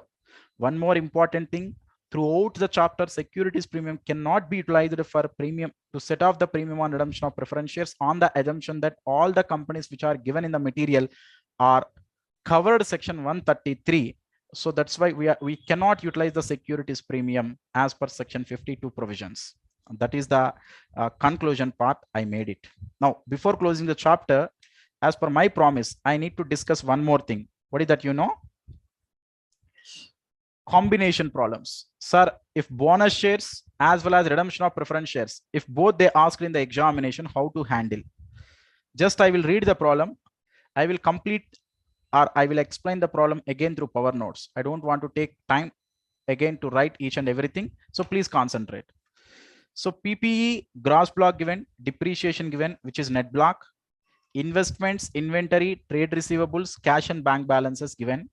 Under the liabilities, share capital, that is redeemable preference share capital, equity share capital, both it is given, which leads to 10 lakhs, but which is irrelevant information for me because the relevant information is issued, subscribed and paid up capital, which is 1 lakh, 1 lakh. Reserves and surplus, general reserve is there, securities premium is there, P&L is there, current liabilities and provisions are also given. For the year ended 31st March 2012, the company made a net profit of rupees 35,000 after providing 20,000 depreciation. So he is talking about the year 31st March 2012, but this information is up to 31st March 2011. But the information for the year end, he is giving a net profit of 35,000 after providing a 20,000 depreciation. Now, the following additional information is available with regard to company's operation. The preference dividend for the year ended 31st March 2012 was paid. Except cash and bank balances, other current assets and current liabilities as on 31st March 2012 was the same as on 31st March 2011. Okay. The company redeemed the preference shares at a premium of 10%. Redemption happened. Company issued the bonus shares in the ratio of 1 share for every equity share held on 31st March 2012. To meet the cash requirements of the redemption, the company sold the investments. Investments sold at 90% of the cost. You are required to prepare the necessary journal entries to record the redemption and the issue of bonus shares. You know how to pass the journal entries for redemption. Along with that, you know how to pass the journal entry for bonus shares. In combination, they asked. I told you which is the last model. In combination, they may try to ask the questions in the examination. Now, the first and foremost thing, what should I need to do, sir?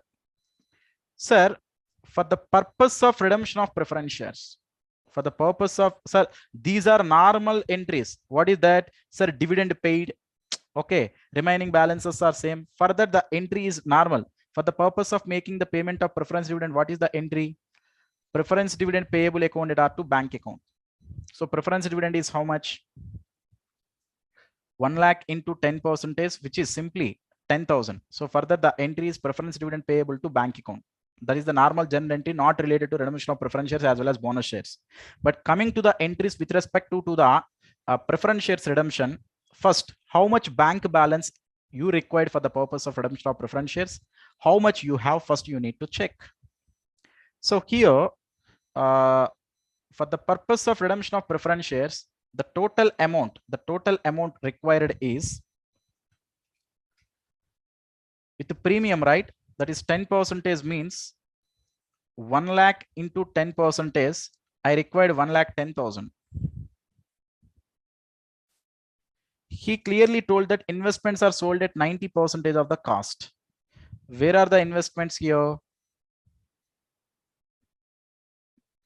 Anything given? They are not given the investments, but indirectly telling that investments just sold at the rate of 90%. There is no other information given. So if there is no investments information given in the problem, we can't continue the problem under fund approach, because first we should know out of this preference shares, for the purpose of redemption of preference shares, how much happened through fresh issue of the shares, how much happened through divisible profits. Sir, if there is no information with respect to the existing bank balance, there is no information with respect to the existing bank balance, then fund approach doesn't work out. Then which approach is work out, sir? The approach is section 55. To comply the provisions of section 55, I need to check. And one more thing, so to comply the provisions of section 55, how many minimum number of fresh issue of the shares we need to work out? First, you need to check the maximum divisible profits required. The maximum divisible profits we have. Sir, divisible profits we have is more than 1 lakh, sir. We required only the face value of the preference shares to be redeemed is only 1 lakh, but the existing divisible profits are, it's more than 1 lakh. If you check here it is 1,20,000, and the profit and loss account balance is also 18,500, plus the current year profit and loss account also we have 35,000. Maybe after declaration of the dividend, maybe it's quite decreased, but we have a sufficient divisible profits.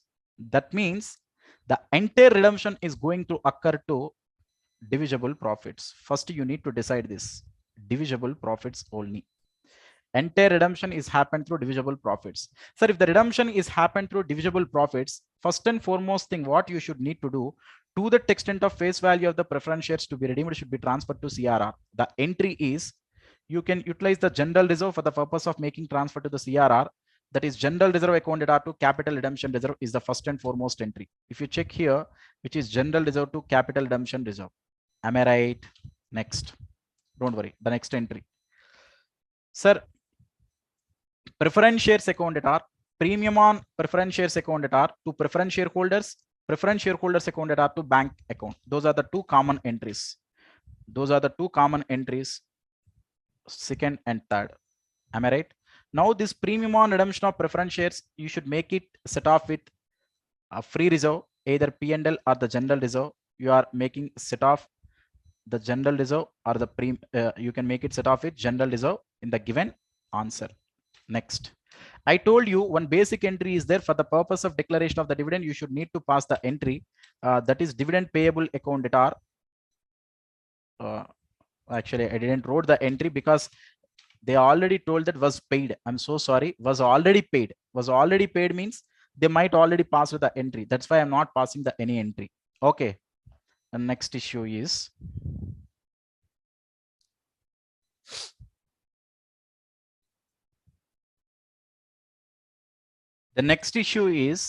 issue of bonus shares. With that, redemption of preference shares over, because face value of the preference shares redeemed transferred to CRR happened. Preference shares face value as well as premium transferred to preference shareholders, then preference shareholders to bank entry over. Premium on preference shares you made set off with the general reserve, that entry over. That is related to the redemption of preference shares. Now coming to the issue of bonus shares, the first and foremost entry is free reserves you can utilize, or securities premium you can utilize, or CRR also you can utilize to bonus to shareholders, then bonus to shareholders to equity share capital. Then how many number of bonus shares you are going to issue here? It is clearly given. The company issued bonus shares in the ratio of 1 share for every equity share. How many number of existing equity shares we have? As per the problem information, we have 1 lakh, that is 10,000 equity shares means we are going to issue 10,000 bonus shares. 10,000 into 10 means 1 lakh. We required 1 lakh. Sir, first, which resource can I utilize, sir, out of this? Free reserves na, securities premium na, CRR na?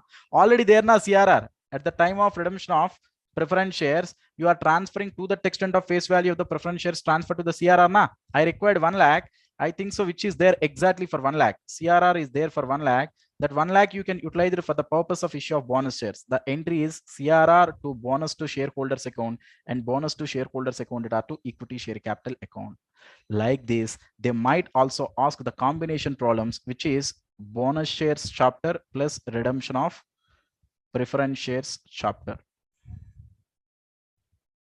They might sometimes add the problems, add the point related to redemption of debentures, but till now we not discussed the concept of redemption of debentures. That's why I don't want to take up the problem based on redemption of debentures. So with this, we completed total 3 chapters in this slot. That is profit or loss prior to incorporation, bonus and right issue, and redemption of preference shares. Out of the 3 chapters, the little bit technical chapter is redemption of preference shares. Hope everything is clarified in this chapter.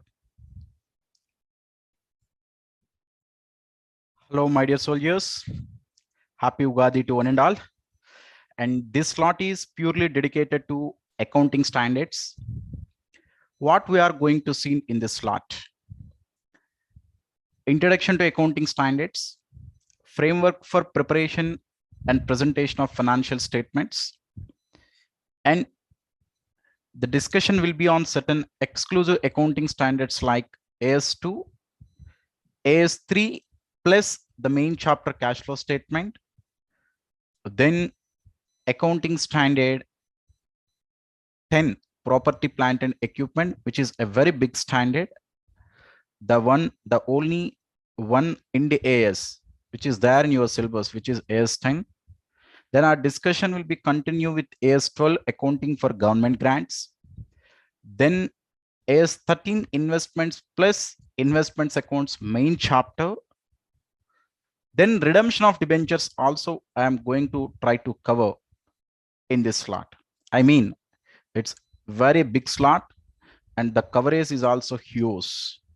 Fine. Now, please allow me come to the introduction to accounting standard topic.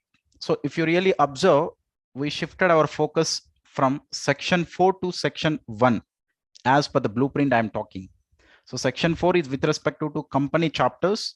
So except certain chapters like cash flow statement and redemption of debentures, we covered all the chapters in section 4. Then our focus is shifted towards section number 1.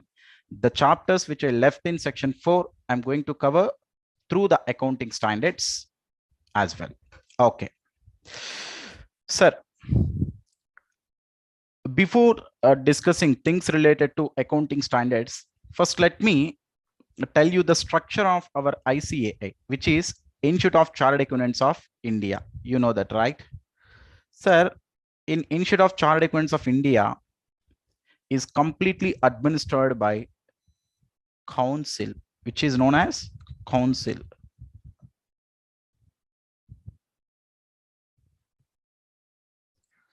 So council elections are in generally is going to occur for 3 years once. Approximately council contains 32 elected members plus 8 nominated members. Approximately total 40 members will be there, more or less. Okay. So these 32 members are completely elected by the members of the ICAI, which is nothing but qualified chartered accountant who take the membership from the ICAI.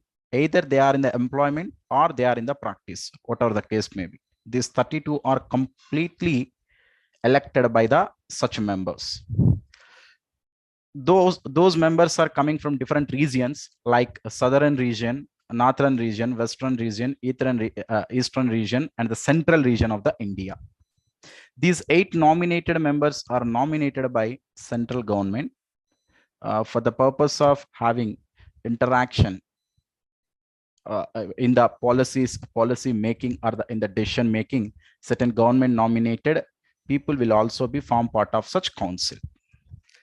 Apart from this, ICAI contains different committees, maybe for the purpose of administer the various activities of the Indian economy, or maybe for the purpose of issue of accounting standards, for the purpose of issue of auditing standards, for the purpose of drafting certain provisions, okay, providing guidance to the society at large. ICAI will frame certain committees. Such committees are broadly categorized into two types: standing committee, non-standing committee.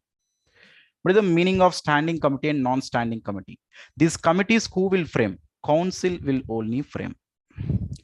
If council will frame a committee with an intention to run in the long run in nature, which is a permanent committee, which the presence will be there forever, then such committees are known as standing committees. Non-standing committee means such committees are framed with a specific objective, and that committee is temporary in nature. Once the objective is fulfilled, then the committee may be dissolved. That is the meaning of the non-standing committee. Now, ICAI, as per the decision of the council, one of the non-standing committee, like accounting standard board, is introduced, which is actually a temporary based committee, but still the necessity is continuing. That's why it was not dissolved yet. Now, out of the non-standing committee, one of the committee is accounting standard board. Such accounting standard board have right to issue accounting standards in the Indian economy. So ultimately, the accounting standards which are issued by the ICAI will ultimately approved by the council of the ICAI. Such approved accounting standards directly used by the non-corporate entities. You know, non-corporate entities means sole proprietors, partnership firms other than companies.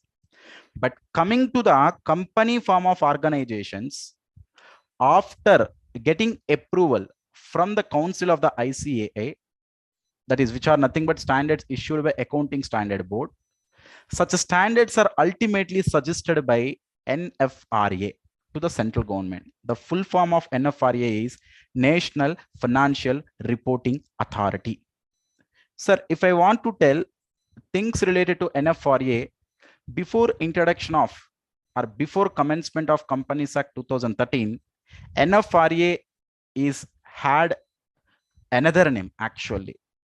NFRA is so called as NACAS as per the Companies Act 1956. The full form of NACAS is National Advisory Committee on Accounting Standards. At that point of time, what is the objective of framing such NACAS? The accounting standards which are ultimately approved by the Council of ICAI are suggested by the NACAS to the central government. Just it have a suggestory power. It doesn't have any regulatory powers. But after introduction of Companies Act 2013, the NACAS itself is dissolved. Then itself the change to NFRA, which is National Financial Reporting Authority, which is evolved as per section 132 of the Companies Act 2013. If you open section 132, they are clearly giving things related to NFRA. If you want, I'll open section 132 in my Google.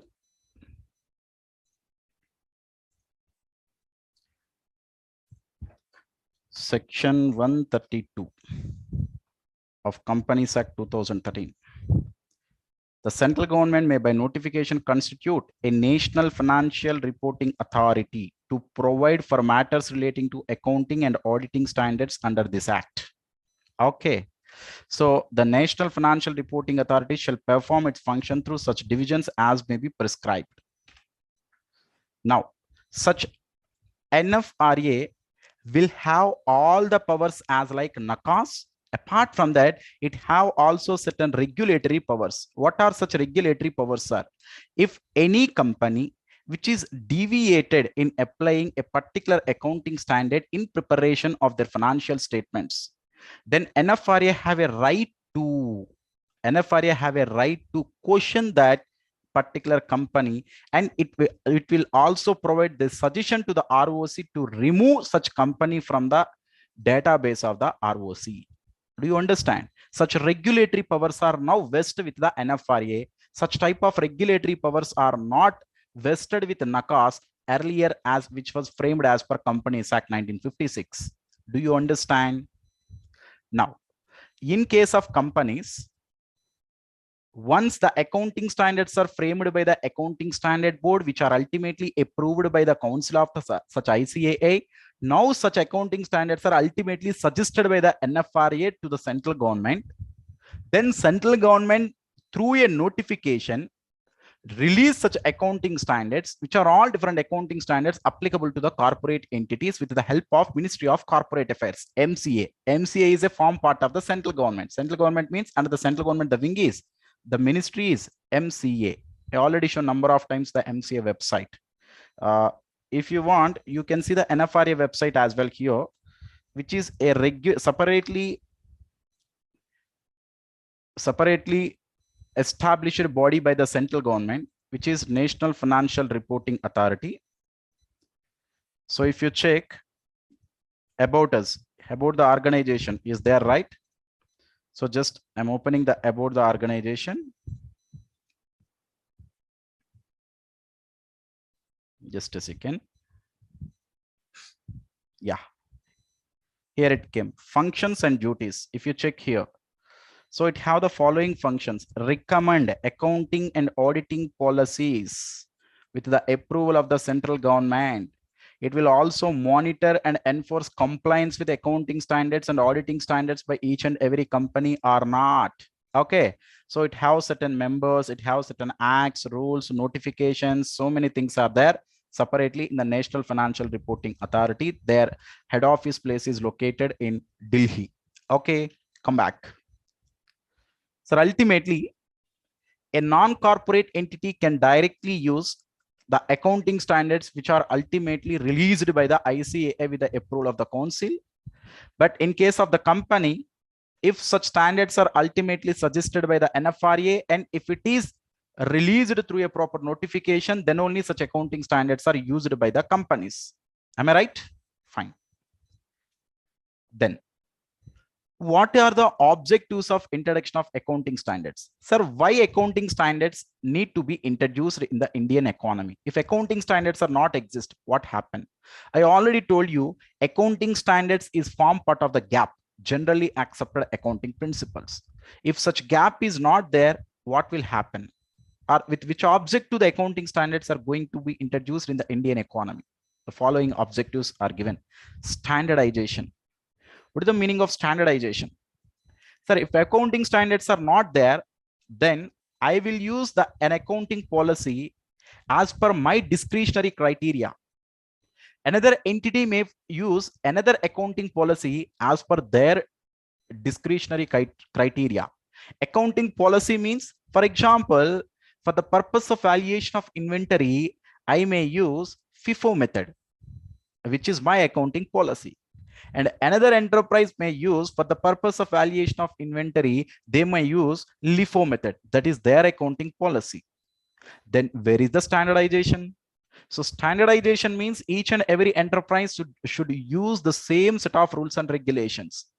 So to bring such standardization, accounting standards are introduced. Additional disclosures. Apart from the provisions of Companies Act 2013, or apart from the provisions of that specific statute, if any additional disclosure which is necessary to provide decision making for the users of the financial statements, such additional disclosures each and every enterprise can need to be provided based on the accounting standard. Because if you take the schedule 3, maybe in schedule 3, as per the schedule 3, certain additional disclosure information may be missing. There is one standard called AS1, disclosure of accounting policies. To comply such standard, each and every enterprise should disclose all the accounting policies followed at a single place. Such all disclosures are only possible through introduction of accounting standards, even though statutes are in existence. Comparability. If you want to compare your financial statements of the current year with your previous year financial statements, then you should need to adopt the same accounting policies. You should need to adopt the standard set of practices. Then only intra comparison is possible.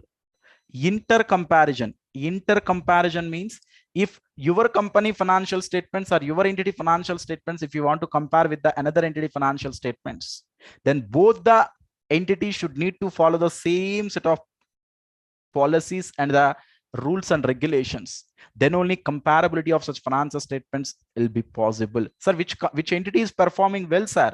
When we can tell if both the entities followed the same set of rules and regulations? Am I right or wrong? Just I will give a simple example here. Sir, can we compare a CA foundation student result with CA final student result? No, because the set of rules and regulations applicable for CA final curriculum vitae is quite different from CA foundation curriculum vitae. But a CA final student result, we can compare with another CA final student result because both the persons will acting in the same environment. So that's why for the purpose of comparability, both the entities should need to follow the same set of practices and the principles. Reduction in creative accounting. Reduction in creative accounting means, sir, if I want more profit, then I will adopt one method. If I want less profit, I will adopt another method. That is nothing but creative accounting. I mean to say, there is window dressing is possible if accounting standards are not exist. If accounting standards are came into existence, then window dressing will be completely reduced.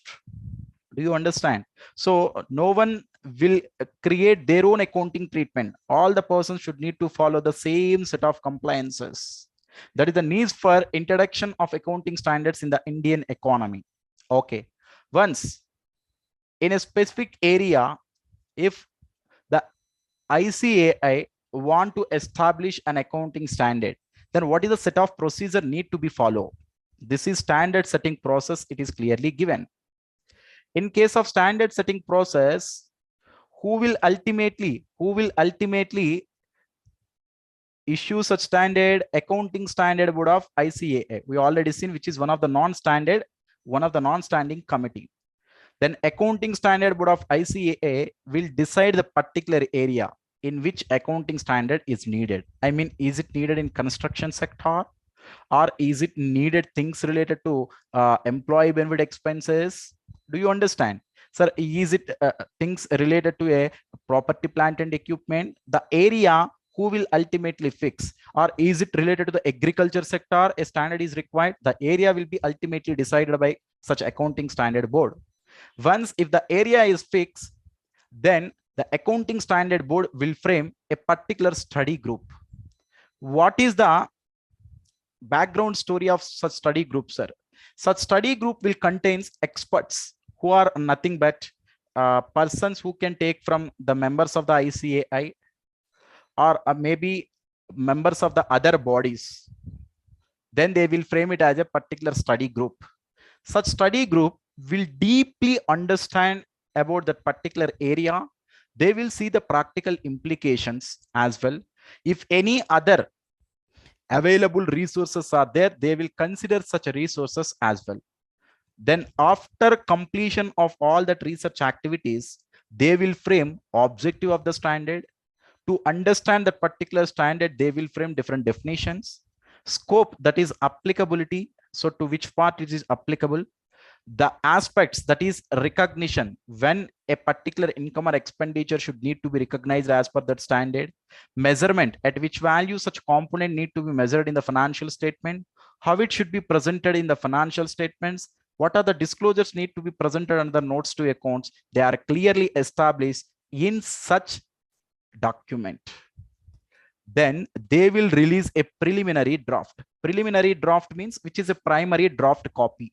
Such a draft copy is ultimately sent to the different parties, that is council members of the ICAI, Institute of Chartered Accountants of India, Institute of Cost Accounts of India, Institute of Company Secretaries of India, to the different council members of the different bodies at the board. We will send. Then after taking comments from, or after giving approval from that authorities, we will draft an exposure draft, which is an exposure draft. Such exposure draft will be released to the public, to the various members of the professional bodies and the universities and the public at large. To take comments from that persons, we will release such exposure draft to the various persons. So I will also get various mails. Each and every member will get various mails. Sir, this is the exposure draft recently released by the Accounting Standard Board of ICAI. Can you please provide a comment on that? We can give a comments. Based on the valid comments, they may modify the exposure draft according to the comments received, and it will be ultimately approved by the council. It will be ultimately approved by the council. Then such accounting standard will be released by the accounting standard board of ICAI. For the time being, I'll show you certain exposure draft came to my mail. Just a second.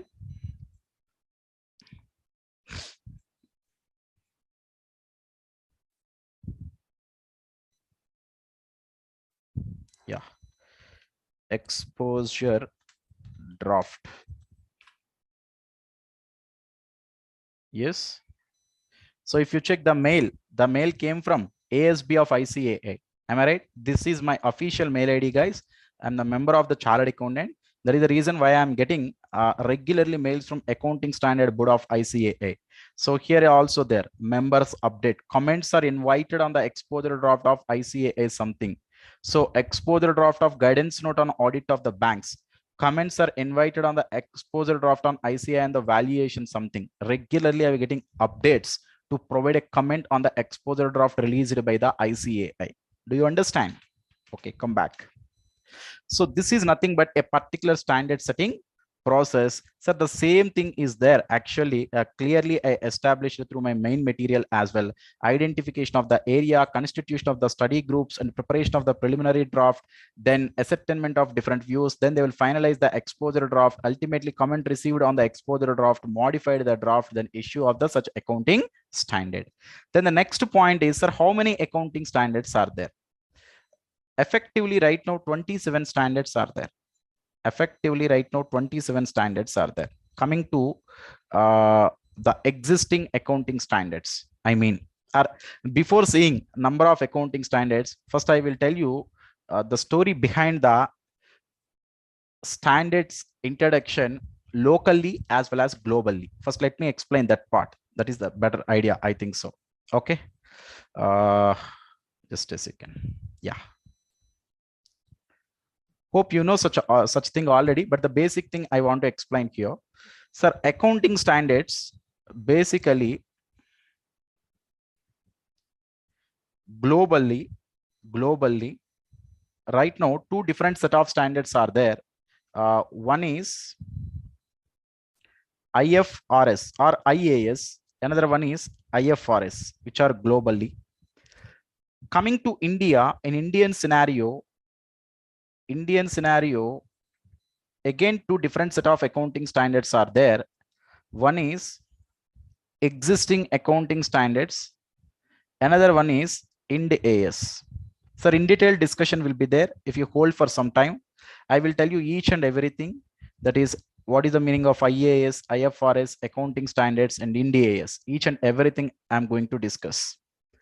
Now I'm talking about this accounting standards only because this is only a form part of our syllabus. Right now, how many accounting standards are there, sir? Effectively 27 accounting standards are there.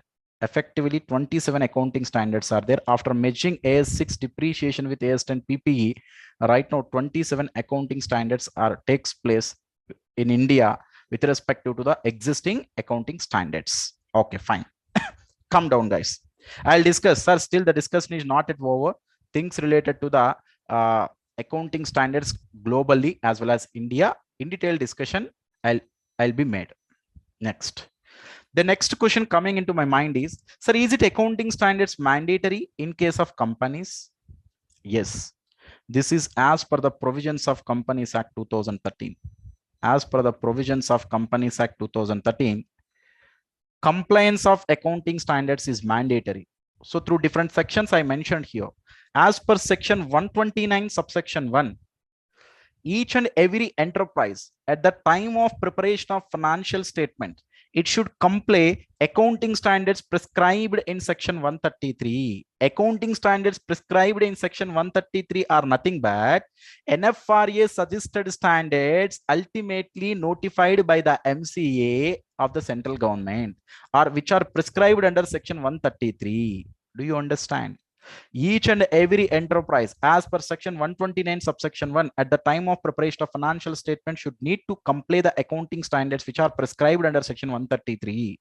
That is the one compliance. That is the reason compliance of accounting standards is mandatory in case of companies. Another section, as per section 129 subsection 5, at the time of preparation of financial statements, if an enterprise deviate from any particular accounting standard, such fact should need to be disclosed. Such fact should need to be disclosed in the financial statements notes to accounts itself under the disclosures. Do you understand? That means we are in generally, we should not deviate from any accounting standard. If you deviate from any accounting standard, then such fact should be clearly disclosed under section 129 subsection 5. According to these two sections, it is mandatory to comply the each and every accounting standard.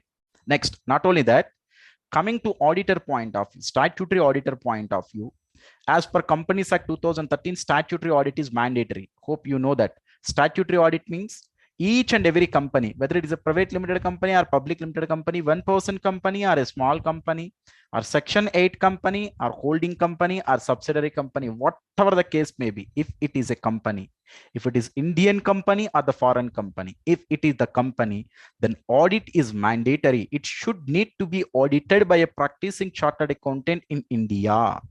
Now, while issuing our audit report under section 143 subsection 3 clause E, 143 is the love letter issued by the auditor, which is for 143. So just as a joke, I told you 143 is section which relevant for the audit report, which relevant for the audit report. As per 143 subsection 3 and clause E, in audit report, auditor should provide a comment whether the enterprise is following the accounting standards at the time of preparing their financials or not. Is they comply accounting standards for the purpose of preparation of financial statements or not? Auditor should provide a comment. If the management will follow, then he will provide the positive comment. If the management will not follow, he will provide with the negative comment. These three different sections mandate the companies to comply the accounting standards. That is the reason why we are learning such accounting standards as well. That is only for companies. Sir, next, coming to the applicability. Sir, is it all the accounting standards applicable to all different enterprises? No, no. For the purpose of applicability of accounting standards, enterprise were broadly categorized into two types. That is corporate entities, non-corporate entities. Non-corporate entities means other than companies, simply other than companies. Corporate entities means which are companies. Now, other than companies, the enterprises are broadly categorized into four types: level 1, level 2, level 2, level 3, and level 4. Total 4 levels: level 1, level 2, level 3, level 4.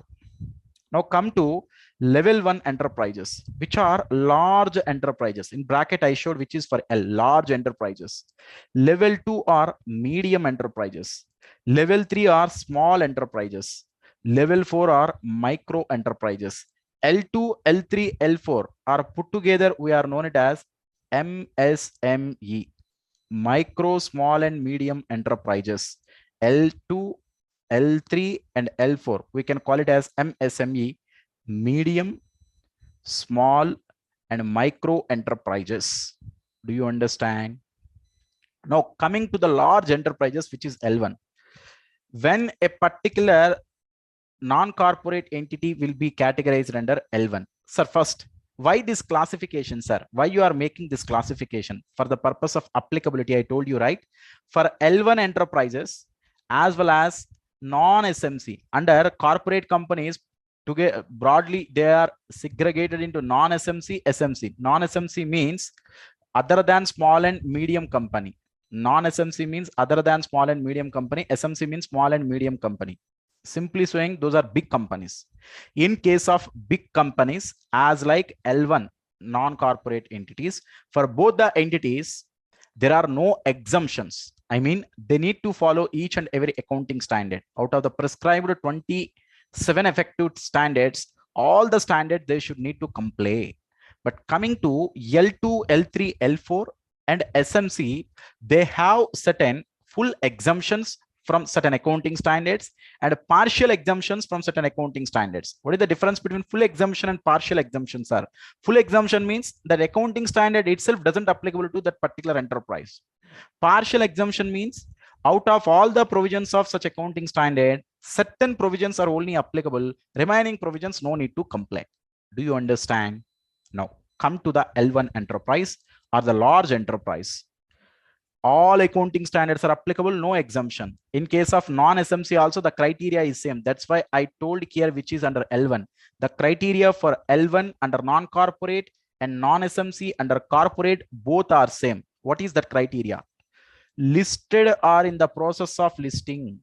The company was already a listed company or in the process of listing, then which is categorized into L1. There are no exemptions for the listed enterprises. Listed enterprises means such companies are listed in the stock exchanges and their shares are coded in the stock exchanges. Such companies are known as listed companies. Any bank or financial institution or an insurance company, there are no exemptions. Preceding financial year turnover greater than 250 crores. In the preceding previous year, the turnover sales are greater than 250 crores, then there are no exemptions. It should need to comply all the accounting standards. Borrowings in the preceding financial year at any time, at any particular point of time, if it is greater than 50 crore. Sir, at least in a particular month, the borrowings are greater than 50 crores. Then for the current year, it can be categorized as a level 1 enterprise or subsidiary or holding of the above company. Subsidiary or holding of the above company. You know already the meaning of subsidiary and the holding company. You might see in different papers, that is like P2 company law. You may see in subsidiary company means a company in which the other company holds greater than 50% of the voting power, or it have the control on the composition of board of directors. Then the primary company is known as subsidiary company and the later company is known as the holding company. So subsidiary or holding of above 4 criteria satisfied companies are also categorized into level 1 enterprises. Okay, the same criteria is also applicable in case of non-SMC as well. Now come to L2, L3, L4. When a non-corporate entity is categorized under L2, turnover is less than or equal to 250 crores but greater than 50 crores. This is outrightly greater than 250. This is greater than 50, less than or equal to 250. Borrowings here greater than 10 crores and less than or equal to 50 crores. Holding are the subsidiary of the above. Coming to L3 category, turnover greater than 10 crore and less than 50 crores. Borrowings greater than 2 crores and less than 10 crores. Holding are the subsidiary of the above. L4 micro enterprises other than, not covered under L1, L2, L3, covered under L4. Do you understand? In very simple manner, just I given the criteria to decide a particular non-corporate entity as L1 or L2 or L3 or L4. Coming to corporate, non-SMC is as like L1, SMC is other than non-SMC. SMC is other than non-SMC. Okay. Now, one more important fact here I am revealing. Please concentrate, all of you. I told you for L2, L3, L4 as well as SMC, they have certain exemptions, but L1 as well as non-SMC, they doesn't have any exemptions. Outrightly, they need to comply all the accounting standards. For example, in the previous year, not in the current year, in the previous year, the entity is either L1 or non-SMC. That means in the previous year, all the accounting standards are applicable.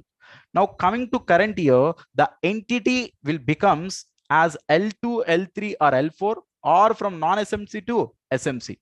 Simply from bigger enterprises to smaller enterprises. Then once they will have certain relaxations from the accounting standards, right? In generally, but such relaxations are straight away not applicable to such enterprises. The reason is the exemptions which are available to that particular level will not be applicable unless otherwise it continue for 2 consecutive periods with that lower level grade. Then if it will continue with the L2 or L3 or L4 or SMCs for a minimum continuous period of 2 years, then in the next year, 3rd year, then the exemptions will be applicable. Do you understand? It's very quite simple, guys. For example, this current year is 22-23. Yes, guys, right now we are at April 2nd, I think so. Am I right? As on Ugadi festival. We are in the year 22-23. Now in the year 21-22, a particular entity is L1, let us assume. Now for the year 22-23, it become as L2.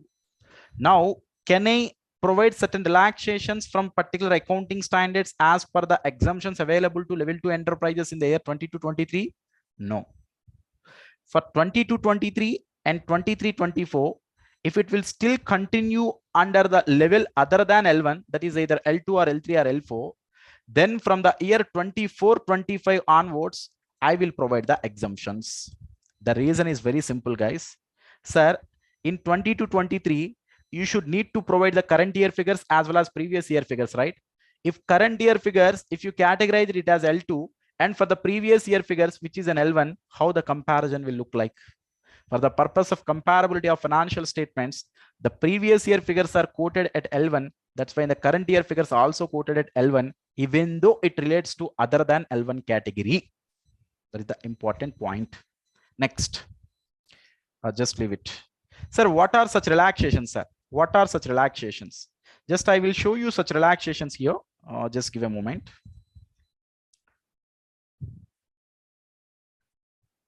Yeah, relaxations. Now, coming to level 2, level 3, and level 4 enterprises, which is level 2, level 3, and level 4 enterprises, fully exempted. Certain standards are fully exempted, certain standards are partially exempted. Sir, how to remember all these standards, sir? That is very simple. Please, all of you follow my methodology. For a level 2, what are the standards are fully exempted, sir? Level 2 means, you know, the turnover is greater than 100 crores and less than 250 crores. And borrowings limit is also there. The borrowings limit, what is that borrowings limit, guys? That is greater than 10 crores and less than 50 crores. And the holding or subsidiary of the above companies are known as level 2, like that level 3, level 4. Now, level 2 exemptions fully exempted are 21, 23, 27. These three are related to consolidation. Consolidation in case of holding and subsidiary is 21. Associate and investor is in case of 23. 27 are joint venture. Both the three standards are related to consolidation. If you check, these consolidation standards are straight away exempted for a level 2. There are no consolidation concept is applicable in case of such level 2, level 3, level 4. I mean, consolidation means if holding subsidiary relationship are there, then they should need to prepare a single set of financial statements. We are going to learn such consolidated financial statement concept in group 2, actually. Okay. AS3 cash flow statement is not applicable. AS17 segment reporting is not applicable. AS20 EPS is not applicable. 25 interim financial reporting is not applicable. 3, 17, 20, 25, apart from 21, 23, 27. Now, if you check the level 3, additional 2 more standards added here.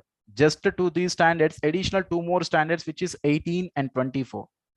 If you shifted to the level 4, 2 more additional standards are added, AS14 and AS28. Like this, you can remember. No need to remember each and every standard at every time. For the difference between level 2 and level 3 is these two standards. The difference between level 3 and level 4 standards are these two standards.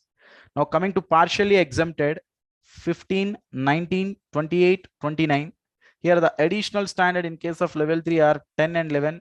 In case of level 4 are the additional standards are 13, 22, 26. That's it, guys. If you just remember like this, level 2, level 3, level 4, then automatically over. So then what about SMC and non-SMC, sir? Sir, SMC and non-SMC more or less same. I mean, for non-SMC, all these are exempted. All these are exempted. For SMC, you know, for all the standards are applicable. Sir, all the standards means, is it level 2 or level 3, level 4? You can consider the level 4 for non-SMC. You can consider the level 4 for the non-SMC, more or less 1 or 2 more standards here and there. That class, that exemptions are also clearly given. Accounting standards not applicable to SMC entirely. Entirely I given here, which is 3, 17, 21, 23, 27, 25, and partially exempted also I given clearly. I think so, which is the criteria as like level 2. Sorry, as like level 2. If you check in level 2, 3, 7, 20, 21, 23, 25, 27 is there. Here also 3 is there, 17 is there, 21, 23, 27, 25, all are there. I think so, except one is missing. 20 is missing. Except 20 is missing, all are covered. This is like level 2. Level 2 exemptions for SMC. For SMC, the exemption list. So accounting treatment in respect of which relaxations from certain requirements, that is partial exemptions 15, 19, 20, 28, 29, which is the exemptions for SMC, which is exemptions for level 2, level 3, level 4. So the idea of remembering the aspects also, hope I explain. Okay, fine. Come back, guys. So now we started our journey with the standing and non-standing committees, and in case of the non-corporate entities, who will issue the accounting standards. In case of corporate entities, who ultimately suggest such accounting standards to the MC of the central government. We've seen objective of accounting standards. We've seen standard setting process. I discussed the major important issue, which is applicability of accounting standards for non-corporate and corporate entities, as well as exemptions or relaxations with respect to non-corporate entities and corporate entities also I discussed. Am I right? Fine. Now come to the accounting standard scenario. I told you, sir, global standards are there. In India, existing accounting standards and NDAs are there. First, let me explain the international scenario or the global scenario of accounting standards. In the period like 1970s, that is in 1973, a London-based committee, which is an UK-based committee, framed a body called IASC, which is International Accounting Standard Committee. In IASC, almost more than 50 countries are members at that particular point of time. That is 1970 means very few countries are there. Right now, the number of countries are increased to more than 200, but at that point of time, very few countries are there. It's like 120 or 130 countries are there, out of which more than half are members of such IASC. All the countries are members of such International Accounting Standard Committee. Such IASC issued international accounting standards, which are known as IAS, International Accounting Standards. Now, in 2001, the IASC is completely restructured according to the new economic environment and the global policies, and the way of conducting the business practices are completely outrightly changed due to the technological issues. So now the International Accounting Standard Committee is restructured as IASB, which is International Accounting Standard Board. IASB is going to issue IFRS, which is International Financial Reporting Standards. That means, to put it simply, one second. To put it simply, globally or internationally, two different set of standards are exist. Two different set of standards are exist.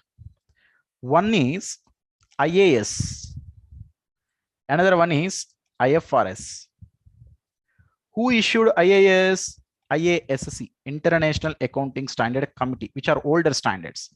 Who issued IFRS? IASB, which is new body, International Accounting Standard Board. This is the global scenario, which ultimately issued by the London-based committee. London-based committee. Now coming to the Indian scenario, in India, what is happening?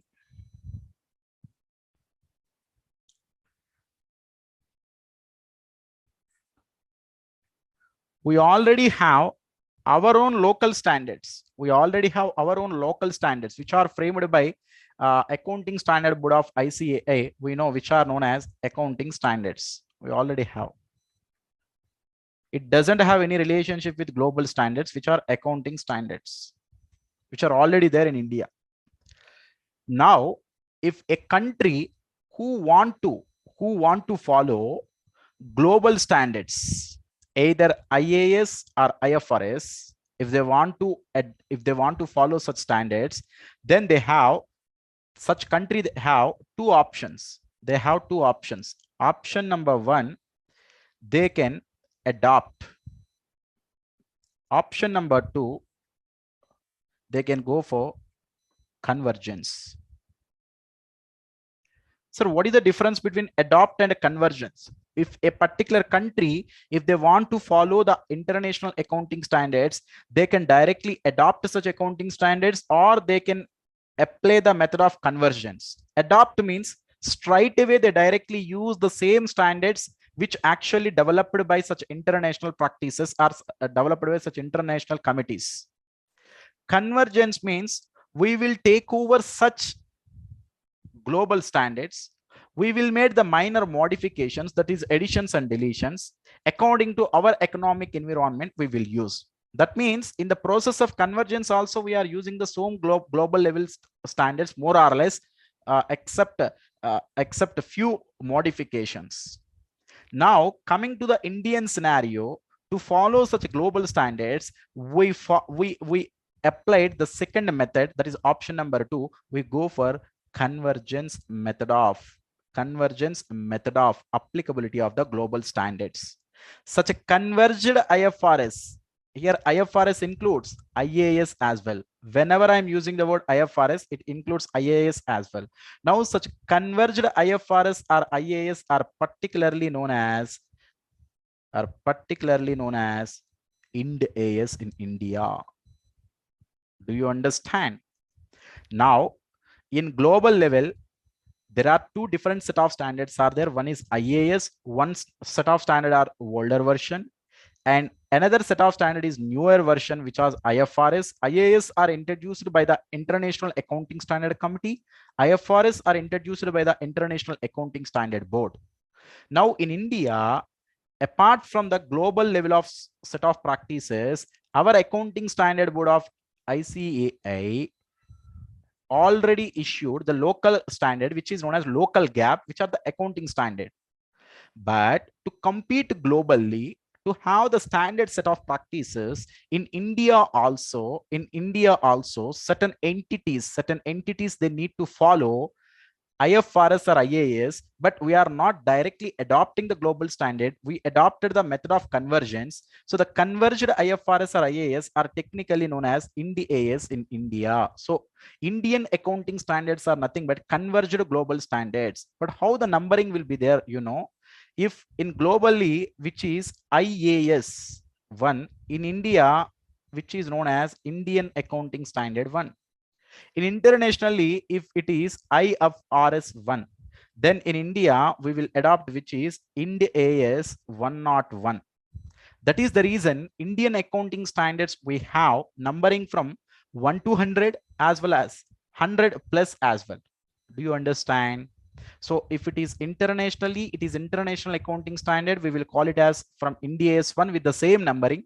If it is international financial reporting standard, we will add 100 plus that numbering to differentiate IAS as well as IFRS. But here both are actually same. Both are who developed, that is globally developed, but which are the older version, but which are the newer version. This is actually your CA final entire syllabus is only based upon these Ind AS only. But for CA Inter, we are only discussing things related to accounting standards, which are issued by the Accounting Standard Board of ICAI. So now let us go to our power notes. I'm going to explain the things with power notes. Please consider it all of you one by one. Sir, the London-based committee, which are all the countries are members of that London-based committee, which ultimately issued the International Accounting Standards, which is an International Accounting Standard Committee ultimately issued.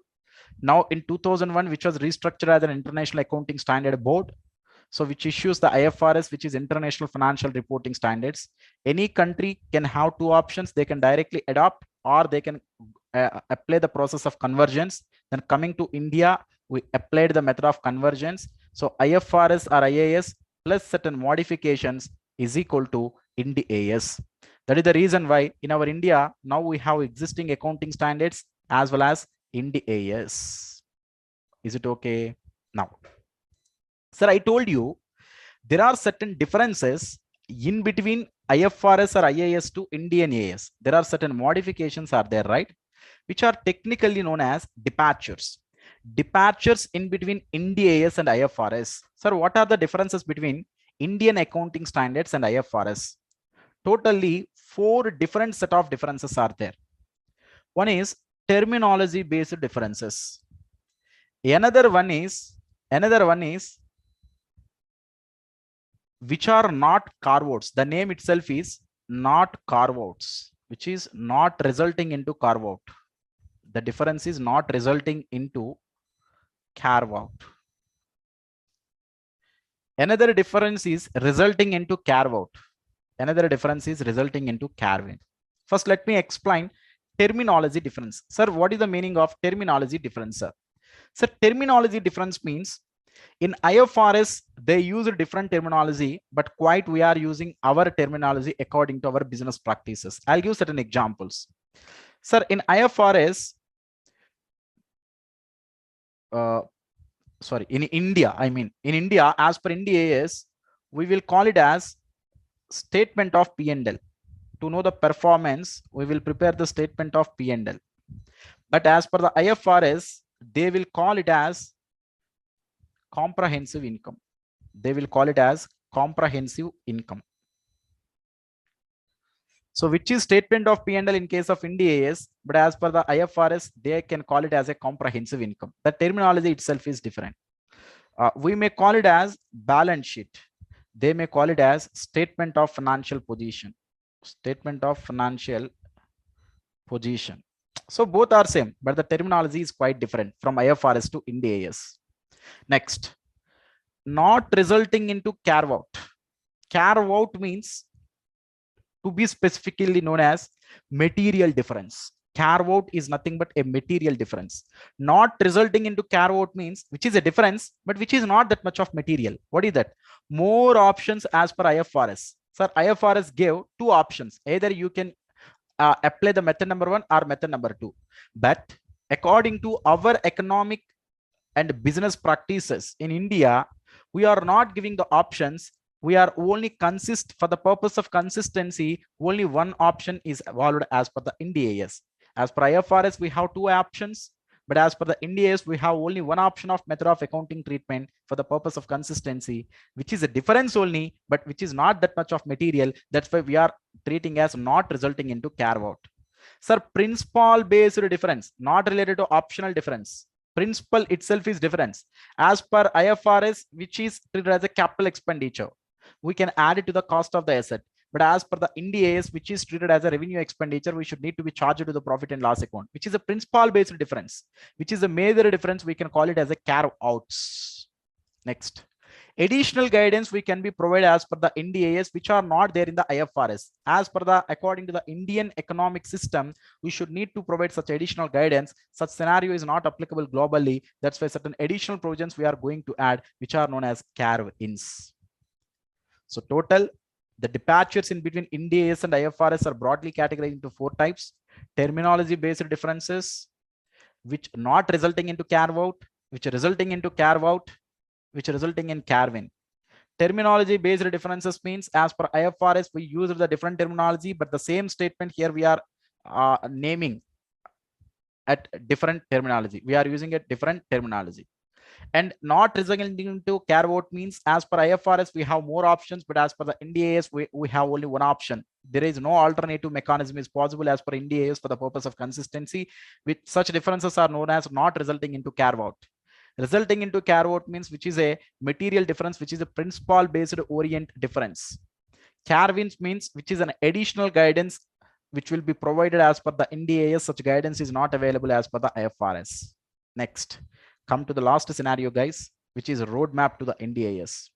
Roadmap to the India AS means I told you for each and every enterprise, no need to comply the India AS, but they are giving certain roadmap which type of enterprises they need to adopt the India AS at the time of preparation of the financial statements, from which date it is mandatory. For that purpose, the entities are broadly categorized into 4 types: companies, banking companies, NBFC, insurance companies. Companies other than banking, NBFC and insurance, from 1/4/2015, voluntary. If they want, they can adopt. But once they adopt, once they need to follow, once they applied such India AS in their preparation of financial statements, they should need to continue. They cannot escape. They cannot escape. They should need to continue. So once if they applied voluntarily, they need to continue forever. That means entry is there, no exit, even though they apply voluntarily also.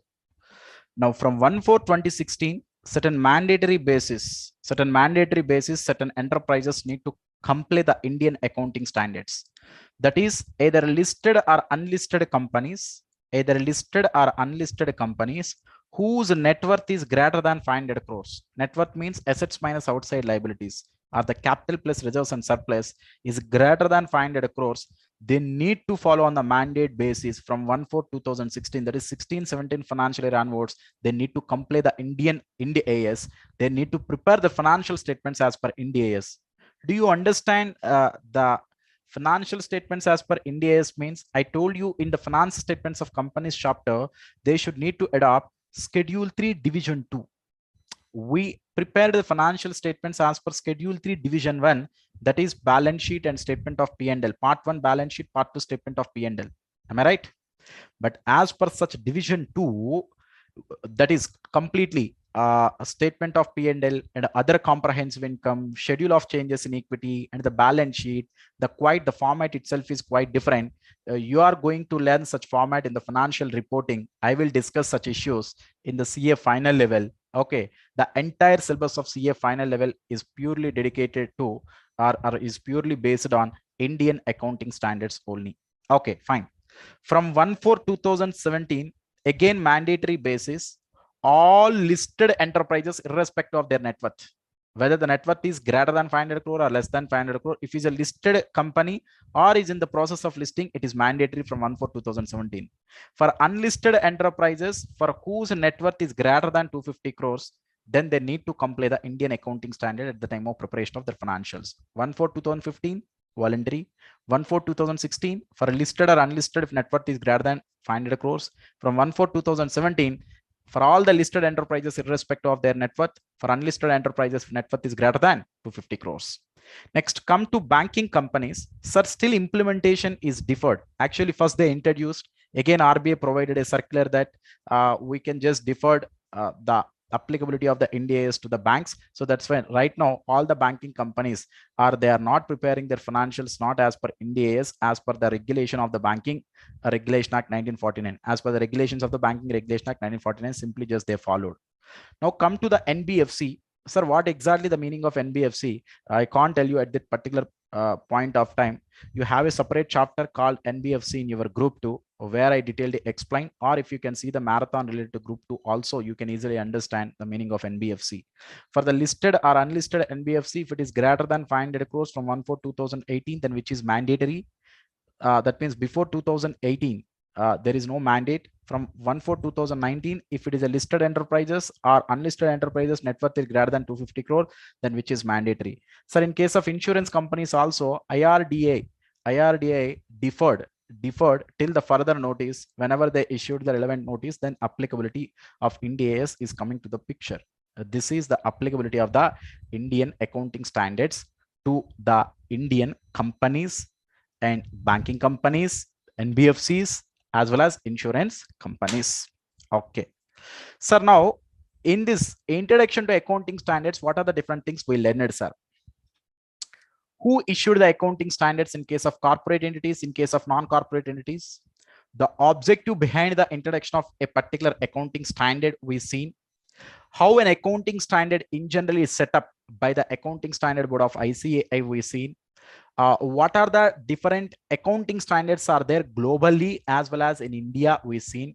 I mean, in globally IFRS, IAS are there. In India, existing accounting standards and NDAS are there.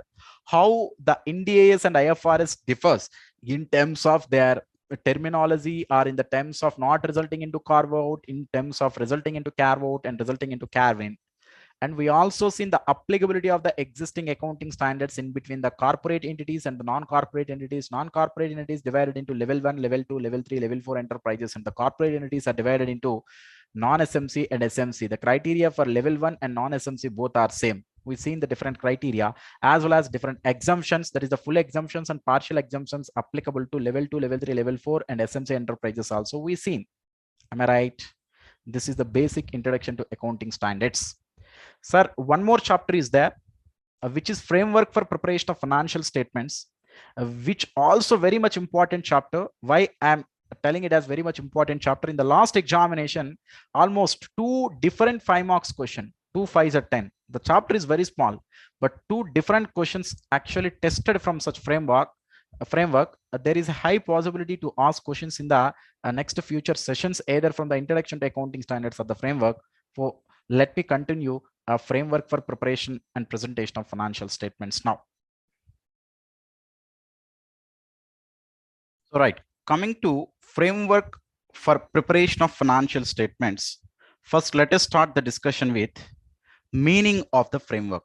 What exactly framework of preparation of financial statement means?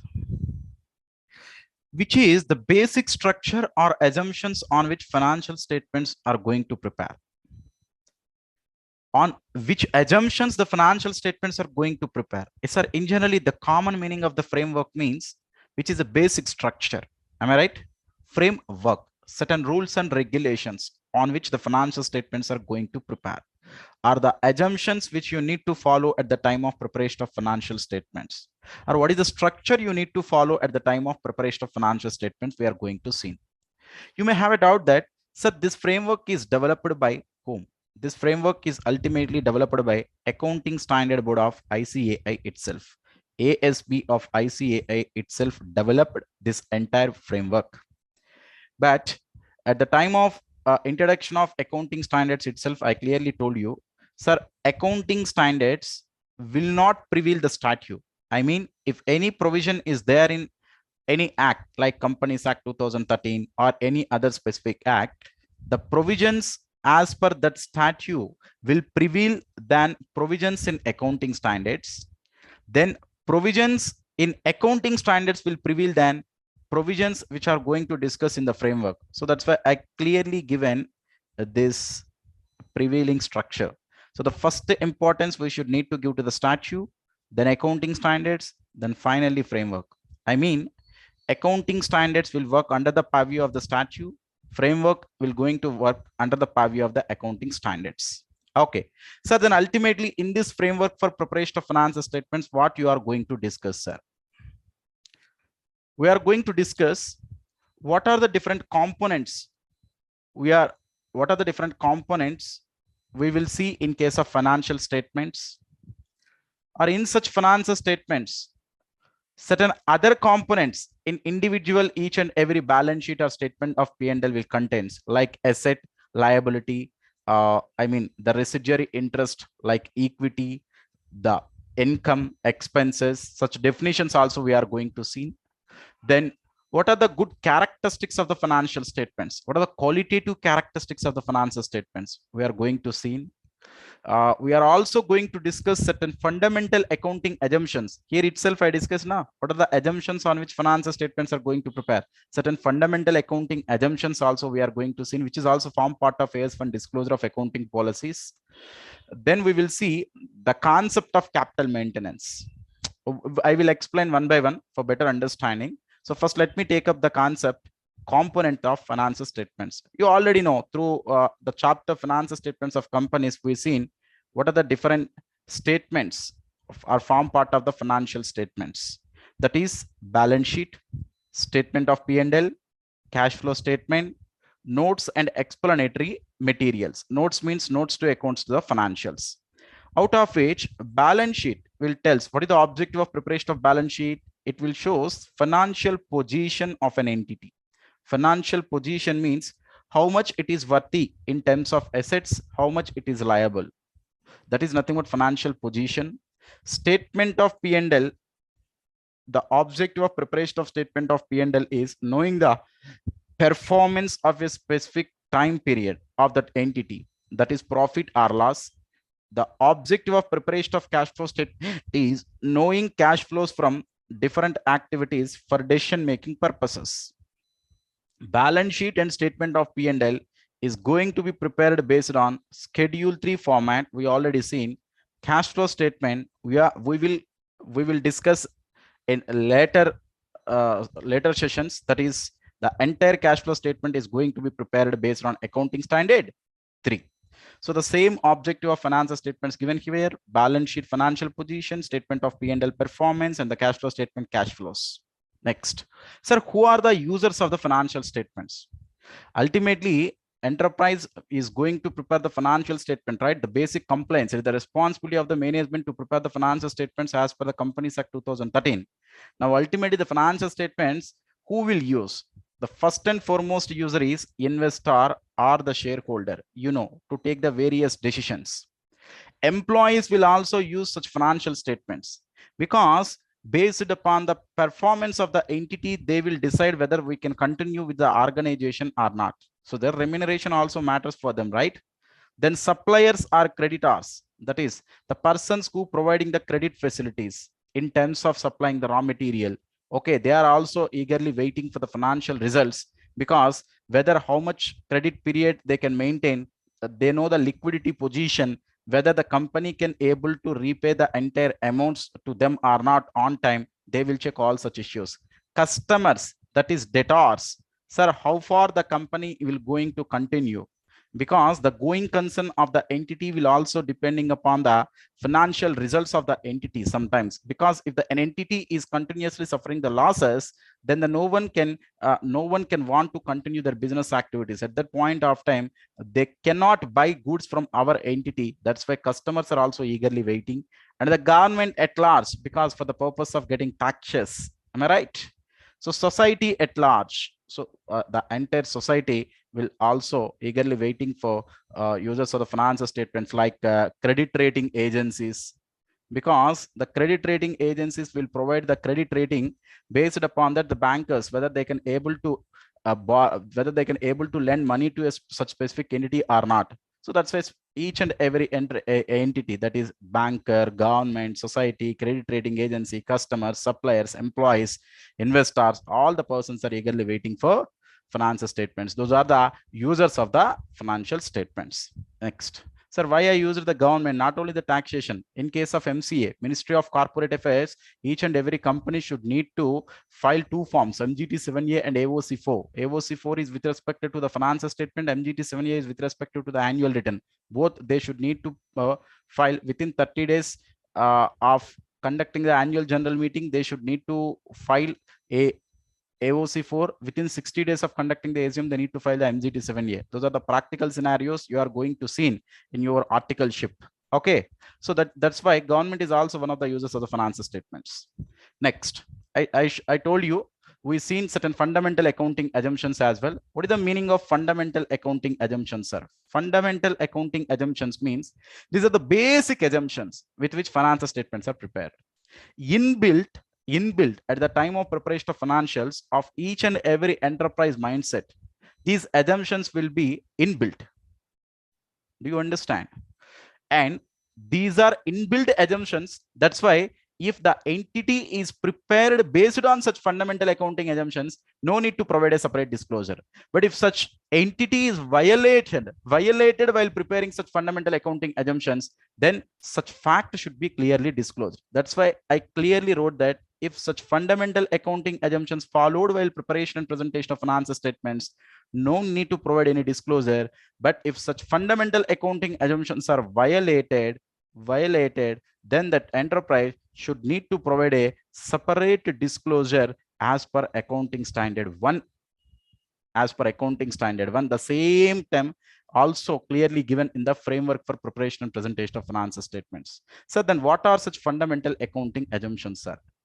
Going concern, accrual, consistency, GAC. Going concern, accrual, consistency, out of which accrual concept we already seen through the basic the fundamentals of accounting. Am I right? So where I discussed the outstanding expenses, income received in advance, receivable income, okay, that is prepaid expenses, all such issues we've seen. That is as per the accrual concept. If a particular transaction or event was occurred, it should need to be recorded in the books of accounts. It should not be recorded on the cash basis. Accrued and due, accrued but not due, what is the reference? All such things I already discussed. That's why again I don't want to discuss anything about the accrual concept. If you already inbuilt, if you prepare your financials based on the accrual concept, no need to provide separate disclosure. But if you violated, I mean, you are not recording the outstanding expenses. You are not recording the outstanding expenses. What is the reason for not recording the, not providing the accounting treatment based on the accrual concept? You can clearly provide a disclosure. Do you understand? Now come to the going concern concept. Sir, what about going concern concept, sir? Unless otherwise specifically mentioned, the entity will not curtail their business operations in the foreseeable future. Will not curtail their business operations in the foreseeable future. I mean, the entity is not going to close in the nearest future. The entity will continue. The entity will continue their business operations. Sir, why the type of assumption need to be taken at the time of preparation of financial statements? If I didn't took the type of assumption, then the concept of closing stock itself is meaningless. When the concept of closing stock will be occurred, if your enterprise is going to be continue in the next year. Sir, if you are not able to continue your business in the next year, then what about the concept of closing stock? Maybe certain point of times we are going to measure the property, plant and equipments on historical cost basis. If you are following the cost method as per AS10 property, plant and equipment, I not discussed anything related to AS10, but as a base point, I told you as per AS10, the enterprise can able to measure as on balance sheet date either following the cost method or either following the revaluation method. If the entity is adopting the cost method of measurement, then each and every property, plant and equipment, it is going to measure at the historical cost after reduction of the accumulated depreciation. Then if your entity is going to close in the near future, then still why you are following the cost method? Because your entity is going to close means your entire business is going to sell in the outside market. Then each and every individual property, plant and equipment have their different realizable value while compared with the existing historical cost value. Do you understand?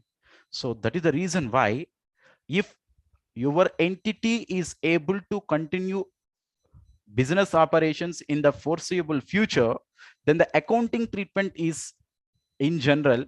But if your entity is not going to continue your business operations in the future, then different accounting treatment need to be adopted. Do you understand? So that is the reason why if the entity is by default inbuilt, if they are just continued their business operations as like that, then there is no need to provide a separate disclosure. The normal accounting treatment they can provide, that is they can record the closing stock at cost or NRV, whichever is lower. They can continue the historical cost base of measurement of the property, plant and equipment. But if once the fundamental accounting assumption of going concern is violated, the company is going to close in the near future, then the same fact should need to be disclosed. And you should also change your accounting treatment that at that particular point of time, all the assets and liabilities should be measured on realization basis, not at their cost basis, or you should not apply the normal accounting principles as per the normal accounting standards. You should measure all the assets as well as liabilities based on realization basis. Do you understand? So that is the reason why if fundamental accounting assumption of going concern followed, no need to provide a separate disclosure. If you are violated, you should clearly provide a disclosure. Then come to the concept of consistency. Unless otherwise specifically mentioned, the accounting policy which you adopted in the previous year, the same accounting policy you followed in the current year as well. So first, what is the meaning of accounting policy here? Actually, intentionally, I hide the concept of accounting policy because we are going to discuss the meaning of accounting policy in AS1. Okay, but anyway, here time permits to discuss about the concept of accounting policy. First, let me discuss the meaning of an accounting policy. Accounting policy is an accounting principle and methods adopted to follow such accounting principles. It is an accounting principle or methods adopted to follow such accounting principles in preparation and presentation of financial statements. I'll give an example, then you can easily appreciate the concept of accounting policy. You know, as per AS2, inventory is going to be measured at cost or NRV, whichever is lower. So this principle is applicable for other than raw materials. Why I'm going to explain in the next slide itself, which is the concept of inventory valuation. So the basic principle is cost or NRV, whichever is lower, which is the principle. Principle means wherever you will go, whatever the enterprise you can take in, such enterprise should need to measure the inventory in India as on balance sheet date based upon this principle. That is nothing but an accounting principle. To follow that principle, the enterprise may adopt FIFO method, or the enterprise may adopt weighted average method, or the enterprise may adopt specific identification method, or the enterprise may adopt retail method. So they have certain methods of allowable methods of measuring the cost. So now to follow such accounting principle, I can adopt different methods. Such methods are also form part of the accounting policies. Now, what the consistency concept ultimately tells to us, if you are adopted one method of accounting policy in the previous year, the same method you should need to continue for the current year as well. That is nothing but consistency. Same accounting policy should be continued from time to time. But in certain exceptional circumstances, you can change. Certain exceptional circumstances, you can change from one accounting policy to another accounting policy. If a statute prescribes, statute means act. In Companies Act 2013, it is clearly told that all the companies should need to follow this method of measuring of inventory only. If I previously adopted another method, then I can change to the method which is prescribed in the Companies Act. That is nothing but if statute prescribes. Any accounting standard prescribes. Recently, when accounting standard is introduced as per that standard, so previously multiple options are there. Right now, such all options due to the standardization process, all options lapsed. Only one method you need to follow. Then at that point of time, you can change from the previous method to the current method for better presentation of the financial statements. If your enterprise feels that rather than adopting the old method, if you are accustomed to the new method, then the financial statement will show the true and fair view. For better presentation of the financial statement, then you can adopt the new method. Except in these three circumstances, you cannot change any accounting policy. In such circumstances, even though if you change an accounting policy, you are not categorized as non-violation of consistency concept, because the exceptions itself clearly prescribed in the standard itself. That is in AS1 itself, it is clearly prescribed. We can change one accounting policy to another accounting policy in these three circumstances. So that's why if you are not violating the consistency concept, no need to provide a disclosure. But if you are violating the consistency concept, sir, earlier one method I used, right now another method I am using, then you can provide the same fact under the disclosures.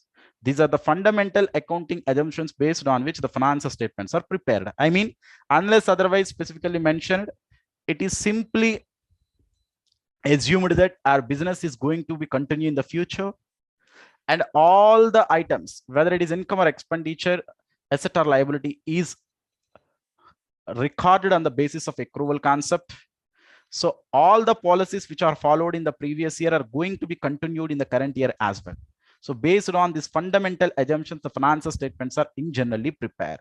If these are violated, no need to provide a disclosure. Sorry. Yeah, if they are not violated, then no need to provide a disclosure. But if any of the fundamental accounting assumption is violated, you can provide a separate disclosure. Okay. Next, come to the next issue, which is qualitative characteristics of the financial statements. Sir, what is the meaning of qualitative characteristics of the financial, sir? Attributes which increases the usefulness of the financial statements, or financial statements are good enough when you can feel. Financial statements are betterly represented when we can said. If such financial statements qualify these attributes, then in generally we are telling that such financial statements are showing true and fair view, and such financial statements are presented in the better manner. What are such attributes? What are such attributes? Those are understandability, relevance, reliability, comparability. Sir, once upon a time asked a theory question for 5 marks. Please concentrate here. Understandability.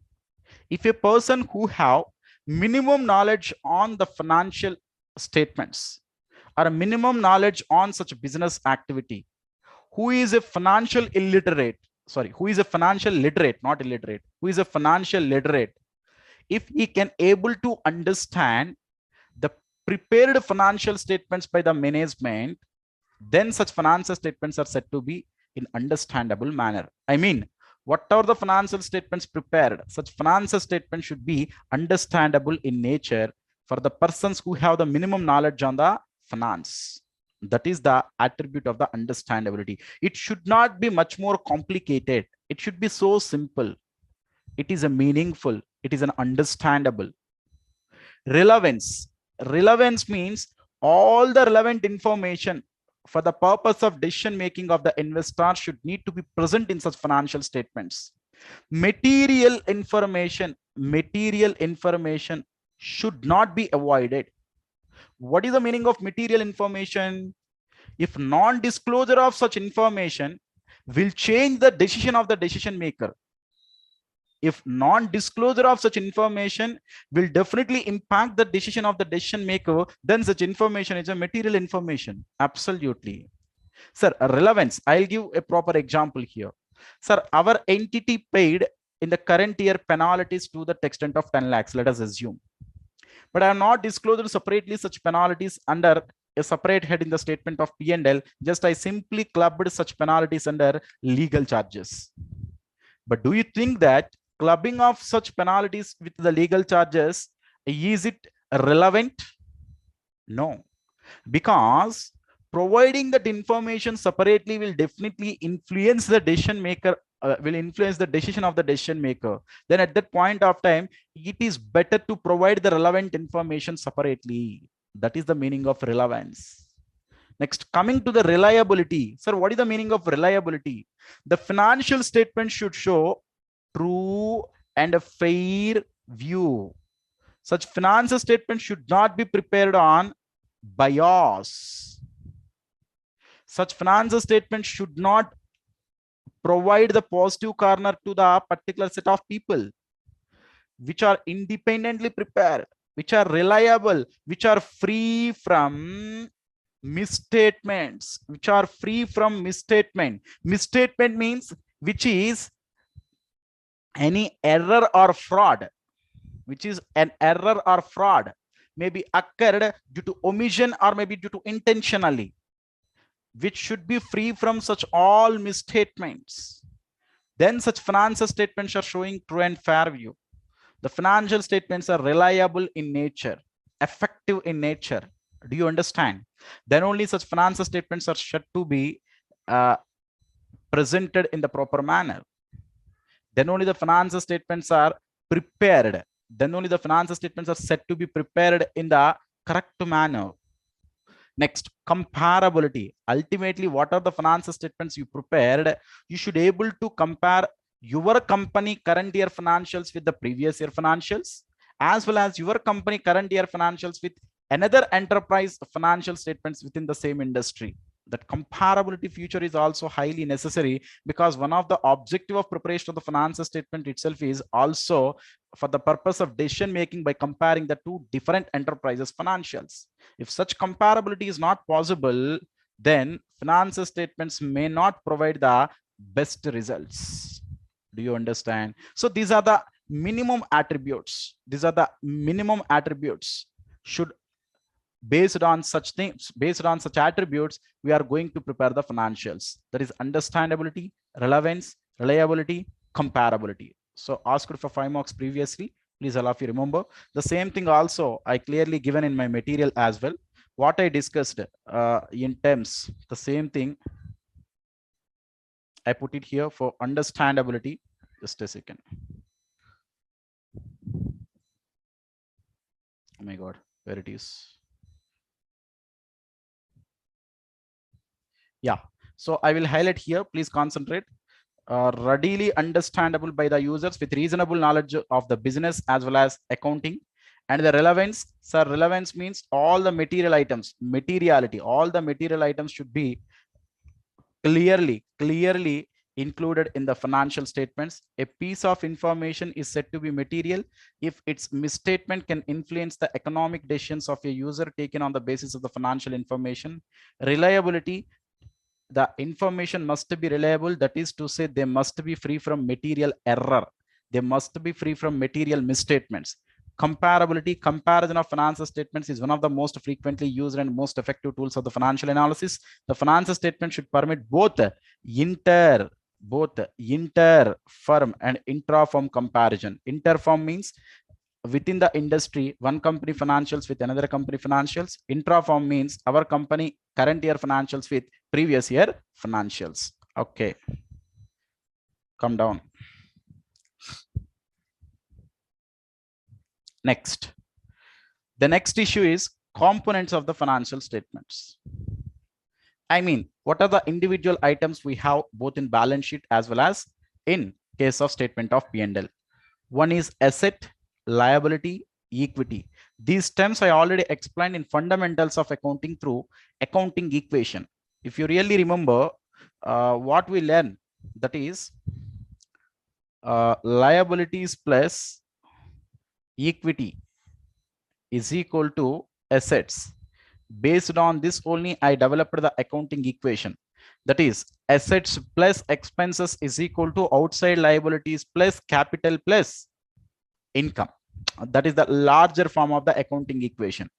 Okay, so out of this accounting equation, now he is going to discuss about the meaning of liability, the meaning of equity, and the meaning of asset. What exactly the meaning of assets are? Sir, asset is a resource controlled by the enterprise. Asset is a resource. The controllability is in the hands of the enterprise, which have the capability to generate the future economic benefits. Which is a resource. Resource means it have the reproducing capacity. Reproducing capacity of what? Future economic benefits. It have the capability to generate the future economic benefits, and the controllability is within the hands of the enterprise. What is the meaning of controllability, sir? The future economic benefits which generated from such assets can only be enjoyed by your enterprise, which are not available to use by the others. If you can able to restrict such usage by the others, then the controllability is said to be in your hands.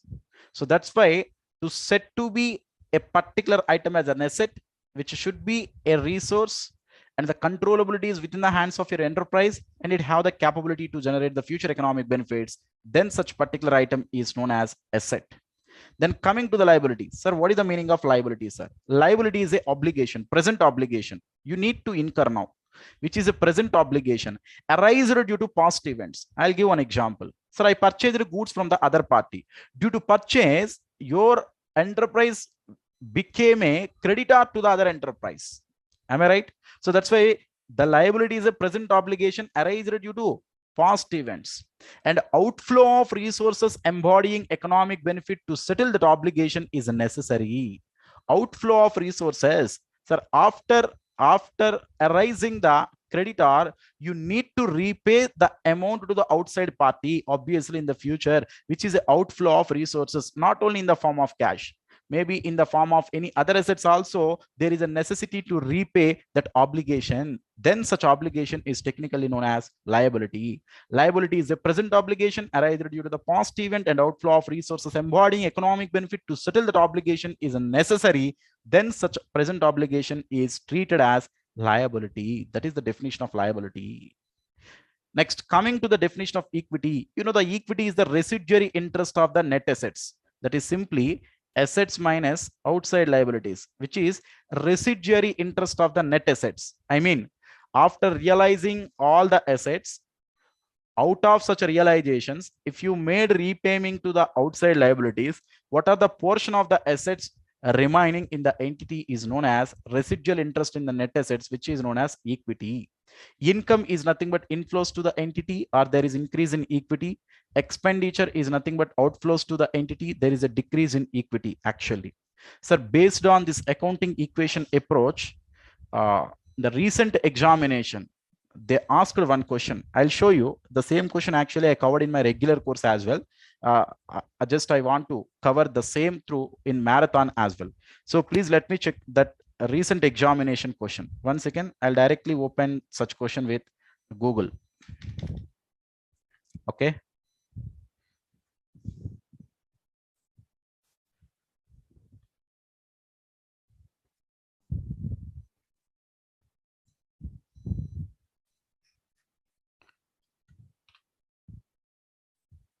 Which is the recent examination question, guys.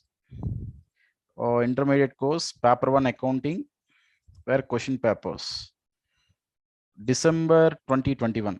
Fine. Which is the recent examination question, guys. So come to the last paragraph.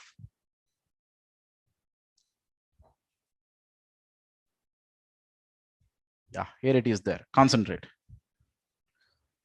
Mrs.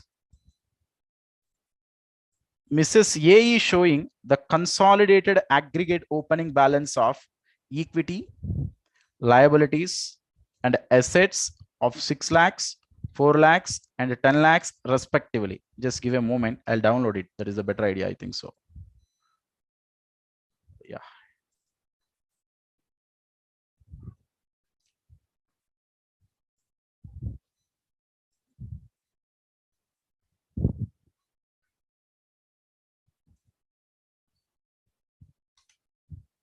Just give a moment, friends.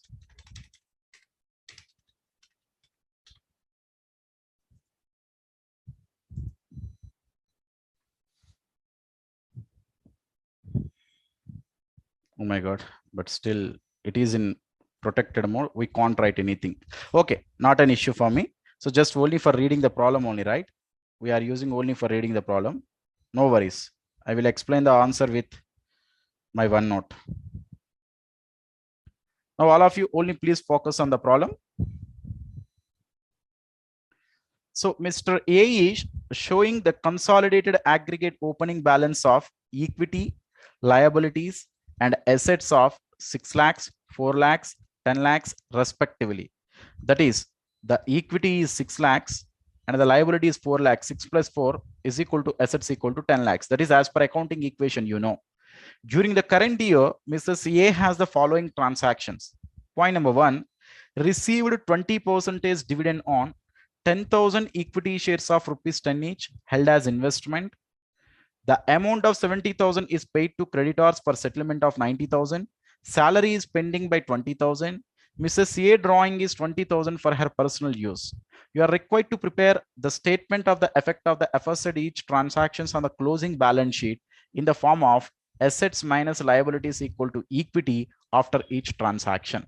The same to same problem actually I covered in my material. I'll show you here. Sir, my material was prepared before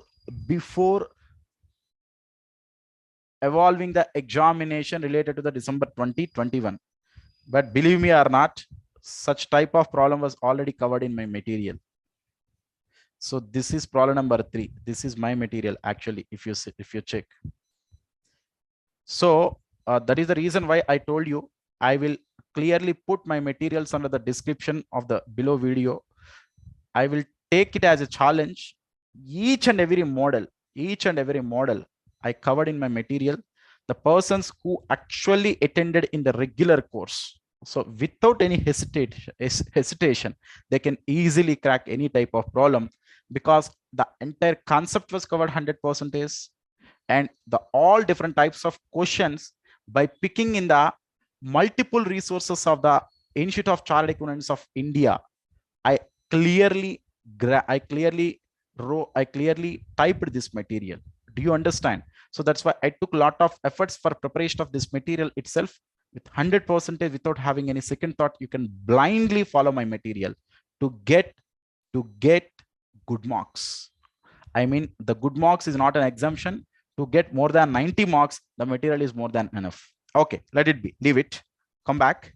Let me directly resolve such problem through my OneNote. Concentrate. The problem is related to, what is that? That is December 2021. Out of that, question number 6, A problem.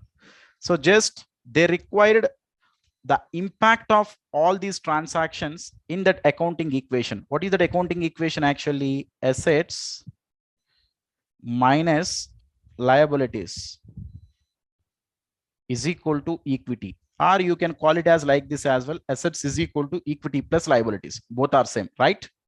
Now, so opening assets given how much? 6 lakhs. Okay.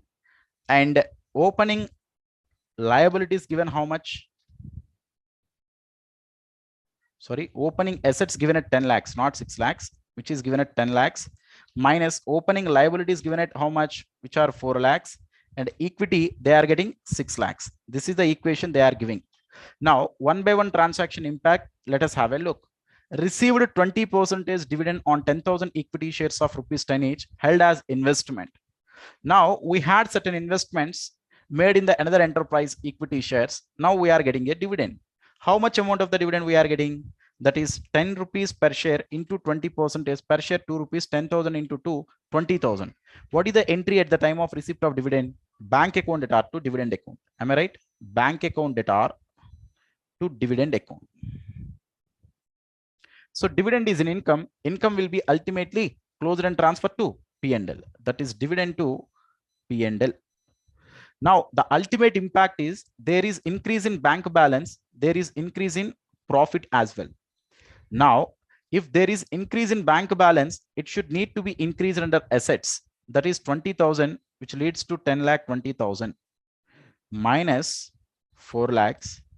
Sir, if there is increase in profits, automatically equity balance is increased because equity is opening capital plus profit or loss. So current year profits are increased to the extent of 20,000. So which is 6 lakhs 20,000. This is the impact of the first transaction for accounting equation approach on accounting equation approach. Next, come to the second item. The amount of 70,000 is paid to creditors for settlement of 90,000. The amount of 70,000 is paid to creditors for settlement of 90,000. Sir, creditors we have 90,000, but as a full and final settlement, we made it as 70,000. Remaining is profit. Remaining is profit. So the amount of 70,000 is paid to creditors for settlement of 90,000. So now there is a decrease in creditors, liabilities for 90,000. So first 4 lakhs minus 90,000, which leads to 3 lakh 10,000. There is a decrease in bank balance of 70,000, 10 lakh 20,000 minus 70,000, which leads to 9 lakh 50,000. Now, due to which there is increase of 20,000 of the profit. Am I right? Now 6 lakh 40,000.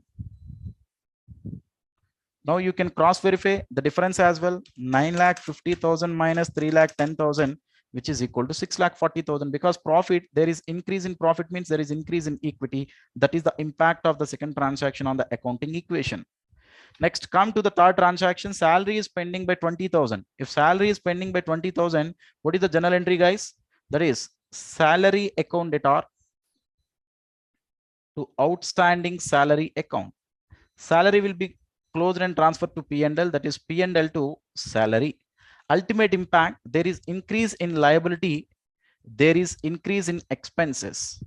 If there is increase in expenditure, there is decrease in equity. First, increase in liability, how much? That is 20,000. So 3 lakh 30,000. There is decrease in profits. I mean, increase in expenditure means decrease in profits and decrease in equity. How much? 20,000, which is 6 lakhs 20,000. So there is no change in assets, which is 9 lakh 50. So 9 lakh 50 minus 3 lakh 30, which leads to 6 lakhs 20,000. Now come to the final transaction, which is a transaction number 4. Mrs. A's drawings 20,000 for her personal use. Mrs. A's drawing is 20,000 for her personal use means, which is the entry for drawings. What is the entry for drawings? Drawings account debtor to cash account. How much amount? 20,000 again. Sir, drawings will be closed and transferred to capital, then capital to drawings, 20,000. The ultimate impact is there is decrease in asset for 20,000. There is decrease in capital also by 20,000. There is decrease in equity by 20,000 means here, which is 6 lakhs. There is decrease in asset also by 20,000 means here, which is 9 lakh 30,000. 9 lakh 30 minus 3 lakh 30, which is equal to 6 lakhs. This is the impact of each and every individual transaction on accounting equation. So 4 items. So just they asked for 5 marks. If you wrote correctly for each and every carries 1.25 mark, then you will be awarded 5 marks. Is it okay? This is based on framework for preparation and presentation of financial statements only. Come back. So till now we completed the meaning of framework, components of financials, objectives of the financials, users of the financials, fundamental accounting assumptions, qualitative characteristics of the financial statements, and the individual components of the financial statements, and the accounting equation approach impact due to each and every individual transaction. Next, come to the one of the final concept, which is measurement basis for financial statement components. Uh, just a shocking fact here, I'm telling you, this question is also tested in the examination. This question is also tested in the examination. The two concepts, the two beside concepts are directly tested in the examination. What are the different measurement basis we can use for these measuring these financial components? You know, the financial components means asset, liability, equity, and income and expenditure. To measure such components, what are the different measurement criteria we have? Historical cost basis, current cost method, realizable value method, present value method. I will explain one by one, which are dead easy. Historical cost method means price occurred at the time of acquisition of that particular asset, or price occurred at the time of incurring of such liability. Now the same price we are going to continue as on the reporting date, then which is known as historical cost method. Price occurred at the time of acquisition, that is at the time of original purchase, how much price you occurred, the same price if you are going to continue, which is known as historical cost method. Let us assume a building was purchased 10 years back at the rate of 10 lakhs. Now with the same value is going to show in the financial statement after reducing the depreciation, then such a method of measuring the buildings are known as historical cost method. Current cost method. What is the meaning of current cost method? Entry price. Sir, if you want to buy that building right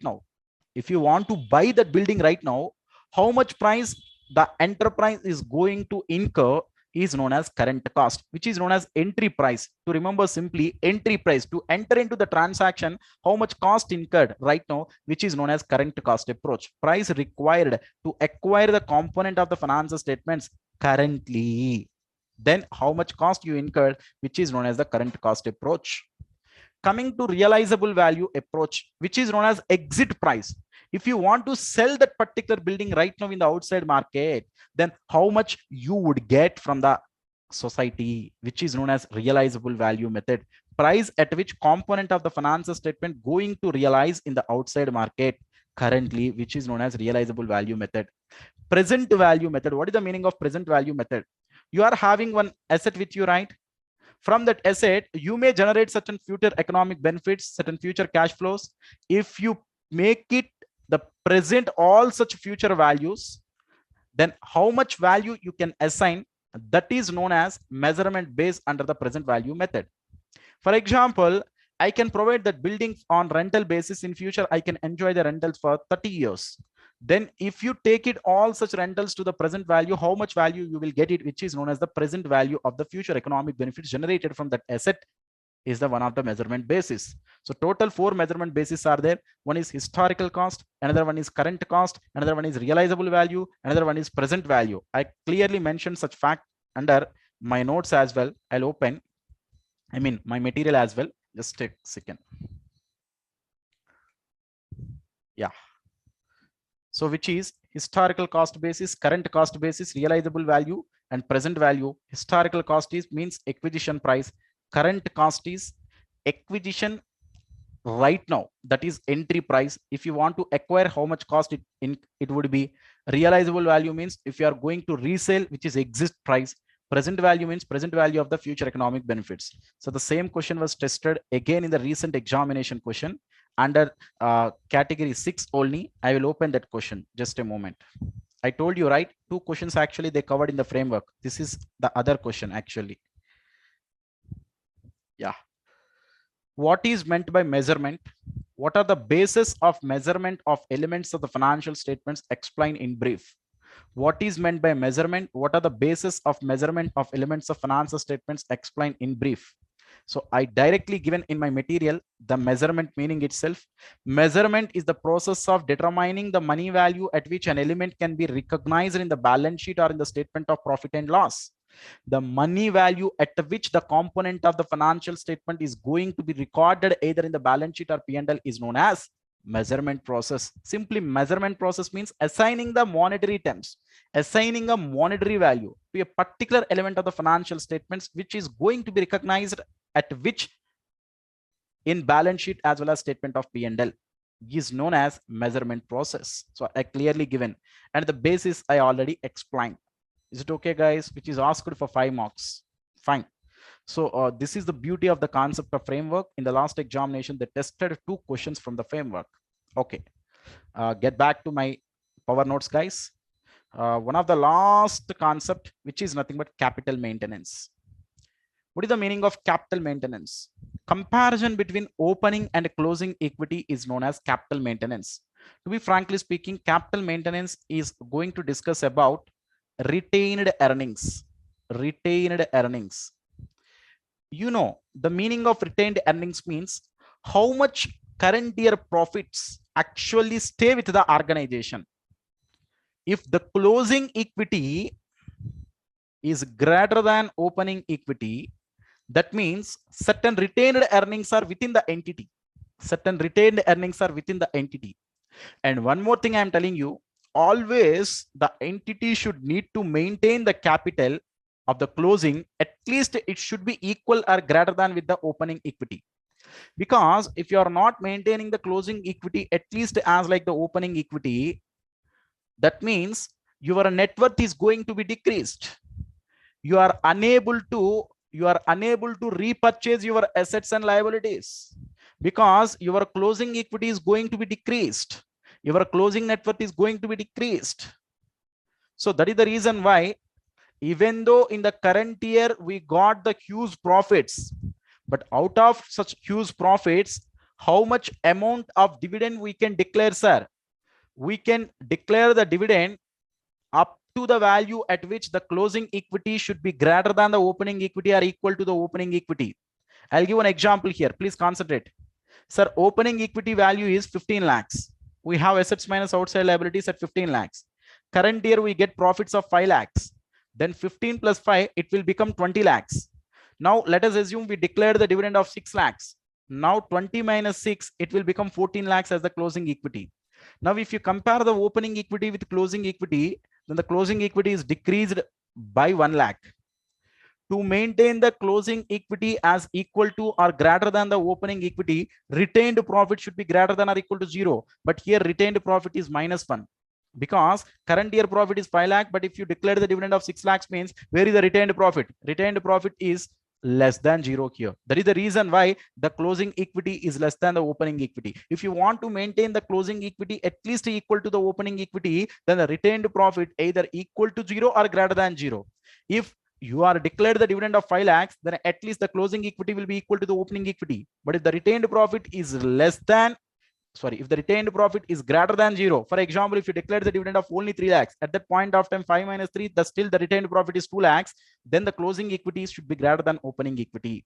That means, sir, capital maintenance is nothing but how much retained profit you have, or the closing equity, whether it is more or less than the opening capital, how much. This is highly useful for the purpose of dividend decision making. So then how to calculate the capital maintenance? You know, capital maintenance is nothing but closing equity minus opening equity.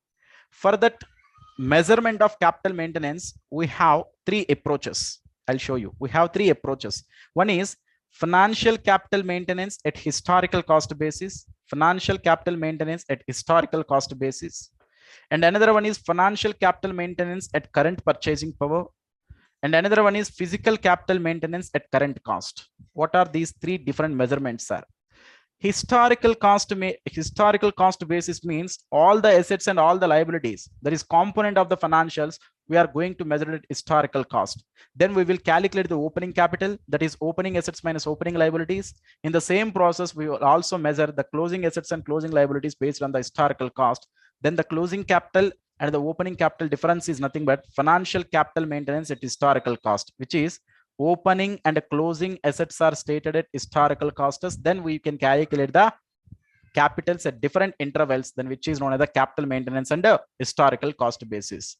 Now coming here, financial capital maintenance at current purchasing power. What is the meaning of this? Current purchasing power means, you know, right now as on the balance sheet date, if you want to purchase that particular asset, how much cost would be, which is known as current purchasing power. So restatement at closing prices using average price indices. Sir, by taking the average cost of each and every component of the asset and liability, if you can work out the closing assets as well as the opening assets, both opening assets are also going to work out on the basis of the current purchasing power, as well as closing assets also you are going to work out on the current purchasing power. If you make a difference, which is known as the financial capital maintenance at current purchasing power, but the price what you are deriving is the average price, which is the average cost. In case of the physical capital maintenance under current cost, the approach is same, but on behalf of the average price indices, you are taking the specific price indices. You are taking the specific price indices for each and every individual asset. You can consider the current value, how much it is. Average price indices means on a group of the assets, if you want to purchase, how much cost would be, which is nothing but average price indices. Specific price indices means for each and every individual asset, if you want to purchase, then how much cost it would be. That is nothing but specific price indices. That is the only difference between the last two methods. This is nothing but capital maintenance, knowing the capital maintenance for the purpose of taking the dividend decisions. Okay, this is the final concept of in framework for preparation and presentation of financials. So actually two questions which they might which they asked in the previous examination, I already discussed. The conceptual things also I clearly gave. Okay, next guys, so the next issue is AS2 inventory valuation we are going to discuss. Please all of you concentrate here. AS2 inventory valuation, we entered in discussion of the accounting standards, sir, which is very much important standard. Regularly for 2 attempts once, they quite asked the problem from this standard, AS2 inventory valuation. So right, before seeing AS2, first I will tell you one thing guys. I'll start the discussion with definition of an accounting standard. What is the meaning of accounting standard, sir? Accounting standard are written policy documents, which are written policy documents issued by whom guys? These are issued by Accounting Standard Board of ICAI. These are written by somebody, you know who wrote, which is Accounting Standard Board of ICAI. They cover the aspects of recognition, measurement, presentation, disclosure. Sir, accounting standard, any accounting standard you can take in, out of these 4 aspects, at least the accounting standard should discuss about 1 or more aspects, at least. For example, if you took the AS2 inventory valuation, which going to discuss about the measurement aspect.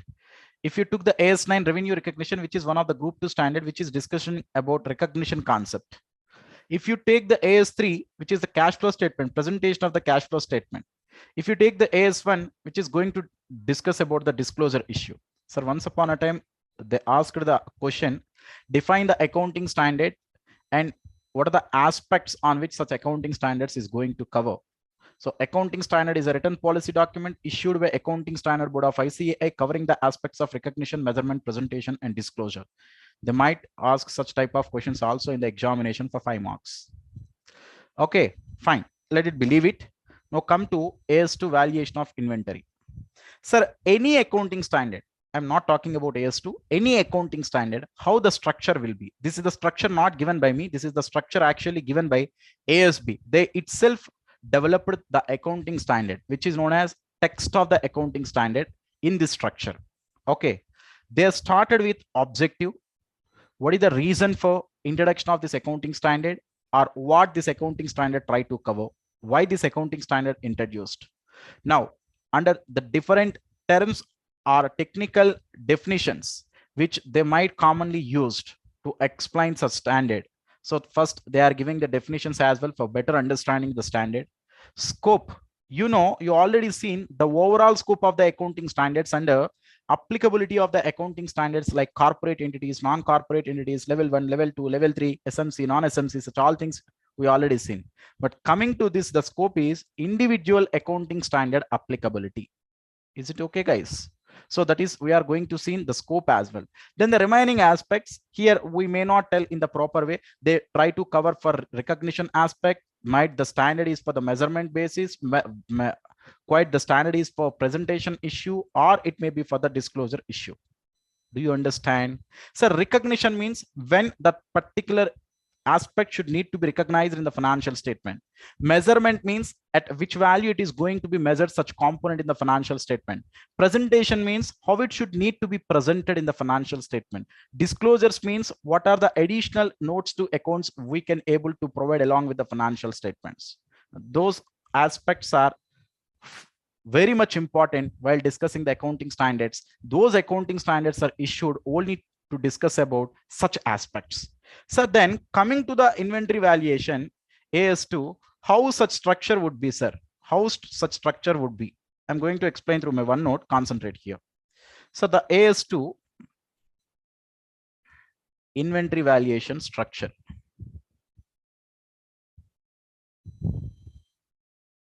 What are the different issues we are going to cover in AS2?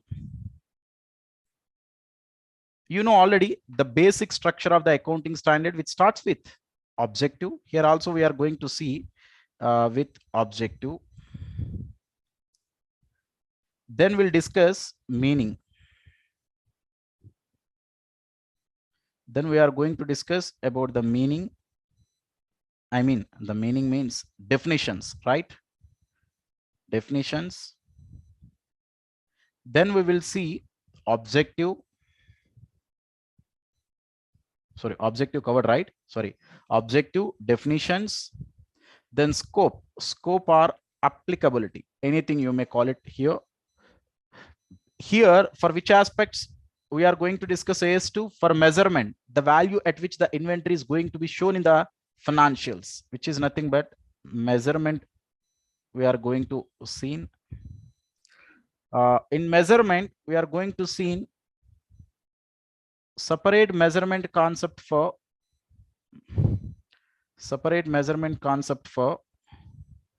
work in progress and finished goods, and for separate measurement for raw material and supplies. Okay. Then after measurement, we are going to see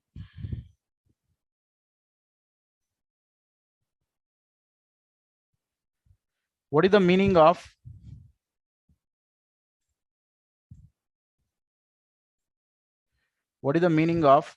cost, or what are the different components involved in the cost. We're also going to discuss the meaning of net realizable value. What is the meaning of NRV? Okay, just here I'm putting what are the different issues we are trying to cover, nothing else. Next, we are going to explain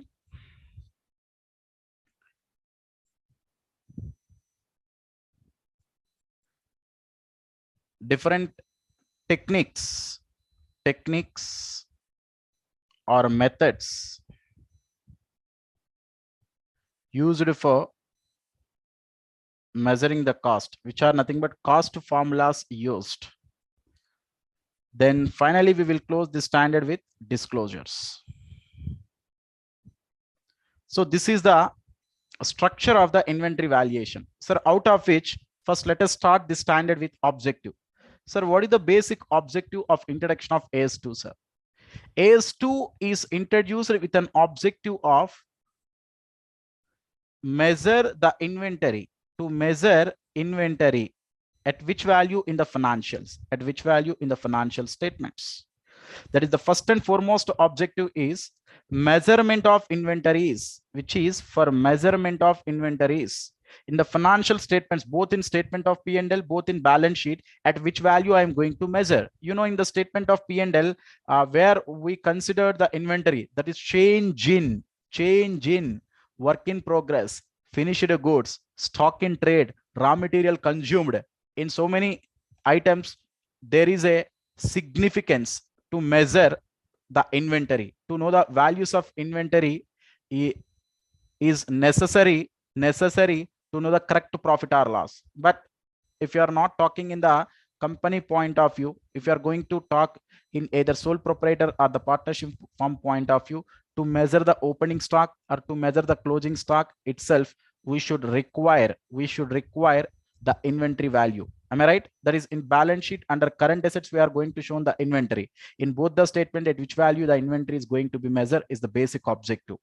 And one more thing, the standard is also introduced for the purpose of prescribing the cost formula, because in one of the measurement criteria, which is cost or NRV, whichever is lower, at which we are going to measure, out of which cost formula I can use. Is it FIFO method? Is it LIFO method?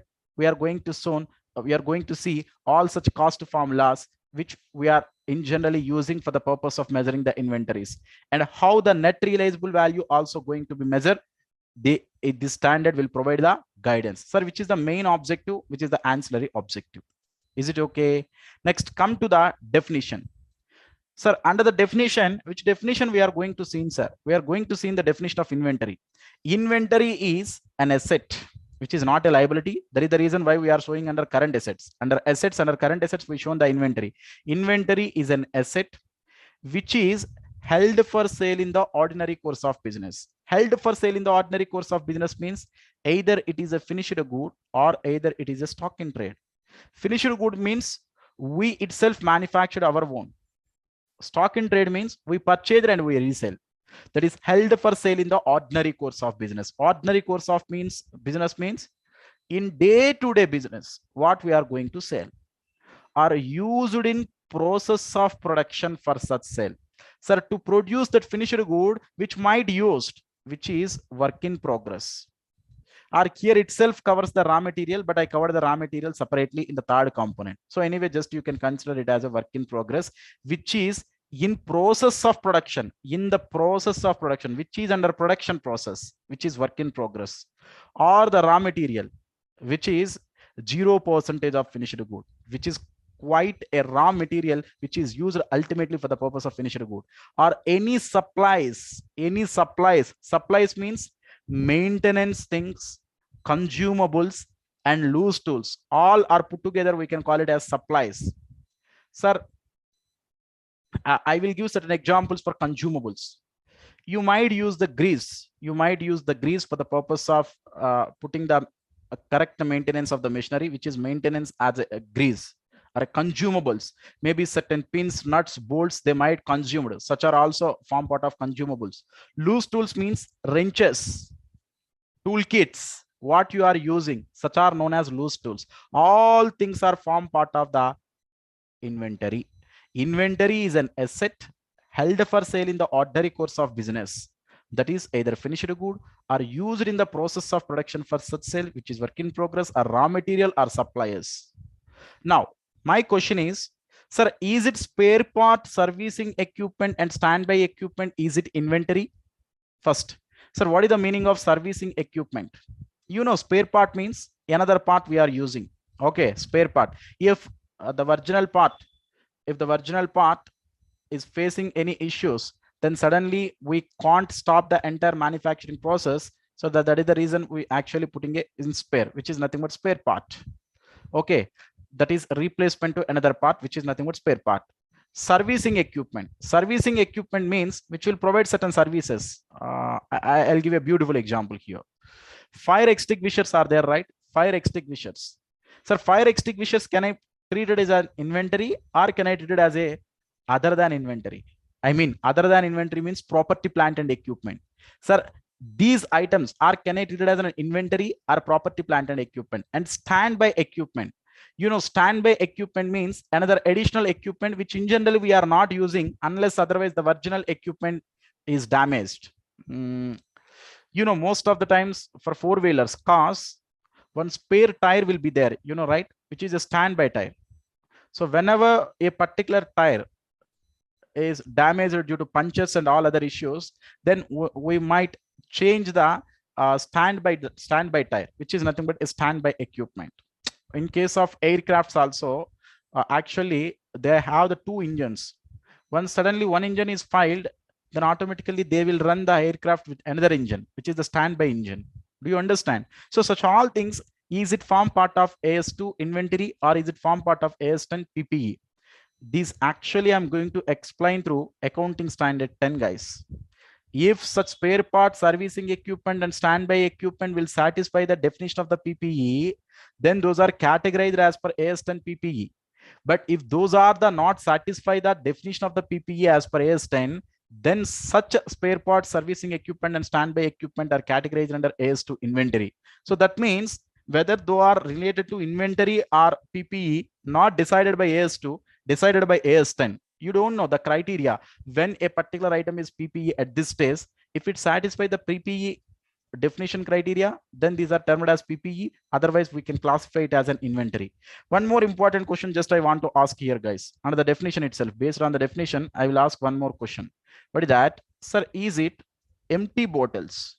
Is it empty bottles? Can I treat it as inventory? This is one of the important practical question, quite multiple times already tested in the final examinations. Is it empty bottles? Can I treat it as an inventory? I'll give a practical question, then you can think and let me know. Sir, in a bar and restaurant,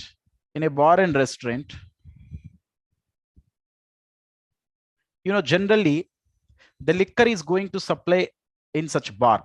How the liquor is going to supply? So the barrels itself, just they serve that liquid in the glasses. Then the customers just they will drink the wine or what are the liquor, whatever they want. Then ultimately the bottles, whatever the bottles they have with their bar and restaurant itself. Now, such the liquor empty bottles is ultimately stored by such bar and restaurant.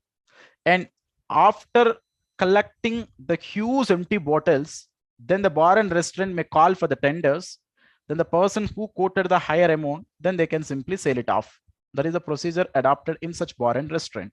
Now the question is, as on balance sheet date, they have certain empty bottles in their godown. Then can I treat such empty bottles as inventory? That is my question. If I ask that question like that, you can't tell just like that the answer. Because first you should need to see the definition of the inventory. What is the meaning of inventory? Sir, inventory is an asset which is held by an enterprise, to resale in the ordinary course of business. Held for sale in the ordinary course of business. Is it your ordinary course of business is purchasing of the bottles and reselling of the bottles? I mean, collecting the bottles and reselling of the bottles? No. Is it your business is used in production for such sale? Are you using such empty bottle for production of your wine? No. Is it raw material? That bottle is the raw material? No. Sir, is it any supply or a consumable? No. But still, even though it directly not satisfying the definition of the inventory, it is indirectly satisfying the definition of the inventory. How you know? Without taking the help of the bottles, can you sell your wine? Then in which medium you are going to store such wine? It is not possible to store such wine without having such bottles. That means such bottles are ancillary products. For sale in the ordinary course of business. Without having such bottles, you cannot sell such product. So even though which is not directly used in the ordinary course of business, but to sell in the ordinary course of business, these are highly helpful. Without having such, you can't make that sale. So that's why such empty bottles are treated as inventory only. One more thing, guys, before directly discussing with the definition of inventory, you should also check one more thing. Asset. Inventory is an asset. Is it empty bottles is an asset? First, you can check that. What is the definition of an asset? Asset is a resource which is controlled by an enterprise and having the capability to generate future economic benefits or future cash flows. Now, coming to the empty bottles, which is a resource, yes, which definitely through sale of such resource, we will generate the future economic benefits.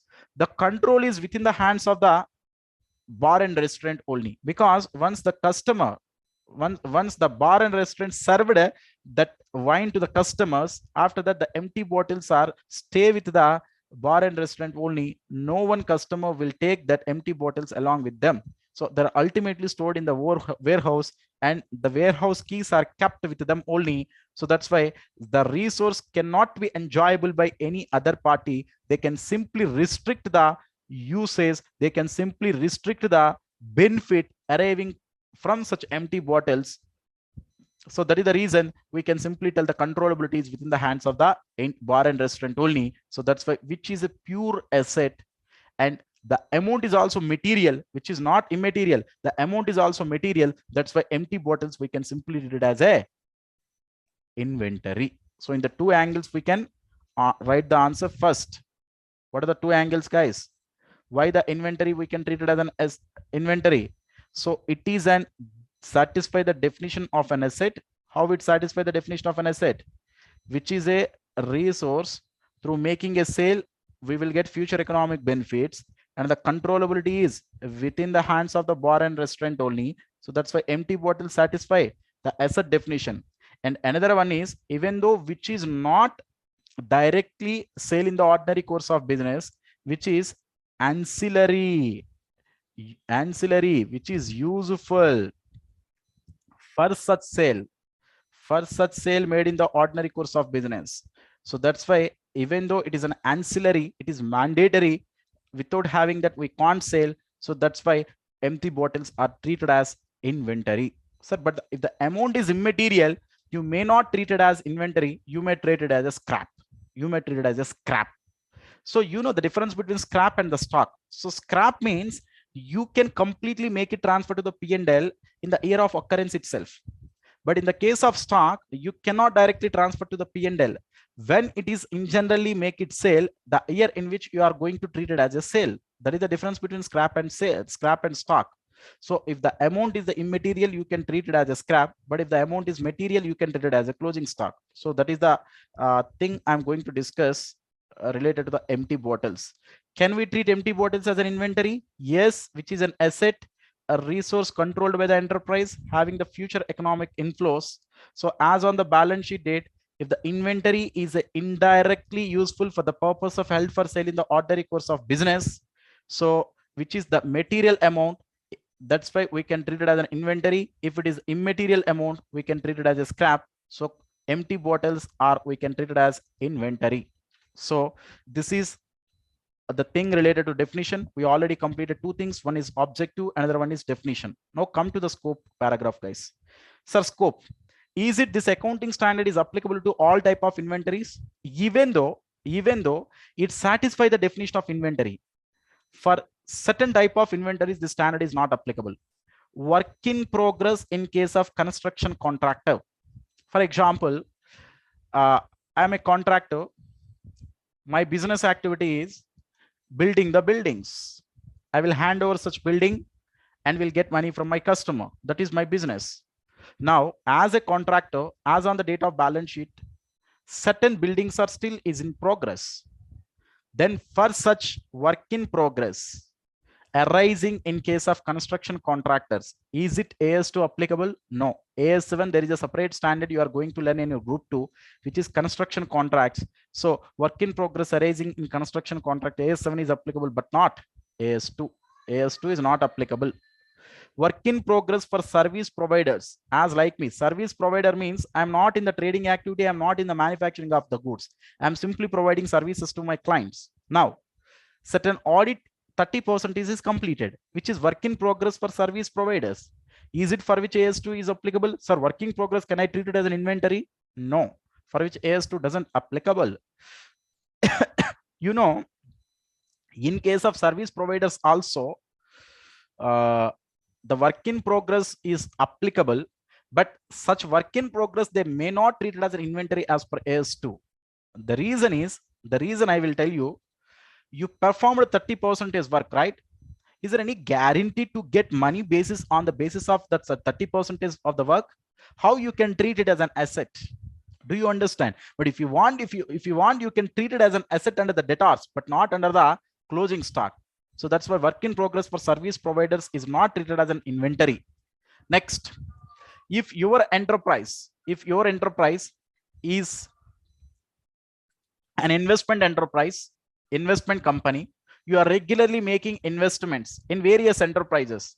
Your ordinary course of business itself is purchase of investment and sale of investment. Then investment is a stock in trade for you.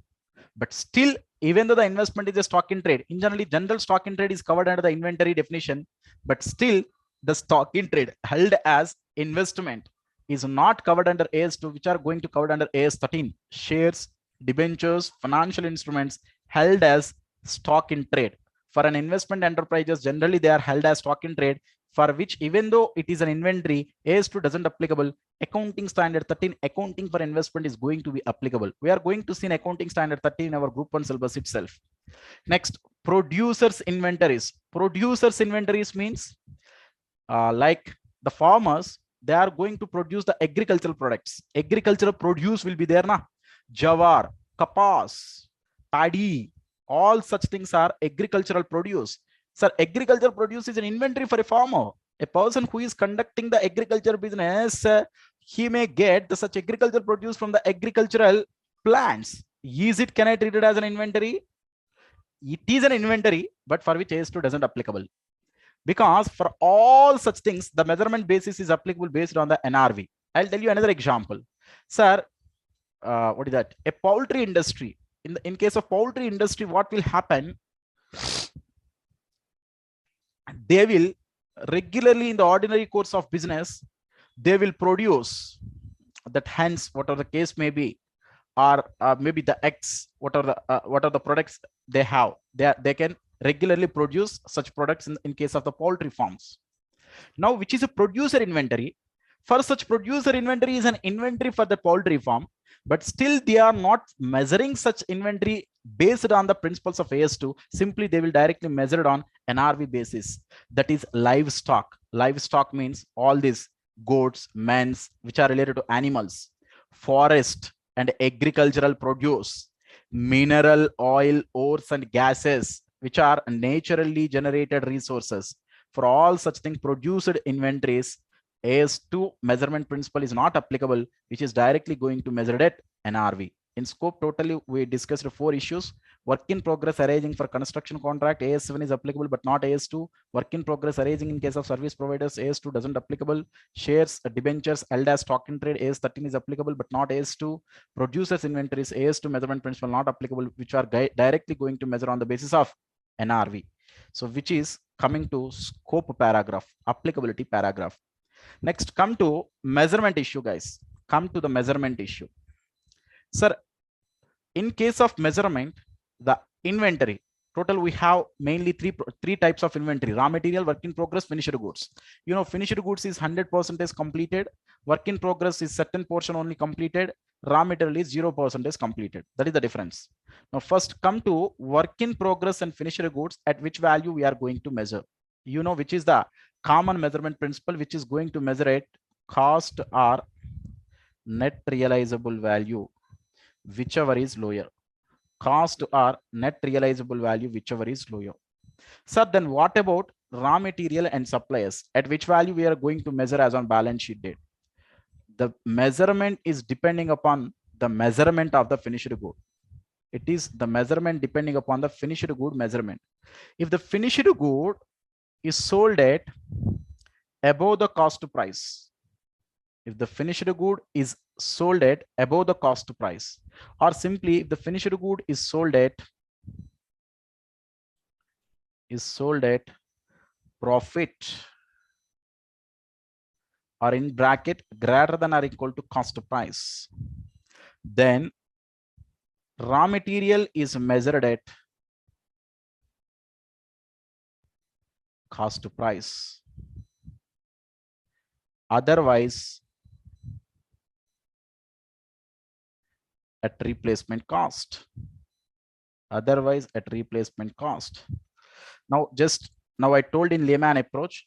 If I talk in technical manner, the finished good in which this raw material is used, the finished good in which this raw material is used, is going to sell at or going to sell at greater than or equal to cost price of such finished good, then the raw material is going to measure at cost price.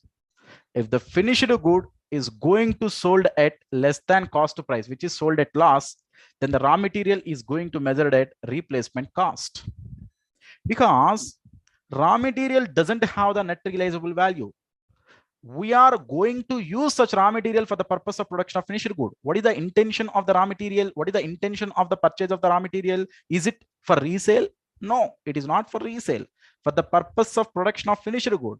That's why the measurement of the raw material is simply linked up with measurement of the finished good.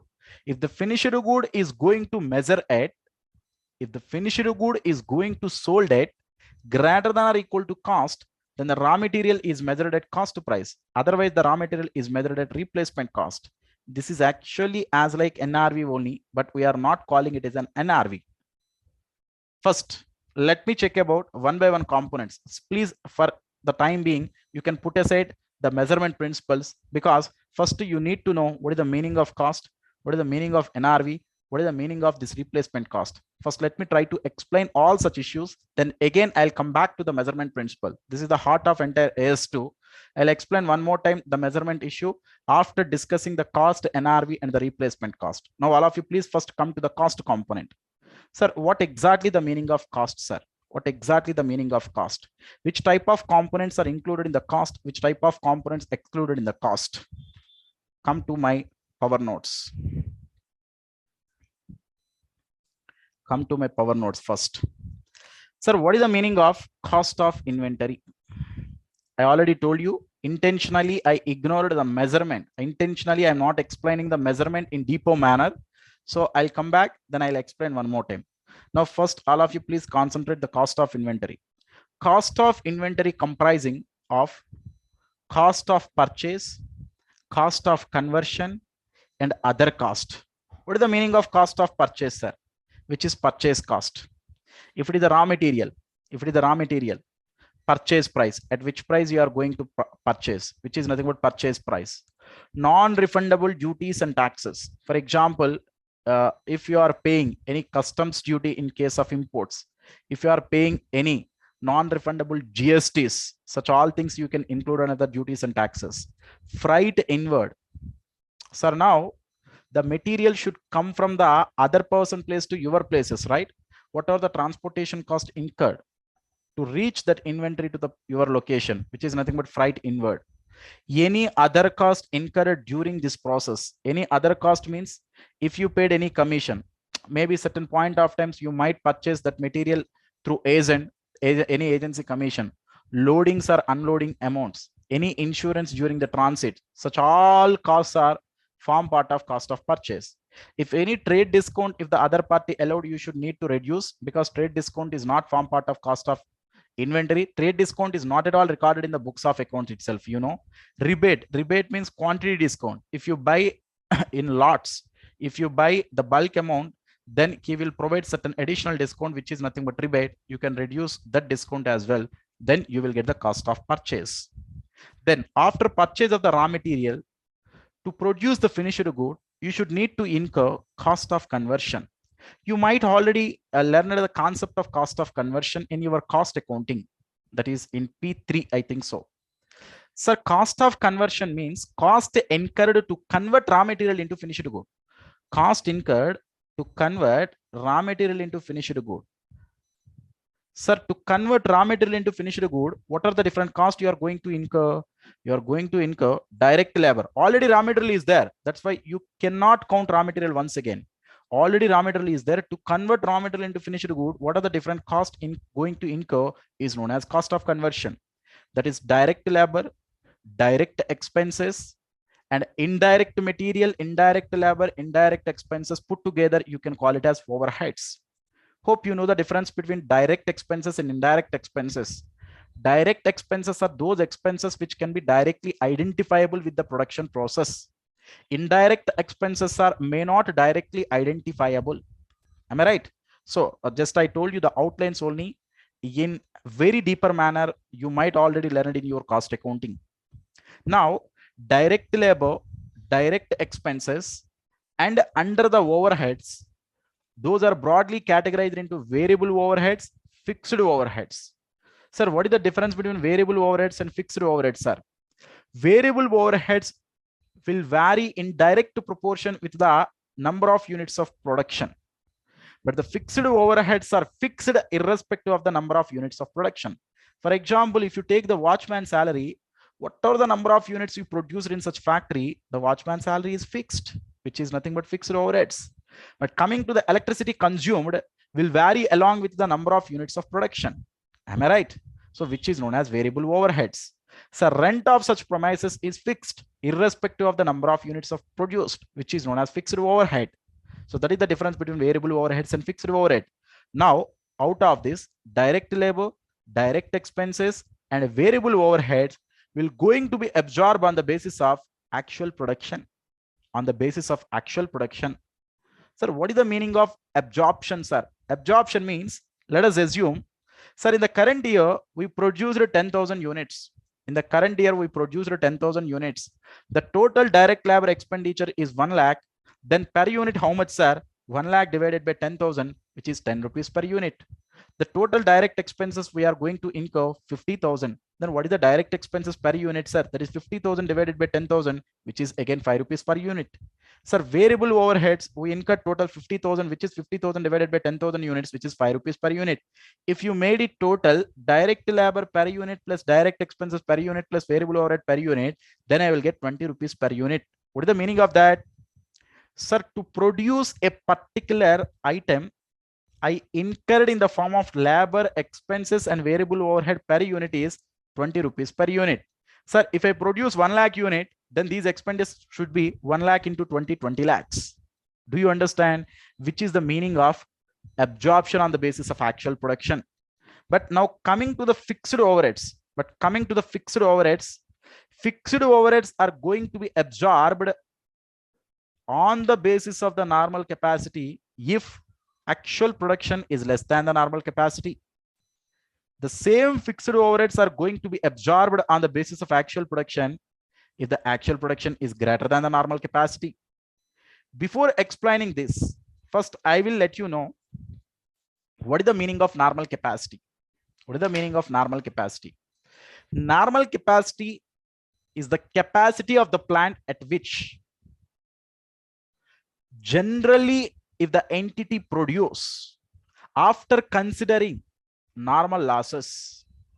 I mean, sir, the entire plant should require certain maintenance time. In the entire plant, certain point of time, the labor may work for lesser time in the as usual in certain peak times. After considering all such factors, what is the total number of units of production in generally if everything is going smoothly for a particular year is known as normal capacity. To give the better definition of the normal capacity, I'll explain through my material. Please concentrate here. Hope I given here the definition of normal capacity.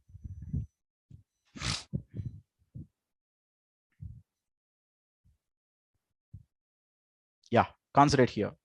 Normal capacity is the production expected to be achieved on an average over a number of periods or seasons under normal circumstances. That is after considering the normal loss and the loss of capacity all other, taking into account the loss of the capacity resulting from planned maintenance.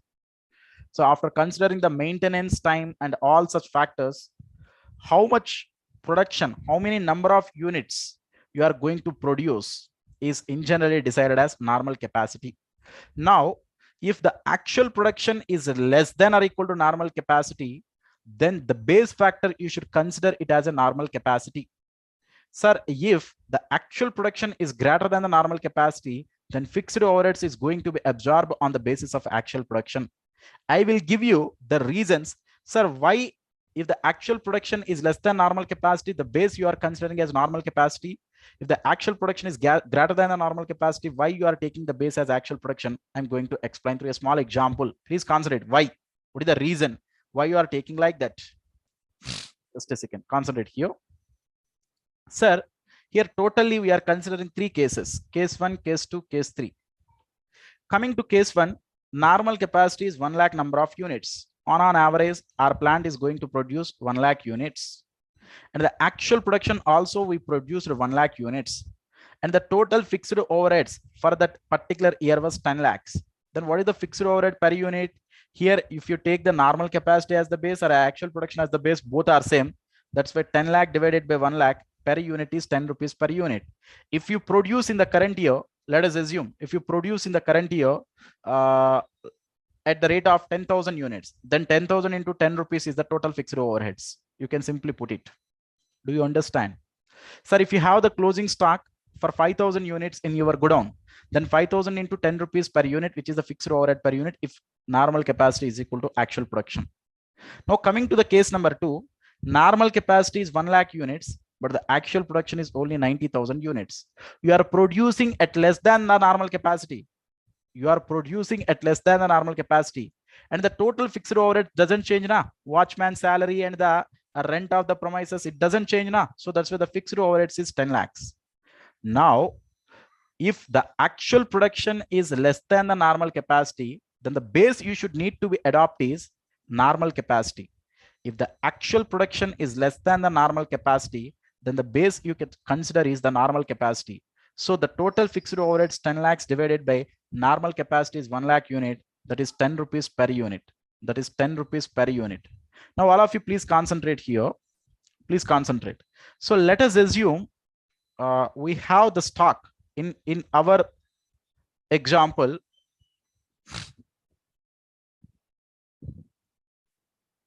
In our example, the actual production is 90,000 units, right? Please consider all of you.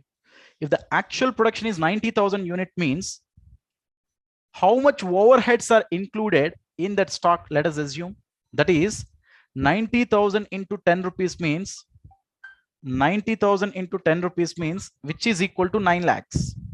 So the total fixed overheads included in the stock is 9 lakhs. All of you please concentrate. 10 rupees per unit means the actual production is 90,000 units. 90,000 into 10 rupees means 9 lakh worth of fixed overheads are already included in the stock. But what is the actual amount of the fixed overheads? 10 lakh. But you only consider 9 lakh worth of fixed overheads into the stock, right? Still 1 lakh worth is there, right? That 1 lakh worth is under absorption. Due to the lower actual production, you are having the under absorption of 1 lakh, which should be need to be charged to the profit and loss account as per your cost accounting methodology. That means in the current year, even though you incur the 10 lakhs worth of fixed overheads, but still you are only including 9 lakhs worth only into the stock. The reason is the actual production is not at par with the normal production. Your actual production is less than the normal production. That's why the under absorption you can charge it to the profit and loss account. But if you really included such 1 lakh also into the closing stock, unnecessarily you are increasing your closing stock. If you are increasing your closing stock, what will happen? If your stock is increasing, your gross profit is increasing. If your gross profit is increasing, your net profit is increasing, which is against the prudence concept. So why I am taking, if actual production is less than the normal capacity, why I am taking the base as normal capacity? To satisfy the prudence concept. Unnecessarily, we don't want to book the profit. Do you understand? So that's why I extended the example. So just to know the impact, if I took the base as the actual production, 10 lakhs divided by 90,000 on behalf of taking the normal capacity, if I take the actual production as the base, then fixed overheads per unit is 11.11 per unit. Then fixed overheads included in the stock is 10 lakhs, which is against the prudence concept. Then on behalf of showing the closing stock at 9 lakhs, if you are showing the closing stock at 10 lakhs, then there is increase in stock to the extent of 1 lakh, which have a direct impact in the increase of the profits. Unnecessarily, you are increasing your profits, which is against the prudence concept. To satisfy that, we are absorbing the fixed overheads on the basis of normal capacity if actual production is less than the normal capacity. Do you understand? You might listen the same story at different faculties, but my explanation is quite different. Here I am not only explaining the provision, I told you the background of the provision as well. Then you can easily store the provision impact. Next, come here on the basis of actual production. If actual production is greater than the normal capacity, sir, then here why you are using the actual production as the base? I'll tell you again by taking an example. If the normal capacity is 1 lakh, and the total fixed overhead doesn't change, which is 10 lakhs. Actual production is 1,20,000. Okay, because actual production is greater than normal capacity. First, let us follow the principle, actual principle.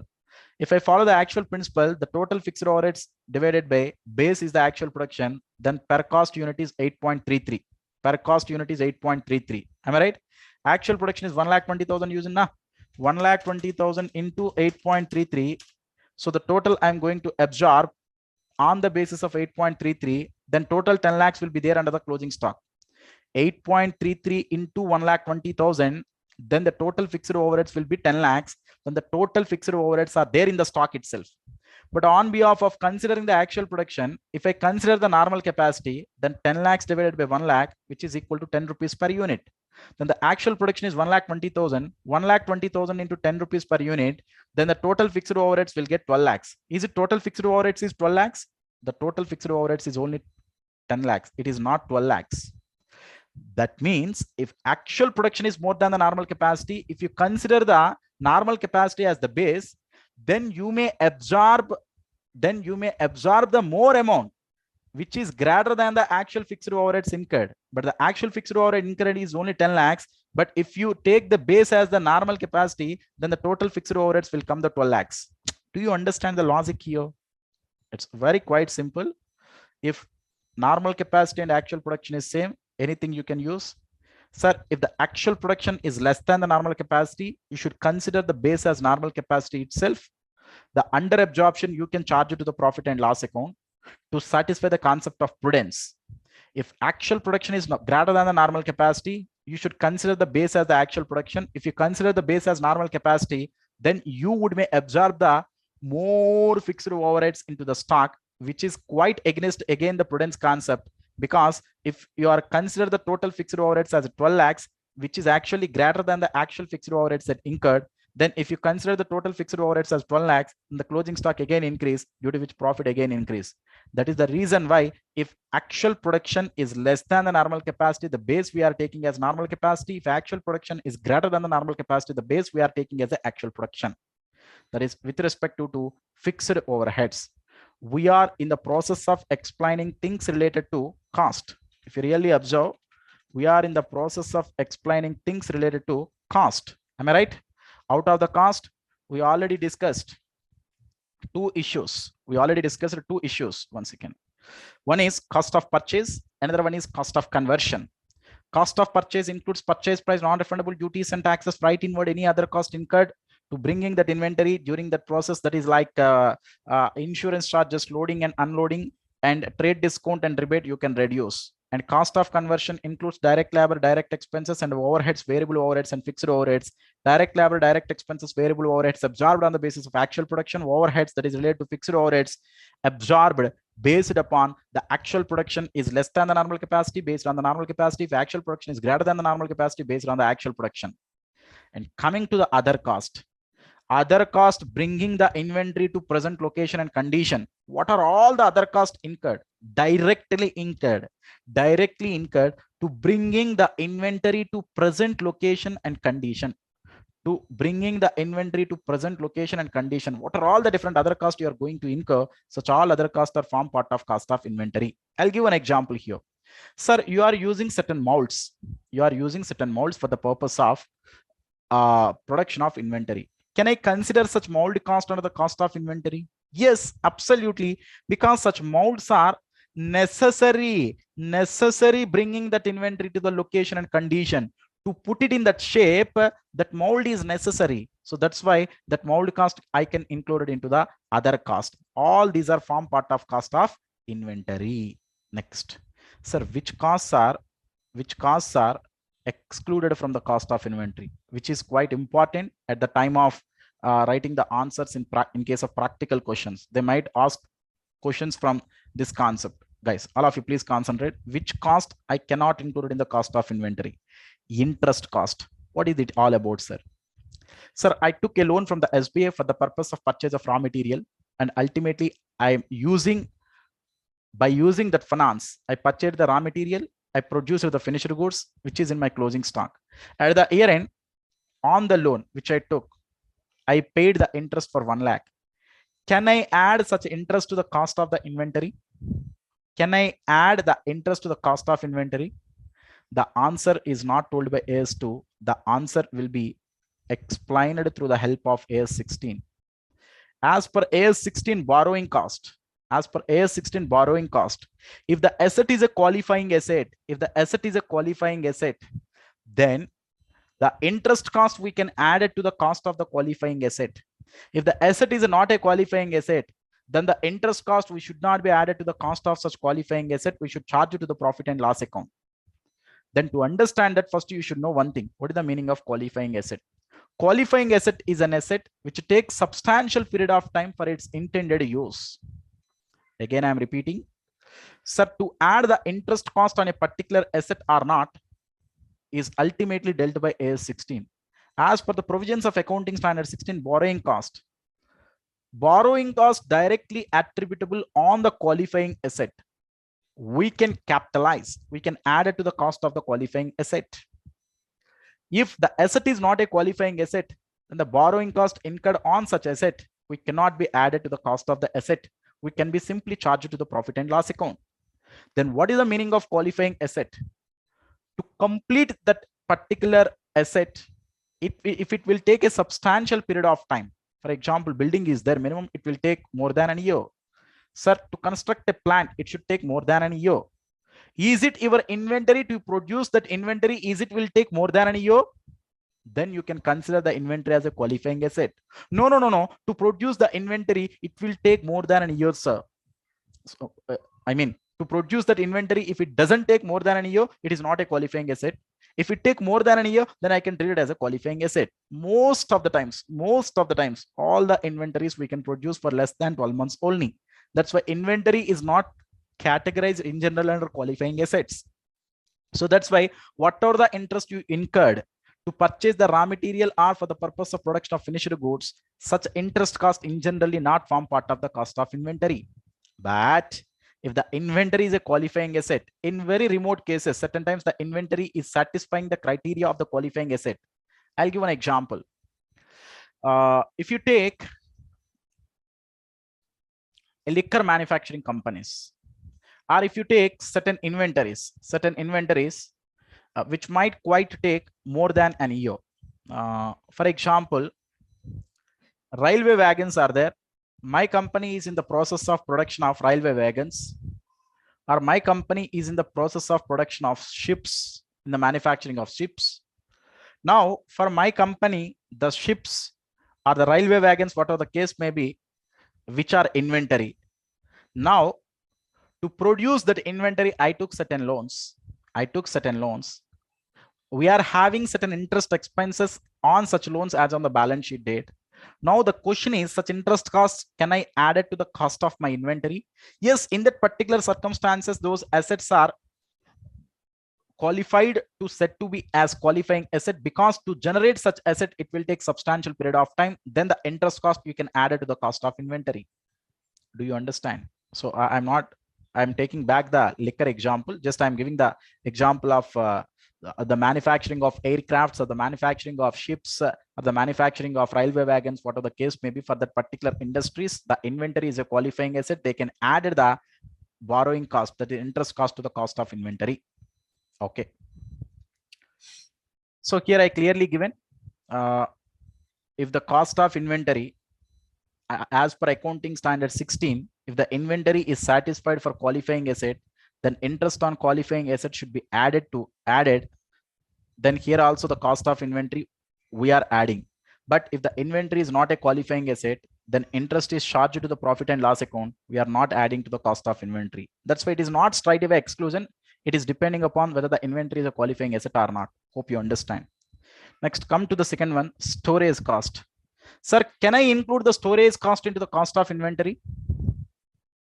First, my question is it storage cost is necessary to bringing that inventory to present location condition? I mean, sir, the production process is over. Now the finished goods just we produce, the finished goods just now we stored. Our company is a watch manufacturing company. Now the watches, whatever the manufactured, just I stored in my godown. Okay. Now such storage is necessary for manufacturing of watches? No. Why you are storing? Maybe due to there is no lack of demand, or maybe you are producing you are producing much more goods than the demand. Maybe you are have a certain gestation period for the purpose of transportation. Such and all are the not the reasons which are. Is it necessary directly for the purpose of production of the inventory? No, that is not necessary. Even without storage also, we can produce the goods. Yes, that happens. That's why at that particular point of time, storage cost is not from part of cost of inventory. But not like that. Certain special circumstances, storage cost is from part of cost of inventory. It is necessary to bringing the inventory to present location and condition. I'll give a classic example here. For example, we are in the process of manufacturing of alcohol. You know, in generally the alcohol is going to be manufactured with grape pulp and they will add certain chemicals. So after mixing all such chemicals along with the grape pulp, the entire liquid is going to be stored in a big tanks under the bent of the earth. So they will cover up the entire storage tank with a big lid. It should not be disturbed for a particular period of time. So after getting certain inner chemical reactions, then it will slowly converting as a alcohol. You know, the quality of alcohol is increasing with the period of increasing of such storage as well. Now, the storage cost what you are incurred for the purpose of building such a big storage tanks and lids and the structures for such all things, what are the thing you incurred as it as a storage cost at that particular point of time, which is necessary to bringing that inventory to present location and condition, then at that particular point of time, you can include the storage cost to the cost of inventory. So that's why straight away interest cost is not excluded from cost of inventory. If the inventory is a qualifying asset, then you can include interest cost to the cost of inventory. If the inventory is not a qualifying asset, you can exclude. Coming to the storage cost, if that storage cost is necessary to bringing the inventory to present location and condition, then we can include the storage cost to the cost of inventory. No, which is not necessary, then storage cost is excluded from the cost of inventory. Next, come to the abnormal losses. Sir, normal losses are form part of cost of inventory, but abnormal losses are not form part of cost of inventory. What is the meaning of abnormal loss? Maybe theft, maybe it lost due to fire accident, maybe it lost due to floods, anything. Such type of abnormal losses are not form part of cost of inventory, but normal losses are form part of cost of inventory. Here I'm giving a classic example. This model are also regularly testing in the examination. Please concentrate. What is the example is all about? Sir, we required a petrol. We have the bunk. The petrol bunk is there in the Hyderabad, which is a central location. Now the petrol, the industry, the refining industry is there in Delhi actually.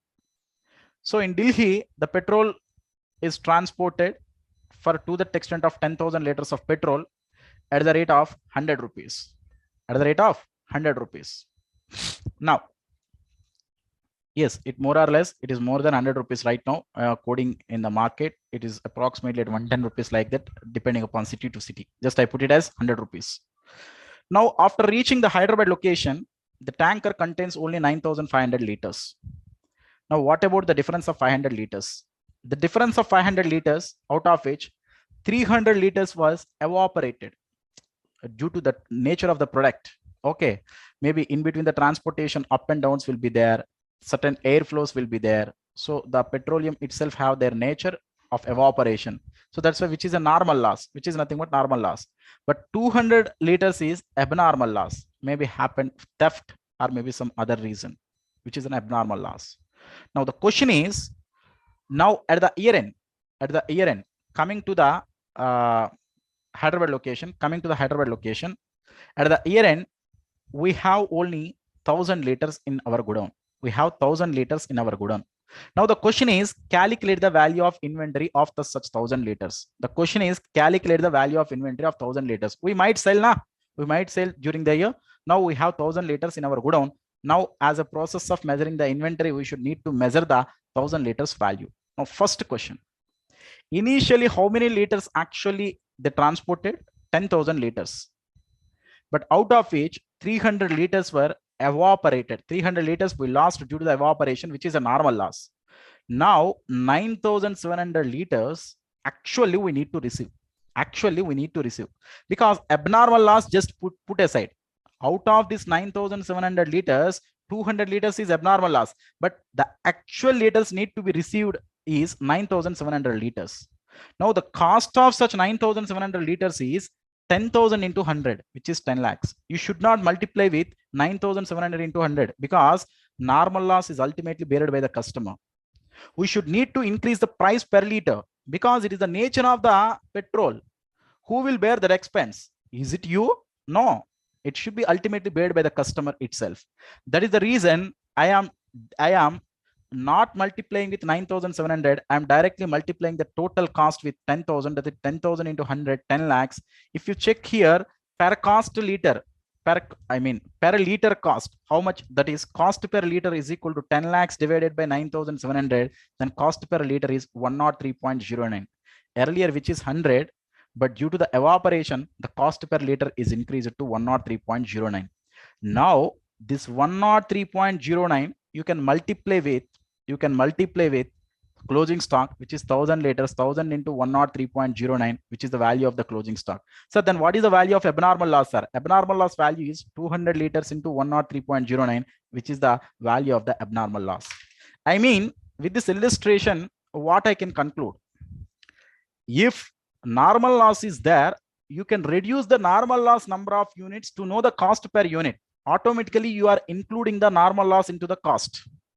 By reduction of the normal loss units, you are automatically including the normal loss to the cost of inventory. Do you agree? Because here the cost of inventory, to know the cost of inventory, you are multiplying with 103.09, means you are including the normal loss into the cost of inventory. That's why I shown here normal loss is added to the cost of inventory. But if the abnormal loss is there, abnormal loss number of units, do you decrease it here while evaluating the cost per unit? You are only making division with 9,700 units. You are not making division with 9,500 units. That means abnormal loss, you are not included into the cost of inventory. You are separately work out the abnormal loss and you are charged to the profit and loss account. So that's why abnormal loss is not form part of cost of inventory. So this type of illustration, they are regularly testing in the examination. Please check. One more thing, administration expenses and selling and distribution expenses are also not form part of cost of inventory. Sir, maybe audit fee you paid in the current year. Can you add such audit fees also cost of inventory? Certain selling agents commission you paid in the current year, certain advertising expenditure you incurred, use such expenditure, can you increase in the cost of inventory? If you add such all expenditures, then the inventory value is increased like anything, due to which unnecessary profits you are creating, which is again against the prudence concept. That's why administration expenses and selling and distribution expenses are not form part of cost of inventory. So to put it simply, inventory cost comprises only three components: cost of purchase, cost of conversion, other cost. Under the cost of purchase, purchase price, non-refundable duties and taxes, and like freight inwards, and any other cost like insurance expenses and loading and unloading charges and rebates are going to be reduced, as well as trade discounts are also going to be reduced in case of cost of conversion. That is, direct labor, direct expenses, and variable overheads should be absorbed on the basis of actual production. And coming to the fixed overheads, we are going to absorb on the basis of normal capacity. If actual production is less than the normal capacity, we are going to absorb on the basis of actual production. If actual production is greater than the normal capacity, any other cost bringing the inventory to present location and condition, also we can include it to the cost of inventory, like molds, jigs, any cost is incurred in shaping up that inventory. Next, certain cost we may not take form part of the cost of inventory, which are like selling and distribution expenses, which are like administration expenditure. Storage cost is not form part of cost of bringing that inventory to present location and condition. If the inventory is other than a qualifying asset, then the interest cost also not should form part of cost of inventory. Am I right? Next, one more thing, one more important issue just I want to explain here. Then I'll go back to the measurement concept. First, let me allow to explain the concept of net realizable value. Sir, what is the meaning of net realizable value? Because in the measurement, if it is other than raw material, like finished goods and work in progress, it is going to be measured at cost or NRV, whichever is lower. We already seen the components of the cost. Now we are going to discuss the meaning of net realizable value. Net realizable value means sale value of the finished good minus expenditure incurred to such sale. Maybe the brokerage, maybe the advertising commission, maybe the sales agent commission. Those are expenditure incurred to sell. if it is related to finished good, if it is related to finished good, which is sale value of the finished good minus expenditure incurred to sell. Sir, but if it is a work in progress, if it is a work in progress, then we should need to reduce, apart from this component, we should need to reduce further production cost to complete the product. Given certain examples here, we are measuring the NRV of FG. Sale price of the FG is 120, let us assume. Commission incurred to sell such FG is 5 rupees. Then the NRV of the finished goods, we can call it as 115. Coming to the work in progress, cost incurred till date was 60. Further processing cost incurred to complete it as a finished good is 30 rupees. Is 30 rupees. So cost incurred till now 60 and further production cost to convert it into the finished good is 30 rupees. Now how to value the net realizable value? First, you can take the sale value of the finished good itself, because work in progress doesn't have any realizable value in the outside market. You can consider the sale value of the finished good. What is the sale value of the finished good?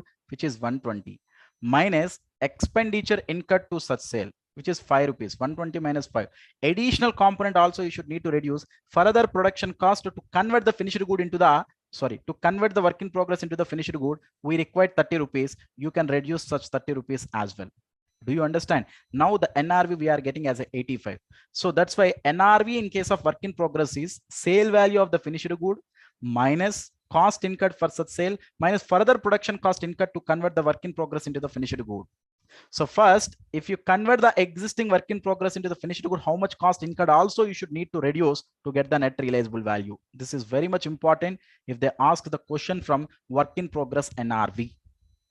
So NRV is nothing but simply realizable value minus expenses incurred to realize that product minus further production cost incurred to convert the work in progress into the finished good. Okay, fine. Come down. Sorry, come above, not come down. Where I left actually, I left here. Under the measurement principle, actually I left. I told you in case of the measurement principle that is related to other than raw material and supplies, that is work in progress and finished goods, the inventory is going to be measured at cost or NRV, whichever is lower. Now you know the real meaning of the cost and what are the different components are included in the cost. You know the meaning of NRV, how to calculate the NRV for finished good, how to calculate the NRV for work in progress also you know. Now you will compare the cost or NRV, whichever is lower at that price, you will measure the inventory other than raw material and supplies. If it is related to the raw material, first you should check the valuation of the finished good. If the finished good is sold at or above the cost price, the finished good in which this raw material is used, sold at or above the cost price, that is sold at profit, then the raw material should be valued at cost price. If the finished good is sold at less than their cost price, I mean the finished good is valued at NRV at that point of time. If the finished good is valued at NRV, because if it is sold at less than cost price means NRV value is less than cost. Now, if the finished good is measured at NRV, then raw material is measured at replacement cost. Then the raw material is measured at replacement cost. Sir, what is the meaning of replacement cost? Replacement cost is nothing but amount you will get at the time of replacement of that product, because raw material we are not purchasing with an intention to resell. If you want, you can replace the raw material at that particular point of time. How much you will get, that is nothing but replacement cost. Do you understand? Sir, for better thing, what we learn right now, with that basis, let me take up one previous examination problem which is quite directly asked the question from the measurement concept itself. Let me take up that question for the discussion, guys, which is the recently happened examination only. I mean Jan 2021, not that much of recent, that is before the recent examination. Okay, yeah, please allow if you come to 1C here with the base measurement concept, what we learn, whether we can crack this problem or not, let us have a look. Mr. Jatin gives the following information relating to the items forming part of the inventory as on 31st March 2019. His enterprise produces product P using raw material X. Finished good is product P, raw material is X.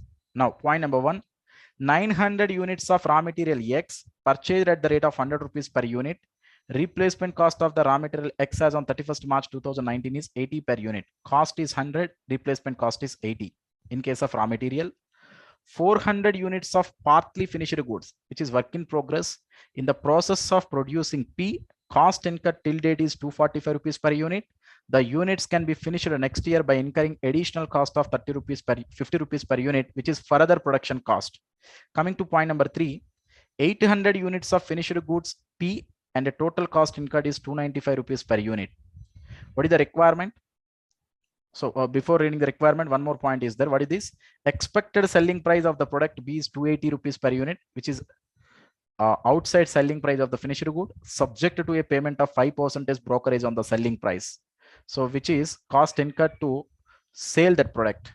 Determine how each item of inventory will be valued as on 31st March 2019. Also calculate the value of total inventory as on 31st March 2019. Okay. Come to my OneNote, guys. I'm going to explain the problem with the help of my OneNote. So this question is tested from John 2021 attempt.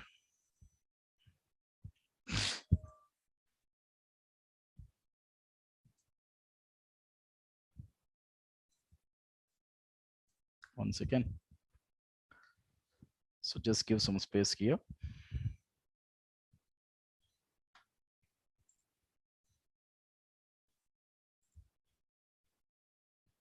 Yeah. So which is tested from John 2021. So question is question number 1C. Question number 1C. Now they are given totally 3 components, right?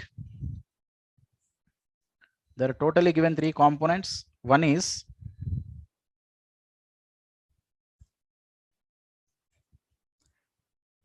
raw material. Another one is finished goods. I mean, let me write work in progress. Then the last one is finished goods. I'll come from left to right. I'll come from left to right first. So first let us measure the finished goods valuation. So 800 units of P and the total cost incurred is 295 rupees per unit. Now the finished goods is going to be measured at cost or NRV, whichever is lower, right? Cost or NRV, whichever is lower. This is the basic principle of the finished goods. Now cost price is given how much?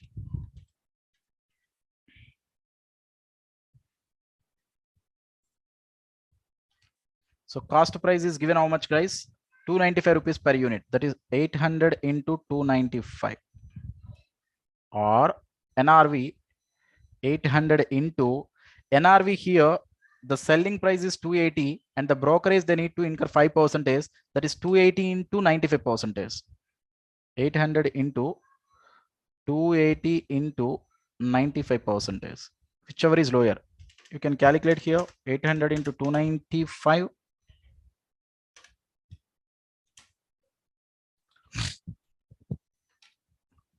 2,36,000 or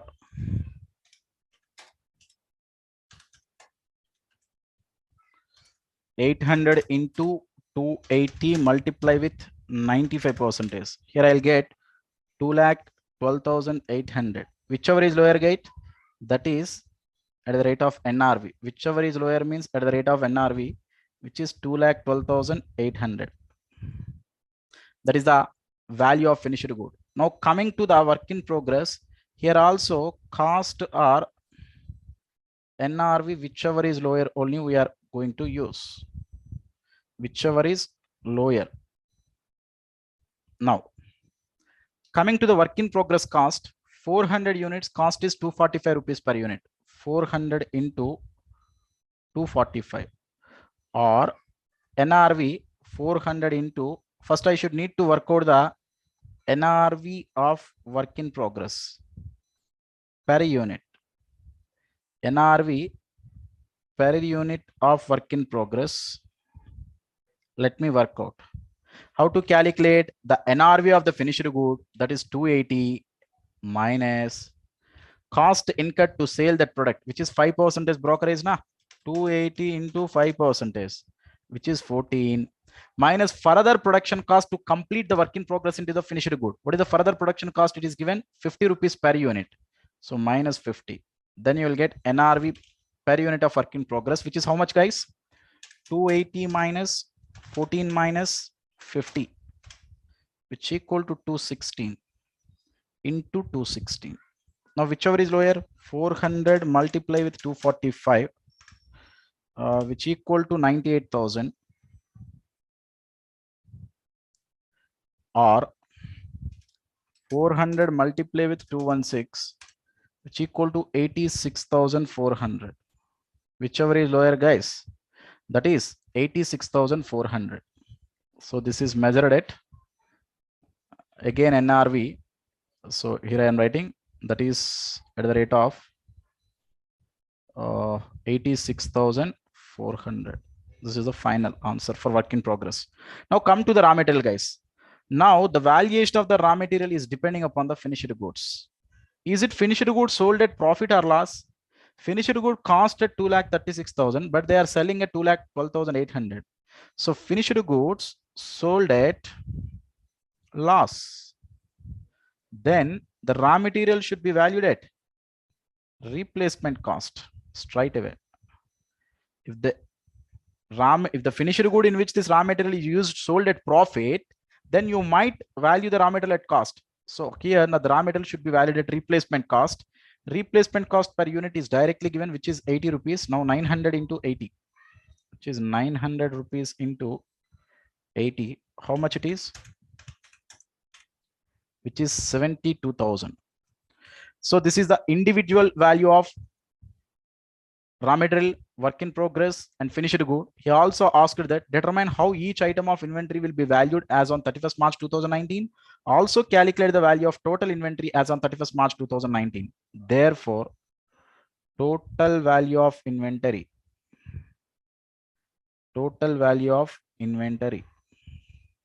is equal to raw material is 72,000 plus work in progress is 86,400 plus finished goods is at 2,12,800. Total how much? 72,000 plus 86,400 plus 2,12,800. So total is 3,71,200, guys. This is the value of inventory. So which is a direct question asked in the examination. Okay, fine. Come back to my power notes. So which is the measurement principle with respect to inventory other than raw material as well as raw material. Sir, what are the other issues, sir? What are the other issues we left? In the cost itself, I forgot to tell you one issue, which is joint and byproducts. Come to the joint and byproducts. I forgot here. Please come to all of you joint and byproducts.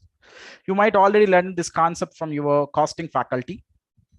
Sir, what is the difference between joint products and byproducts? In case of joint products, the production process is going to be continued jointly up to certain point of time. From there, it is going to divide into two different products. Then the two different products evolved after incurring certain specific cost.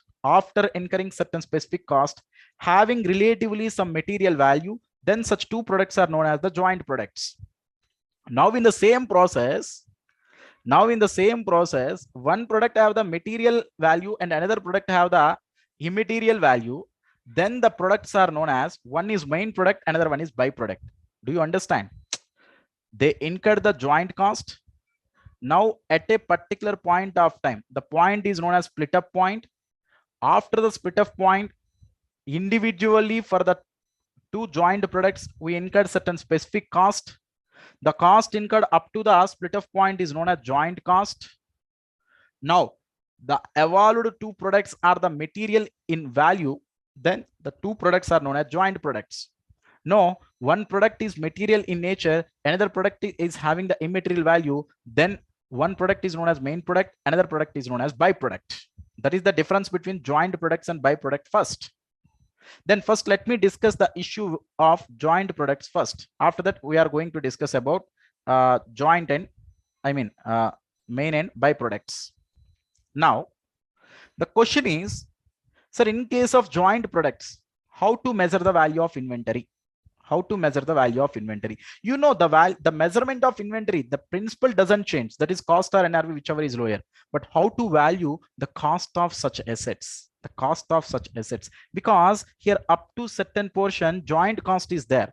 After this portion specific cost is there. You know the specific cost, the individual specific cost, but how to apportion the joint cost in between the two joint products is the matter of discussion here. The joint cost we are going to apportion to the individual units or individual products on the basis of sales value after incurring at specific cost, sales value after incurring specific cost, that is at the end how much sales price they have, that is 20 rupees here, 30 rupees here, that is 1000 into 20 is to 500 into 30 rupees. In that ratio we are need to apportion. Or if they have certain sales value at split of point itself, then the selling prices at split of point also you can consider as the basis. I mean, here we are in the process of evaluation of the cost of the joint products. For that purpose, we know the specific cost. If you know the joint cost individually for the two products, then joint cost of the each product plus specific cost of that product, then you will get the total cost of that product.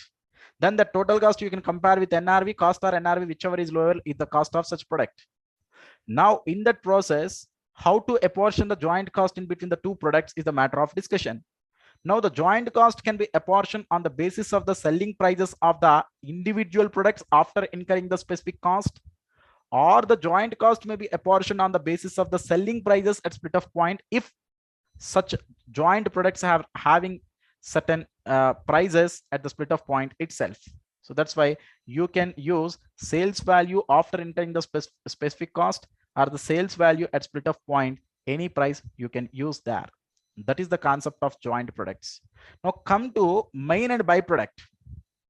First of all, byproducts are always valued at the rate of NRV. Always valued at the rate of NRV, because the value itself is immaterial. At how much price we can resell in the outside market, we can simply say, we can simply check with that price directly byproducts we will value. And the value of the byproducts we are not shown in the inventory as well. The value of the byproduct, that is NRV, we are ultimately reducing from the cost of the main product. So the NRV value of the byproduct will be reduced from the cost of the main product. Then the cost of the main product is going to be reduced to the extent of the NRV of the byproduct. That's why byproducts never we are considered as an inventory. Those are ultimately reduced from the cost of the main product. That is the treatment of main and byproduct in evaluating the cost of inventory. Hope you understand. Next, come to my OneNote, guys. So we are discussing, right? We are discussing the issues. Still, what are the pending? Just here I wrote now. Certain issues are pending.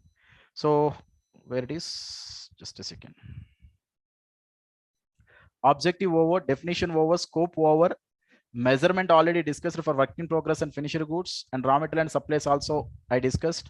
Concept of cost and components, different components included in the cost we've seen. The meaning of NRV also I discussed. Now two more issues are pending. Techniques or methods used, are the cost formulas used in evaluation of the such cost. First we are going to see. Please concentrate here. Come down.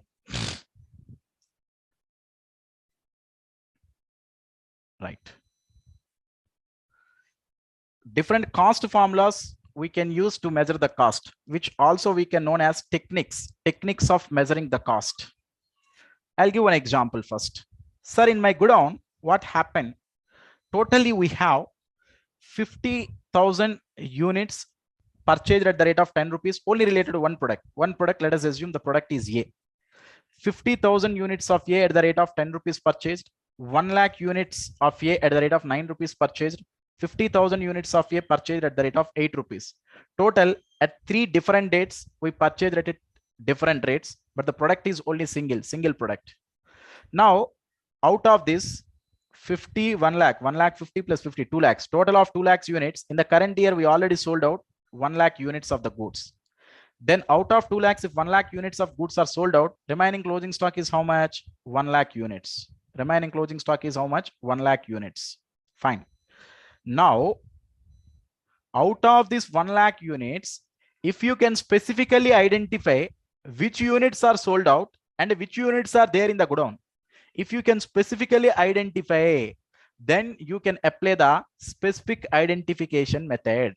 I mean, let us assume out of this 1 lakh units, just I'm telling you for the time being, I'm telling you, out of this total 2 lakh units, 1 lakh units are sold out. Now the remaining 1 lakh units are, let us assume, these only. Then 1 lakh into 9 rupees, 9 lakhs is the value of cost of the stock. That is nothing but specific identification method. No, sir, not like that. These 1 lakh, out of these 1 lakh are, I mean, the closing stock, these 1 lakh are 25,000 from first purchase units, remaining 75,000 units from second purchased units. These are ultimately sold out. We know clearly.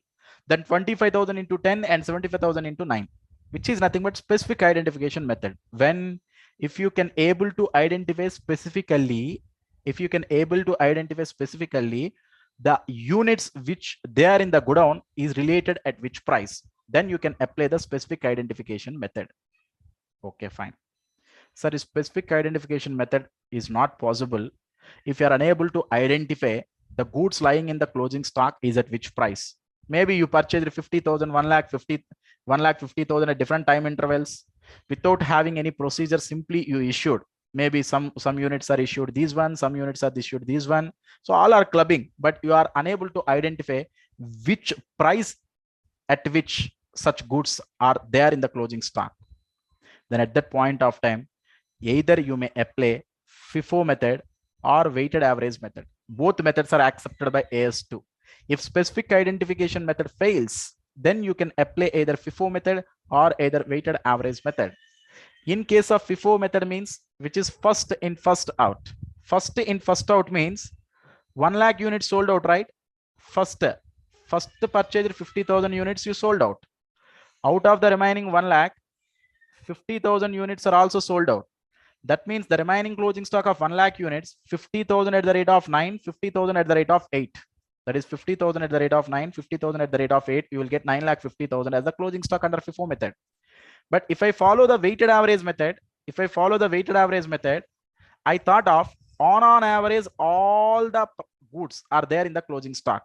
I mean, here 50,000 into 10, 5 lakhs, 1 lakh into 9 rupees, 9 lakhs, 50,000 into 8, 4 lakhs, which is the total cost of the total inventory divided by 2 lakhs. Then you will get the cost per unit, which is 9 rupees per unit. You can multiply with the closing stock number of units, which is 1 lakh into 9, you will get the 9 lakhs. In case of weighted average method, the formula is W1x1 plus W2x2 divided by W1 plus W2. Here the weight is number of units and the x is price of the unit. Then you will get the weighted average price. With that weighted average price, you can simply multiply with the closing number of units, then you will get the value of the closing stock. When, if specific identification method is not possible. Sir, FIFO method or weighted average method is also not possible, sir, for me, for my industry. Then you can apply certain costing techniques, what you are learn in your costing syllabus. Standard costing. In case of standard costing, you may work out standard raw material cost, standard direct labor, standard direct expenses, standard fixed overhead, standard cost of variable overheads. If you add all such standard cost, then you will get the standard cost of the product. But provided standard cost should be approximately equals to the actual. The variance is very nominal. The variance is not phenomenal. The variance is very much nominal. Then you can apply the standard costing, which is quite equal to the actual cost. Or else you can apply the retail method as well. If the specific identification method fails or the FIFO or weighted average method fails, then you can apply the retail cost method as well. So retail cost method is in generally suitable in case of the retail industries where the product's margin is uniform. The product's margin is equal. You know the MRPs, right? From MRP, if you reduce the margin, then you will get the cost price. So soaps, for example, if you take the soaps, more or less the margin is same. You may have Lux, Lifebuoy, Liril, Santoor, okay, Rexona, whatever the case may be. So so many soaps are there, right? So from the MRP, if you reduce the uniform margin, then you will get the cost of the inventory in very easy manner. So just according to the industry and the nature of your business, the suitable cost formula you can apply. If specific identification method is possible, you can go for the specific identification method. Otherwise, you can go for the FIFO or weighted average method. Based upon the, if your industry, if standards are equal to the actuals, then you can apply the standard costing method. If you are belongs to the retail industries method related to a specific item, you are having deal with more than one brand, more or less the margins are same, then you can simply reduce from the MRP margin, then you'll get the cost of inventory. These are the different costing techniques and the formulas you are going to use to know the cost of that specific product. Next, sir, before going to see the disclosure, first let me explain one more important issue. Sir, I told you in the measurement concept, whether it is related to work in progress and finished goods, you are comparing cost or NRV, whichever is lower, right? Now my question is, sir, can I compare the total cost of the entire inventory and the total cost of the NRV, whichever is lower, or on individual item basis? I will provide the answer here. Comparison between cost and NRV, individual item by item basis, you should need to work out. Sir, A type of material is there, or A type of finished good is there. You can compare the total cost of A and the total NRV of the A, that is individual item by item basis. But if the items are similar in nature, you can club the total cost and the total NRV of the similar items also, then you can compare. In generally, you are making the comparison on individual item by item basis. If such individual items are similar in nature, then by clubbing also you can compare the cost and NRV, then you can measure the inventory. Then finally come with the disclosures, guys. Sir, in case of disclosures, what are the additional information we need to provide along with financial statements? Accounting policy used for measurement of the inventory. What is the accounting policy? I told you accounting policy includes accounting principle or method adopted to follow such accounting principles. What is the principle you used for measurement of inventory? Sir, if it is a finished good or work in progress, which method you are used? Cost or NRV? Sir, if it is the raw material, the finished good is sold at profit, then raw material is valued at cost, otherwise at replacement cost. That policy or that principle you should clearly disclose. And the cost formula you used, which cost formula you used, I mean, are you using the specific identification method in measuring the cost? Are you applying the FIFO method? Are you applying the weighted average method? Are you applying the standard costing technique? Or are you applying the retail method? Which formula you used?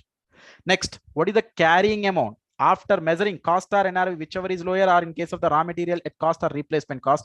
What is the value of raw material? What is the value of work in progress? What is the value of finished good? What is the value of loose tools? What is the value of stock in trade? For each and every individual item, the carrying amount you can clearly provide under the disclosure. So if you want, I will quickly open one company, guys, which is a BHEL. Just give a moment. How they are going to measure, I'll show you.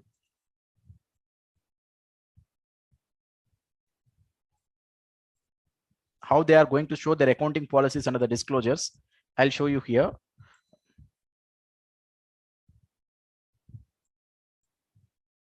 So BHEL annual report. So just I taken, which is the 15-16 annual report.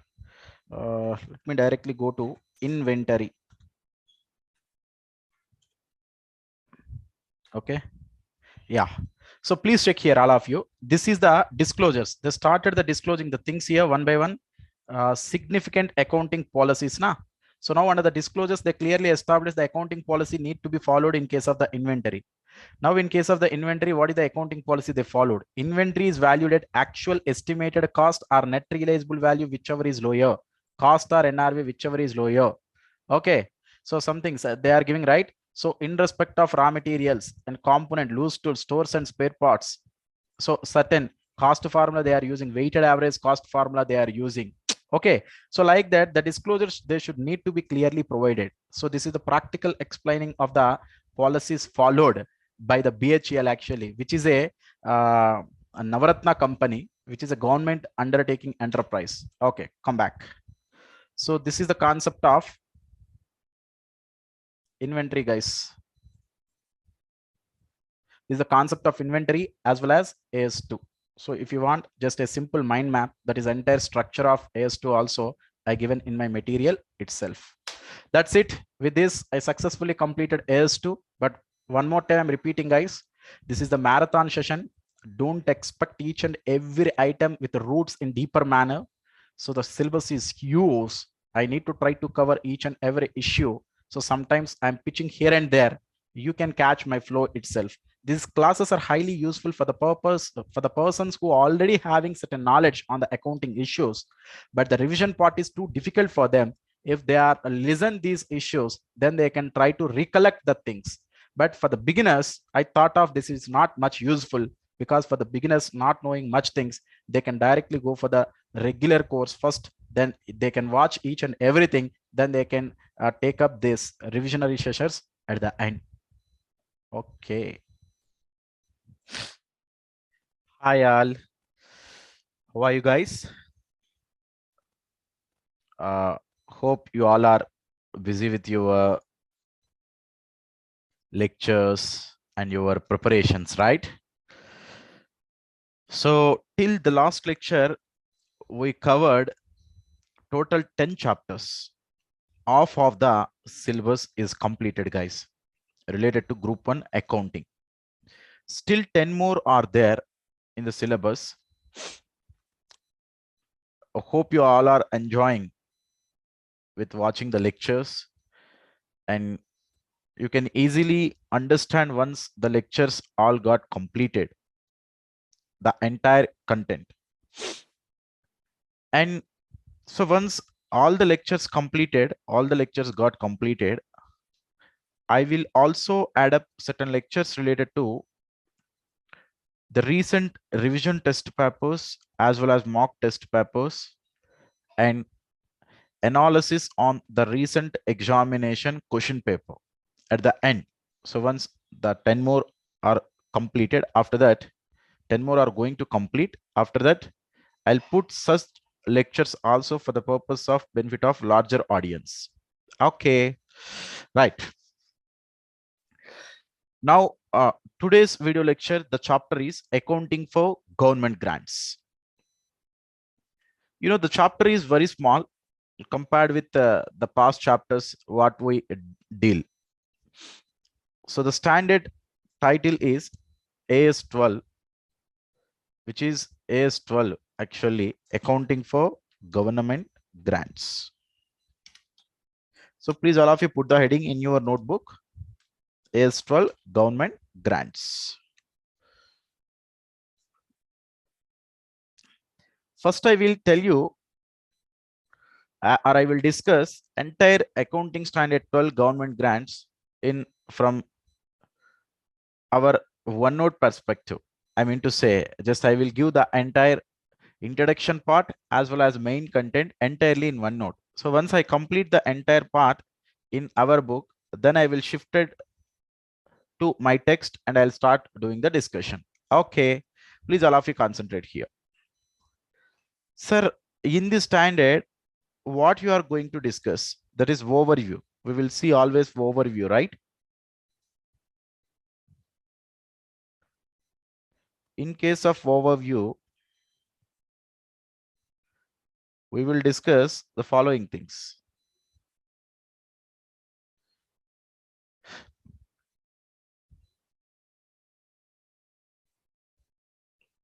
So, you know, the topic is started with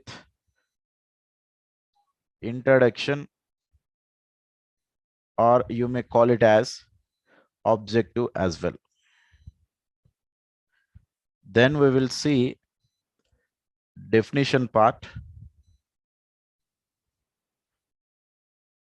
Then we'll discuss scope. Then we'll discuss about accounting treatment. Accounting treatment at the time of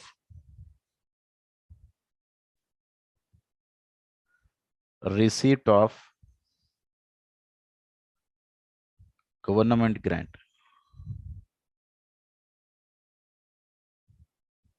Accounting treatment at the time of receipt of government grant. The same way, we are going to discuss accounting treatment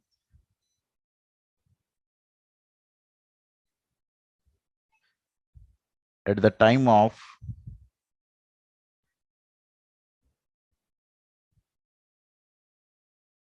refund of government grant.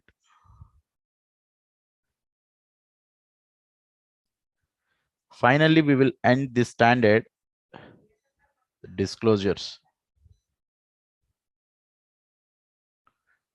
So that is introduction or objective, definition, scope, accounting treatment at the time of receipt of government grant, accounting treatment at the time of refund of government grant, and finally, we will end the standard with disclosure. Such a small standard, guys. Now, coming to introduction or objective,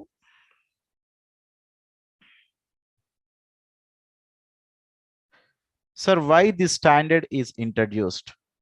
What is the reason behind the introduction of AS12?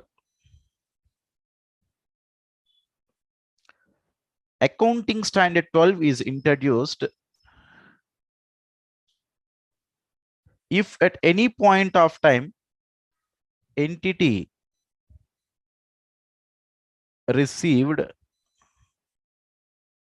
if at any point of time entity received assistance like subsidies, cash incentives,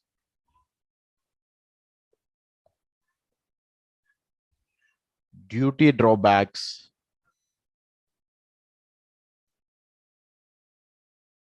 extra.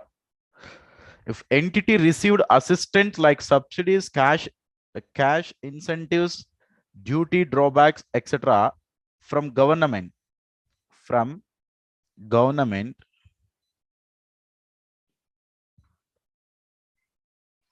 how would we deal? Entity received assistance like subsidies, cash incentives, duty drawbacks, etc., from government, then which type of accounting treatment need to, which type of accounting treatment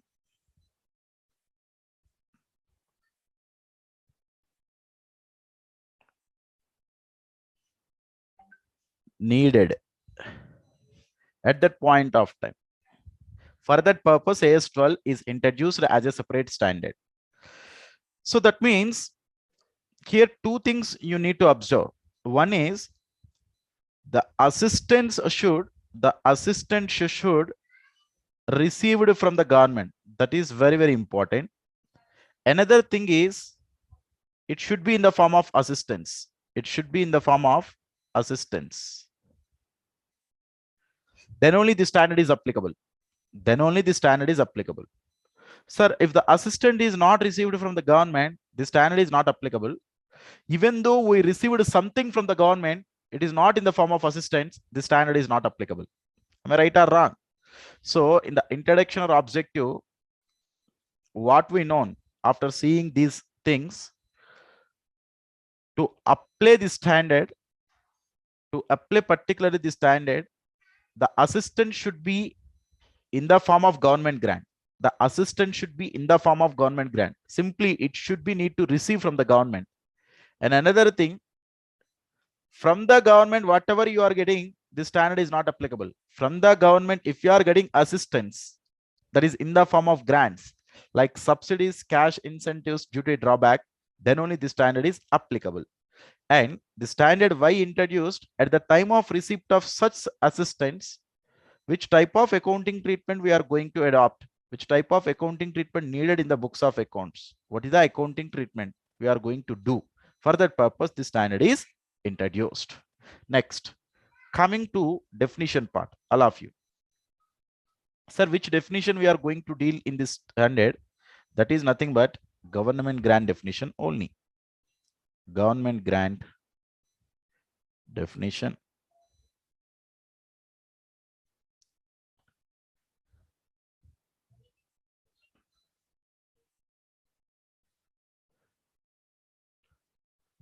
What is the meaning of government grant?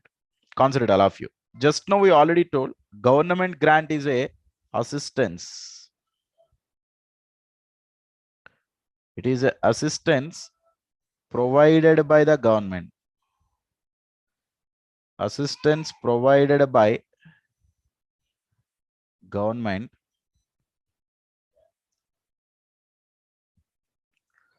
in the form of monetary, in the form of monetary or non-monetary. Anything may be possible. It is in the form of monetary or non-monetary.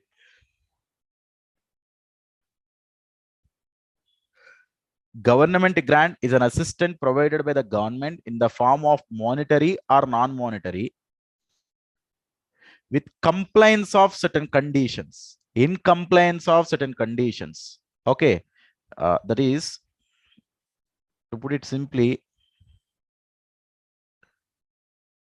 in compliance with certain conditions.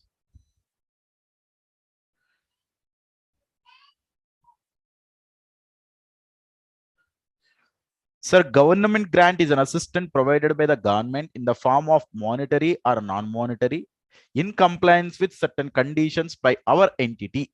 With the compliance of certain conditions by our entity. Sir, such conditions may be past conditions or may future conditions is also possible. Such conditions may be either past conditions or such conditions may be either future conditions. So now to put it simply, government grant is an assistance provided by the government either in monetary form or in non-monetary form with compliance of either past conditions or need to comply certain future conditions after receipt of government grant. So anything is possible. Now, coming to the definition part. So coming to the major issues of the definition part, monetary, what is the meaning of monetary here? Simply in the form of cash. Monetary means in the form of cash. Non-monetary means in the form of kind. Maybe government giving certain cash, maybe government giving certain non-monetary benefits, like it offered at free of cost land. Maybe it offered land at a concessional price. Maybe it given a plant and machinery at concessional price. Maybe it gives building for the purpose of construction of a factory at concessional rate, or maybe at free of cost. Maybe the godown they are providing at a they are giving cash for the purpose of construction of godown. That is 25% of the construction cost of the godown they are giving as a cash, let us assume. So all these are, we can treat it as a in cash or in kind government grants. Right. So that is the definition of government grant, guys. So which is simply an assistance provided by the government, either in the form of cash or either in the form of kind. So in compliance with already in compliance with certain future conditions, or maybe due to already compliance of certain past conditions. Maybe anything is possible. Next. But two things should be need to it should comply. That is, one is it is in the form of assistant and it is provided by the government, and certain conditions need to be complied. If both the conditions satisfied, then only we will recognize the government grant in the books of accounts. That is simply I can put it under recognition criteria as well. I will discuss it later, that point. That is, I'll write that as recognition. Okay. After discussing the scope paragraph, I will discuss about the recognition. Not an issue. Now coming to scope or applicability, guys, all of you. Scope or applicability.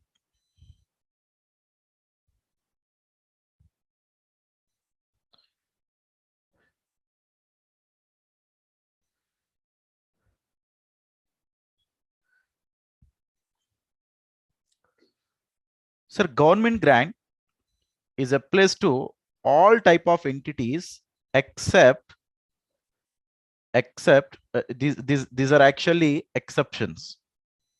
I'm discussing only exceptions. Okay. As to GZ is applicable to all type of entities except entities in which I mean to say entities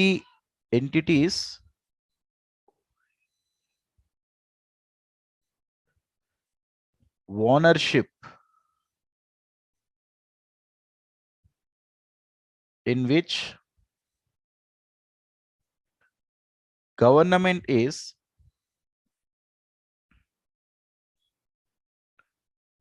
part.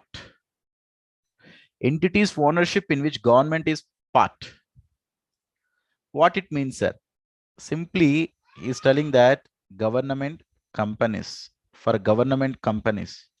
Sir, in case of government companies, the shareholding pattern, that is more than 50% shareholding, are in the hands of either central government or state government or other government oriented companies, right? Sir, and one more thing here, government includes either central government or state government. Anything may be possible. Okay. Now, one of the exception, entities ownership in which government is part. Sir, entities ownership means shareholding pattern. Am I right?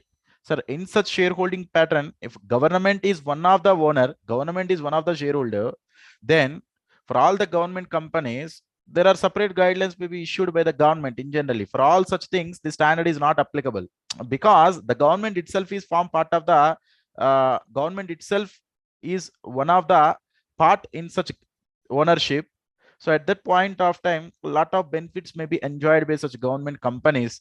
Maybe certain budgetary allocations will also be there for certain for such a government oriented entities. Am I right?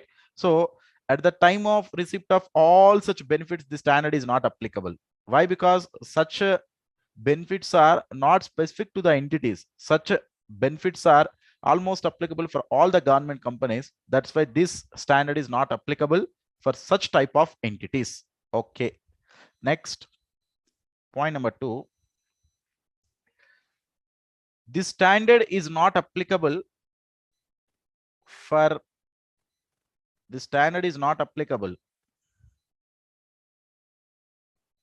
the amount received from the government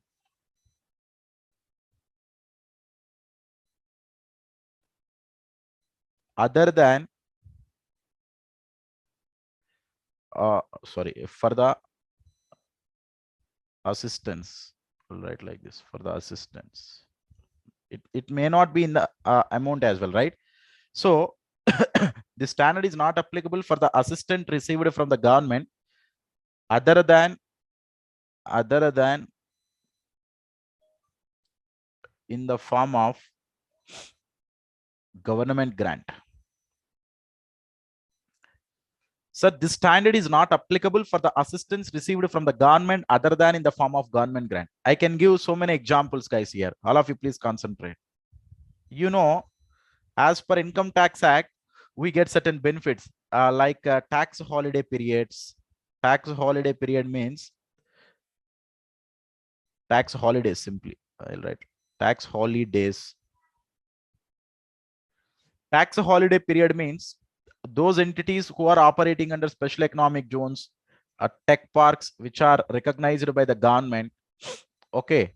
For such entities, maybe for the period of 5 years, for the period of 10 years, no need to pay any taxes.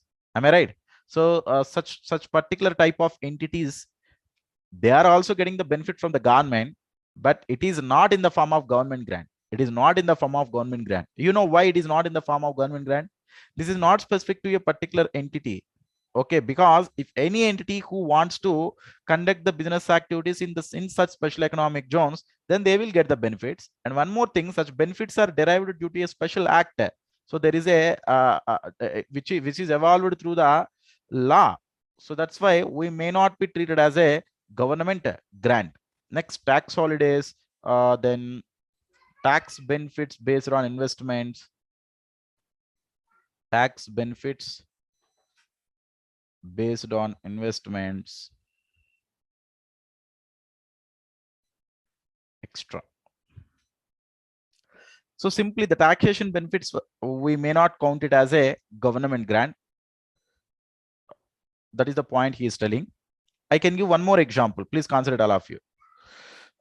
If any assistance received from the government other than in the form of government grant. For example, I'll take this example. This is better. You know, all of you, the company is so called as Bisleri, right? You know, Bisleri. This is Bisleri, or this is IRCTC or Indian Railways. Anything you can take. IRCTC or Indian Railways.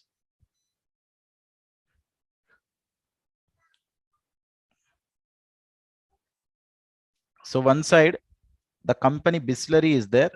Another side, so the government, IRCTC or Indian Railways, which is the central government entities. Am I right? Now, Bisleri providing their services. Bisleri providing their services to IRCTC. What is that services? That is packaged drinking water. Am I right? Packaged drinking water. Packaged drinking water. So as a result of providing such service, that is packaged drinking water or sale of products, Bisleri company is getting something from the Indian Railways. Bisleri is something getting from the Indian Railways. That is, they are getting the cash from the Indian Railways. Now, Bisleri cannot tell that this cash is in the form of government grant. Why? Because for Bisleri, which is one of the trading operation, what I mean to say from this example, I can put this example number one. What I can say from this example, government grant can be differentiate from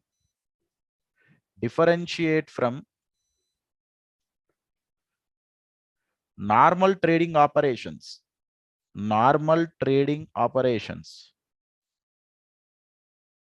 So the normal trading operation of Bisleri in this case is selling of the packaged drinking water and getting cash from any entity, not only for the government. Am I right? Now this is in the form of normal trading operation of the Bisleri. So during such trading operation, it getting something from the IRCTC or the Indian Railways. How can you treat it as a government grant? So that's why I told you, whatever the thing you are received from the government is not a government grant. If you are providing service to the government, you will receive amount from the government as well. Am I right? But such things you cannot put it under a government grant. So that's why to put it, the amount or the assistance which is received from the government as a GZ, which should be different from the normal trading operation, then only we can call it as a government grant. So under the scope or applicability, we saw different issues. That is, so entities ownership in which government is part and parcel, then AS12 is doesn't applicable for such entities. And if the assistant is not in the form of government grant, that is like tax holidays and tax benefits, then the standard is not applicable. And the government grant should be differentiate from the trading operations, then only AS12 is applicable. If it is form part of one of the trading operation, if you are getting something and if you are getting something from the government, which we may not treat it as a government grant. Am I right? So we saw the objective, definition, scope. Now let me discuss about recognition part, guys. All of you please concentrate. Recognition.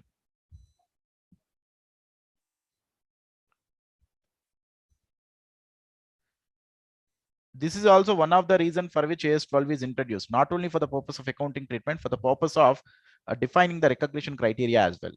Sir, when I should need to recognize the government grant into books of accounts, the first and foremost condition, to put it simply,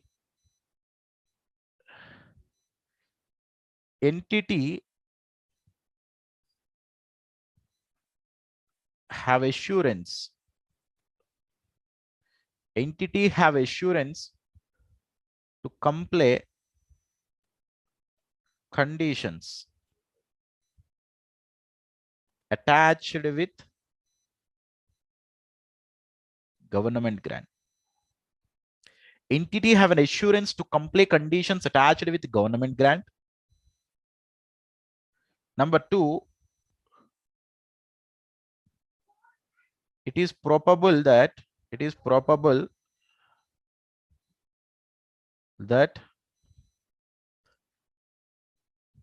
government grant will be received by the entity. Will be received by entity. It is probable means there is high chance. There are high chances that we are getting the government grant. If these two conditions simultaneously satisfied, then only we can recognize, government grant.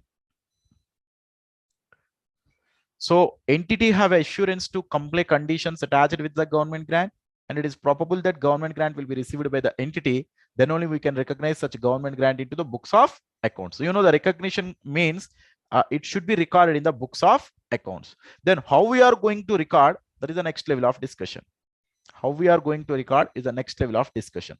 Sir, before discussing about the accounting treatment, I will tell you one thing here. Concentrate. Sir, government grant accounting, government grant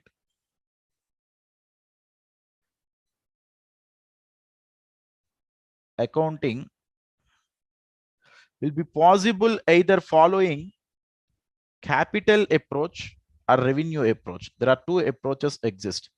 One is capital approach.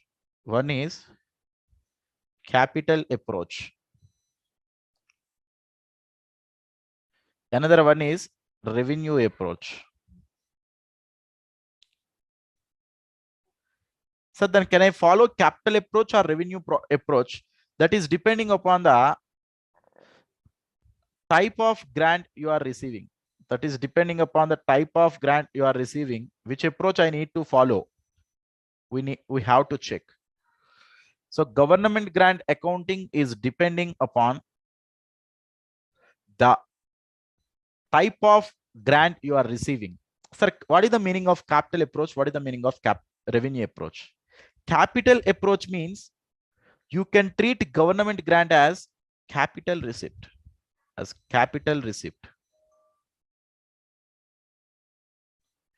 Revenue approach means you can treat government grant as revenue receipt.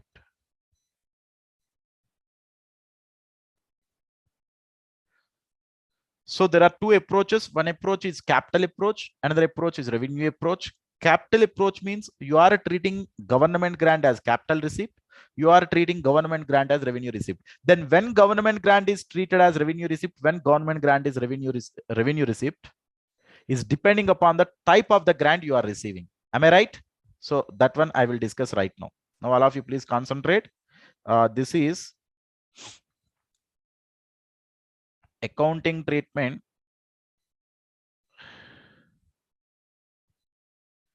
Accounting treatment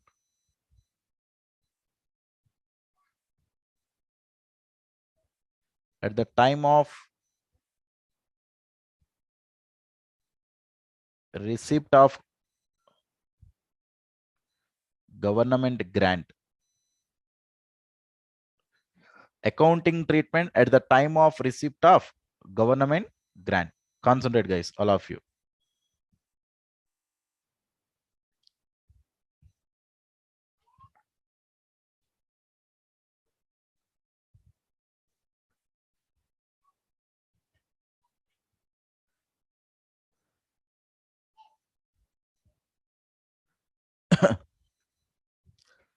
For example, we are receiving government grant as promoter's contribution. Then what is the accounting treatment? If you receive non-monetary government grant,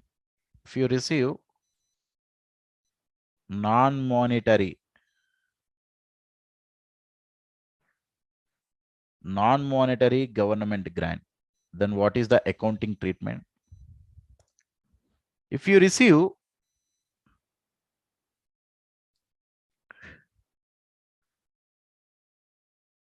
monetary government grant.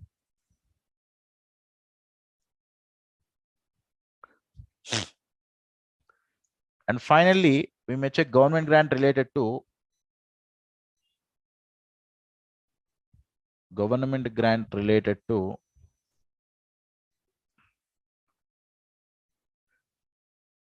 revenue expenses. So totally we are dealing with 4 types of grants. If government grant received as promoter's contribution, in case of receipt of non-monetary government grant, monetary government grant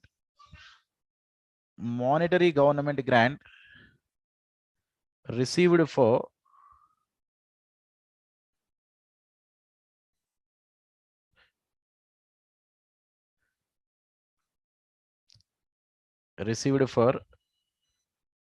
depreciable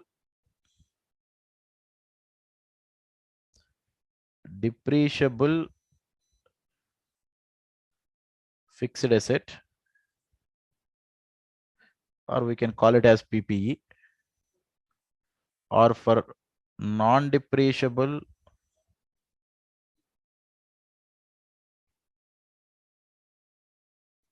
fixed asset.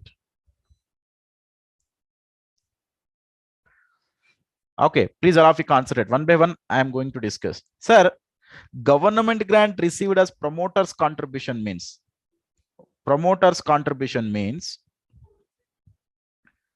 you received the grant for which purpose? When promoter coming into the picture at the time of startup of any business activity. Now, the government grant is also getting by an entity for the purpose of startup of any business activity. That means government is providing assistance for the purpose of purchase of the fixed assets, for the purpose of startup of the business. Sir, I incurred 1 crore expenditure. Out of such 1 crore, 25% assistance is provided by the government for the business. That is 25 lakhs we are going to receive.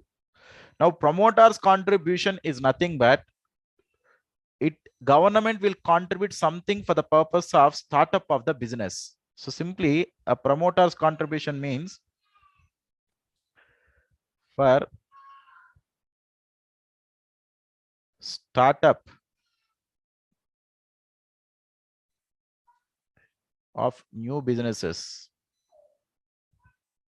If government provide anything as assistance, then as per the capital approach, we will treat it as a capital receipt and it should be transferred to the capital reserve.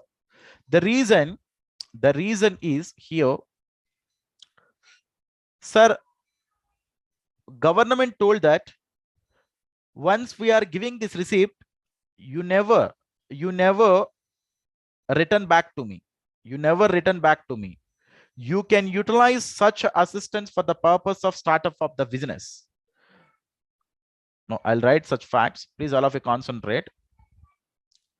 Here, entity, that is business entity,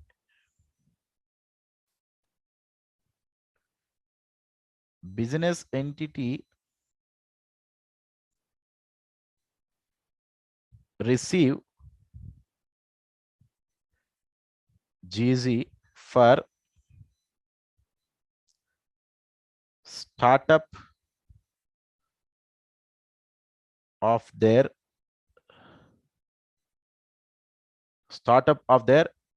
businesses, and no need to return back after making investment.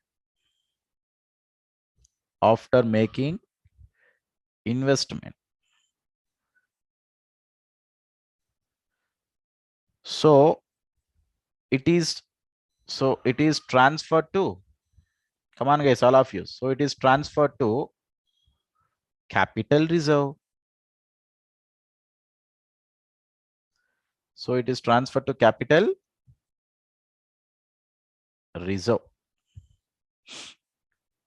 That is a catchy point here, guys. So it should be transferred to capital reserve. Next, in case of non-monetary government grant. Sir, non-monetary government grant means there may be a scope of offering such non-monetary government grants at concessional price. At concessional price. At concessional price. Or maybe they offered it at completely free of cost. Maybe they offered completely at free of cost.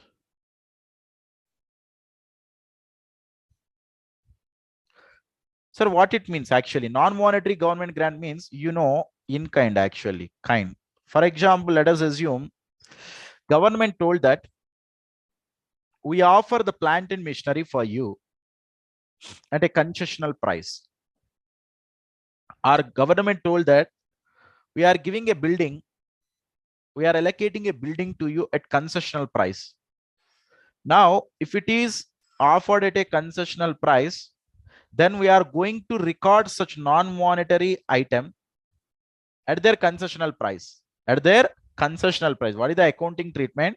Which is in-kind consideration, right? Not in the form of bank. Okay. Now here I'll write the here I'll write the journal entry as well. Please all of you check here. Bank account debtor to capital reserve. To capital reserve. Okay. Now, if it is offered at concessional price, then that is the building or plant and machinery account debtor to bank.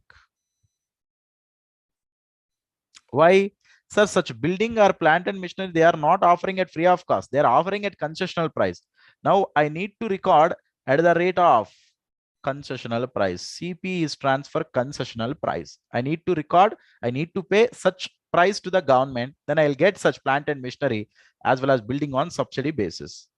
Now, at free of cost, sir, government will offer the entire building is at free of cost.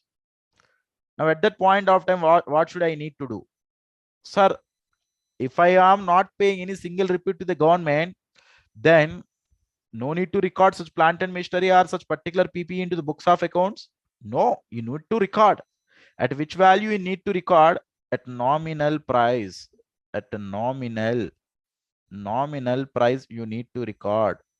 That is, sir, building account at to bank account, 100 rupees. 1000 rupees, that is up to you. For example, your business operations are in rupees crores, then you can report at 1000 rupees. Why you need to record?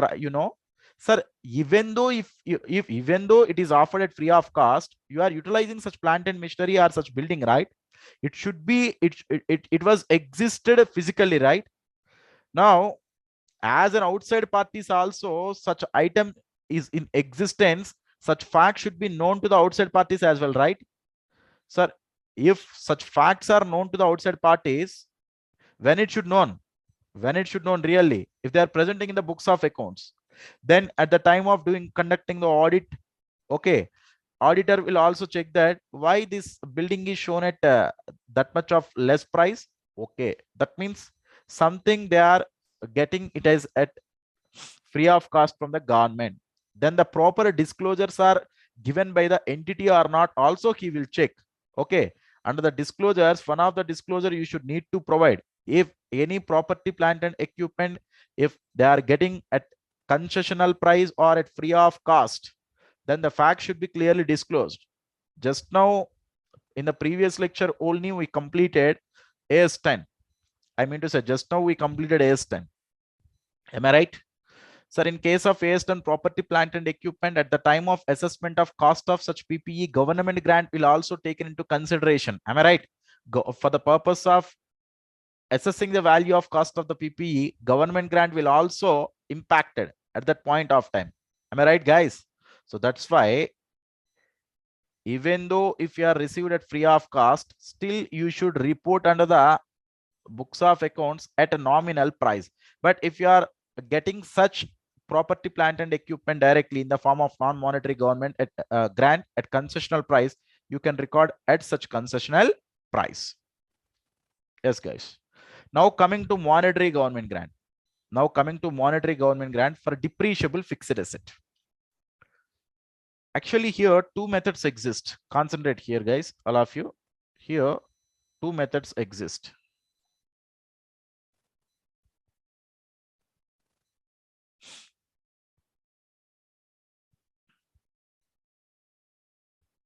Either you can follow method number 1 or you can follow method number 2.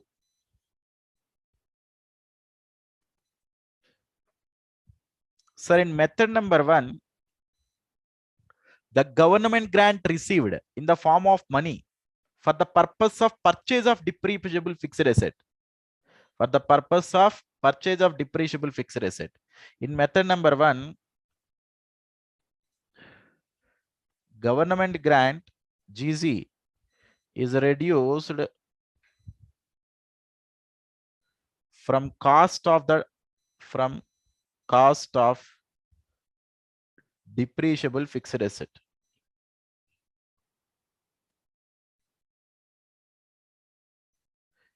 And depreciation will be provided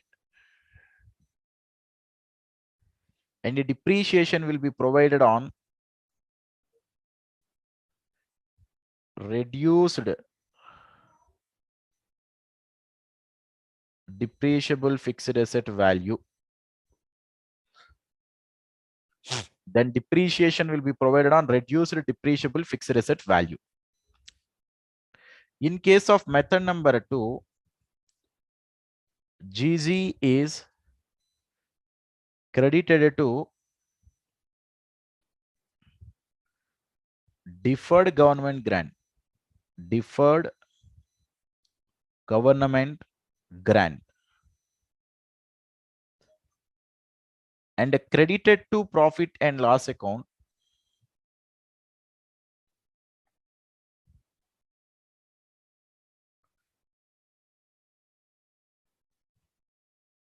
in proportion and credited to P&L account in proportion of depreciation over the life of such fixed asset. I'll explain each and everything, no worries. First, let me allow to write. Now, all of you please concentrate. In method number 1, government grant is reduced from the cost of depreciable fixed asset and depreciation will be provided on reduced depreciable fixed asset value. Let me take one example, guys, for better understanding, all of you. So let us assume the fixed asset cost in the outside market is 10 lakhs. Now I'm getting monetary government grant for the worth of 6 lakhs.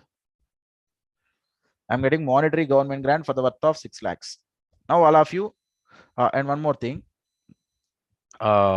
useful life is 5 years. Residual value nil. This is the information, guys. Now what is the accounting treatment, sir?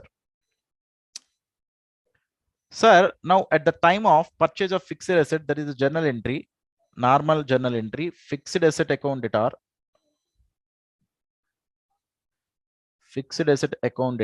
that is at which price we are going to purchase in the outside market, 10 lakhs.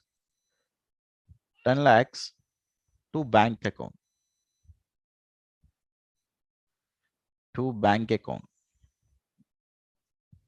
Now, after purchase of this fixed asset, we are receiving the government grant in monetary form. Sir, if you are receiving the government grant in monetary form, then what is the journal entry? You are receiving, that's why bank account debtor,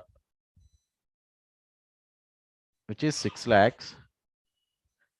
Under method number 1, it is clearly given that government grant is reduced from cost of the depreciable fixed asset. Now you can reduce the cost of the fixed asset, guys, by making credit to fixed asset account. that is 6 lakhs. Now all of you, you can tell with me, you can participate along with me. Now how much balance is there under fixed asset account? How much balance is there under fixed asset account? That is 10 lakhs debit, 6 lakh credit. Net 4 lakhs balance is there. Am I right? Net how much balance is there? 4 lakhs balance is there. Now at the end, you need to provide depreciation, right? That is depreciation account debtor. Net 4 lakhs is only there. 4 lakhs. Sir, scrap value is 0.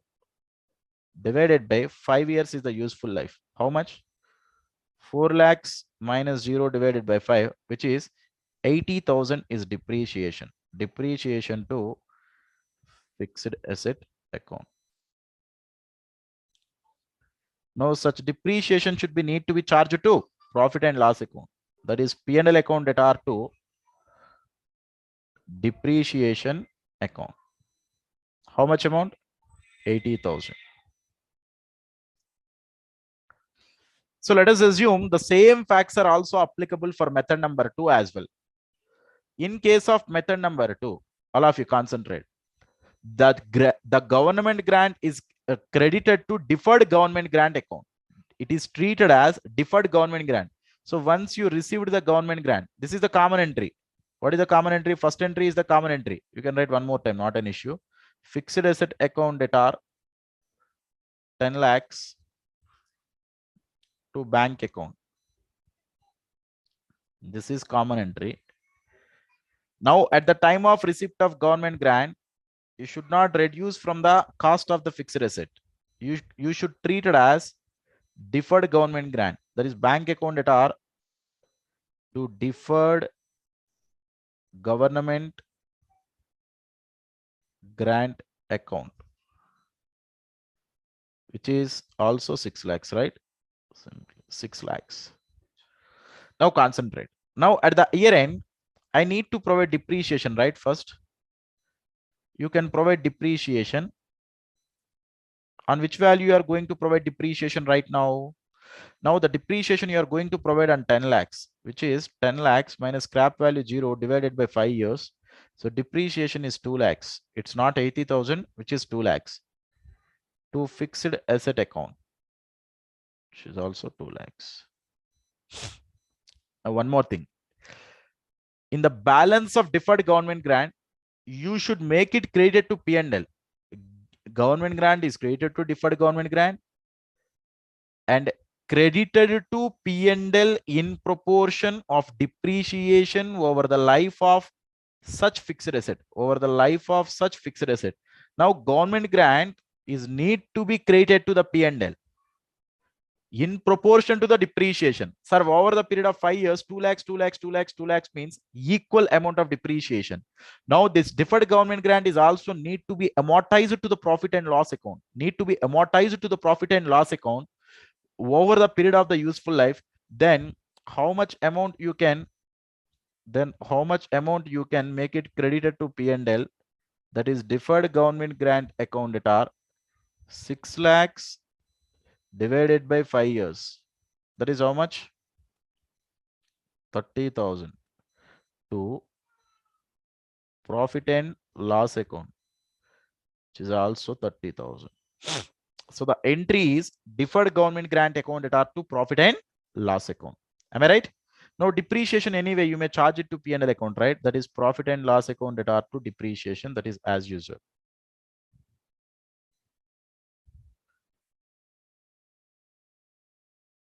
If you remember, I told you, sir, whether you followed method number 1 or method number 2, the impact is same. But you may have a doubt that, sir, how the impact is same, sir? Here you are providing a depreciation of 80,000. Here you are providing a depreciation of 2 lakhs. How the impact is same? Impact is different, huh? No, I'll prove here. Please all of you concentrate. Whether you followed method number 1 or method number 2, impact is same. I'll prove here. Please all of you concentrate.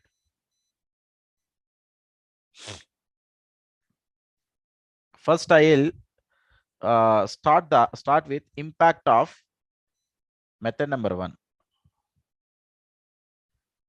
Impact of method number 1. Please concentrate. Sir, in case of method number 1, if I go to P&L account, if I go to profit and loss account, may I know how much amount you are charged in the form of depreciation? P&L account are to depreciation 80,000, right? That is in P&L, depreciation is 80,000. That is the only impact in the P&L, right? Now let us see impact of method 2. Impact of method 2. Sir, due to method number 1, the impact is in the form of depreciation. We debited the P&L to the extent of 80,000. Impact of method number 2.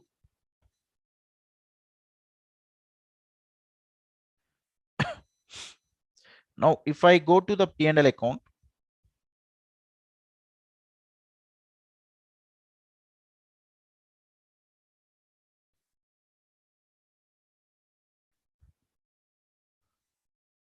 sir, here we gave two impacts. One is deferred government grant is created to P&L, that is in P&L by deferred government grant. Am I right?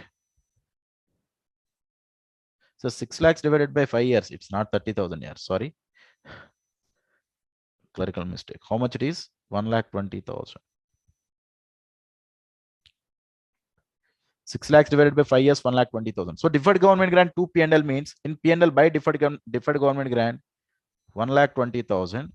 And P&L to depreciation means here to depreciation, 2 lakhs. Now, if you check in profit and loss account, net debit is how much? 2 lakhs minus 1,20,000 means net debit is how much? 80,000 only. Here already in P&L account, debit how much? 80,000.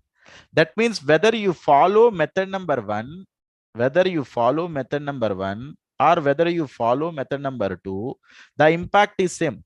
You are making the debit of 80,000 in the form of depreciation in method number 1. So by crediting 1,20,000 for deferred government grant, by debiting depreciation 2 lakhs, the net debit you are also making in the form of 80,000 in method number 2. That's why whether you follow method number 1 or method number 2, it doesn't impact statement of profit and loss account. Am I right or wrong, guys? So now we are in the process of discussing accounting treatment at the time of receipt of government grant. We already done with government grant received as promoter's contribution, non-monetary government grant, that is in kind at concessional price and at free of cost. Just now we discussed at the time of receipt of monetary grant related to depreciable fixed asset under method number 1, method number 2, what is the accounting treatment. Am I right? Now coming to non-depreciable fixed assets, all of you coming to non-depreciable fixed asset. Sir, in case of non-depreciable fixed asset,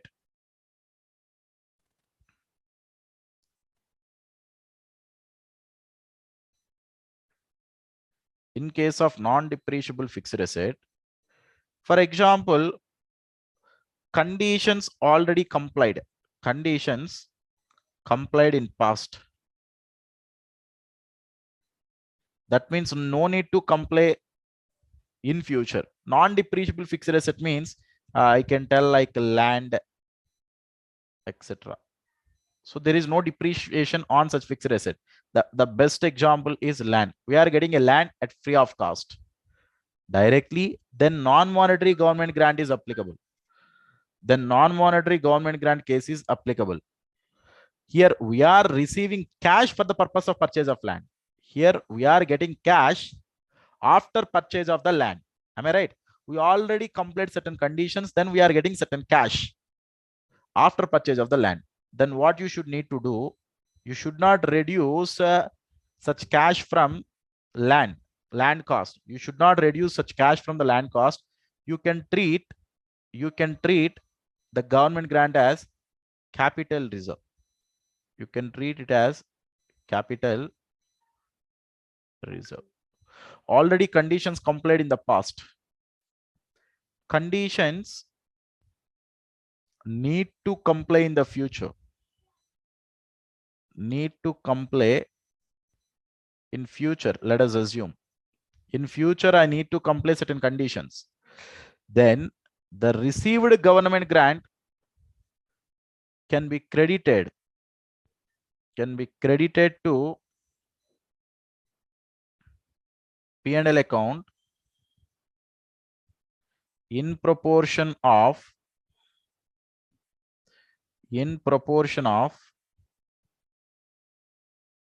expenses incurred to comply those conditions.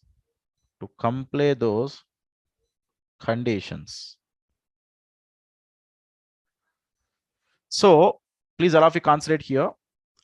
Sir, we purchased a land. Now we are getting a government grant in the form of money. Sir, we already completed the conditions in the past. You can treat it as a capital receipt. You can directly transfer such amount to the capital reserve. You can directly transfer such amount to the capital reserve. Okay. Once again, you can directly transfer such amount to the capital reserve. Sir, conditions need to comply in the future, sir. Conditions need to comply in the future. Then what should I do? It can be credited to the profit and loss account in proportion of the expenditure incurred to comply those conditions. Why? Because you need to comply certain conditions, right? Maybe a certain land development cost you need to incur. Maybe such land you need to use for such particular purpose. Maybe for that purpose I incurred certain expenditure. The proportion in which you are incurring such expenditure over the period, in the same proportion you need to credit the amount of government grant as well. It can be credited to the P&L in proportion of expenditure incurred to comply those conditions. Okay, just a second.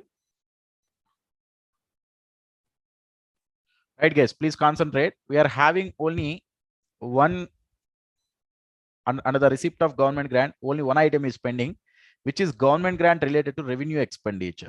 What it means, sir? Government grant related to revenue expenditure means maybe government grant issued for the purpose of incurring certain revenue expenses, maybe like for the purpose of purchase of raw material, which is a revenue expenditure, maybe for the purpose of incurring of salaries, maybe for the purpose of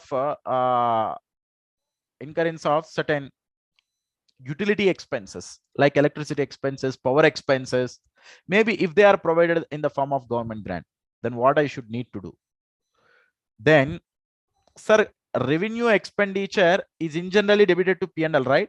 So at that point of time, the government grant is also treated as revenue received. GZ can be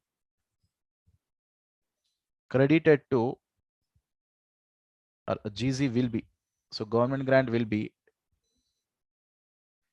credited to P&L account under other income. So in statement of profit and loss account, revenue from operations and other income, two different heads are there now. Under other income, you can directly make it credit, or you can, or government grant can be reduced from such revenue expenses directly. So anything is correct only. Either you can reduce it from expenses or you can treat it as a separately as income under other income. Are you understand the point? Now let me summarize the things, guys. All of you. This is the main content of AS12 government grant. This chart gives the overall picture of accounting treatment at the time of receipt of GZ. Sir, if we receive the government grant as promoter's contribution, if we receive the government grant as promoter's contribution, let us assume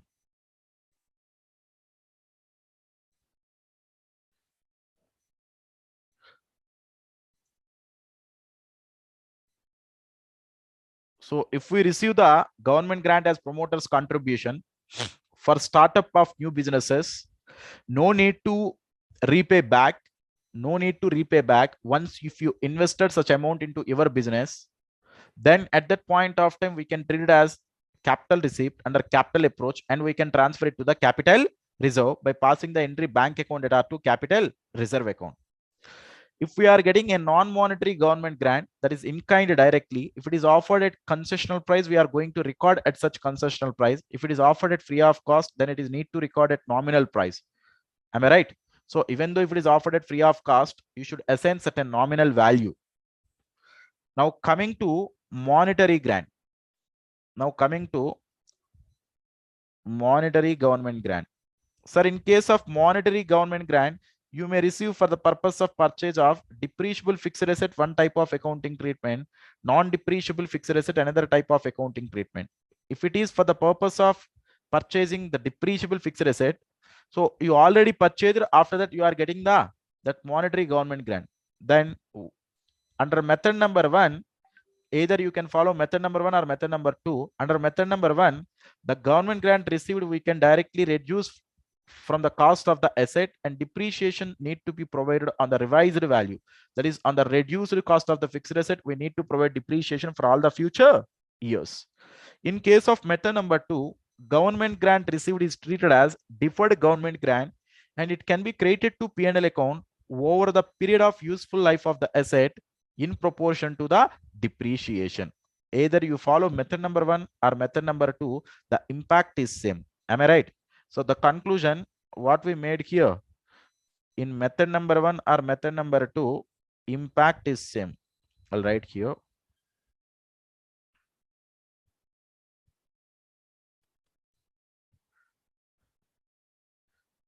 So whether you follow method number 1 or method number 2,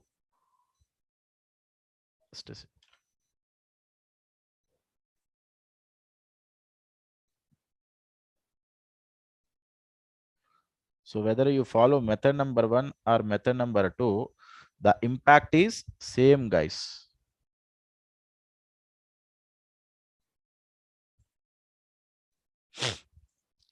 Am I right? Next, coming here, that is non-depreciable fixed asset. We purchased land and we got certain monetary government grant. Now, if you already complied the conditions in the past, then only government released the grant. At that point of time, we can transfer it to the capital reserve as like promoter's contribution. No conditions need to comply in the future. Then at that point of time, in proportion of the expenditure incurred to comply such conditions, we may credit to the profit and loss account. Why? Because at that point of time, you need to comply certain conditions, means you are going to incur such expenditure in the future. At that point of time, we are not treating as a capital receipt, we are treating as a revenue receipt, but entirely we may not transfer to the P&L account in year 1 itself. Why? Because if it takes more than 1 year to comply the conditions, so over such period, you are going to transfer to the credit of the P&L account in proportion of the expenditure incurred to comply such conditions. Next, government grant related to revenue expenditure. Sir, it's treated as pure revenue receipt and we will show under other income, or you can reduce it from the expenditure for which you are received such government grant. Am I right? So this is the accounting treatment we are need to be adopted at the time of receipt of government grant. Okay, still the discussion is not yet over, guys. For accounting treatment at the time of receipt of government grant, discussion is over. But the next discussion is there under AS12, accounting treatment at the time of refund of government grant. Now, if you observe here, we started with objective, then saw definition, then completed the scope, then check with recognition. Just now we completed accounting treatment at the time of receipt of government grant. So the next issue is accounting treatment at the time of refund of government grant. Please consider it, all of you. Accounting treatment at the time of refund of government grant.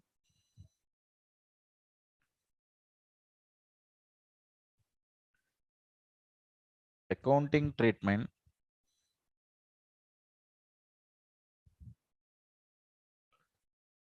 at the time of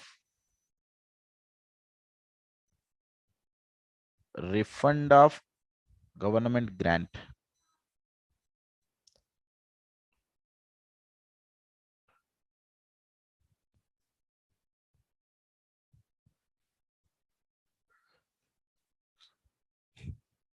Now consider it, guys, all of you.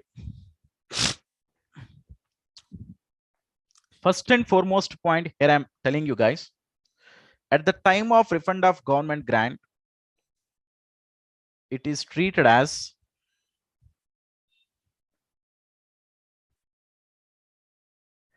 extraordinary item. Extraordinary item in P&L and a cash flow statement as well. We saw in the cash flow statement now, sir, that is earthquakes, loss occurred at the time of earthquake, maybe insurance claim received at the time of earthquakes. Okay, so like that, if you are refunding your government grant, again back to the government due to non-compliance of conditions, when you are internally refunding the grant to the government, if you are unable to comply such conditions, so it's treated as extraordinary item either in P&L account or cash flow statement. Okay, that is the first point you should remember here. Then coming to AS12 perspective, so this is as per AS5 actually. This is as per AS5. Okay. Now coming to AS12 perspective, what is the accounting treatment at the time of refund of government grant? First point I am emphasizing here, refund of government grant accounting treatment is depending upon policy or method followed at the time of receipt of government grant. Policy or method followed at the time of receipt of government grant. I mean to say, for example, at the time of receipt of government grant, if you treated it as promoter's contribution and if you transfer it to the capital reserve, now at the time of refund of government grant, to the extent of refund amount, I should need to debit the capital reserve account and a credit to the bank account. Simply at the time of receipt, bank to capital reserve, no capital reserve to bank. To the extent of the amount you are refunded. To the extent of the amount you are refunded. Am I right? Now, for example, I received the government grant in the form of non-monetary government grant. Now you are recorded concessional price, right? Now at the time of refund of government grant, what you should need to increase the fixed asset price to the extent of the refund, that is fixed asset to bank. Earlier you are recorded free of cost. Now you should again increase the value of the fixed asset to bank. For example, if it is related to depreciable fixed asset, it is again also depending upon which method you followed.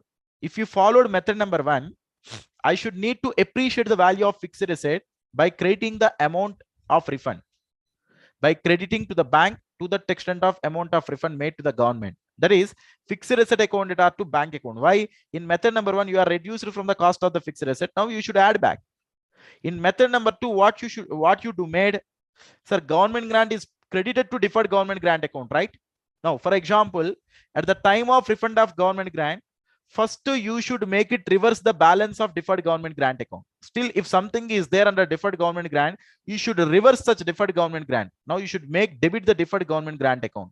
For example, refund amount is 5 lakhs, but deferred government grant balance is only 3 lakhs. First, what should you made? Deferred government grant account at 3 lakhs. Sir, the remaining balance of deferred government grants, you already make it credited to the P&L, right? Now you should make it debit such P&L account. That is deferred government grant account at 3 lakhs, profit and loss account at 2 lakhs, to bank account 5 lakhs. Are you getting my point, guys? All of you. For example, for non-depreciable fixed asset, at the time of receipt of government grant, you are treating as a capital reserve. Now you should make debit the capital reserve. Are you getting? Sir, in case of non-depreciable fixed asset, if you are crediting to the P&L, now you should make the debit to the profit and loss account. In the same way, in case of government grant related to revenue expenditure, if you are credited to the P&L, now you should debit the profit and loss account and credit the bank account. So that's why simply the refund of government grant accounting treatment is completely depending upon policy or method followed at the time of receipt of government grant. Refund depending upon accounting treatment for refund. I'll write that one as well. Accounting treatment for refund depending upon policy, depending on policy or method followed at the time of receipt of government grant. That is very, very important. Okay. Now, to put it simply,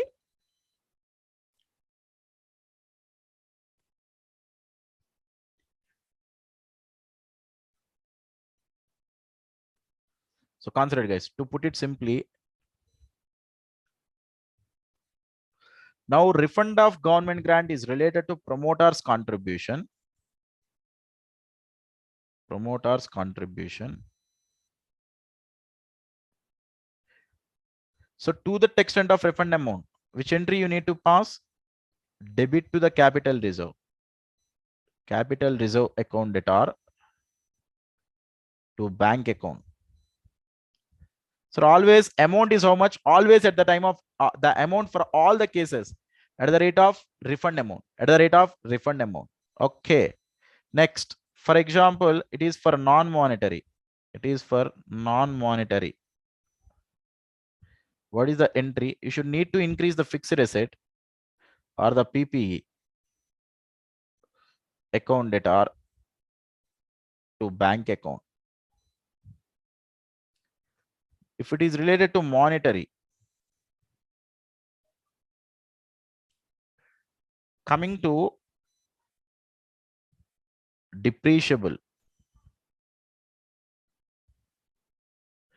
Depreciable fixed asset. Two methods are there, na? Under method number 1,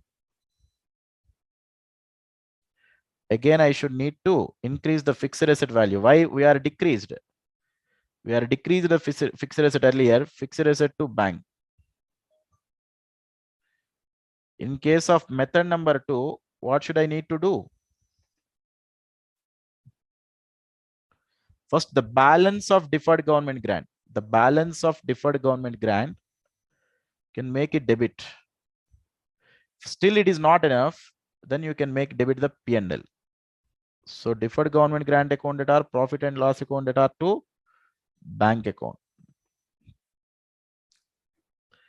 If it is related to non-depreciable fixed asset, non-depreciable fixed asset.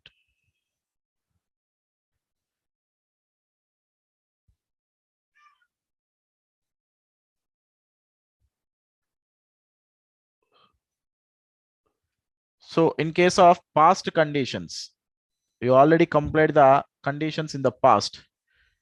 Then again, capital reserve account debtor to bank. Why at that point of time you treated it as a capital reserve, right? Now, future conditions. I need to complete the conditions in the future. At that point of time, you are crediting to P&L. Now you should make it debit. P&L account debtor to bank account. Next, coming to revenue expenses.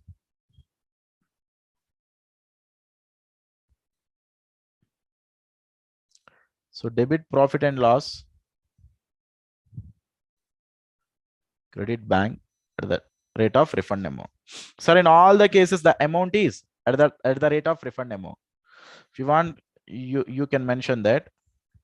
So amount is at the rate of refund amount in all the cases. Okay, such a simple accounting treatment at the time of refund, guys. That means to understand better, to understand in better way related to the refund cases, first you need to understand the accounting policy or the method of accounting you adopted at the time of receipt of government grant. Then you can easily provide the accounting treatment for refund. So one of the last thing is pending from my side, guys. So refund of government grant case is also over. Now we are going to discuss about disclosures. All of you please concentrate. Till now, even a single line or single word not touched in my text, guys. So entirely discussing through my OneNote. So once I will finish it off, I will discuss through my text. Disclosures. What are the disclosures need to be disclosed under notes to accounts? The first and foremost one, accounting policy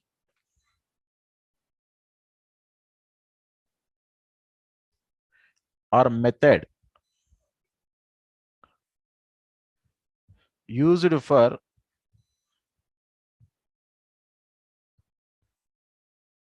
providing accounting treatment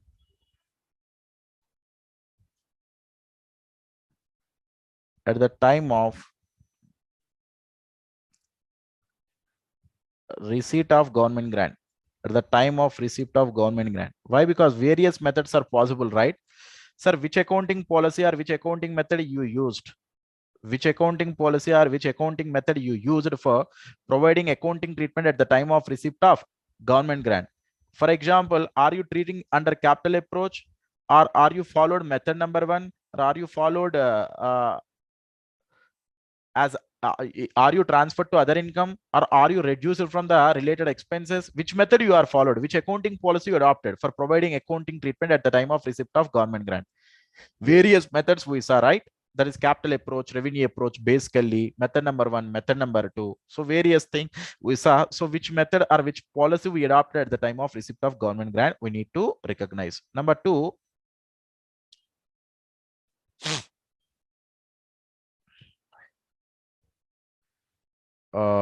in case of non-monetary grants, that was already told you. Once again, I am confirming here.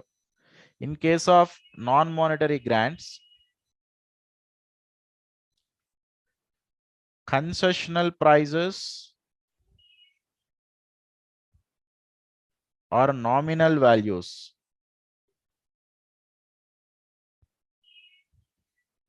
at which PPE are recorded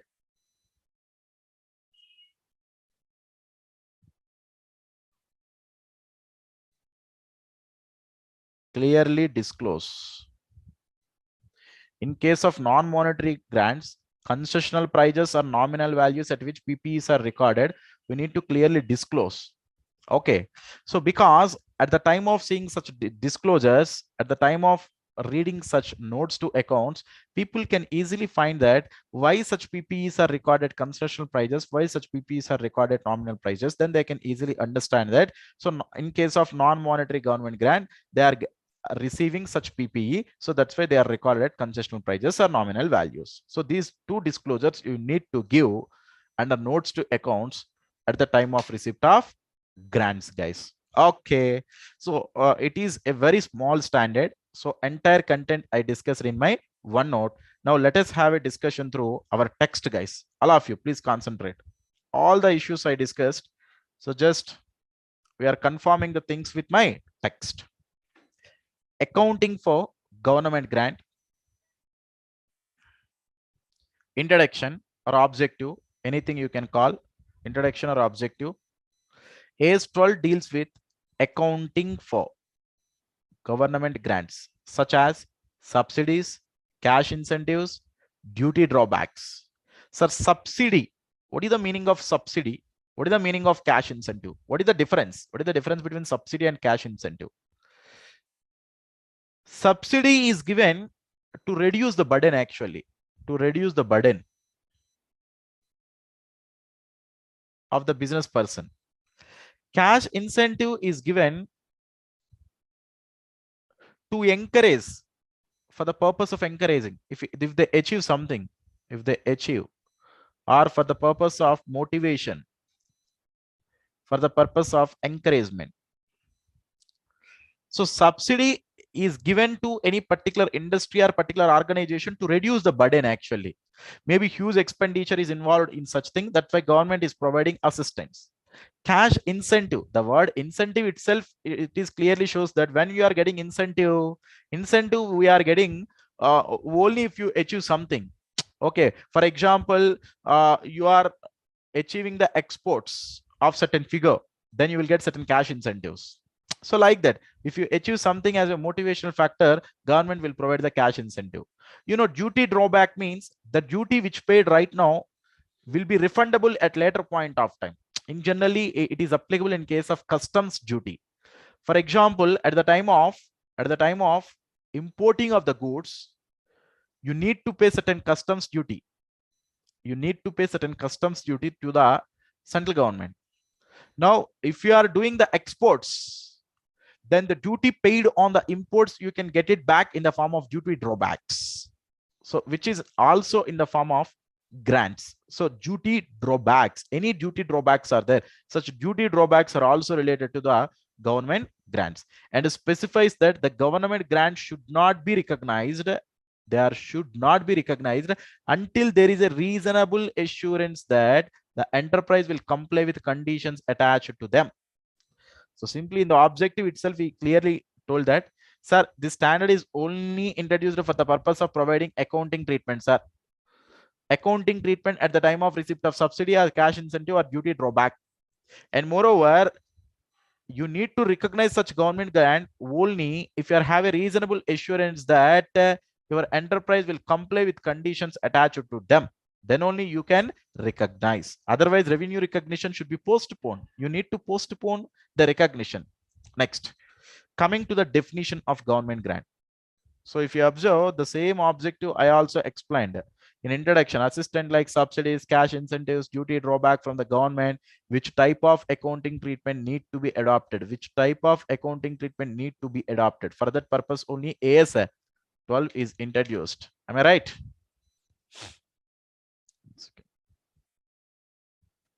So the major concern of issue of AS 12 is for knowing accounting treatment. Am I right? Next, definition of the government grant. Government grants are assistance by the government in cash or kind, that is in monetary form or non-monetary form, to an enterprise for past or future compliance with certain conditions. They exclude those forms of government assistance which cannot reasonably have a value placed. I was not explained in my OneNote this point. Please all of you concentrate.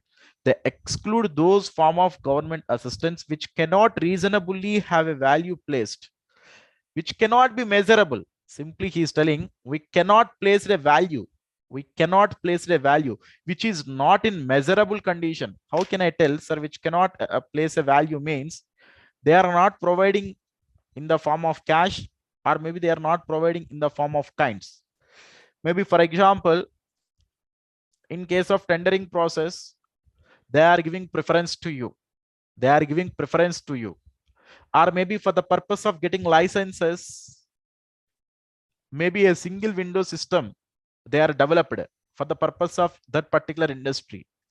Then in such cases, which is also an assistance, maybe the assistance not only in the form of cash, the assistance in the form of help, the assistance in the form of governance, the assistance in the form of fast completion. Yes, anything may happen. Sir, for such assistance, we may not place any value, right? We may not place any value of cash. That's why those government grants which cannot be expressed in terms of a value, which cannot be expressed in terms of the cash, are excluded from this standard. And here one more word is there, and transactions with the government which cannot be distinguished from the normal trading transactions of the enterprise. I already explained this one under scope paragraph. Actually, I am not explained under definition. I explained under scope paragraph under the second example. Sir, government grant can be differentiated from the normal trading operations. If it is not differentiated from the normal trading operations, which should be excluded from this standard. Are you with me, all of you? That means if you are unable to place the value for the government grant, then this standard is not applicable. As well as if the amount which is received from the government is not differentiated from the normal trading transactions of the enterprise, then also we are excluded from this standard. Example, receipt of cash on sale of packaged or drinking water to railways by Bisleri. I already explained in my OneNote. Next, coming to the scope paragraph. This standard does not deal with this standard does not deal with government assistance other than in the form of government grants, income tax holidays, investment tax credits, accelerated depreciations. We covered, right?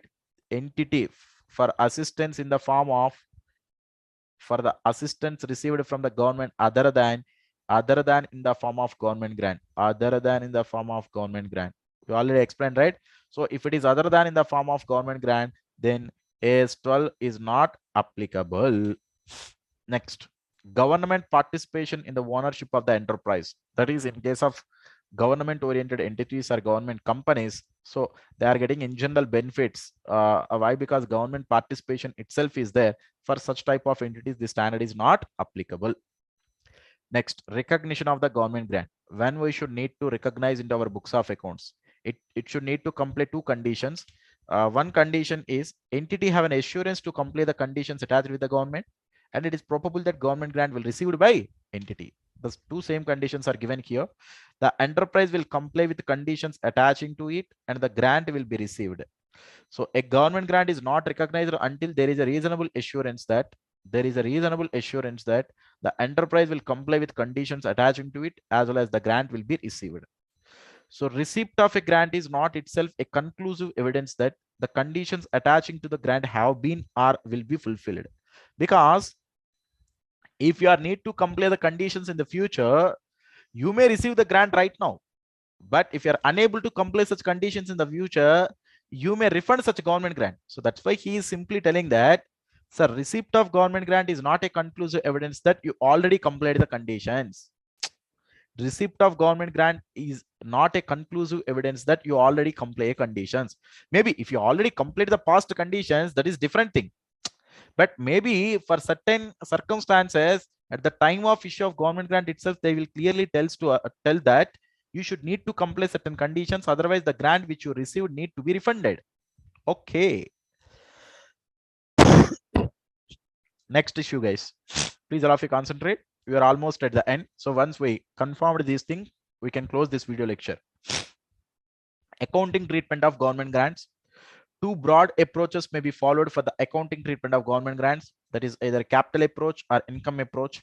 In case of capital approach, it is treated as part of the shareholders fund, simply capital reserve. In case of the revenue approach, it is taken to the income over one or more periods, that is to the profit and loss account. So it is directly taken as a capital receipt under shareholders fund capital reserve. In case of income approach, we are transferring to the profit and loss account. So it is generally considered appropriate that accounting for government grant should be based on the nature of the relevant grant. That is depending upon the type of the grant you are receiving.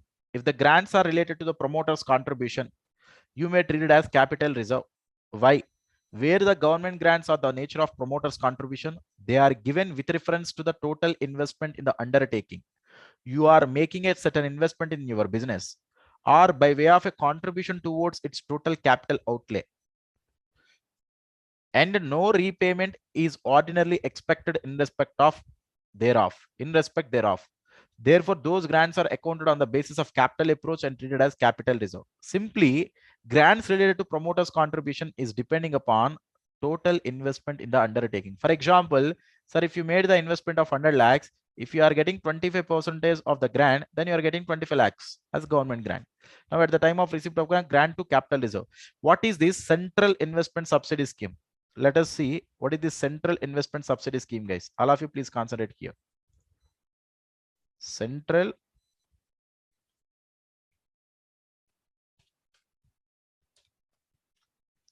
investment subsidy scheme.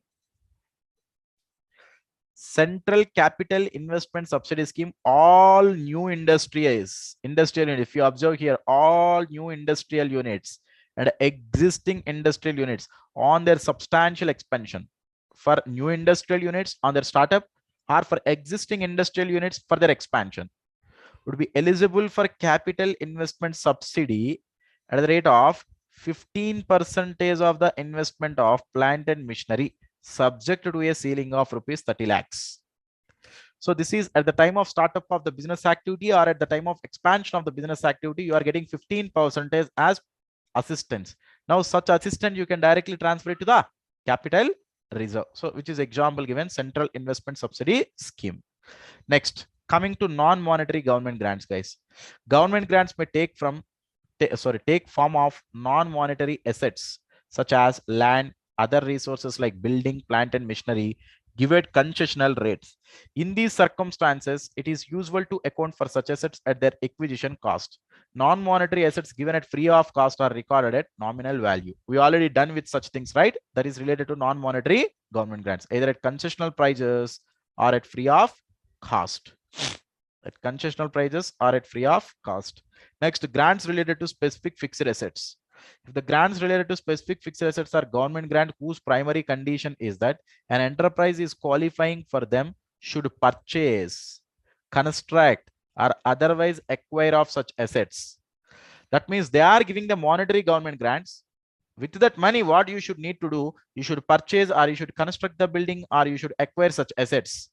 Otherwise, you should refund such government grants. Treatment related to depreciable fixed asset. Method number 1. We will reduce from cost of the fixed asset, right? The grant is shown as deduction from the gross value of the asset concerned in arriving at its book value. The grant is thus recognized in the profit and loss statement over the useful life of depreciable asset by way of reduced depreciation charge. Now, once if you reduce the government grant from the cost of the asset, now you should provide depreciation on reduced value. That is the point he is mentioning. Where the grant equals the whole or virtually the whole, the cost of the asset is shown at the nominal value. For example, you purchased 10 lakhs worth of the asset, that is building to bank, 10 lakhs. Now government grant received amount is also 10 lakh. Then bank to GZ, sorry, that is bank to building, 10 lakhs under method number 1. Now building value becomes 0, right? At that point of time, no need to record these two things. On behalf of recording these two things, you can simply record that building to bank at the rate of nominal price. At the rate of nominal price is telling. Okay. Then what I do with the bank balance, the excess bank balance I got now, what I do? You purchased the building already. Now you received the bank, right? It is credited to the P&L at that point of time. The building you can only shown at the very nominal price. So which is the gain now? So the entire gain you can make it transfer to the profit and loss account, and the asset should be shown at a very nominal value, very nominal price. Okay. Now coming to method number 2, grants related to depreciable asset are treated as deferred income under method number 2, which is recognized in the profit and loss account statement on a systematic and rational basis over the useful life of the asset. Such systematic and rational basis means in proportion of depreciation. We right? We already done with all such type of issues, guys. If you check here,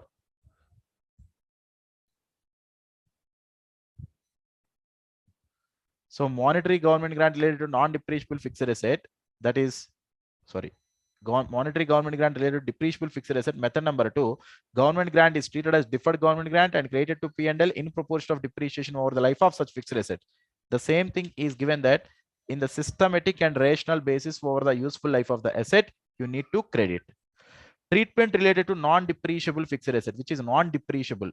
So earlier we discussed depreciable. Now we are discussing about non-depreciable. So grants related to non-depreciable assets are credited to capital reserve if you already complied the conditions in the past. If grant related to non-depreciable asset requires the fulfillment of certain obligations in the future, the grant is credited to P&L over the same period over which the cost of meeting such obligations is charged to P&L. You can observe here, guys, non-depreciable fixed asset conditions comply, transfer to capital reserve. Conditions need to comply in the future can be created to P&L in proportion of expenditure incurred to comply those conditions. Am I right? Next, grants related to revenue. Grants related to revenue are sometimes presented as a credit in the profit and loss statement, either separately or under the general heading under other income. Under other income, you need to show. Alternatively, they are deducted in the related expenses as well. So both I already discussed. Next, refund of government grant. Very few provisions are there. Please all of you bear with me. Refund of government grant. Government grants sometimes become refundable because certain conditions are not fulfilled. Why? Certain conditions are not fulfilled and treated as an extraordinary item as per AS5.